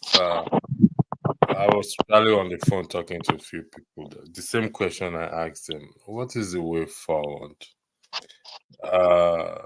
Dexter, you said the foundation is wrong. We should start all over again, break the foundation. When we say the foundation is wrong, I try to wrap my head around it as to what do we mean by the foundation is wrong? Is it by I don't understand I'm being honest. I'm not trying to be smart here. I really don't understand when we say the foundation is wrong. Who was there when the foundation was being laid? What was used? Is it that they're supposed to use concrete and they use awebun? You real good.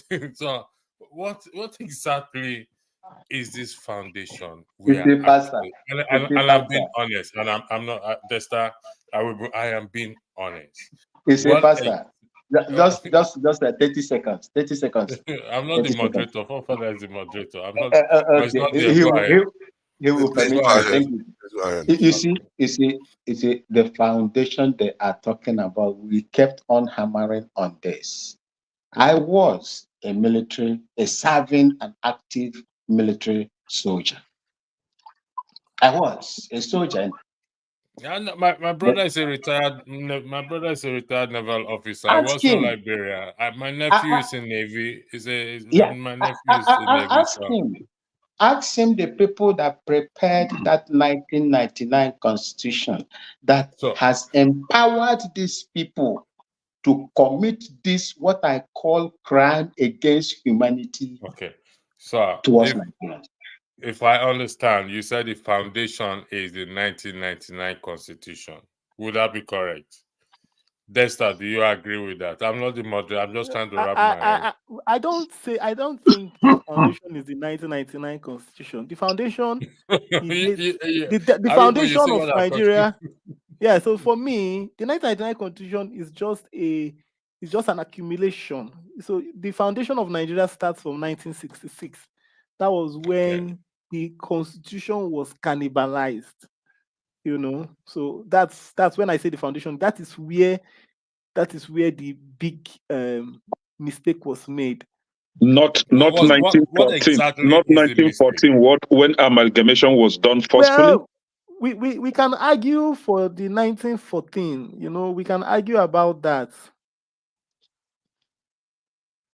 Okay, go ahead.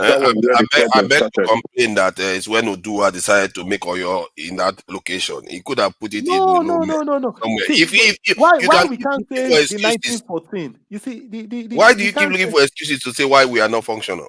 No. Other nations have worse foundation. No, forefather. It's not other. They say if you look at even the this like the countries in Denmark is as diverse as we are, but the people I hope came you guys together. understand I see my flaw. I Yes, still want to sorry, have the flaw. Pastor, sorry. You are asking questions now. I'm just yes, but what I want to tell Father, there are other diverse nations like Nigeria, but the difference is that the people came together and decided what will work for them, not what will work for a few. We must realize Nigeria is in state capture after 1966. Nigeria has been in state capture since. Hold on, Dexter. Are you under any illusion that the founding of all nations is what works for the elites? No. I didn't say so. I said some nations come together and decide, like places, okay, like Norway. Norway, before the oil boom, Norway knew what they knew about. Norway was a very poor country. But they came together and said, this is what will work for us. And they created a system that works. Now, when oil came, Norway, they knew where they were coming from, how poor they were. So they created a trust fund and they started pumping their oil money into the trust fund.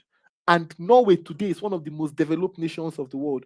The problem is, like, imagine the statements a president of Nigeria said, that the problem of Nigeria is not money. The problem is that Nigeria does not know what to do with money. That shows that we are inept. How can somebody say that? Your leader comes out and says because he doesn't have scope. Don't you understand? He's limited. His whole budget is around. So imagine that spending on side chicks and all the rest. That's why. What else does he need money for? He doesn't to build bridges. Forefathers, that is the leader. Imagine that is the head of. If the head is rotting, what do you expect? That is so, Pastor. This is what I'm saying. The people that we bequeathed, that captured Nigeria after 1966 had no vision. Sir Ahmadu Bello took the loan to build the Kainji Dam that is still saving till today. Ask yourself, all these other guys, I mean, these guys had no vision for the country. They just captured the state. And when they captured the state, oil money came and everybody had, look, a lot of people have put their throne. I'm taking back the floor. Just that. Oh, yeah, sorry, Pastor. Back to you. No, honestly speaking, Jaco, you understand where I'm coming from. I mean, if we go to an architect now and say, listen, the foundation of this structure, it's bad. And I think either the architect or the surveyor, whoever it is, will give us advice as to, okay, you know what, this foundation is bad. They've built on it. So it's either we're going to dismantle. I mean, they will do an assessment. An assessment will be carried out, and they are going to tell us, okay, you know what, you're going to destroy the structure and destroy everything and raise it up back from the scratch again. Or, well, the structure is not that bad. It's not that heavy. The foundation can carry the structure, but the risks analysis will be carried out. So we've been talking about this foundation, and I keep asking again, and I'll continue to ask again, because it is what we need to do now. Like Jagun said earlier, which, like I said, I hate to always agree with him, but I do agree with him that we've spoken about everything. There's not on different platform. We've spoken about it. It's time for action. It's time for doing. It's time for. At least Dangote not a doing man. Dangote they said we should not talk about Dangote. They said we should not talk about Dangote. So stop talking about. Why? Dangote. Who says we should not? It's not who is deciding what. Because you're a moderator, you don't listen to people talking. Of course, I don't listen to them now. I don't listen to them. Their opinions are all abrogated. Eh? Can I just say it's actually? Can I just say it's actually my turn after Pastor, if I can go? Okay, please I'm go done ahead. now. It's forefather is the I'm done. So Yeah, thanks. Jagun, please go ahead. Then Thank you. it will be You see, Righteous Man and KJ. thank you. You see, Pastor, it's not that I want agreement or disagreement necessarily, but I think we have to come to the point of understanding and agreement. And I think that we cannot put the horse after the cart in order to move forward.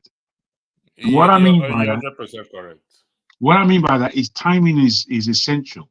And I don't think we can move forward without understanding. I think Nigeria is stuck. It's stuck because it is on rocky foundation. The foundations aren't secure. Forefather always likes to speak about military and the fact that we do not have security in the nation. That's number one, to let you know that the foundations are rocky. Now, what I intend with my pursuit where Nigeria is concerned, as a businessman, I can't function properly in that country, and I've tried. I've met Dangote, and who I met in front of him before meeting him was Pakistanis and Oyimbos. There was not one Nigerian in his group, not one. And before I actually met him, I went through turbulence in arguing with an idiotic Pakistani telling me about Nigeria. I was so incensed, I wanted to cut his head off. But I had to take a step back and look at who was surrounding this man, Dangote. They weren't our people. They were all foreigners. The only people that are really with Dangote are those who are hidden, that are black. They don't need to be there. Now, all I'm saying is that indeed, from 1966, that is not a foundation. That is disturbing. That was the disturbing of the Nigerian foundation. The Nigerian foundation was built and worked under regionalism. By the time we came to states and all these divisive pursuits of building states, we became unfounded. Nigeria was working. You've got to remember, Nigeria was working. People like my father, my late father, he would reminisce as to Nigeria was far better with the Oyinbos. Now, whilst I didn't like that terminology, he's right. The place was working. The place was functioning. Now, okay, go ahead. if I can, before you come in, sir, I'd just like to put to you that it is now that we are not functioning as a nation in any way. Now, what I mean, I'm not taking words from your mouth, Jagun. If you just confirm, even with your father, that things were working back in Nigeria then, that means the foundation is not a problem then. No, that's not what it means. That means that since then, the foundation has been broken down and terrorized. That's what it means. That's how we're functioning today. We're not functioning like a country. I'm just trying to understand you. Okay, the foundation was so prior to that, the foundation was good. Is that what you're saying? What I'm saying is that prior to that, we were under colonial rule. During colonial rule, enough negotiation went on that the people who were under that colonialism were working. That every man knew his job. Every man wanted to build. You see, Nigeria is not that old a nation. Even under 1914, if you would take 1901, let's take it from there. From 1901 to today, it's not a long time ago. And in that time, we came from the grassroots, which is basically that we were all in our own disparate positions, farming mainly. That was the mainstay.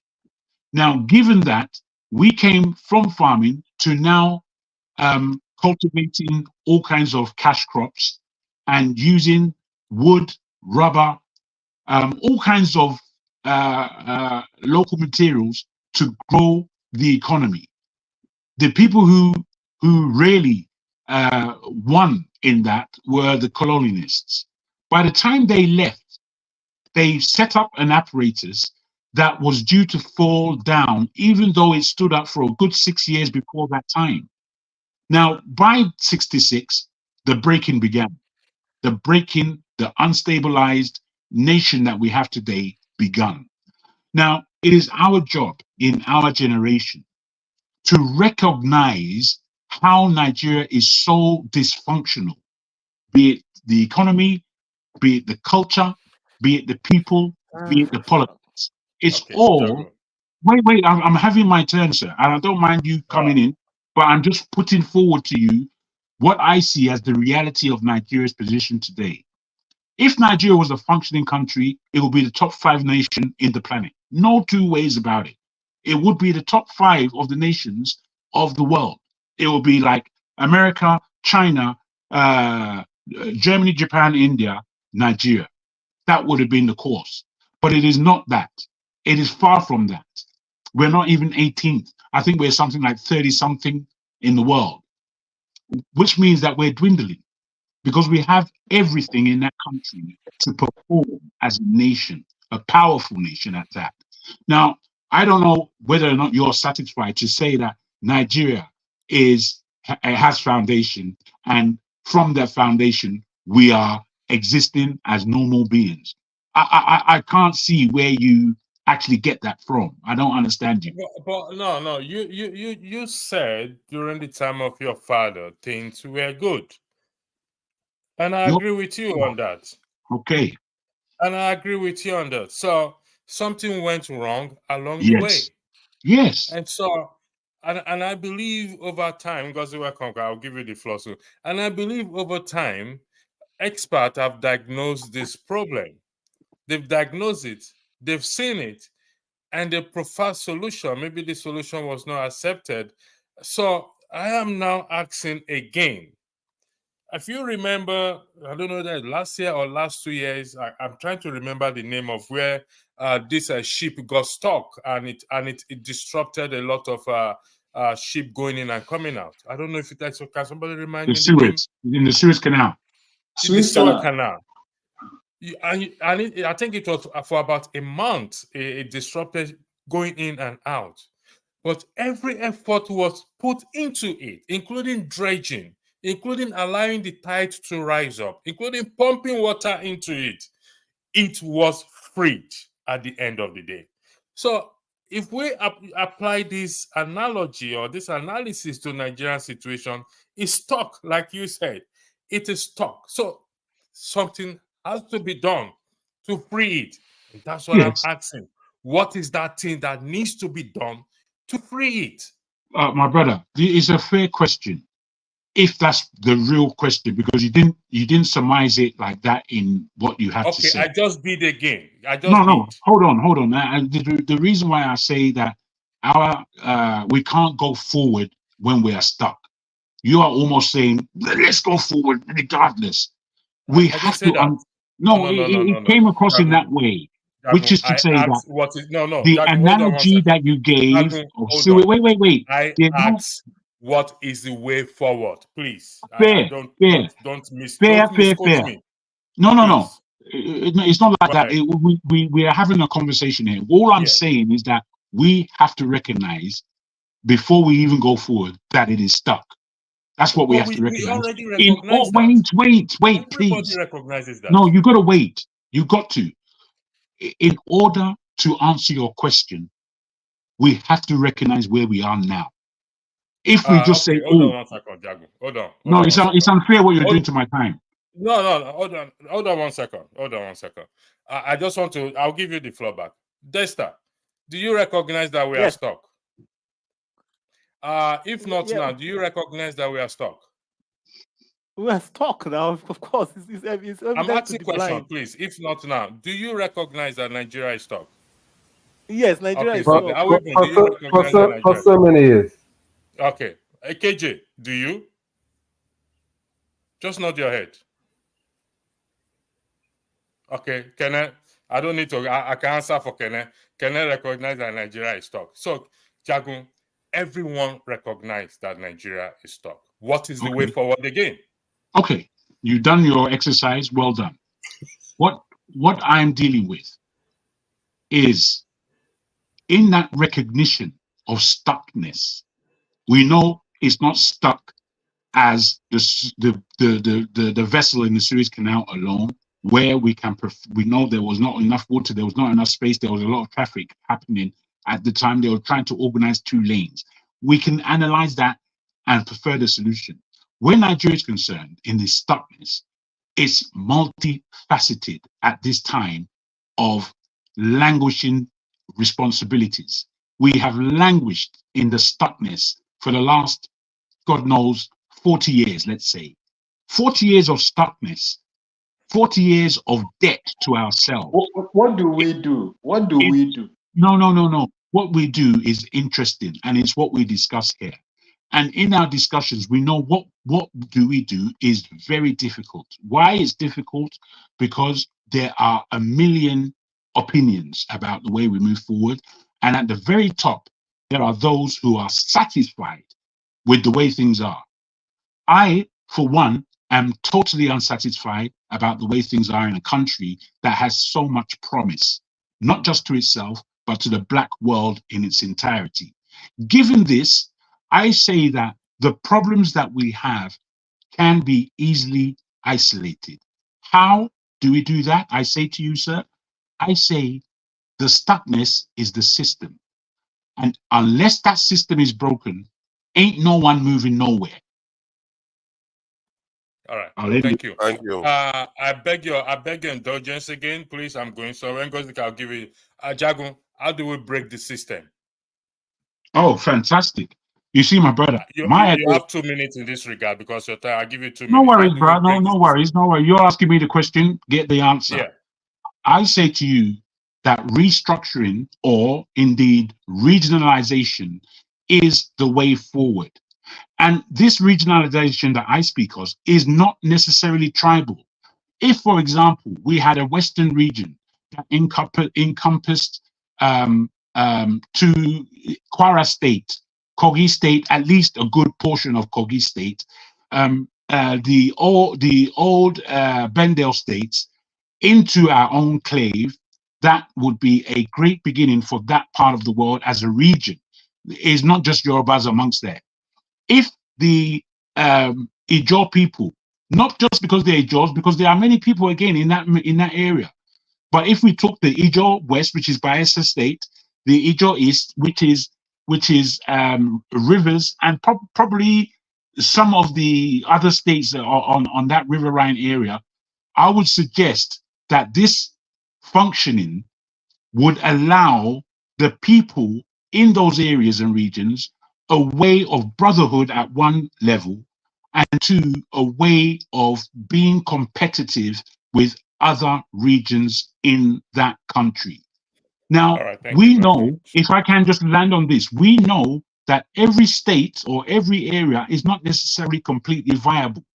However, because we have the FCT, and the FCT knows who are the regions that have the most economic difficulty, that they should be given priority. Without this sense of balance, there is no way forward. Thank you. Thank you very much. Ngozika, the floor is yours, please. Why will you give it to Ngozika? I thought I was going to be the next person. I'm giving her preference. I apologize. No, you should have told me that. Because she's an underrepresented minority. We need to allow her. Just jump in and say you're giving her authority. Why? KJ, you know now, women have a say. No, but I deserve to be asked. I am an authority myself. I deserve to be asked. I think that is. You are aware of the rules now. No. The rule doesn't have to be that you not tell me. Okay, KJ. Okay, can we KJ, go ahead. Can we follow the rules? I can go ahead. God is my sister, so but you ask me, please. The right. Emiloko, KJ. Yes, it's my turn. So you ask me. Because go ahead. Thank you. Good to see you.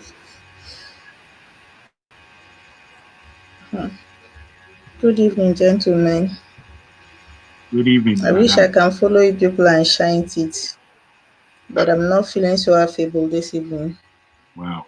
Matter of fact, I'm pissed. Really pissed. I was saying something in the comment. I said I was just going to come and rant.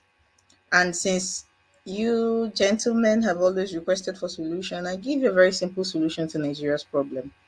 So I just discovered recently that I've been very naive. Yeah, very, very naive.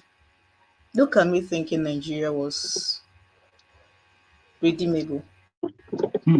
Very naive.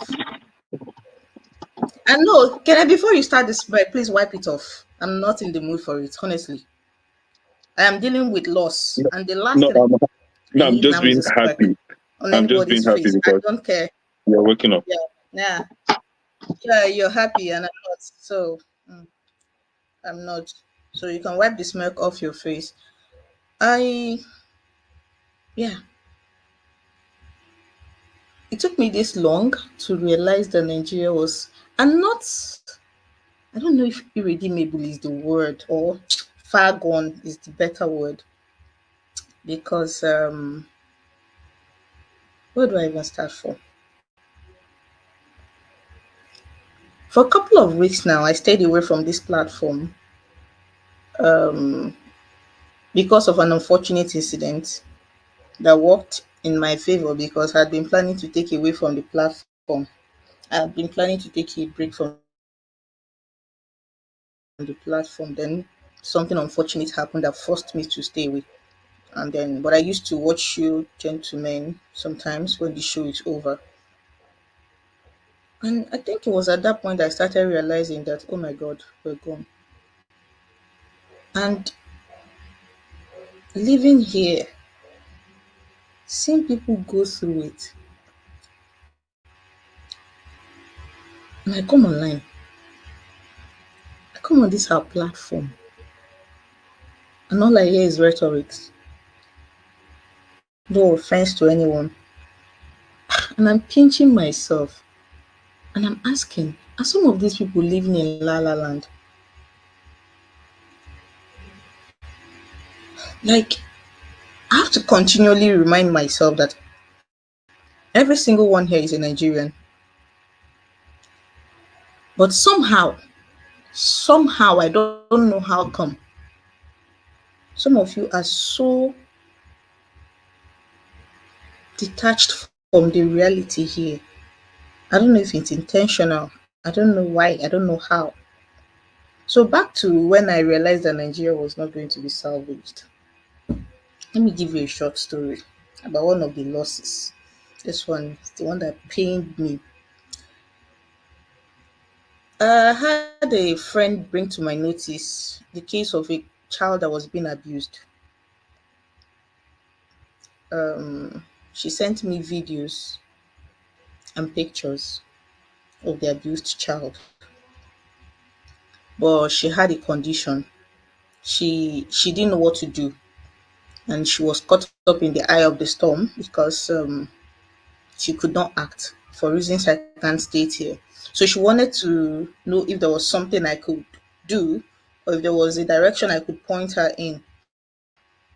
I was going through something that time. I was not in the right headspace, but hearing abuse and seeing the video of that child, I had to do something. So I reached out on WhatsApp first, a group I belong to ask for what could be done for the child.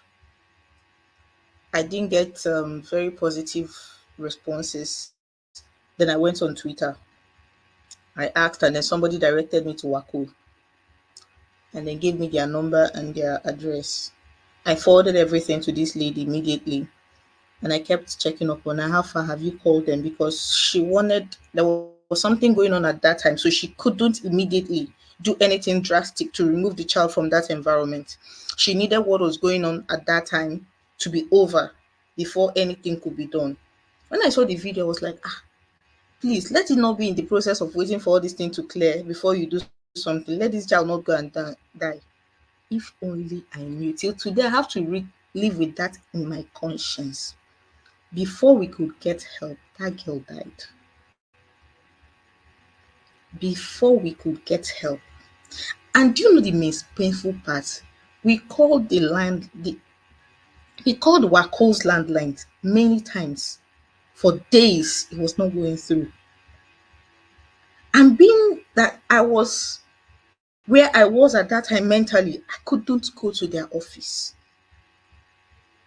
And now for the rest of my life, I have to live with the knowledge that I could have done something to save this girl's life, and I didn't. I couldn't. People are talking about grazing routes. People are talking about Dangote. What? Do you think random people on the street care about the things, some of the things we talk about here? Do you think they care? They don't. They don't care about Dangote. They don't even give an F about Tinubu. They don't care about the Akpabio. Most of them don't even know who Akpabio is. They don't care. All they care about is that where they used to enter bus and go to before 400 naira, it's now 200, 250. All they care about is that instead of recharging lights 5,000 naira a month and it will last them for 30 days, it now lasts for a week and they have to look for another money and recharge lights. All they care about is that for people like me in Enugu, is that their governor said will give them water after 180 days. And before the 180 days elapsed, so that people would not drag him on social media, he went and commissioned a project that had not been completed. And now what you have, and his vuvuzelas are praising him, is old Enugu that had water are the only people that still have water. He's going around Enugu digging up holes, fixing whatever he says he's fixing. Finish one, let's see it. He's not. So you have to, if you are like me, and we have to, so random people, normal people in the street are dealing with real life issues every day. Yet people come here and pontificate. People come here and speak grammar and listen to the sound of their own voice. Meanwhile, people, they die every day for this side. And I'm not just talking physical death. If it was physical death, maybe it should be better. Was it the voice note somebody sent me this evening and she was crying, said that the only thing that is preventing her from killing herself is her son. How old is the son? 3 months old. That is the only thing that is preventing her from killing herself. And if you see this person, you say she's better off, she's better than most Nigerians. Do you know what is frustrating her? Business. Doing business in Nigeria is what is frustrating her.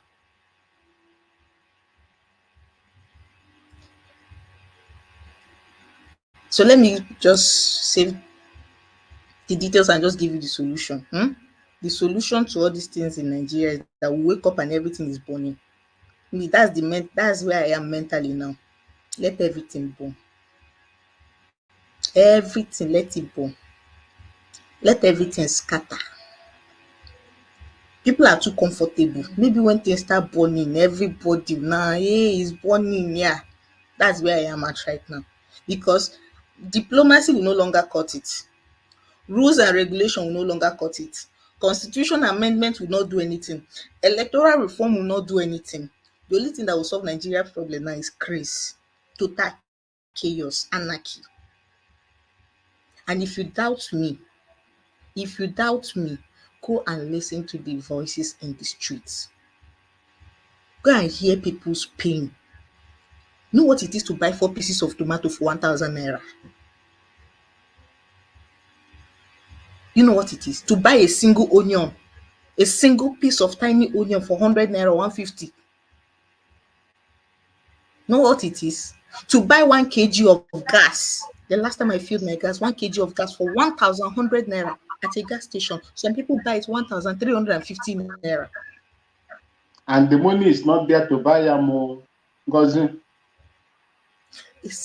remember last year around this time. Oh, thank you for even saying. I remember last year around this time when I went to get some food items at the market. I was showing you people a piece of yam I bought. Any of you that was here that day or watched that show will remember some people laughing at themselves and not me, saying, "Hey, Ngozi have come again. She's coming to show food stuff." And I remember buying that yam for 450. That same size of yam as I speak to you now. If you get it for 1,500, they dash it to you. The same size of yam, very small, just like the length of this my hand, very small, very slim. If you get it for 1,500, they dash it to you. You should be thanking the person. So my solution is let it burn. Me, anyway, they say, if I wake up tomorrow and there's anarchy, I'll like it. Because nothing is working anymore. You are sick, you go to the hospital, is either you are misdiagnosed, I don't know what is going on anymore, or they diagnose you and they don't have the right drugs to treat you, or they can't even diagnose you because either the specialist is no longer the Yazakba, or they don't have the equipment, or one consultant has collaborated and got put it in his private hospital. And for people that like me that thought they had it a bit easy and we're doing, I had health insurance from paying 3,500 monthly for my health insurance. Insurance company now sent me message. That blessing, no, Ngozi, from July 1st, we are upping our insurance fee so that to provide better access for you. So instead of paying 3,500, I'll be paying 8,100 naira, over 100% increase. Over 100% increase, and there is no guarantee. The most crazy thing is I go to the hospital and there are still things that it won't cover because it is basic plan. Oh, basic 8,100 naira. I do not have a primary dependent. Everything or everyone that is dependent on me is secondary. I can choose not to. But how can you? So imagine people that have primary dependents. Maybe imagine people that have 2, 3, 4 kids. Come here, talk about Akpabio, talk about the Senate president, you speak gram. You don't think they care? To buy bobo that their children will take and go to school, they won't see money to buy it. To even see transportation to put the children inside can take them to school in the morning, they won't see. Children are not trekking to school. And you know the risk of that. So, I have said my piece. So, burn the whole country, let everybody rest. Let there be anarchy, let there be chaos. And maybe people that feel they are comfortable now become a bit uncomfortable. And then when everything finish burning, maybe from the ashes, if they will be rebuilding, they'll be rebuilding. If not, Otilo will continue My like sister, that. Now we're done. after the burning, it's still those people that you say we shouldn't talk about It's my that will come back. It's my turn, no. They are rebuilding it. Hold on, Ferrari. And it's my turn, no. Ferrari, hold on. If the street is what you painted it to be now, I think we'll know. Yeah, see what she said just now, and that's when I was playing that video earlier on today. I felt like the way the president and Akbabi was laughing. That's the kind of stuff that drives people mad. Exactly. That's the kind of stuff that can lead to the kind of vision that Nkosika is painting here. You know, it's like it's like completely detached from reality. They don't seem to understand the damage they are causing to people's lives. I've never seen leaders that just do that to their people, just laugh at them publicly, even. But the people have not shown it's their my turn, no. Yeah, so Can I speak? It's my that will not work. That will not work. Please, guys. Can I talk now? Can I talk now? Alaba, my brother. Alaba, I need to call you. Alaba, my brother. I need to call your attention to your haste in having to speak. There is somebody in front of you, my brother. Please calm down. I've been in the background waiting, Jagu. It doesn't matter where you are. There's turns, and KJ is before you. No, if you're looking. Yeah. KJ spoke earlier. Okay, thank you so much. Yeah, I haven't said anything. Anyway, you see, I didn't want to come into this discussion. I've been listening to, for more than 3 hours. I've been following you guys.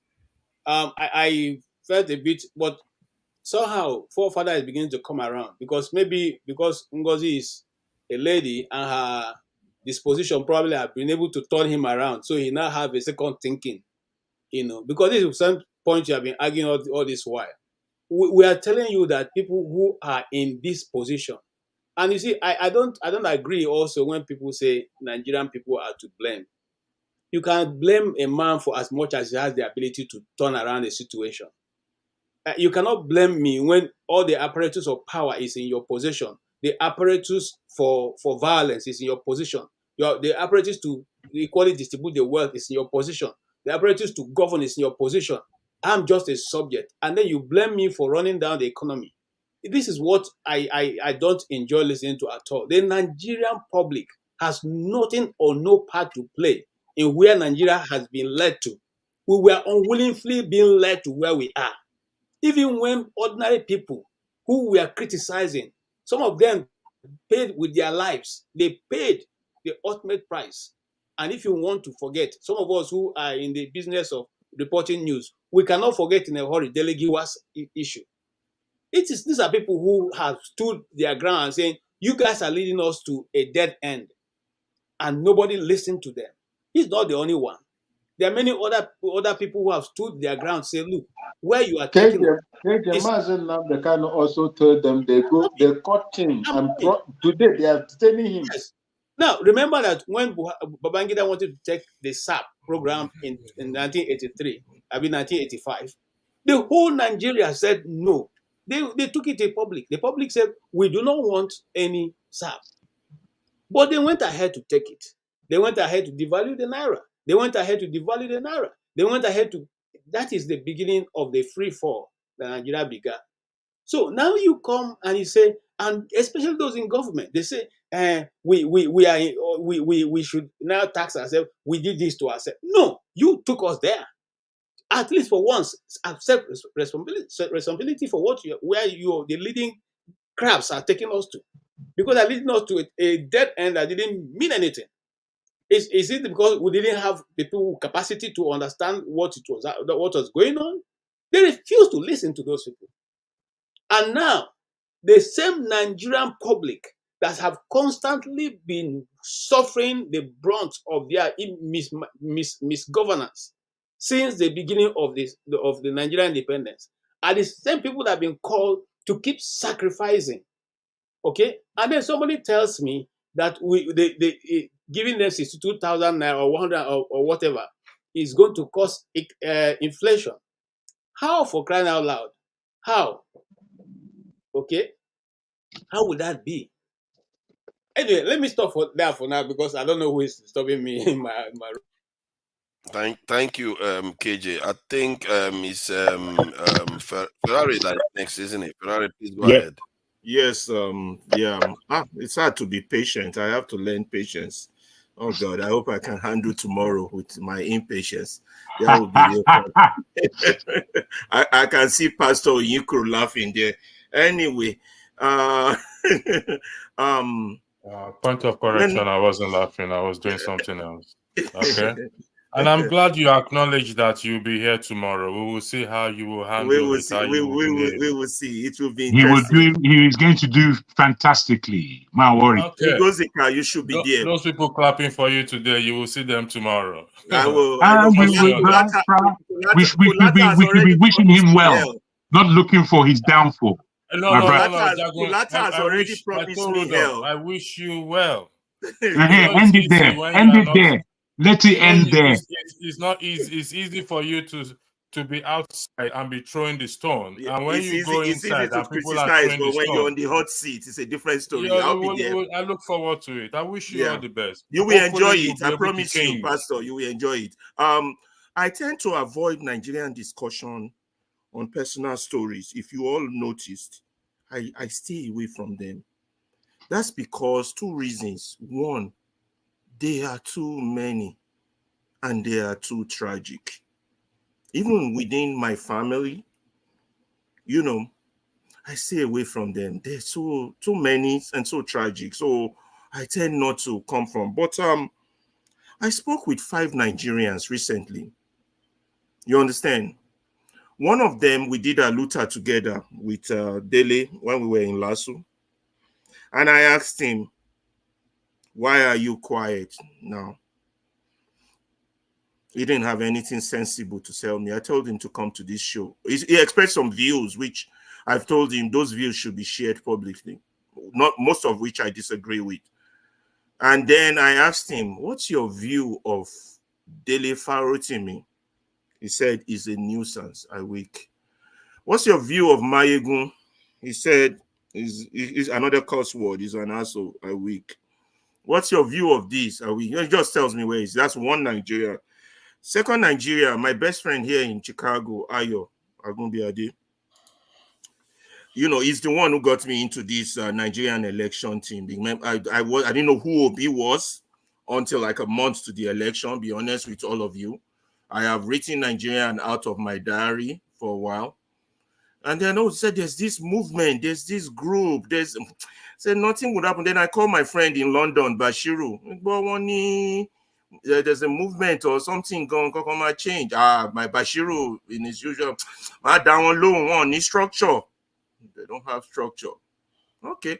And so I started paying attention myself, doing Google, YouTube, and everything. And I saw the whole election played itself out, and the whole rigging announcement. And I told Bashiru that he was wrong. These people really do have a force, So that goes. That's so that's Ayo. Ayo said. I talked to Ayo. Olalaba, onimaje parotwe. Aima fada lera wa gbeyin nilu yeni. Translation: we're going to chase each other around with cutlass. That's the second Nigerian. A third Nigerian, female. I sent him things from Dr. Damages. I sent her through WhatsApp. She replied. I think I wrote it down. Peleo, you are still doing this political stuff. That's her comment. She's been cut out from the Nigerian reality. She's not interested. Peleo, sympathizing with me. Then the others one was in my family. Similar story to what Ngozika just said. A child, involving a child, very tragic. How the child was died and the child was taken, police station, arrested. It was just something that shouldn't be happening in this in this century. How much more this world? Then there were other stories. People, anything. No, the usual Niger story. No, tragic. I stay away from private stories. They are too tragic. But I know my own personal story with our country. I'm a very lucky person. Could have been dead now when in Satellite Town. On the day I got admission into LASU, I was going to, what's that market called in Festac? I can't remember. I can't remember the name of the market in Festac. I was going to the, Is it Ladipo? No, not Ladipo. Agboju is in Festac, right in the middle of Festac back in those days. Anyway, I was going to Festac. Agboju Alakeja. I think it's Agboju. I can't remember. I think it's Agboju. So I was going to Festac, and this Agboju market in Festac. Yeah, in Festac, yeah. And this man was doing his kabu in Satellite Town. And while doing his kabu, Babak Balagba, struggling for his survival, he was looking back, collecting money, and then his car went off the road, hit me from the back, broke my both legs, both tibia and fibula of both legs. And I'm a very lucky human being. For God, as God will have it, my uncle is a doctor and also a colonel, a retired colonel. In fact, very popular back in those days because he also ran for presidency with Obasanjo during the 1999. Was just there to come give me money for school fees. And so he has an hospital, Ilupeju Medical Center. And that was how they took me down there. And that was how I'm able to walk today. I still have metal pins in my leg. So I'm a very lucky person. And then I got out 2 years after I got out of hospital, resumed school, finished LASU, did a lot of aluta in LASU with the likes of, I always say, Dele, Tony Olusonya, Wale Okuniyi is now the youth PRO for labor, youth something for labor, but top-notch Nigerians. Did a lot of aluta back then. In the days of Otedola, I was expelled from school. I was number 2 on the expulsion list. We were called the LASU 34. 2 years, the school was closed down. Those who know the story knows the story. Otedola called us back. I think Gani and Falana represented us back in those days. So after the whole incident, I narrowly graduated from LASU. And then I said, I got to get out of this country. That was during the Babangida era. And they killed one of us back then. I can't remember the boy's name. They shot him in the eye. We did a lot of riot for them to take him abroad to the hospital, but they never did. The boy died. I can't remember his name. What's his name? Yeah, my memory fails me. So back then, so I got out. While I was preparing to get out of the country, there's no country I didn't write for admission. My co-friends in Lagos Island, The Bashiru I called him now in London and all the rest, and Ayo, that's here now. We're all into Lagos Island politics. Back then, Babangida was arranging some politics. The likes of Bola Ige stayed away from that politics then. They said, sit down, look, make her they look them. This is not a lead nowhere. And so they were into all those things. And I'm like, why would you young, intelligent boys join these people knowing fully well? Anyway, I kept planning. I got out. So since I got out, never partook in politics, never went back until that my same friend Ayo, who happened to both of us happen to be here in Chicago now, said something happening in Nigeria. And so that's how I pick up that banner again. And I saw that, 30 years, 25 to 30 years. Back then I ran because the water would cover our mouths. The seed has grown to a mighty Iroko tree and is far, far much more worse than now. So some people like me, 55 now, we have a sense of history. We went through the Babangida era. You know, I left in, was in 97, the middle of Abacha. I was in Belgium when I heard Abacha died. I even heard before, when I called home that we heard that Abacha is dead. My sister, Mama Sobe, that was how bad Abacha was. You know, Abacha died. And then, but in 1999, there was something I know that a lot of Nigerians found out last year, that we didn't have a democracy. What we had was a permanent coup d'etat by the ruling elite against the masses. And I don't understand how so many educated Nigerians will not know that. And I, who don't have any much education, just knew that until last year. And then the last year incident started showing Nigerians, started sensitizing some of them. But damage has been already done. The decay has run deep. The gangrene is too deep. This morning when we were talking, I told you about, it all started in 1966. No, 63 actually. It's an old Nigerian problem. Before I was born, the voices were suppressed. After voices were suppressed, action were suppressed. After action were suppressed, it led to wrong action. And talking about wrong action, tomorrow I will highlight the roles of one man in Nigerian history that most people don't talk about. And his recent interview to Channel, he did talk a little bit about the Nigerian civil war and why that war happened. He said it happens because of two men, one intelligent, one none. Between two men, that was why Nigerian war. I said I'm talking about General Ishola Williams. I'll bring his screen up for you tomorrow to view. That man was a great man, although never acknowledged. It was him, according to Tell and Newswatch back in those days when I was young, that stood up in Dodam Barrack when Babangida gathered all the military officers to tell them he has annulled June 12 and will be continuing. That man stood up. He says, sir, all we know is that on June 12, the military would leave for the barracks. And he sat down. But then and then, Babangida knew that water has finished behind the fish. That was why Babangida stepped aside. That was why Obasanjo called him. He has never seen somebody who is greedy and fearful. Get yourself acquainted with Nigerian history. You will know that in Koti War Latibere, things have gone wrong from the beginning. Electricity, earlier you were talking about the canal and a ship stuck in the canal. The Nigerian issue is not a ship stuck in the canal. No. It's a decayed gangrene. It's worse than a ship stuck in the canal. I keep telling you, one time, Forefather, I don't know if you remember, when I would tell you guys, to solve Nigerian problem peacefully would take 50 to 100 years. Forefather will attack me and say, no. Yesterday or today, you played the script of that pastor who was talking when the masses will react. Remember that pastor you played his script that was talking about people earning 1 million, still arguing that people should not get 60,000. Remember that clip? It's on the list of my clip. In fact, when you played it first this morning, I was driving before Rudolph called me. I said, oh my God, did Forefather steal my script? But that's not the point. So the man saying, key point he was saying that you're not paying attention. So he said Nigeria is practicing an apartheid. And I told you all the Nigerian problem a while back is worse than apartheid. Apartheid has distinctive features. It's black, it's white, it's visible.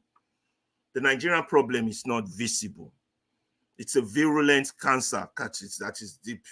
You understand? The man said Nigeria is practicing apartheid, but this time it's not apartheid. It's not based on race or color. It is based on economy, class, economic apartheid. And that is the truth. And the sad truth that he did not have, that I would have loved to have, was that 90% of Nigerians still not realize that we are practicing apartheid. They still think Tinubu is the problem. They still think Apabio, the laughing stock, is the problem. Yeah, there are symptoms of the problem, but the problem is way deeper than that. If your problem is apartheid and 90% of your crew don't know it's apartheid, boy, you are in deep shit. So it's not a ship stuck in the canal. It's a ship that is being swallowed off by a sea wave that is going deep and is still digging itself deep to the mantle, way to the core of the earth, for those of us who did science. I don't like to be so philosophical, but that's why I fight here sometimes. The level of discourse. Let me stop there so others can speak. Thank you. We are going to be rounding up soon. Yeah, you can interject. Rashid man speak, Augustine speak, then we round up and go backstage. Electricity, please go ahead. Electricity. Thank you. Yeah, please, Electricity, go ahead. Okay. Okay. Thank you. No, Electricity, Righteous Man is your turn, but Electricity wants to interject for briefly. So I won't be long. Righteous Man. Alaba, when I use that analogy of a sheep, is providing solution. I was a seaman. Okay, let me also give you a little bit of background. And we've experienced difficulty out in the ship to an extent that the ship would have sank, and we have to walk on the pump that pumps, the beach pump that pumps water out. What I'm trying to say is, no matter how bad the situation is, no matter how terrible the situation is, there is a solution. That is my point. So I totally agree with you. I totally agree that there's a solution. There is a solution. And I agree with you. I totally agree. Even what, hold on 1 second, please. Even what Ngozika said also is equally a solution. But is it the best solution? What we do here is part of the solution, but there's a solution. We just have to connect. But just accept something. I did not interject to you. No, it's not in a bad light. I'm supporting you. Okay. Let's just leave it like that. Papa, thank you. Thank you.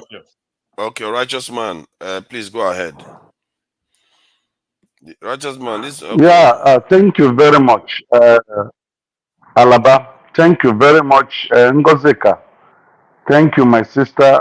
Just find a way to let the pain, go off from your mind. Sorry to interrupt you. Sorry, Mr. Righteous Man. You know, when you used to tell them how things are going, they used to mock themselves. How are things on that end? Yeah, they mock. My sister, it's terrible in Lagos right now. It's terrible in Lagos. 3 balls of tomato is 500. Small one, not big one. Three pieces like this. 3, 500. Then big one. Yeah, then big one is 1,000. In Lagos here, a pint of garri is 4,000. As at last week, this week is 4,500. A pint of garri. Sure. So, last year when I was saying it in this platform, people would be mocking themselves, not me, and calling themselves name. I just look at them, I say, these people have. Sorry, Righteous Man, I want to get your background. Yes. When you mean a pint of garri, is it a 20-liter bucket pint? That custard bucket. That That 20 custard bucket, bucket. that custard bucket. The custard, yeah. So, Oga forefathers, I chatted you up in this platform today concerning the state of that little baby. And I asked you and I told you that my phone crashed. Most of the platform members here that I had their numbers, I lost it. And I told you, forward me please, or make it available on the chat here, Dr. Damage's number, so that I can discuss with him. And you deliberately refuse. And look at that touching story that Ngozika shared with us here. Almost the same thing with this little baby that is gasping for help. And there is somebody who wants to help. You blocked it. But well, the future will tell. Whatever a man soweth, he will reap. And I know by tomorrow being Sunday, I will be able to get Dr. Rudolph's number and get across to him. But when we have opportunity to do good and do with it not, and whatever that happens, wherever we are, one way or the other, nature has a way of paying back of the things we fail to do. It will happen directly or indirectly. Because the story of Nigerians, what Nigerians are passing through today, that any Nigeria that have good heart in diaspora will hear of it, and then they try to play politics in it. How can somebody of my age, going to 60 years, I have grandchildren, then I will come to this platform to tell lies or to do what? What will it be gain? What will I gain from it? You think maybe I don't understand some mentality of people. Some of you that are in diaspora, when I got to Germany, most of you are in Nigeria. And you don't take the privilege because you're there now. You think every other person in Nigeria is a fool or he doesn't know what he's doing. I narrated the story, the pain a little child under 1 year plus is going through. And somebody is writing rubbish. Some other people are saying, no, don't do. Oh, come on. It's quite unfortunate, honestly. Sometimes I wonder how the literate ones will behave like illiterate people. It's too painful, honestly. Too painful. See, Nigeria has gone out of hand. If the Bible says, if the foundation be destroyed, what can the righteous do? The pastor asked a question about the foundation. Listen, the 40 foundation that Nigeria is built on was that the colonial masters, the British, the Germans, the Portuguese, those who have been into this country, exploited our resources, used it to develop their place. When finally they were trying to let Nigeria be as a nation, it was not properly done. And that is the problem we are facing today. The Nigerian foundation was not properly handled. And that is why the weak and the criminals are the one leading this country. The Nigerian state is a hijacked state. It has been hijacked. And there is nothing ordinary Nigerians can do to redeem it. If anybody is expecting ordinary Nigerians to do anything to redeem this country, it can't happen. Not today, not tomorrow, not next tomorrow. Because we are handicapped. There's nothing we can do. We don't have food to eat. There is no light. You see what I'm using to make sure that I'm part of this program today? You see it? How many Nigerians will be able to risk the little cash in their hand to make sure that their voices are heard? If you go outside to protest, even during the military era, during Abacha time, I was one of those people detained. I spent close to 2 months in detention, where I was protesting concerning the annulment of June 12th election. I have paid the price. My family did not see me for 2 months plus. I was being dragged from one cell to the other, being removed from one place to the other. And tomorrow, when you are trying to share the pain people are going through here, in this platform, people will be talking as if they are gods. It's not about speaking grammar. No matter how fluent you are, just pray that one day you do not meet what is bad in life, and let your people not meet it. The foundation of Nigeria is faulty. It was not built on righteousness. It was not built on equity. It was not built on fair play and justice. It was not built on merriment. It was built on falsehood, deception. It was built on divide and rule system. What the British built as Nigeria is the worst thing that can happen to any country in the world.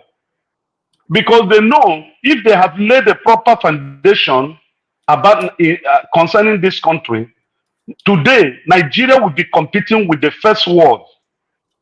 Will be outstanding in every aspect of human life.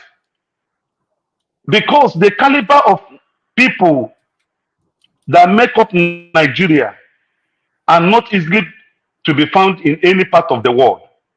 So they saw this light and they decided to make sure that this light do not shine.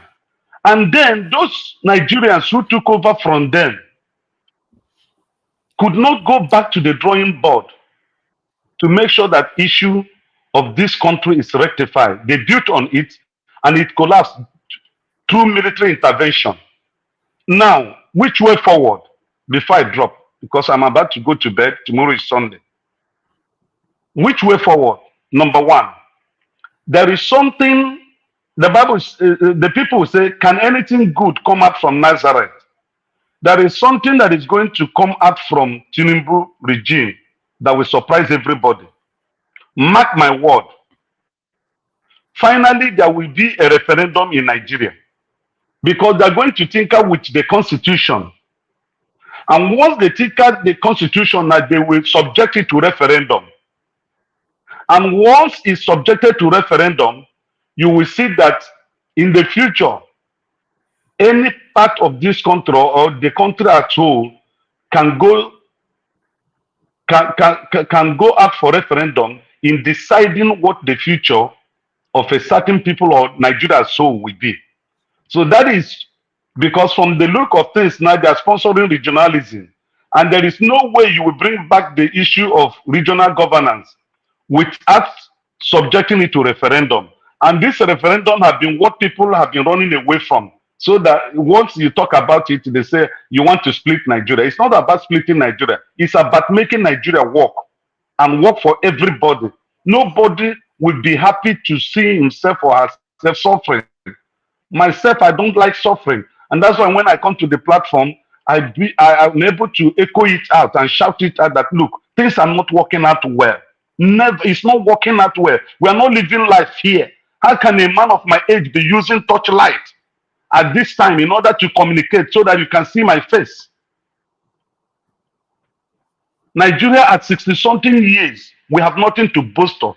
Not good road, not hospital, not security, not work. Graduate within my household, there is no work. Still feeding under me. And you think I should be happy? No, it's not possible. So I just do that submission. Hope is coming, but that hope will be something that nobody saw when it will happen. Thank you. Righteous man, you are using torchlight to read. Last week, a sitting governor also used torchlight to read his own address. So that's Umahi, isn't it? You have to do that. Hope was Adema. Yeah, about what he was saying about me not sharing number. I didn't see your second message. All I knew was that you had Dr. Damage's number. And it's unedifying to come out openly here and start maligning me like that, because I'm not your boy to be doing your bidding. And even then, I didn't see the information. Once I saw that you said your phone crashed, then I sought permission from Dr. Damage and he granted it. It's not you don't even give me the benefit of it that you start lambasting me like just I'm also moderating. Try to understand. All right. Who? I think your Augustine is next, isn't it? Oh, okay. Who? Everybody. You know Like you are seriously, free what to do you mean? interject I'm anytime. being quiet. Yeah, Ngosika yeah. is Just Ngosika is free to interject at any time. oh God, oh please, my sister, please go ahead. He's gentleman all round. Please Father, go ahead. thank you. And also, so two things. I want to correct two things. Then I want to say two things. Then I'll have to go to bed. It's daybreak here. Happy Father's Day, gentlemen. May you reap the fruits of your labors. Because I'm For good assuming fathers, that, though. For good fathers, no, not Father's Day, irresponsible whether fathers. you're a good father or bad father, that is between you and your children. I'm not your child, so I can wish you happy Father's Day. You guys settle with your children. So, first thing I wanted to correct was somebody in the comments was alluding the story I shared about the girl. I It's very difficult for me to share very personal stories here, but I have to, because you have to give life to some of these things so that you don't say they say they say. You can now say Ngozi shared her experience. So the story, it was not I know I used the abused, and some people are thinking it's sexual abuse. No, it's a worse form. I'm talking starvation, I'm talking physical abuse. It's worse than that, and we couldn't get help to her on time. And for the rest of my life, I'm going to have to live with that on my conscience. Everybody has been telling me it's not my fault, that I did the best I could, but I know I could have done more, but Nigeria did not let me do more. And for the rest of my life, I have to live with that. Then the second one, this is the second time I'm calling out somebody on the comment section. The last time I did that was last year. I want to call out somebody on the comments, Mr. Efosa. He said that Southern youths are using being killed in the farm as an excuse not to go to the farm. Don't go better for you, Efosa. On a normal, e no suppose better for you. For that thing where you talk, on a normal, e no suppose better for you. Some of you, I don't know. I keep saying it. I hope that if for some of these opinions you hold, I hope you are paid for it. And I A hope you are person paid has good mental money problem for it. now. I hope you are paid good money for it. And if you're not paid, then it is a waste of wickedness. Efos, I'm from Enugu State. I am from Enugu State. There is hardly a fortnight that goes by that people are not killed in Ozuwani. Go and ask. I have people from there. Nunadia Kuala. You come on the internet and you say people's lived experiences are made up. How dare you? How dare you? Even in my own place, there are, I sorry, I'm not going to translate this. Most of you know that if you are Igbo, Emmanuel Ruby, Nwago, there there are Agu ndị be anyị anaghịzị aga because of these headers. They are scared. They have not been attacked yet, though, but they are scared because they go there and they see these headers. These are women. These are old women. These are older women. These are older men. And you tell me they are lazy. They are using it as an excuse. People are losing their lives and limbs. And you're saying they are using it as an excuse not to farm. Well, I hope you are paid for this, your wickedness. So I hope you are paid because, by God, it will be a waste of wickedness not to be paid for this kind of God-forsaken opinion you hold. That is by that. And I wanted to say that my earlier suggestion, I wanted to give you small weight about anarchy so that people like taking things out of context. Let me reiterate. I want anarchy. The kind of anarchy I want is that people will stop being comfortable. People are too comfortable. With the way things are going on in Nigeria, you would think you will wake up to everybody saying, kill us or do the right thing. But no. Even sometimes when I get into an argument with them on Twitter, if you see the way they look at me, the last time we had the governor on a Twitter space, and before he came on the Twitter space, the person that was going to host it made a post that the governor was going to call on the Twitter space to discuss his 1 year in office. And I asked them, when the governor comes on this Twitter space, shebi people will let us ask him questions. You not go and carry his vuvuzelas and give them mic, and they will now be licking his backside. And the people, dissenters like us cannot speak. They said, no, you have the opportunity to speak. Governor came on space. Of course, the usual backside leaking, the usual ego massaging and everything was going on. And people that asked him pressing question, people here know my opinion about Enugu State government, not governor, Enugu State government. In the last election, my opinion was my stand was very clear. I said I did not care about any of the candidates, that they are all the same. I said it here and I still stand by it. I said it and I still stand by it. They are all the same. So when I criticize from a place of clear conscience. I have no malice. I keep saying it. I have more stake in Enugu than most people talking about Enugu. I'm a full-blooded Enugu woman. Nobody can take it away from me. Full-blooded, not half. So when I speak for Enugu, I speak as a resident and as a native. I am from Enugu, living in Enugu. You know, it doesn't get any better than that. So he comes on the space. I kept asking for Mike because my opinions are loud. When you that is what it means not to have your hand in the cookie jar. You speak without having water in your mouth. You speak without looking. If I say this now, maybe they'll collect my alawi, or my next paycheck will not come. But for some people like Efosa, they can't do that. He came and people like me were not allowed to ask him questions. They say people that wanted to ask questions were plenty, but the ones that were able to ask him questions, that managed to ask him probing questions that people in this comment section are calling excuse not to go to the farm, he answered it.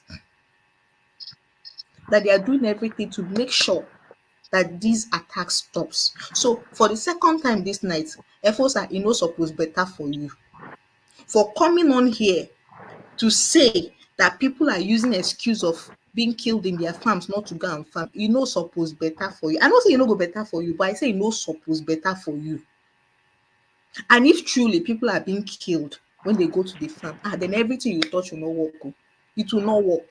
People will mock your pain because that is exactly what you're doing. I'm saying it again because when you allow the lie to thrive for a long time, it begins to sound like the truth. Imagine if we had like 100 Efosas. Imagine if we had like 100 Efosas running amok with this kind of narrative. How will anybody believe what is going on? Nobody will believe it. So this is why I'm still repeating that it you know supposed better for Efosa. And finally, the comfortability. Let me give the final solution to remove the comfortability and declare anarchy. Most of you have relatives in Nigeria, and by virtue of diaspora remittance, you wield some sort of influence on them. Please, I'm begging you, start using that influence. You might not know how far. This might sound a bit cynic, but I can't think of a better time to use that influence because now there's hunger in the land. So anybody that depends on you for some sort of assistance will have to listen to you. Start telling them some of the things we come here to discuss. Start discussing it with them. We discussing it here does not help them in any way. Start discussing it with them because believe you me, when you start discussing it with them, let me tell you how it will happen. You discuss Akpabio and the inflated budget of the National Assembly with your relative who's, let's say, is in his 40s. Yeah, he discusses it with like 4 of his age mates who have Gen Z children that do not care about what is happening in Nigeria. The Gen Z children will go and use it and do content on TikTok. And then their fellow age mates that do not care about Nigeria will be forced to watch it because it is content. And that is how you disseminate information effortlessly. And being that it is coming from you, it is foolproof. It is foolproof. They will believe it. And what better if this one is not even made up, you have evidence to back it up. That is one way to make people uncomfortable. Once these things we discuss here starts reaching the ears of the people it's supposed to hear, there's something about reinforced repetitiveness. They keep hearing it every single time. There's something that happens to the psyche. gradually rebellion will start. And it's not the kind of rebellion. It's the kind of rebellion that somebody will be looking at a gun and be like, what will happen? You shoot me. Did somebody die 2 times? That is the point we need to get to, where people will be able to stand and look at gun and say, you shoot me. After shooting me, what else do you want to do? Will I know what else you are doing? But you will leave having shot me. And I've just told you, gentlemen, how to do that. Till next time where we meet, I'm still trying to let me even give you people something to laugh about. I know some people are going to use it to mock me, but it's none of my business. So about a month plus ago, I lost my phone, and then in the middle of the shock of what happened, a police officer, they pointed me to a police officer to go and report what happened. And I tell this officer, I was crying because like half of my work is on the phone. Currently, I'm doing just know that half of what I do for a living is done on that phone. So imagine having lost it. I go and meet this officer, and he says to me, for you to know how bad things are in Nigeria, the officer says to me, hey, yeah, and phone is very expensive now, no, and you lost your phone. That's very sad. You know what will happen? This thing happened in the mall. That you know what will happen? And is it IPO they used to call them at waiting that is in charge of that station there. He mentioned his name. My name is so person. Take my number. I say, officer, how will I collect your number now? They keep my phone. He say, that's true. That's true. Oh yeah, look for paper. Let me write my number for you. My friend that was with me, she just, I don't know where she collected carton from and brought out pen from. We collected officer number. And this is the interesting part that I wanted to share with you people. Officer now said, tomorrow, just he wrote his number. When you come to the station tomorrow, just tell them you're looking for officer so person. They will bring you to me. I'm the one in charge. Sorry. This economy, you lost your phone. But get ready to pay. You will pay so that will help you and track it. I said, He said, you will pay so that will help you and track the phone. To go and be buying phone in this economy. I just lost my phone. You are telling me phone is expensive. And you're telling me I should come to the station and pay so that you will track it for me. Gentlemen, that is Nigeria for you. I'm signing out. Good night. Good night. Thank you. Thank you for coming over. Something you said about when you said the only thing you can do is shoot me and what else can happen. I think the essential ingredient is the lack of fear of death and clarity. And when people get to that point, they can transform. They can do anything. Most of the nations that are built by people like that. You have to get to that point. We never did. Even through our independence, we never did get to that point. Okay, so Augustine is the only one that hasn't spoken. So he will speak, then we'll close out and go backstage and do our gathering backstage as normal. And so Augustine, what do thank you for joining us. You joined late. Well, Tomorrow is going to be interesting. We're going to be discussing more, more intellectual kind of topic like Bible school or something. I do enjoy those actually. I'm beginning to enjoy those quite a lot. So it will be interesting for us to gather for that. But what do you think about what you've had today so far? Man, it has been an interesting day, but I just want to begin with realizing why people are against religion. Because within the course of this week, I have discovered a bigot. That's where I want to begin.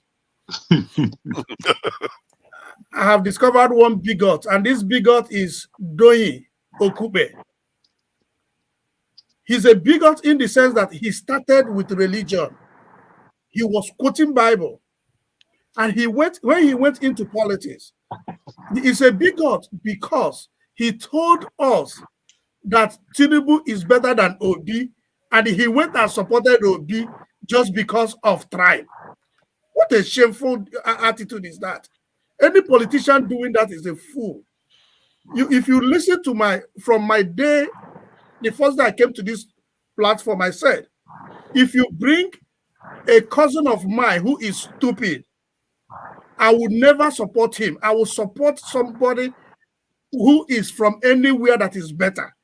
That for you to say, because it is the turn of Igbos, you support somebody whom you know that is not as fit as your brother. That is stupidity. And go back to the platform, go to Twitter and see the mess that man is making. He has moved it now to the people, 80% of people criticizing him are Igbos. Why would a man in that age be behaving like that? That's one thing I want to say. The second point I want to make here is, when we talk about leadership, for those of us living in the Western world, don't just go to work and go home. Study your environment. On Wednesday, I went to watch Brazil United States match in Orlando. 60,000, 16 people were at the stadium, paying $100 to $200, paying $70 for a car space. Imagine the money these guys ripped off from people. And all of us were happy spending this money. And look at leadership. You see, everything was well organized. If you come into the stadium, you will feel at home. Because people took time, structured it, and came up with something. Why am I saying this? When I was talking about Omahe, that Omahe is not a leader. People were like, go to Abakaleke, he has built everything. Look at airport, he spent 36 billion to build. 3 years down the line, no plane has dropped there. Look at that money being wasted. And nobody is saying anything about it. Now he has gone to coastal land. You've not maintained a dry land. You want to maintain coastal land that one flood will come and wash it away. So when people say this, they say that you don't like progress. You are just complaining. Now, my last point, forefather, you were saying something about cost of living. I live in Florida. I was in Texas. Florida, you buy fuel, you buy gas, $3 plus. In Texas, you buy $2 plus.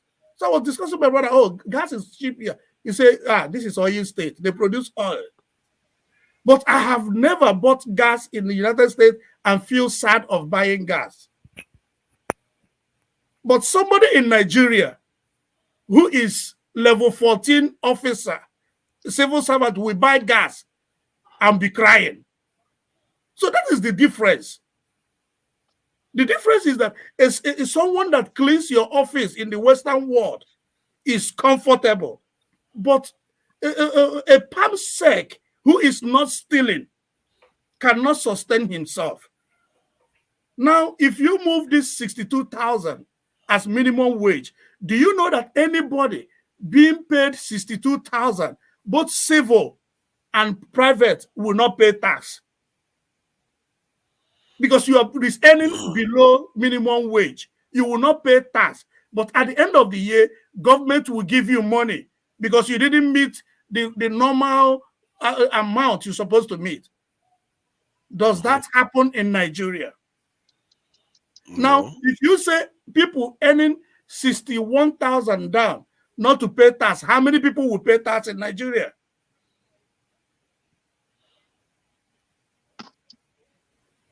Okay. You see the point about cost of living. They didn't say based on your salary. It's based on how much it costs to buy things to live, to survive in that country. Which year did that come on? 2022 year is what they use, if I'm not mistaken. So they use the amount it costs to buy things that you need to survive. That's what they call cost of living. They will check, okay, how much does it cost to survive in Nigeria? How much does it cost to survive in UK? Stuff like that. Any calculation of cost of living from that point is a myopic way of seeing things. The way of calculating cost of living is how much you earn and how much you spend on your living. In the United States, let me come. In the United States, where I live, People that don't, there's what we call low-income houses.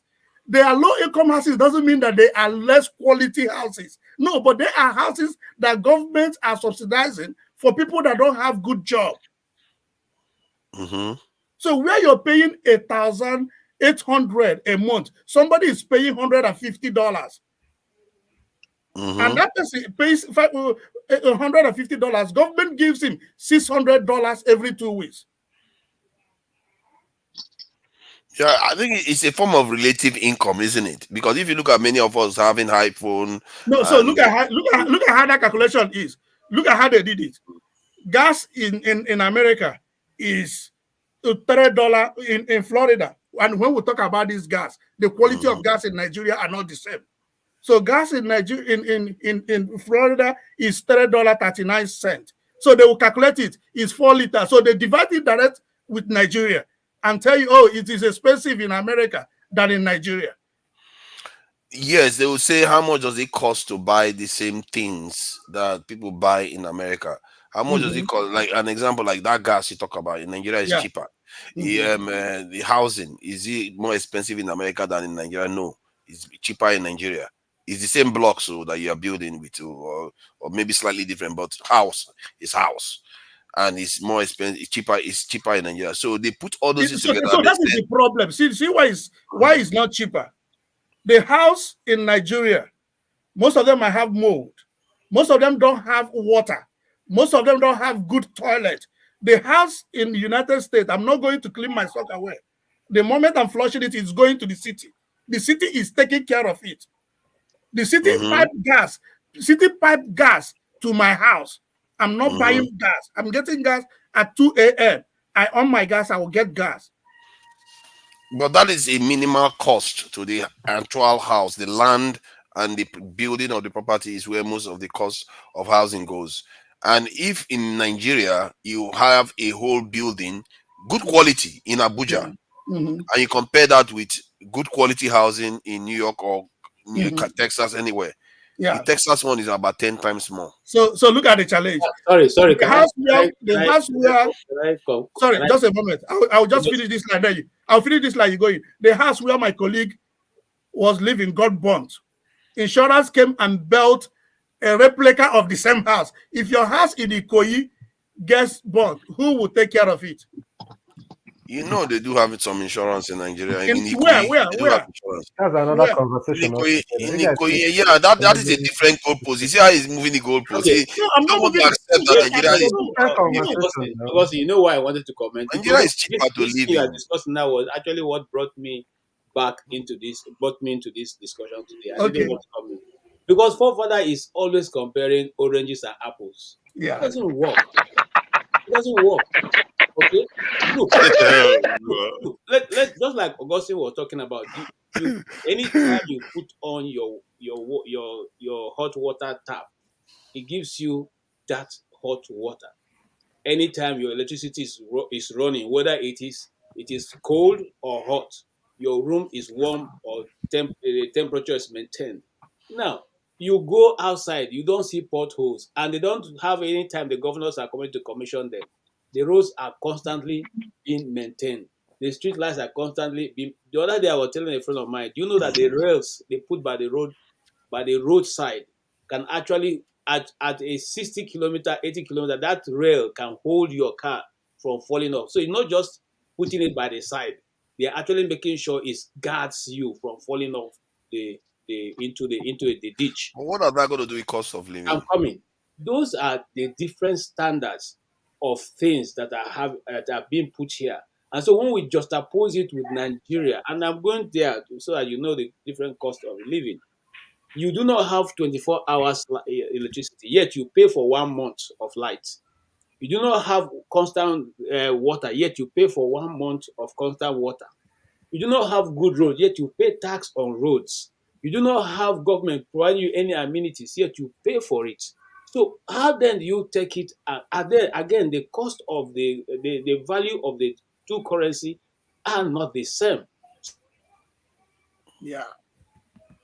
Yeah, but I keep saying it. I don't know how many times I can repeat it. It's like saying cost to buy 1 bottle of water in Nigeria and cost to buy one bottle of water in this thing. That's what they are comparing. They don't care about currency. They don't care about anything. What is their earning capacity? What is the salary they pay them? Pardon? What is the salary? What is the what is the salary? About salary. They don't care about that. They are saying how much does it cost this side to buy this thing? How much does it cost this other side to buy the same thing? Can I give you a better perspective? You guys are just misunderstanding what the figure. Let me not say what Fafada is saying, but Fafada is just explaining. No, he's just explaining the statistics that he showed earlier. But you guys are reading another interpretation to it. That statistics is just telling you, like Fafada said now, what does it cost to live in this place, not what you are making. Do you understand? So that is the reason why some places, some developed countries, some places, when they retire, they move to a different country to go and live. It doesn't mean that they would have earned much money when they are living in that country, working in their working life, but because it costs them less to maintain their life. You understand? When they live in that country. You understand what I'm trying to say? So it does not necessarily mean that Nigerians are earning more money when they say the cost of living is less in Nigeria. If you understand, I don't know if I'm making points. So I'm seeing where you're going. I'm trying to understand it, but the conversation doesn't come where Fafada brings it. That's what I'm trying to say. No, I think it's the same thing Fafada is saying. The data he shared with us showing that the cost of living in Nigeria is way. You could also look at it the other way around, maybe because Nigerians are poor. So that statistic is not telling you the true nature on the ground. It's not. No, it's just. It's not a reflection. That data is not a reflection of what Nigerians are passing through. As of 2022, Fafada is quoting. That might be correct. Let's say there's a basket, and inside this basket is the food you eat in a month. How much you pay for your rent, how much it costs you on energy, how much it costs you to go to hospital. You understand? How much is it? Maybe it's like 80,000 or 100,000 naira. You understand? So the people that prepare the statistics just compare the same thing. Okay, if you're in Brazil, what does it cost you to do? If you're in America, in this particular city in America, what does it cost you? You understand? So they just check it using a common denominator. It does not that is a hope analysis. When you want to compare that with what is going on in Nigeria, it's a hope analysis. Honestly speaking, they are not telling you that Nigerians they also say that Nigeria is poor. If not, don't understand. They still think that they are saying that Nigeria is poor. If I say this program, America versus to Nigeria. America versus to Nigeria in London. Only.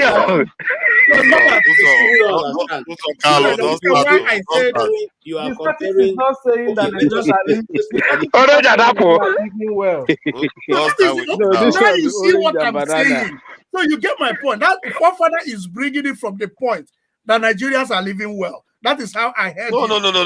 That's not what I'm saying. He never said that. He never said that. No, I said that's what I heard when I heard him making that argument. Because the other people that were from the other side were telling you that over here we spend this money and we are more comfortable than those back home spending cheap money. Okay, let me ask that was the argument that I heard that time. That was why I picked it up. Let me ask you, Augustine. Yes. If you retire today in America and you have like $50,000 as raw savings, you have cash. Forget about the insecurity problem in Nigeria. Don't you think you're going to have a better living standard if you come to Nigeria to live in your village, for instance? So if you calculate it well, I might not. Let me tell you why. I will give you an analysis. Like where I live, I know what you're saying. People calculate that everything is available here, but there are certain taxes that this city don't charge. Now, because of those taxes, like people move to Mexico when they retire in America. People move to lower cities that don't pay tax. Exactly. But they have everything provided. And things are cheaper in those cities with their own Yeah, currency, yes. things are cheaper. Yeah, things are cheaper there because they don't pay city tax. Not only tax, it's also the fact that things are cheaper. No, it affects. That is the only Housing difference. is cheaper. You see, it doesn't want to admit that housing is cheaper in Mexico. Housing is cheaper in Mexico. You know that. Housing is cheaper in Nigeria too. Exactly. Yeah, that's what we are saying. Housing as a building is cheaper in Nigeria, but to maintain your house in Nigeria. So if you are asking me this question 2 years ago, I would have moved to Nigeria because you will buy fuel at what rate? Buy gas. But now, if you calculate that, even at that, no. Run a diesel for 1 week. Still cheaper. Run a diesel for 1 week. In the UK, so, and remember that. So if not now, remember, because you pay this money, the peace of mind you have that every week you spend $200. If it was better, why is Guinness going away? Why are all the foreign nationals leaving the country? If it was better, why are they relocating to other places? I bet let's move on to something Nigerian. There is a little conversation. It's not easier to make the money in Nigeria. And it's easier to make money in America, Abi. It's easier to make money in America. Is that easy? It's easier to make a minimum amount in America than Nigeria. Listen, you guys, all of us in America know how it goes. Let's look at what's going on the main street. We are all foreigners. We work hard every day to make the money. But some people doesn't have opportunity. They don't see. For that one, the portal, our passion, our portal way for this road where they pass now. Assuming he said, Gaji said, there's no porthole, there's no porthole. If I put water here, I think go through away. So let's not. Okay. What do you say? See, let's tell the truth. Let's tell the truth. Now, Paco, all of us they here. See, Paco, all the hands in apply will they build them. That's why they can carry everything. They go remain. Even at so that, make we tell the truth. Even at that, they are strong. Look, my argument is hold of us. Do not just hold me an apology. I was listening to it today. He looked me finish. He looked at he say he thought he looked me finish. Me no go krikri. Look at he say nature. No, nature only waiting. Don't start now. You know say me they come for you. He say even they come, we go talk about. If they don't come, I'll go back to that topic. He must apologize to. I will bring that back because the thing offend me now. If I don't take it from my mind, I don't go rest. I don't go rest now. So let me ask you based on the same house. Yeah, I know you. How much is it going to cost you to build the same house in the US? How much is that's a smart one. Which house? I work in Nigeria. No, if I have to build the kind of house, listen, if I have to give the kind of house I have in Nigeria, build in the US, you know going to cost me less than $1 million to build it. So what are we talking about? So if we you know my point. If I'm doing the same house with brick, with a brick I have in Nigeria, do the same thing here. I know you don't talking about $1 million to build it. So what are we saying? We are saying the same thing because cost is cheap. The cost of living is lesser in Nigeria. That's why you're able to do it. Exactly. Because I'm in America able to do it.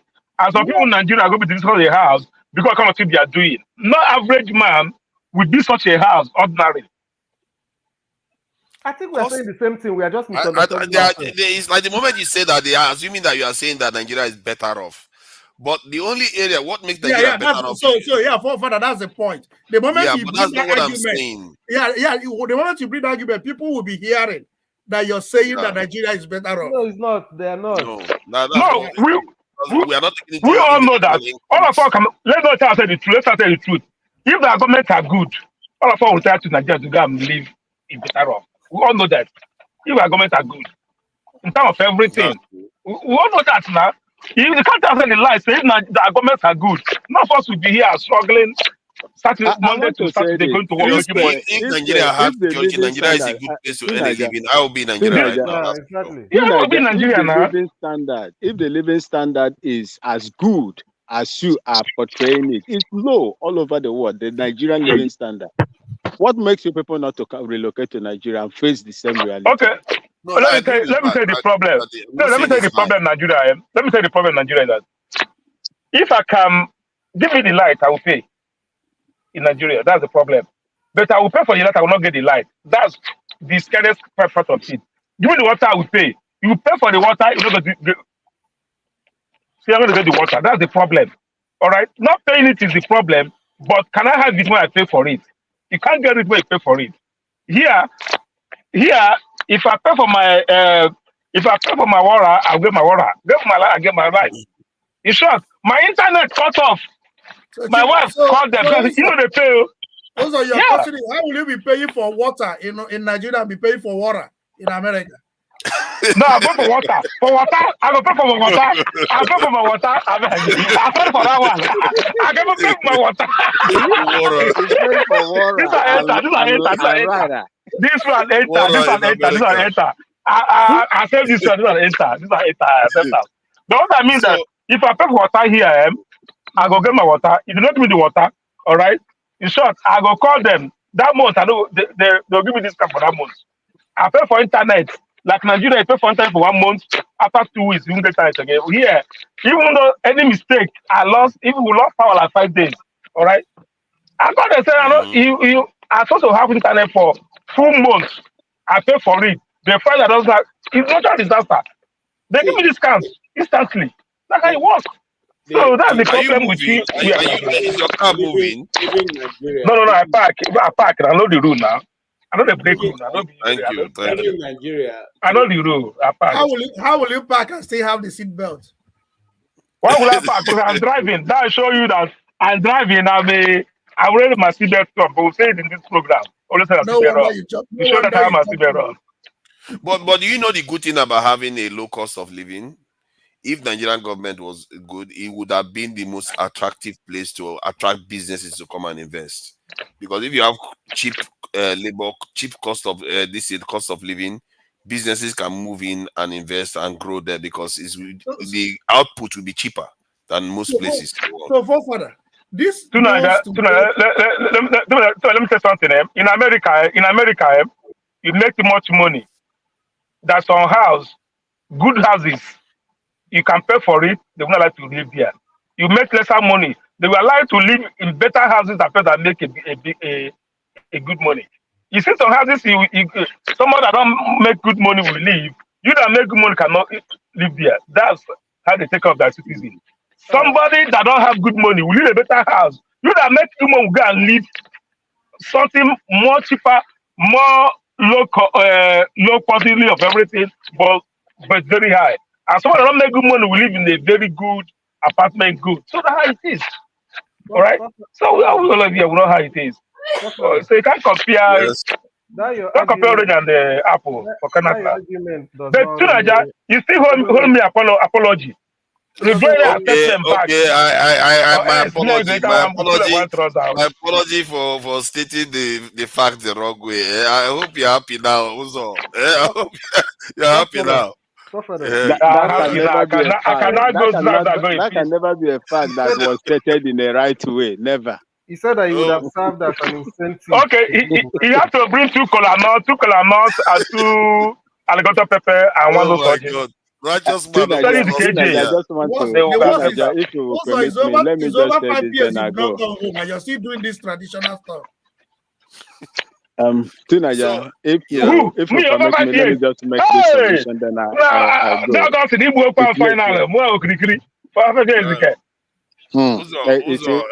Wimbo wanted to make a submission, but before that, please, I think if not now, I wanted to say something about my pronouncement about cost of living.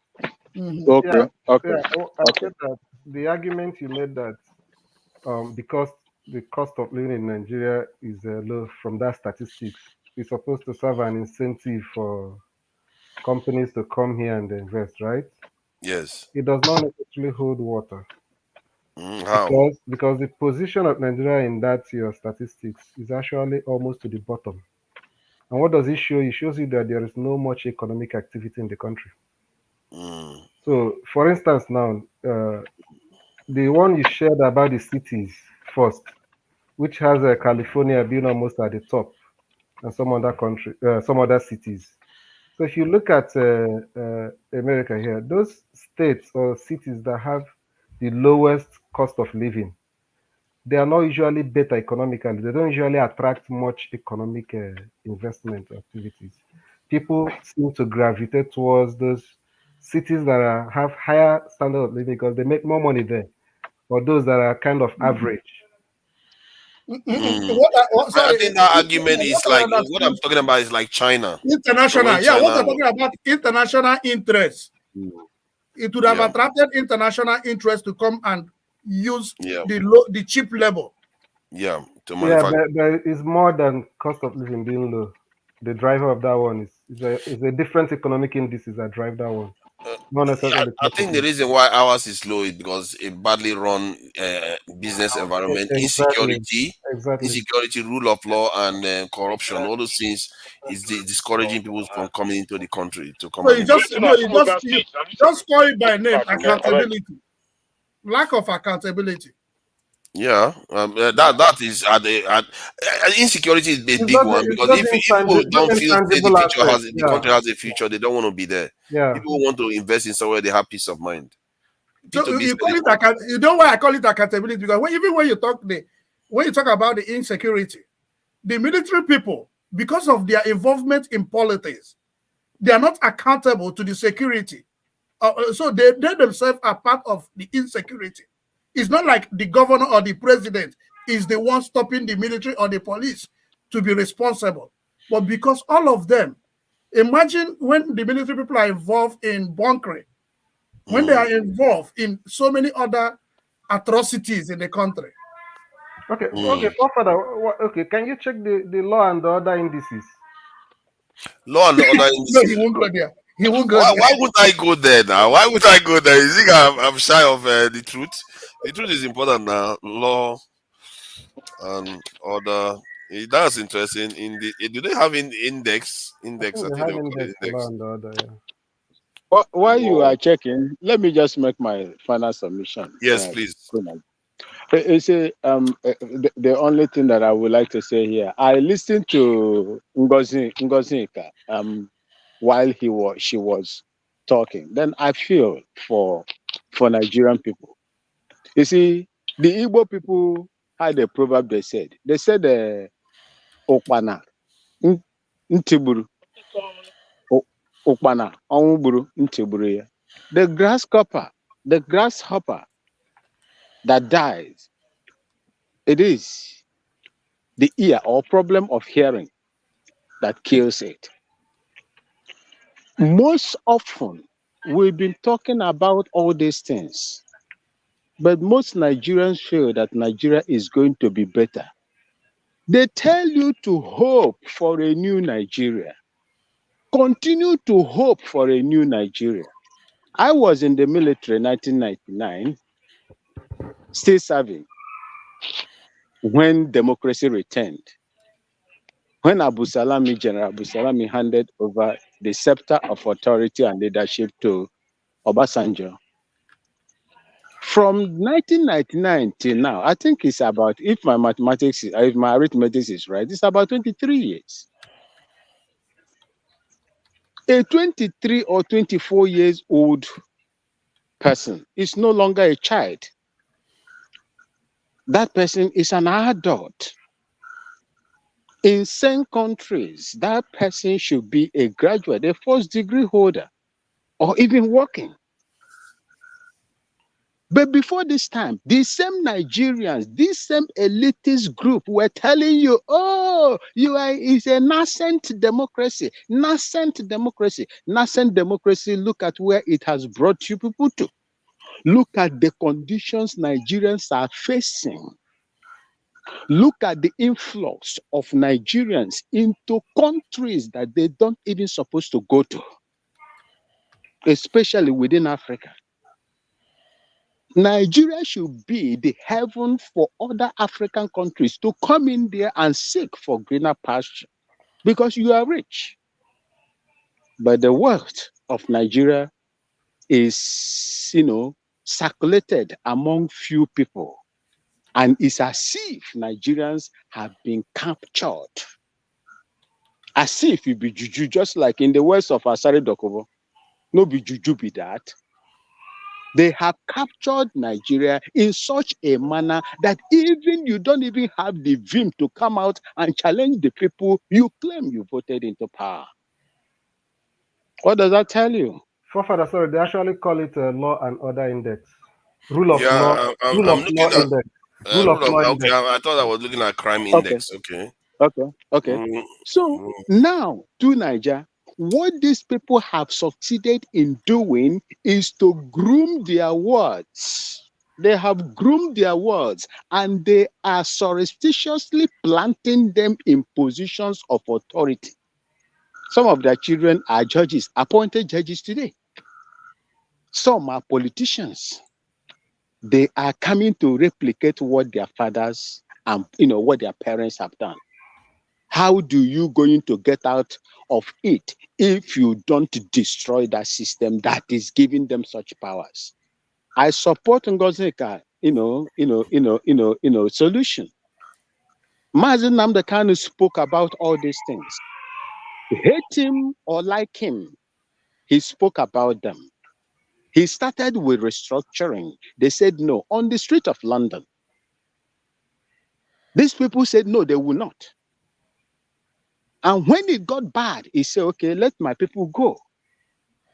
The same thing Ojukwu came to my own country here in Eburi to agree upon regionalization, regional system of government, that the rest of Nigerians said, no, they will not agree to.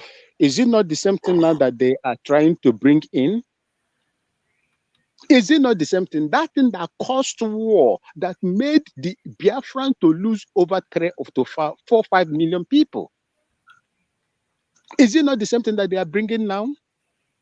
Penny wise, pound foolish. That is what Nigeria is undergoing, is going through. A time will come. Nobody will tell them. Nobody will tell them. When the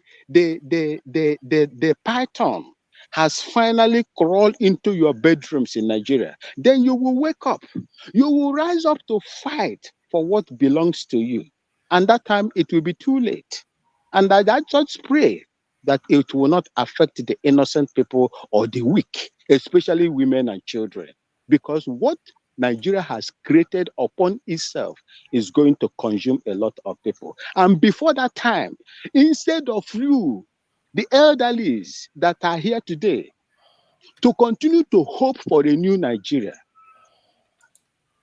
please channel the energy to destroy that country that has made these people so powerful. Destroy it. Let everybody go and answer their father's name. Because answering the diversity of Nigeria has not yielded any positive result to the people that are within that entity. Thank you so much. And may God bless you all. Thank you. Let me see. Thank you very much for your submission. Let me see if I can share this rule of law index. Let's see if I can zoom in. I hope I can see better. Yeah, I think it's by this thing. So let's say, well, how does this even work? 2000, this in absolute change, relative change. Okay, this is the index, isn't it? Okay, Denmark is at the top. Let's go from the bottom down. All the losers. I'm surprised Nigeria is not on the top of the page there. Hey, Nigeria has survived the top of the page. Let's go the next page. Let's see what's happening down there. It's not going to be far. Nigeria is about 120 or so. It's not going to be far on this list. I'm sure it's going to pop up soon. Wow, Nigeria is better ruled than Zimbabwe. How did that happen? That cannot be possible. But a lot of African countries there, you notice that. Surprisingly, here America is even at 14 or so. Look at Nigeria here. Nigeria is better governed than China. Are you serious? That can't be right. This is a crap. This is a crap table. When was this indices? When was it done? Is it now? 2013. 2013. Check what I sent to you. 2023. Okay, let me get the link. Yeah, let me get the link. Yeah, because I'm not sure I'm using a proper one. Yeah, I was on this link earlier, but I just didn't make heads or tail of what they were saying. It's opening. Okay, doing Shakara. All right. Okay, so where do I see it? Through here? Go down. You're seeing it from here now. Is this rule of law? Because they are talking about countries searched by overall score. Okay, But we're also okay. Denmark is at the top, isn't it? Yeah. And I wish we can reverse the order so that we will see how far Nigeria is from the bottom. Go down about 120. 120. 120. 120. Okay, amongst 140. That's quite bad. Yeah, but Let's see. the interesting thing is that US didn't even make up to the first 20. US is about 26. Oh yeah, US is not exactly a clean country now. Look at that country with 47,000 people dying from gun violence. It cannot be that clean. So Nigeria is at the bottom. Okay, let's see the countries we are better than: Mali, Congo, Zimbabwe, Gabon, Uganda, Iran. That is ridiculous. Bangladesh. This is rigged, man. Bangladesh, Mozambique, Ethiopia, Pakistan, Bolivia, Sudan, Cameroon. Cameroon. I think it's right. I think it's fair. It's fair. Egypt. Oh, come on, man. I think this stuff is rigged. It's quite rigged. To an extent, there's a bit of rigging going on. I don't think so. They can't rig it in favor of Nigeria. Nigeria is better governed than Egypt. Seriously. Although Egypt is a military regime, let's face it, it wins 90% of the vote. So, yeah, from that point of view, you can say Nigeria has some merit. But, man, come on. Saying that Nigeria is better governed than even Zimbabwe. Okay, Zimbabwe has some issues with their currency, but I wouldn't say they are badly governed. Bangladesh, Iran, especially Iran is the biggest. Like, it's so clear that they are mistaken there. No, Iran generates 7 gigawatts of power. 70 gigawatts. This is rule of law. Okay, forefather, what topic? And they are well governed. This is rule of law. Can we go back to our original topic? There's no rule of law in Iran. Yeah, there is rule of law. No. They won't have what they have if they don't have rule of law. No. They are more advanced than Nigeria, by far. More advanced. So, can we just circle back to where we are supposed to be discussing? Yeah. No, we are supposed. I will let Obe speak. Then we go backstage. Welcome, Obe. I'm not sure I've seen you here before. Yeah. Thank you for No. Thank you. Why we came to this thing is because we are trying to use the cost of living to justify the fact that those countries that have low cost of living should necessarily be an incentive for investment. Then it was that discussion that actually attracted me. I was trying to explain that indices like this actually drives investment more than you are correct. the other one. It drives them. So if you look at these indices now, you see that those countries at the top actually attract better investment. Yes, because of stability now. Yeah, that's true. Welcome, Obe. Thank you. Well, I'm a first timer. I think Dr. Damages will when they hear my name, you will understand because I'm on his chart and I get his mail every day. Obe is an acronym. My name is actually Osazuwa Brown Egwavon. That's my name. Egwavon. Yes. Is that an Edo name? That's a Benin name, yes. Welcome. You know us in Egwavon, yeah. You don't recognize them. Now your people be that too. Coach. I'm Gossin Egwavon, the coach, yeah. Actually, I'm in the United States. I'm in New York. And, okay, you're welcome. Your brother is our host. Papa has not revealed. Papa has not revealed where he's from. Everybody knows this. You don't need to ask the question. He's your brother. I'm telling you. It's obvious. I've done a research on him. Wow, nice one. Extensive research on him. He's not done any research. KJ and Co. I actually appreciate you guys. I've been trying to join. School weekend is held for me. Actually, at the job now, I just sneak into one of those private rooms to just see how I do this because of the discussion I had. You know, I'm a nurse in the New York. I've been to Nigeria twice this year, and it's obvious that when we begin to do some comparison about the standard of life, like KJ said, comparing apple with orange. Actually, I can't figure it out how those two relate anyways. Because I like he was saying, when you drive out to buy gas, as a banker I was in Nigeria, I earned over $500,000 every month then before I joined the United States. you could imagine life was good then. You don't even think to buy gas and all that. You run ahead, it was good. You can keep 2, 3 cars with full tanks and you're running. But in the United States, no matter even if it's $4 and change for gas that you buy here, you don't feel it from your income at all. You still you still could run with the full gas, full tank, and you're okay. But if you're comparing the way we live here and the way we live there, comparing the cost of a house here, the cost of houses in Nigeria, we will just be making a big mistake. Somebody will be asking me, how much do you buy gas in America? I told him I buy gas $4 and change because I drive an SUV and it takes the highest grade of gas. I said, but you guys there, how much you buy gas? You begin to make mathematics and times liter by whatever you buy from. No, how much does it cost you to make a dollar here? If you are going home with $10,000 every month, for example, what is a gas of $50 to you? That's change. You understand? So by the time we begin to make comparison of the facial value of what we see over here and what happens back there, we will just be making two different analogy, and it does not marry at all to each other. If in America you go shop with $200, you could see how many bags you're going to carry from the shopping mall. If you're in Nigeria and you are going to shop with another 100, 200,000 naira, you can't reconcile it because the $100 is how much you can make in an hour. In an hour, how much you can make in an hour or 2 hours? They are using You dollars understand? uniformly. They are not saying convert it to naira.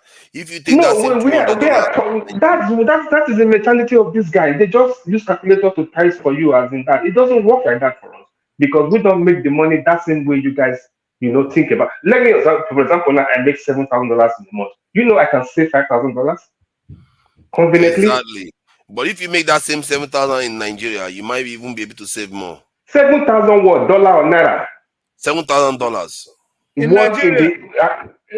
How can you make $7,000 in Nigeria now? Exactly. How can you make that money? Are you That is the point. Okay, hold on. That's the Are point you a I'm thief? making, and that is the matrix they are using to measure. In other words, You what say, you are are getting you a in what? Nigeria, see, that is the matrix they are using to measure it. This the dollars. They are not saying It's only a thief that can make $7,000 in a month over there. exactly. But if you earn $7,000 in Nigeria, would that money not go further? That's what they are trying to do. But what is the possibility of a nurse like me making that money in Nigeria? That's what I'm telling you. That is Okay, not the that this is is not my their profession. question. This is my My profession. question is I am a nurse. I can go home with 7K every month. If I'm a nurse in Nigeria, I can go home with the best they can do with 100,000, 150,000. You're talking about $200, $100. You are comparing with $7,000. The economy does not relate to you. That is not what they are doing. They are using dollars. If you the question still remains: if you have $7,000 in Nigeria, would it not go further than $7,000 If in you America? have on which condition as your income or as a month? As your income in Nigeria. Who makes $7,000 in No, Nigeria? even if You it's know how not much is real. that money? I get your point. Even if it's not real, I'm just saying, what if you did? What happens? Would the $7,000 not go further in Nigeria if you made $7,000 a month? If you make $7,000 in Nigeria, of course you can build a house almost every other day. $7,000 in Nigeria is over 12 million. Exactly. Who makes that a salary? That is what they are trying to reveal to you. That you are saying you can build a house every year, but in America you can't do that every year. I'm just saying. I'm not. That's not the fact anyway. That's just to exaggerate. What I mean is a lot of money. Exaggerate. In It's not back a home.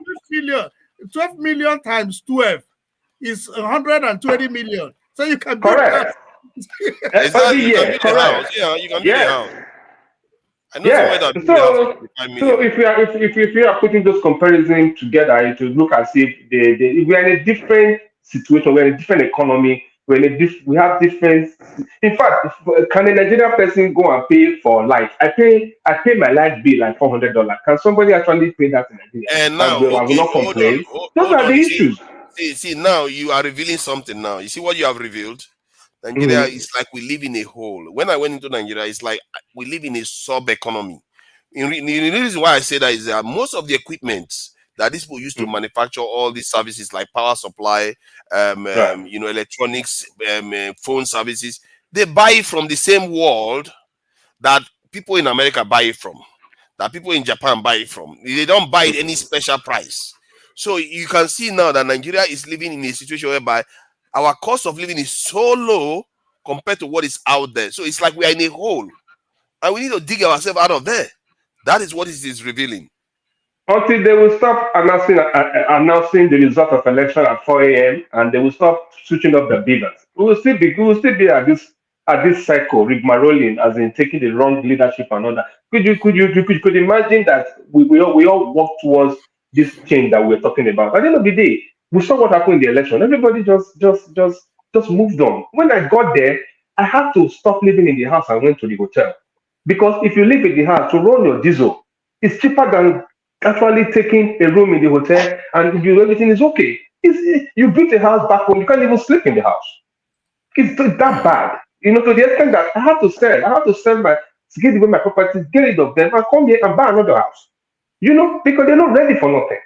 It's just a rigged system that you go there. And in fact, I was in Lekki. I went to buy food. The food they gave me, I have paid 10,000. I was not even satisfied.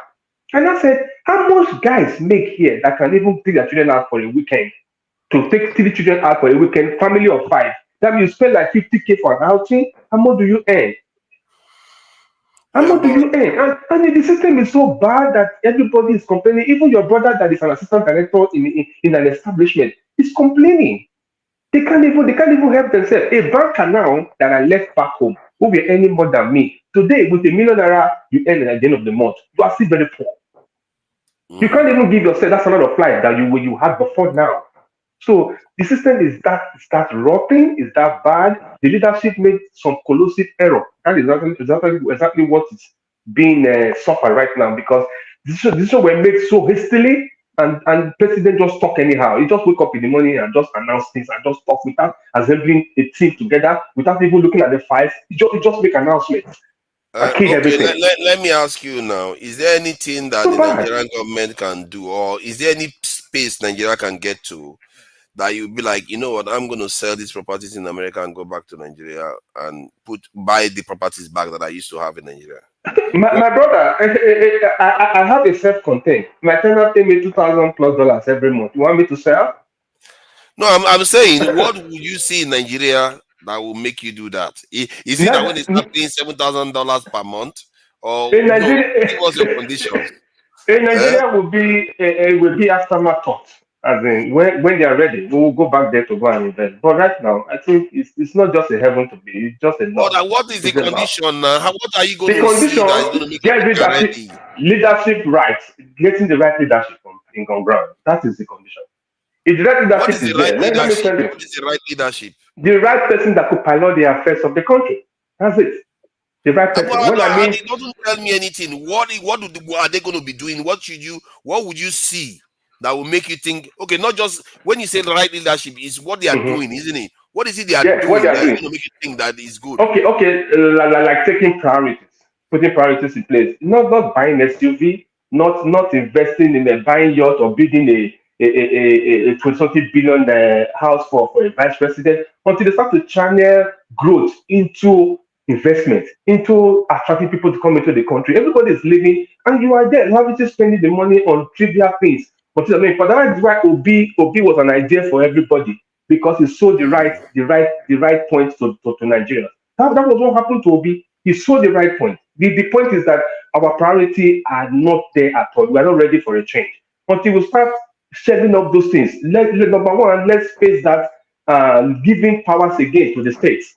We need to start from there. When that happens, the leadership must be focused on the right direction of what? Changing things, giving priorities to growth. So if you see that, you consider coming back. What you have of said. course. They're already getting ready now to buy two more jets for the presidency. You could imagine that. KJ, stop driving people from Nigeria. These are the things we're talking about. In a nation where these guys, this government, they are not very feeling. Two more planes. Don't they deserve buying a yacht?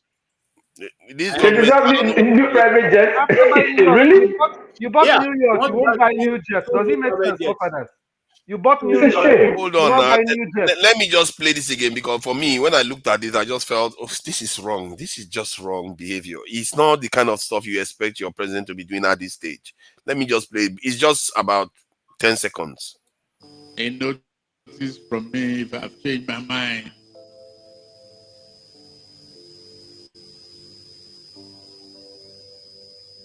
On minimum wage.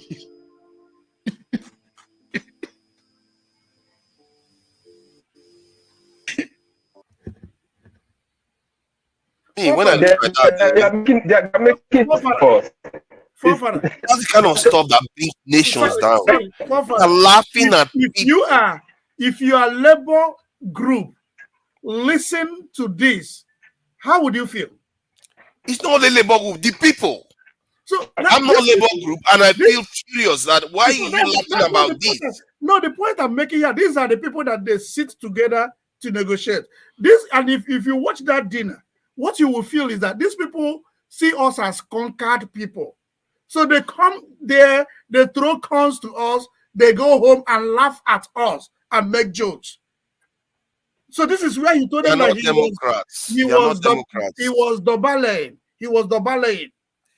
What they are doing is endangering democracy. They are not Democrats. They can't be what they are doing, because they are just laughing at people. The people, the demo in people. Yeah. People they are laughing at them. The joke. People are negotiating, laughing at them. You were against Labour before. Thank God you saw this. I have my own issues with Labour. I still have my own issues with Labour. It doesn't mean that they are not doing something wrong. I have a question for you. Yeah. I have a question for you, forefather. What is new that they have done? When he came, his first, I want you to answer this, because please let me know. What is the difference between what he just did now with what Akpabio did in the floor of the Senate about the poor Britain, and what Tinubu did in the first inaugural meetings that he had when he talked about let the poor breathe, when that statement was made? Is there any of them that seem to be different from what you see today? No. KJ. This one, they are laughing at people. KJ, this one is different. No, it's different. On those other two occasions, they were laughing. Let us are different. They were laughing at the people. Yeah, no. Akpabio did it like a joke. I said, let the poor breathe. No. But the body language only. The contention is going to put in after a week of lockdown.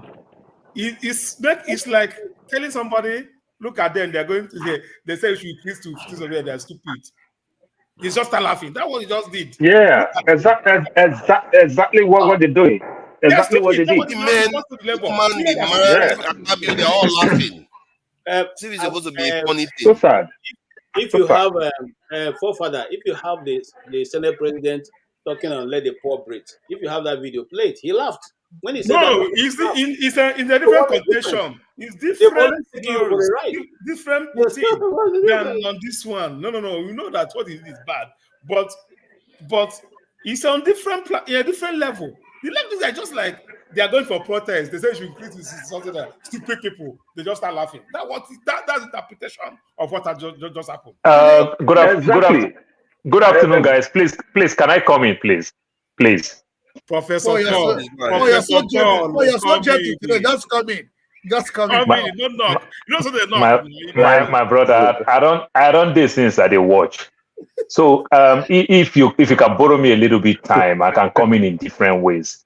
So one of the ways I want to come in, I'll use the state of Texas. The state of Texas. We don't have a lot of time. We plan. Yes. Please. I will just try to put all of them together very fast. The state of Texas, if I want to use Texas in terms of United States, Texas should be one of the third richest states in America. The minimum wage that Texas pay is 7.25 cents. That is federal government minimum wage. Almost 30 states or thereabout. Minimum wage is even more than the state of Texas. What is the strategy to that? But guess what? When Texas discovered that it started affecting Texas moved from $7.25 to $12. No union, no nothing. Do you understand? They move from $7.25 to $12. There is no union, there is no protest. But what Texas understand, businesses, people started leaving Texas for other Yeah. states. You understand? Texas understand Yeah. it. Nigeria today that we're talking about, Nigeria is grossly underpaid. I just came back from Nigeria. Today will make it 2 weeks ago that I came back from Nigeria. Sorry, 1 week ago, I mean to say, Nigeria is grossly underpaid. If not for Yahoo boy and corruption put together, my brother, the things that they sell in the so-called eatery and every other place, no Nigeria that live on salary can afford to go spend.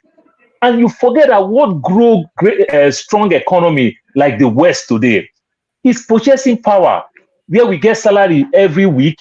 We want to go buy new shoes. We want to go buy clothes. We want to press our phone like we are talking to a girl. We order this, we order that. It is very good for an economy. If you don't steal in Nigeria today, if you want to live based on salary, you can't really do that. The percentage of people that can do that is so minute. People are grossly underpaid, and the government is doing what they are doing. That makes me laugh. Then another way around, there is a caveat why Tinubu is doing what Tinubu is doing. I was once a union person in Nigeria, so I understand what Tinubu is doing to the union. First of all, they already hang the union in their head that this union today, they are labor, they are this and that. So they use that one to push them one side of it. Then the most important part, that the union themselves have failed the people. The union never represents the people. The union represents themselves more to fight the government. They use the government to cut deals for themselves. What do I mean by that? Union due that they take from your salary, my salary in Nigeria, is the 2% of your salary. Have you ever seen how much revenue union also make? How did they spend the money? Have you seen any union that is also driving the so-called Nord or Innocent motor? These guys are also living large. These guys are not living in Ajegule. They're also living like politicians. We carry the highest delegate to ILO, International Labour, this thing in Geneva, Switzerland. You understand? They live like politicians. You understand? And they hope to be politicians. You understand? Go look at these old guys that led the union from Oshomole to the former trade union president Celestine and the likes. You go look every one of them. They end up become this thing. Is it Irabo contest for Senate? That's the former maritime. When you pick every one of them, immediately they leave union, they go into politics. They live the same lifestyle. And Tinubu, being a very bad person, also understand these people that if now you are saying my own, but I can equally say your own. What do you do with the union due? What kind of lifestyle do you live? Do you represent your people? So if the government has failed us, what about private sector? How are the union be able to curb private sector very well? That people in government will say, no, I don't want to do government work. Let me move to private sector. How many of us here that lives in the West really love government job? Good percentage of us, if I want to say from the place of US, some of us jump into government work, first of all, to quickly get citizenship. Some of us jump into government work for retirement purpose, say, I will get that good health insurance. Retirement purpose and maybe fasting up your immigration purpose. We don't run to government job, you understand? But when you see people in government job in Nigeria, they are just docile. You understand? No accountability, no transparency, no nothing. So the union has failed the people. The government don't understand what they are doing. I use Texas to make my case. Texas is moving their minimum wage from $7.25 to $12. No union protest. And Tinubu don't understand that when people have loose cash, people will spend money anyhow. My brother, Nigeria is really expensive to live. I just came back from Nigeria. You might look like that because we lie to ourselves when we do this exchange rate. But truth be told, every food that I eat in Nigeria, I'm feeding 4 people. I'm feeding 4 people. People will beg me, family members, friends, the people that are serving you this food. You see these people, it look like they are working there. They can't afford to eat the meal that I'm eating there. They don't eat those food. Things are so bad. The man that is working in Mega Chicken or Sweet Sensation and the likes, go and ask them how much they earn in salary. These people earn 50,000, and I eat a meal with juice for almost 10,000 naira, which means the man who work in Sweet Sensation can't eat in Sweet Sensation. You understand? It is that bad. So Nigeria is not working. So for further, when you make mention of all these things, if Nigeria has all these resources that some of us would think of, oh, Nigeria is cheap in living and everything, I will use Portugal. Go and look your case study. When you see Americans retire, they move to Portugal. What did they factor? Fantastic health insurance. You understand? Infrastructure, the things you plan for senior citizens and the likes. If I go to Nigeria, I am going to Nigeria because I'm so stubborn, I'm so stuck that I just want to go to Nigeria. Possibility, I may lose everything that I love more. I'll probably lose my children. I'll probably not take good care of my health because I'm going back to Nigeria and everything. Because we don't even trust the doctors. The doctors is not transparent enough to tell you what is going on with your own health in Nigeria. You understand? They tell you in terms of speculation and go back and even gossip about your health. You understand? So when you look all those parts and everything, who want to really retire to Nigeria? You understand? Good percent. Some of us, e.g., I'll make that example, e.g., like my own wife, who have lived here for donkey years, that don't even know how to buy McDonald's. What do you think my wife will do? She'll definitely go back to Nigeria because she doesn't enjoy anything here other than just the money. So she enjoy everything about Nigeria. She will go to Nigeria because she never embraced anything here. Some of us are like that. Some of our grandparents moved from the east, moved from north to Lagos. They never enjoy anything in Lagos. They went back to their ancestral home. You understand? And everything. So people do that and the likes at the detriment of their health, all the things that they will lose and everything. They don't care. As far as they can get 3 square meals. So if I can go to Nigeria with my social security and I can earn over $1,000 in Nigeria, that will make me live better than a manager, because if I earn over $1,000 and I'm not working actively and everything, I am doing fine at the risk of my health, at the risk of all this basic infrastructure that I will miss out and that I'm used to for donkey years and the likes. I don't think it's worth it. You understand? So when people move to certain places, you see things there. I live in the West Coast in America. Good percentage of all my Mexican colleagues, they don't have dentist insurance. They don't have all those high insurance and everything because it's just 2 hours. They're in Mexico. Why are they going back to Mexico? The health sector is working in Mexico. Can we vouch for Nigeria like that we can go to Nigeria and we strongly believe that the health sector is working in Nigeria? The answer is no. What about our road? What about just basic things, mechanic, plumber, carpenter, just little things here and there? You understand? You can't even ask, how did they preserve the food that we eat? Can we really ask all these questions? So when you put all these little things here and there, Nigeria doesn't cut it. Nigeria cut it for that poor man who lives there. You understand? So I may look much, much better than that person, but I'm missing a whole lot moving from here to Nigeria. But you know the beauty of it? Why are we here? We truly and really love that country called Nigeria. We want the country to be better, but not to lie that the country is looking good when the country is not anywhere close to better. I will tell you another thing before I drop. During COVID time, the school bus that picked my kids from school, during COVID time, now the kids are staying at home. Guess what? The school bus just simply be driving from house to house and bring food for everybody. Well planned. They already know their students. The bus driver already know their route and everything. Do you see the way people humiliate themselves? Do you see the way they manage our so-called, what did they call that English that time?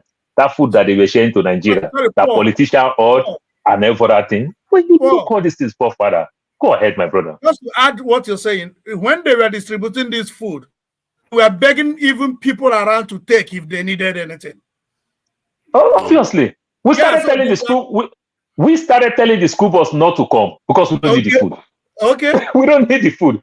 You understand? So they come, they just press bell and they leave the food there. So we told them, please don't bring food for us. We don't need it. My family don't need it. My kids don't want it. We did Even when not they were see going to school initially, they don't really like it. But COVID. politicians ordered our own pandemic food in Nigeria. They audit. So let's not just put those things together. I think while you were Far apart. talking, Paul, while you were talking, you see what it revealed to me. You know, earlier on I said something about us, Nigerian economy being like in a hole where the cost of things out there is different from the cost of things that is the way it manifests itself in Nigeria. And to get ourselves out of it is similar to the kind of trend you see with iPhone. You know, when the iPhone came out first time, people didn't do contract. You just buy it cheap, a bit cheaper than it is now.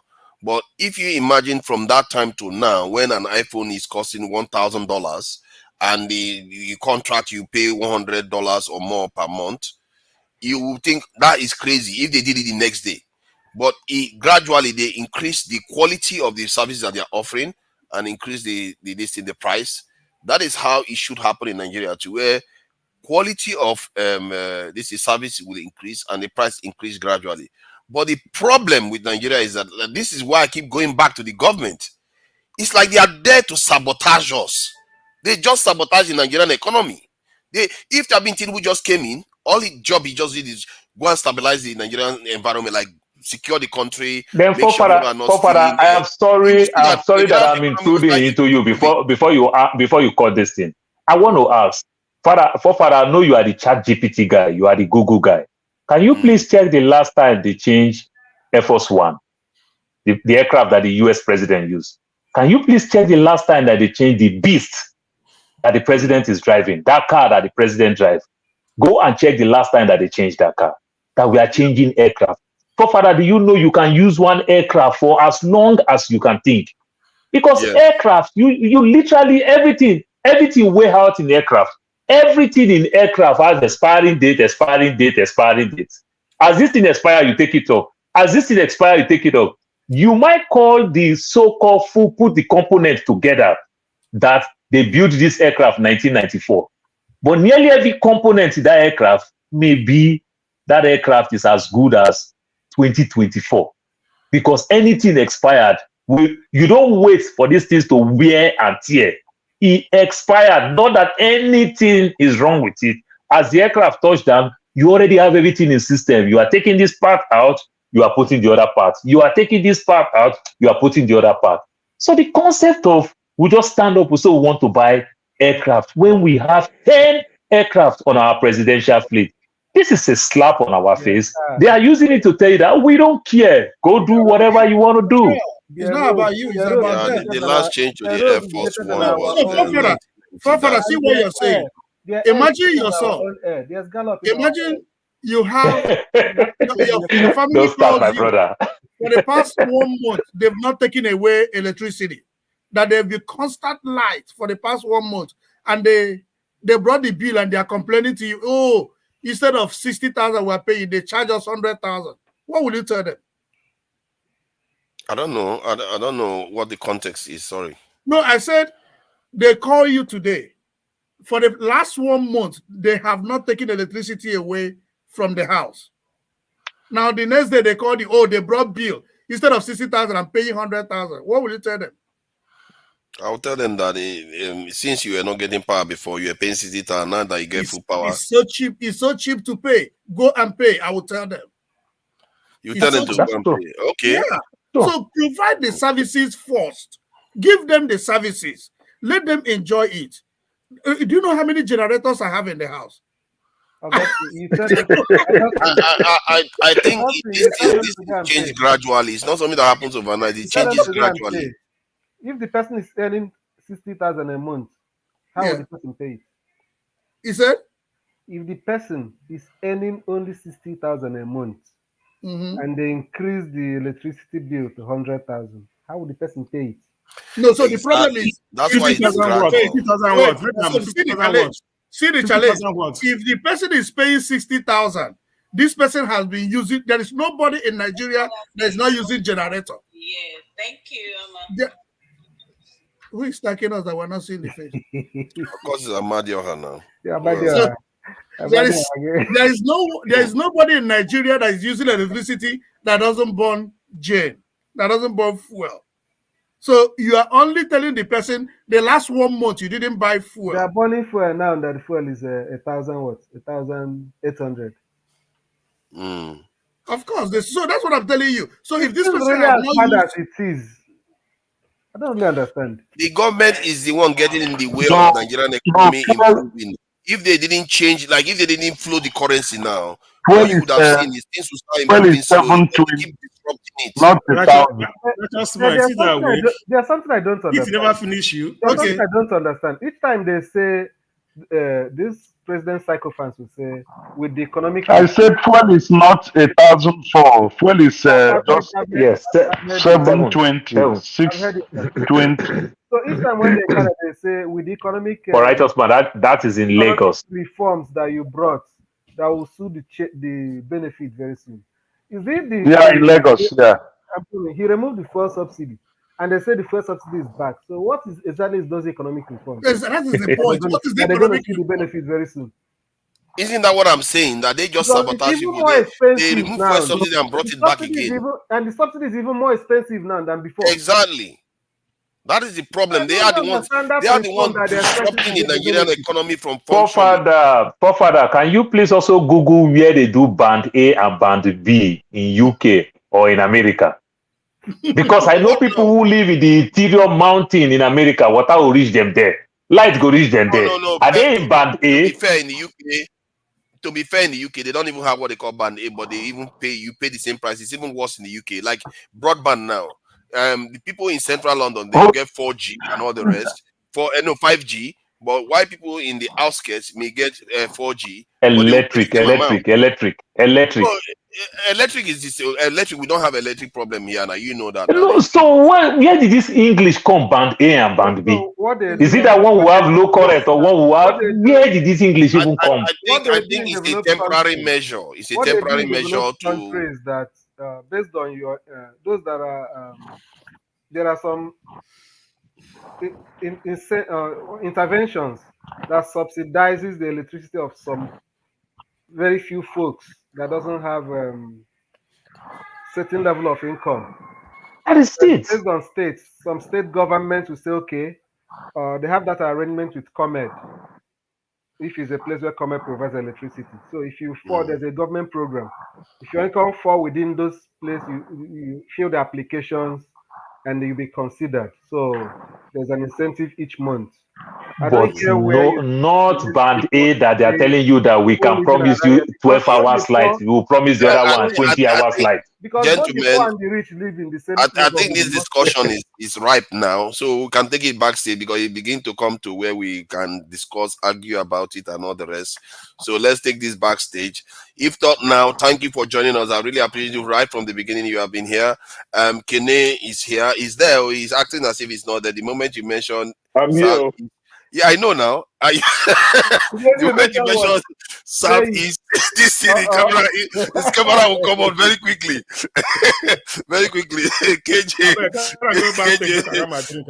thank you for joining us. I appreciate you. I like your commentary and all. KJ, thank you. I appreciate you. Thank you for joining us. Augustine, as always, thank you for joining us. Refreshing to see you. You came in a bit late today, but it's all good. Paul, thank you for joining us. Amadioha and Paul and Righteous Man. Righteous Man has been here from the beginning, so I have to salute you for taking time to join us and all the good work you are doing for Nigerians. And he's in Nigeria. If anybody complain Nigeria hardship, no Righteous Man. Righteous Man. Oh my goodness! Hold on. I need to close out. I need to close out. We can carry on backstage. And leave Righteous Man alone. And you people let me close out. Let me close out, please. Ngozi Eze. BQB. You try him, you're wrong. Let's go backstage. Ngozi Eze, I see you there. Ngozi Eze, Hoji, I see you. I'm sending the link. Can do. I can see you there. Thank you for joining us. Boom Boom Ray, I see you there. That's I speak the truth. I see you all there. Udo, Olisa, Franklin, I see you there. Ken Riba, as always, thank you for joining us today, Ken Riba. Efosa Akembo, thank you for joining us, Efosa Akembo. Croshun Hugh, Crushing You. Thank you for joining us, Crushing You. And let's see who else is there. Fumi. Oh, thank you for joining us, Fumi. Oh, Fumi, I took my correction when I made a mistake, so I'm not, dogmatic like that. People think I'm often dogmatic. Fumi. Oh, thank you for joining us and for the correction, by the way. Thames Link, Thames Waters is not the only water company in the UK, but it's the only water company in the London and Greater London area. That's a monopoly. What's that? Let me go back further. Ruwan, I see you there, Ruwan, and Tracy Jacobin, I see you there. Thank you all for joining us. And let me go and mention the people that actually donated to us. I didn't get a lot of chance to, ask Nigerians to donate. I should be able to do that. But while we are here, if you want to, chip in, Dr. Damages needs all the money to pay the staff, if you want the quality to improve and, more and more people to come and join, we have a Alaba coming on tomorrow now. These are the kind of stuff we used to fund the channel. Open conversation, quality conversation is what you get. It's not easy. Dr. Damages is spending a lot of his money doing all these things. I really appreciate you people that have donated to us. Like Mazi Prince, Mazi, thank you for the donation, $20, Mazi Prince, and Alexander Gomez, as always. Thank you for the donation, $10, 10 solid dollars. Kulata, one of the most derided commenters on the channel, yet he still donates and contributes to the channel. $2, Kulata. Thank you for the donation, Kulata. Young One, $5. Young One, thank you for the donation. I've not seen you before. I don't know whether you come front stage. Thank you for the donation, $5 from Young One. And let me get the next one. A for real. I've always AY. Thank you for the donation. We enjoyed your conversation, your donation today. And you're probably watching us backstage. AY, thank you for the $2 donation. Jaja, another $2 donation, Canadian dollar. All the dollars are welcome. Some are stronger, others are less. And this is Canadian dollar.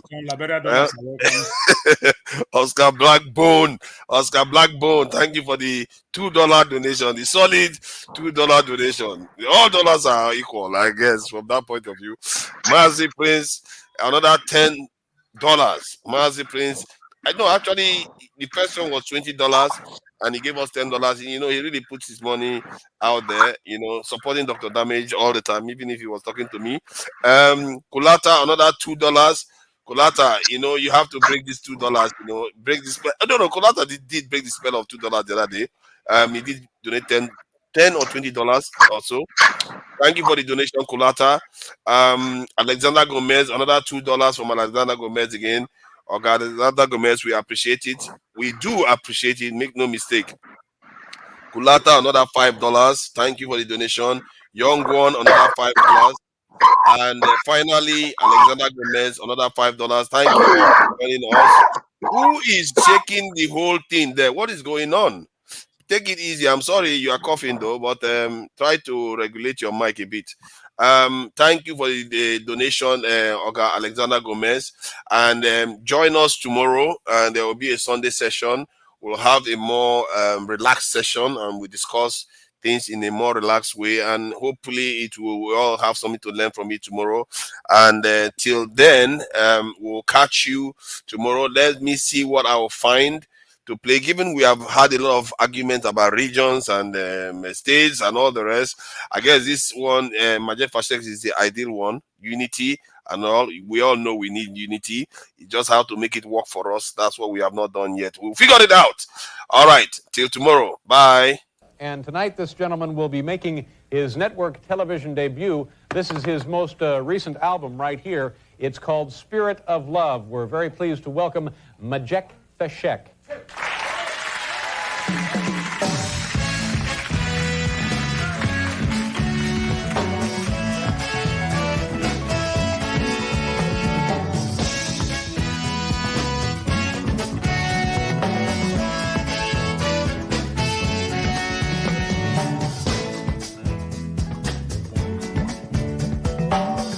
Arise from your sleep, Africa. Rise from your sleep, America.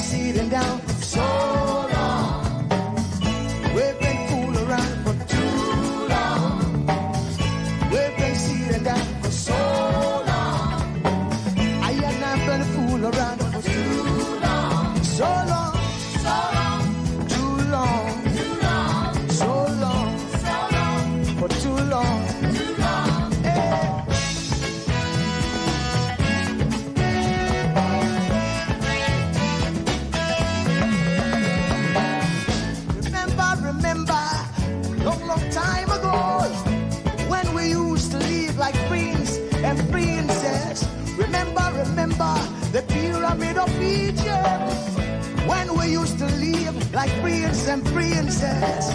Remember, Marcus Garvey, who are the dream for New America. Oh, remember, Martin Luther King, who are the dream for New America. They say you are black, they say you are brown, they say you are black, they say you are brown. Only the angels of Jah is white now. Only the angels of God is white. So long, too long, so long, too long. We've been sitting down so long. We've been a fool around for too long.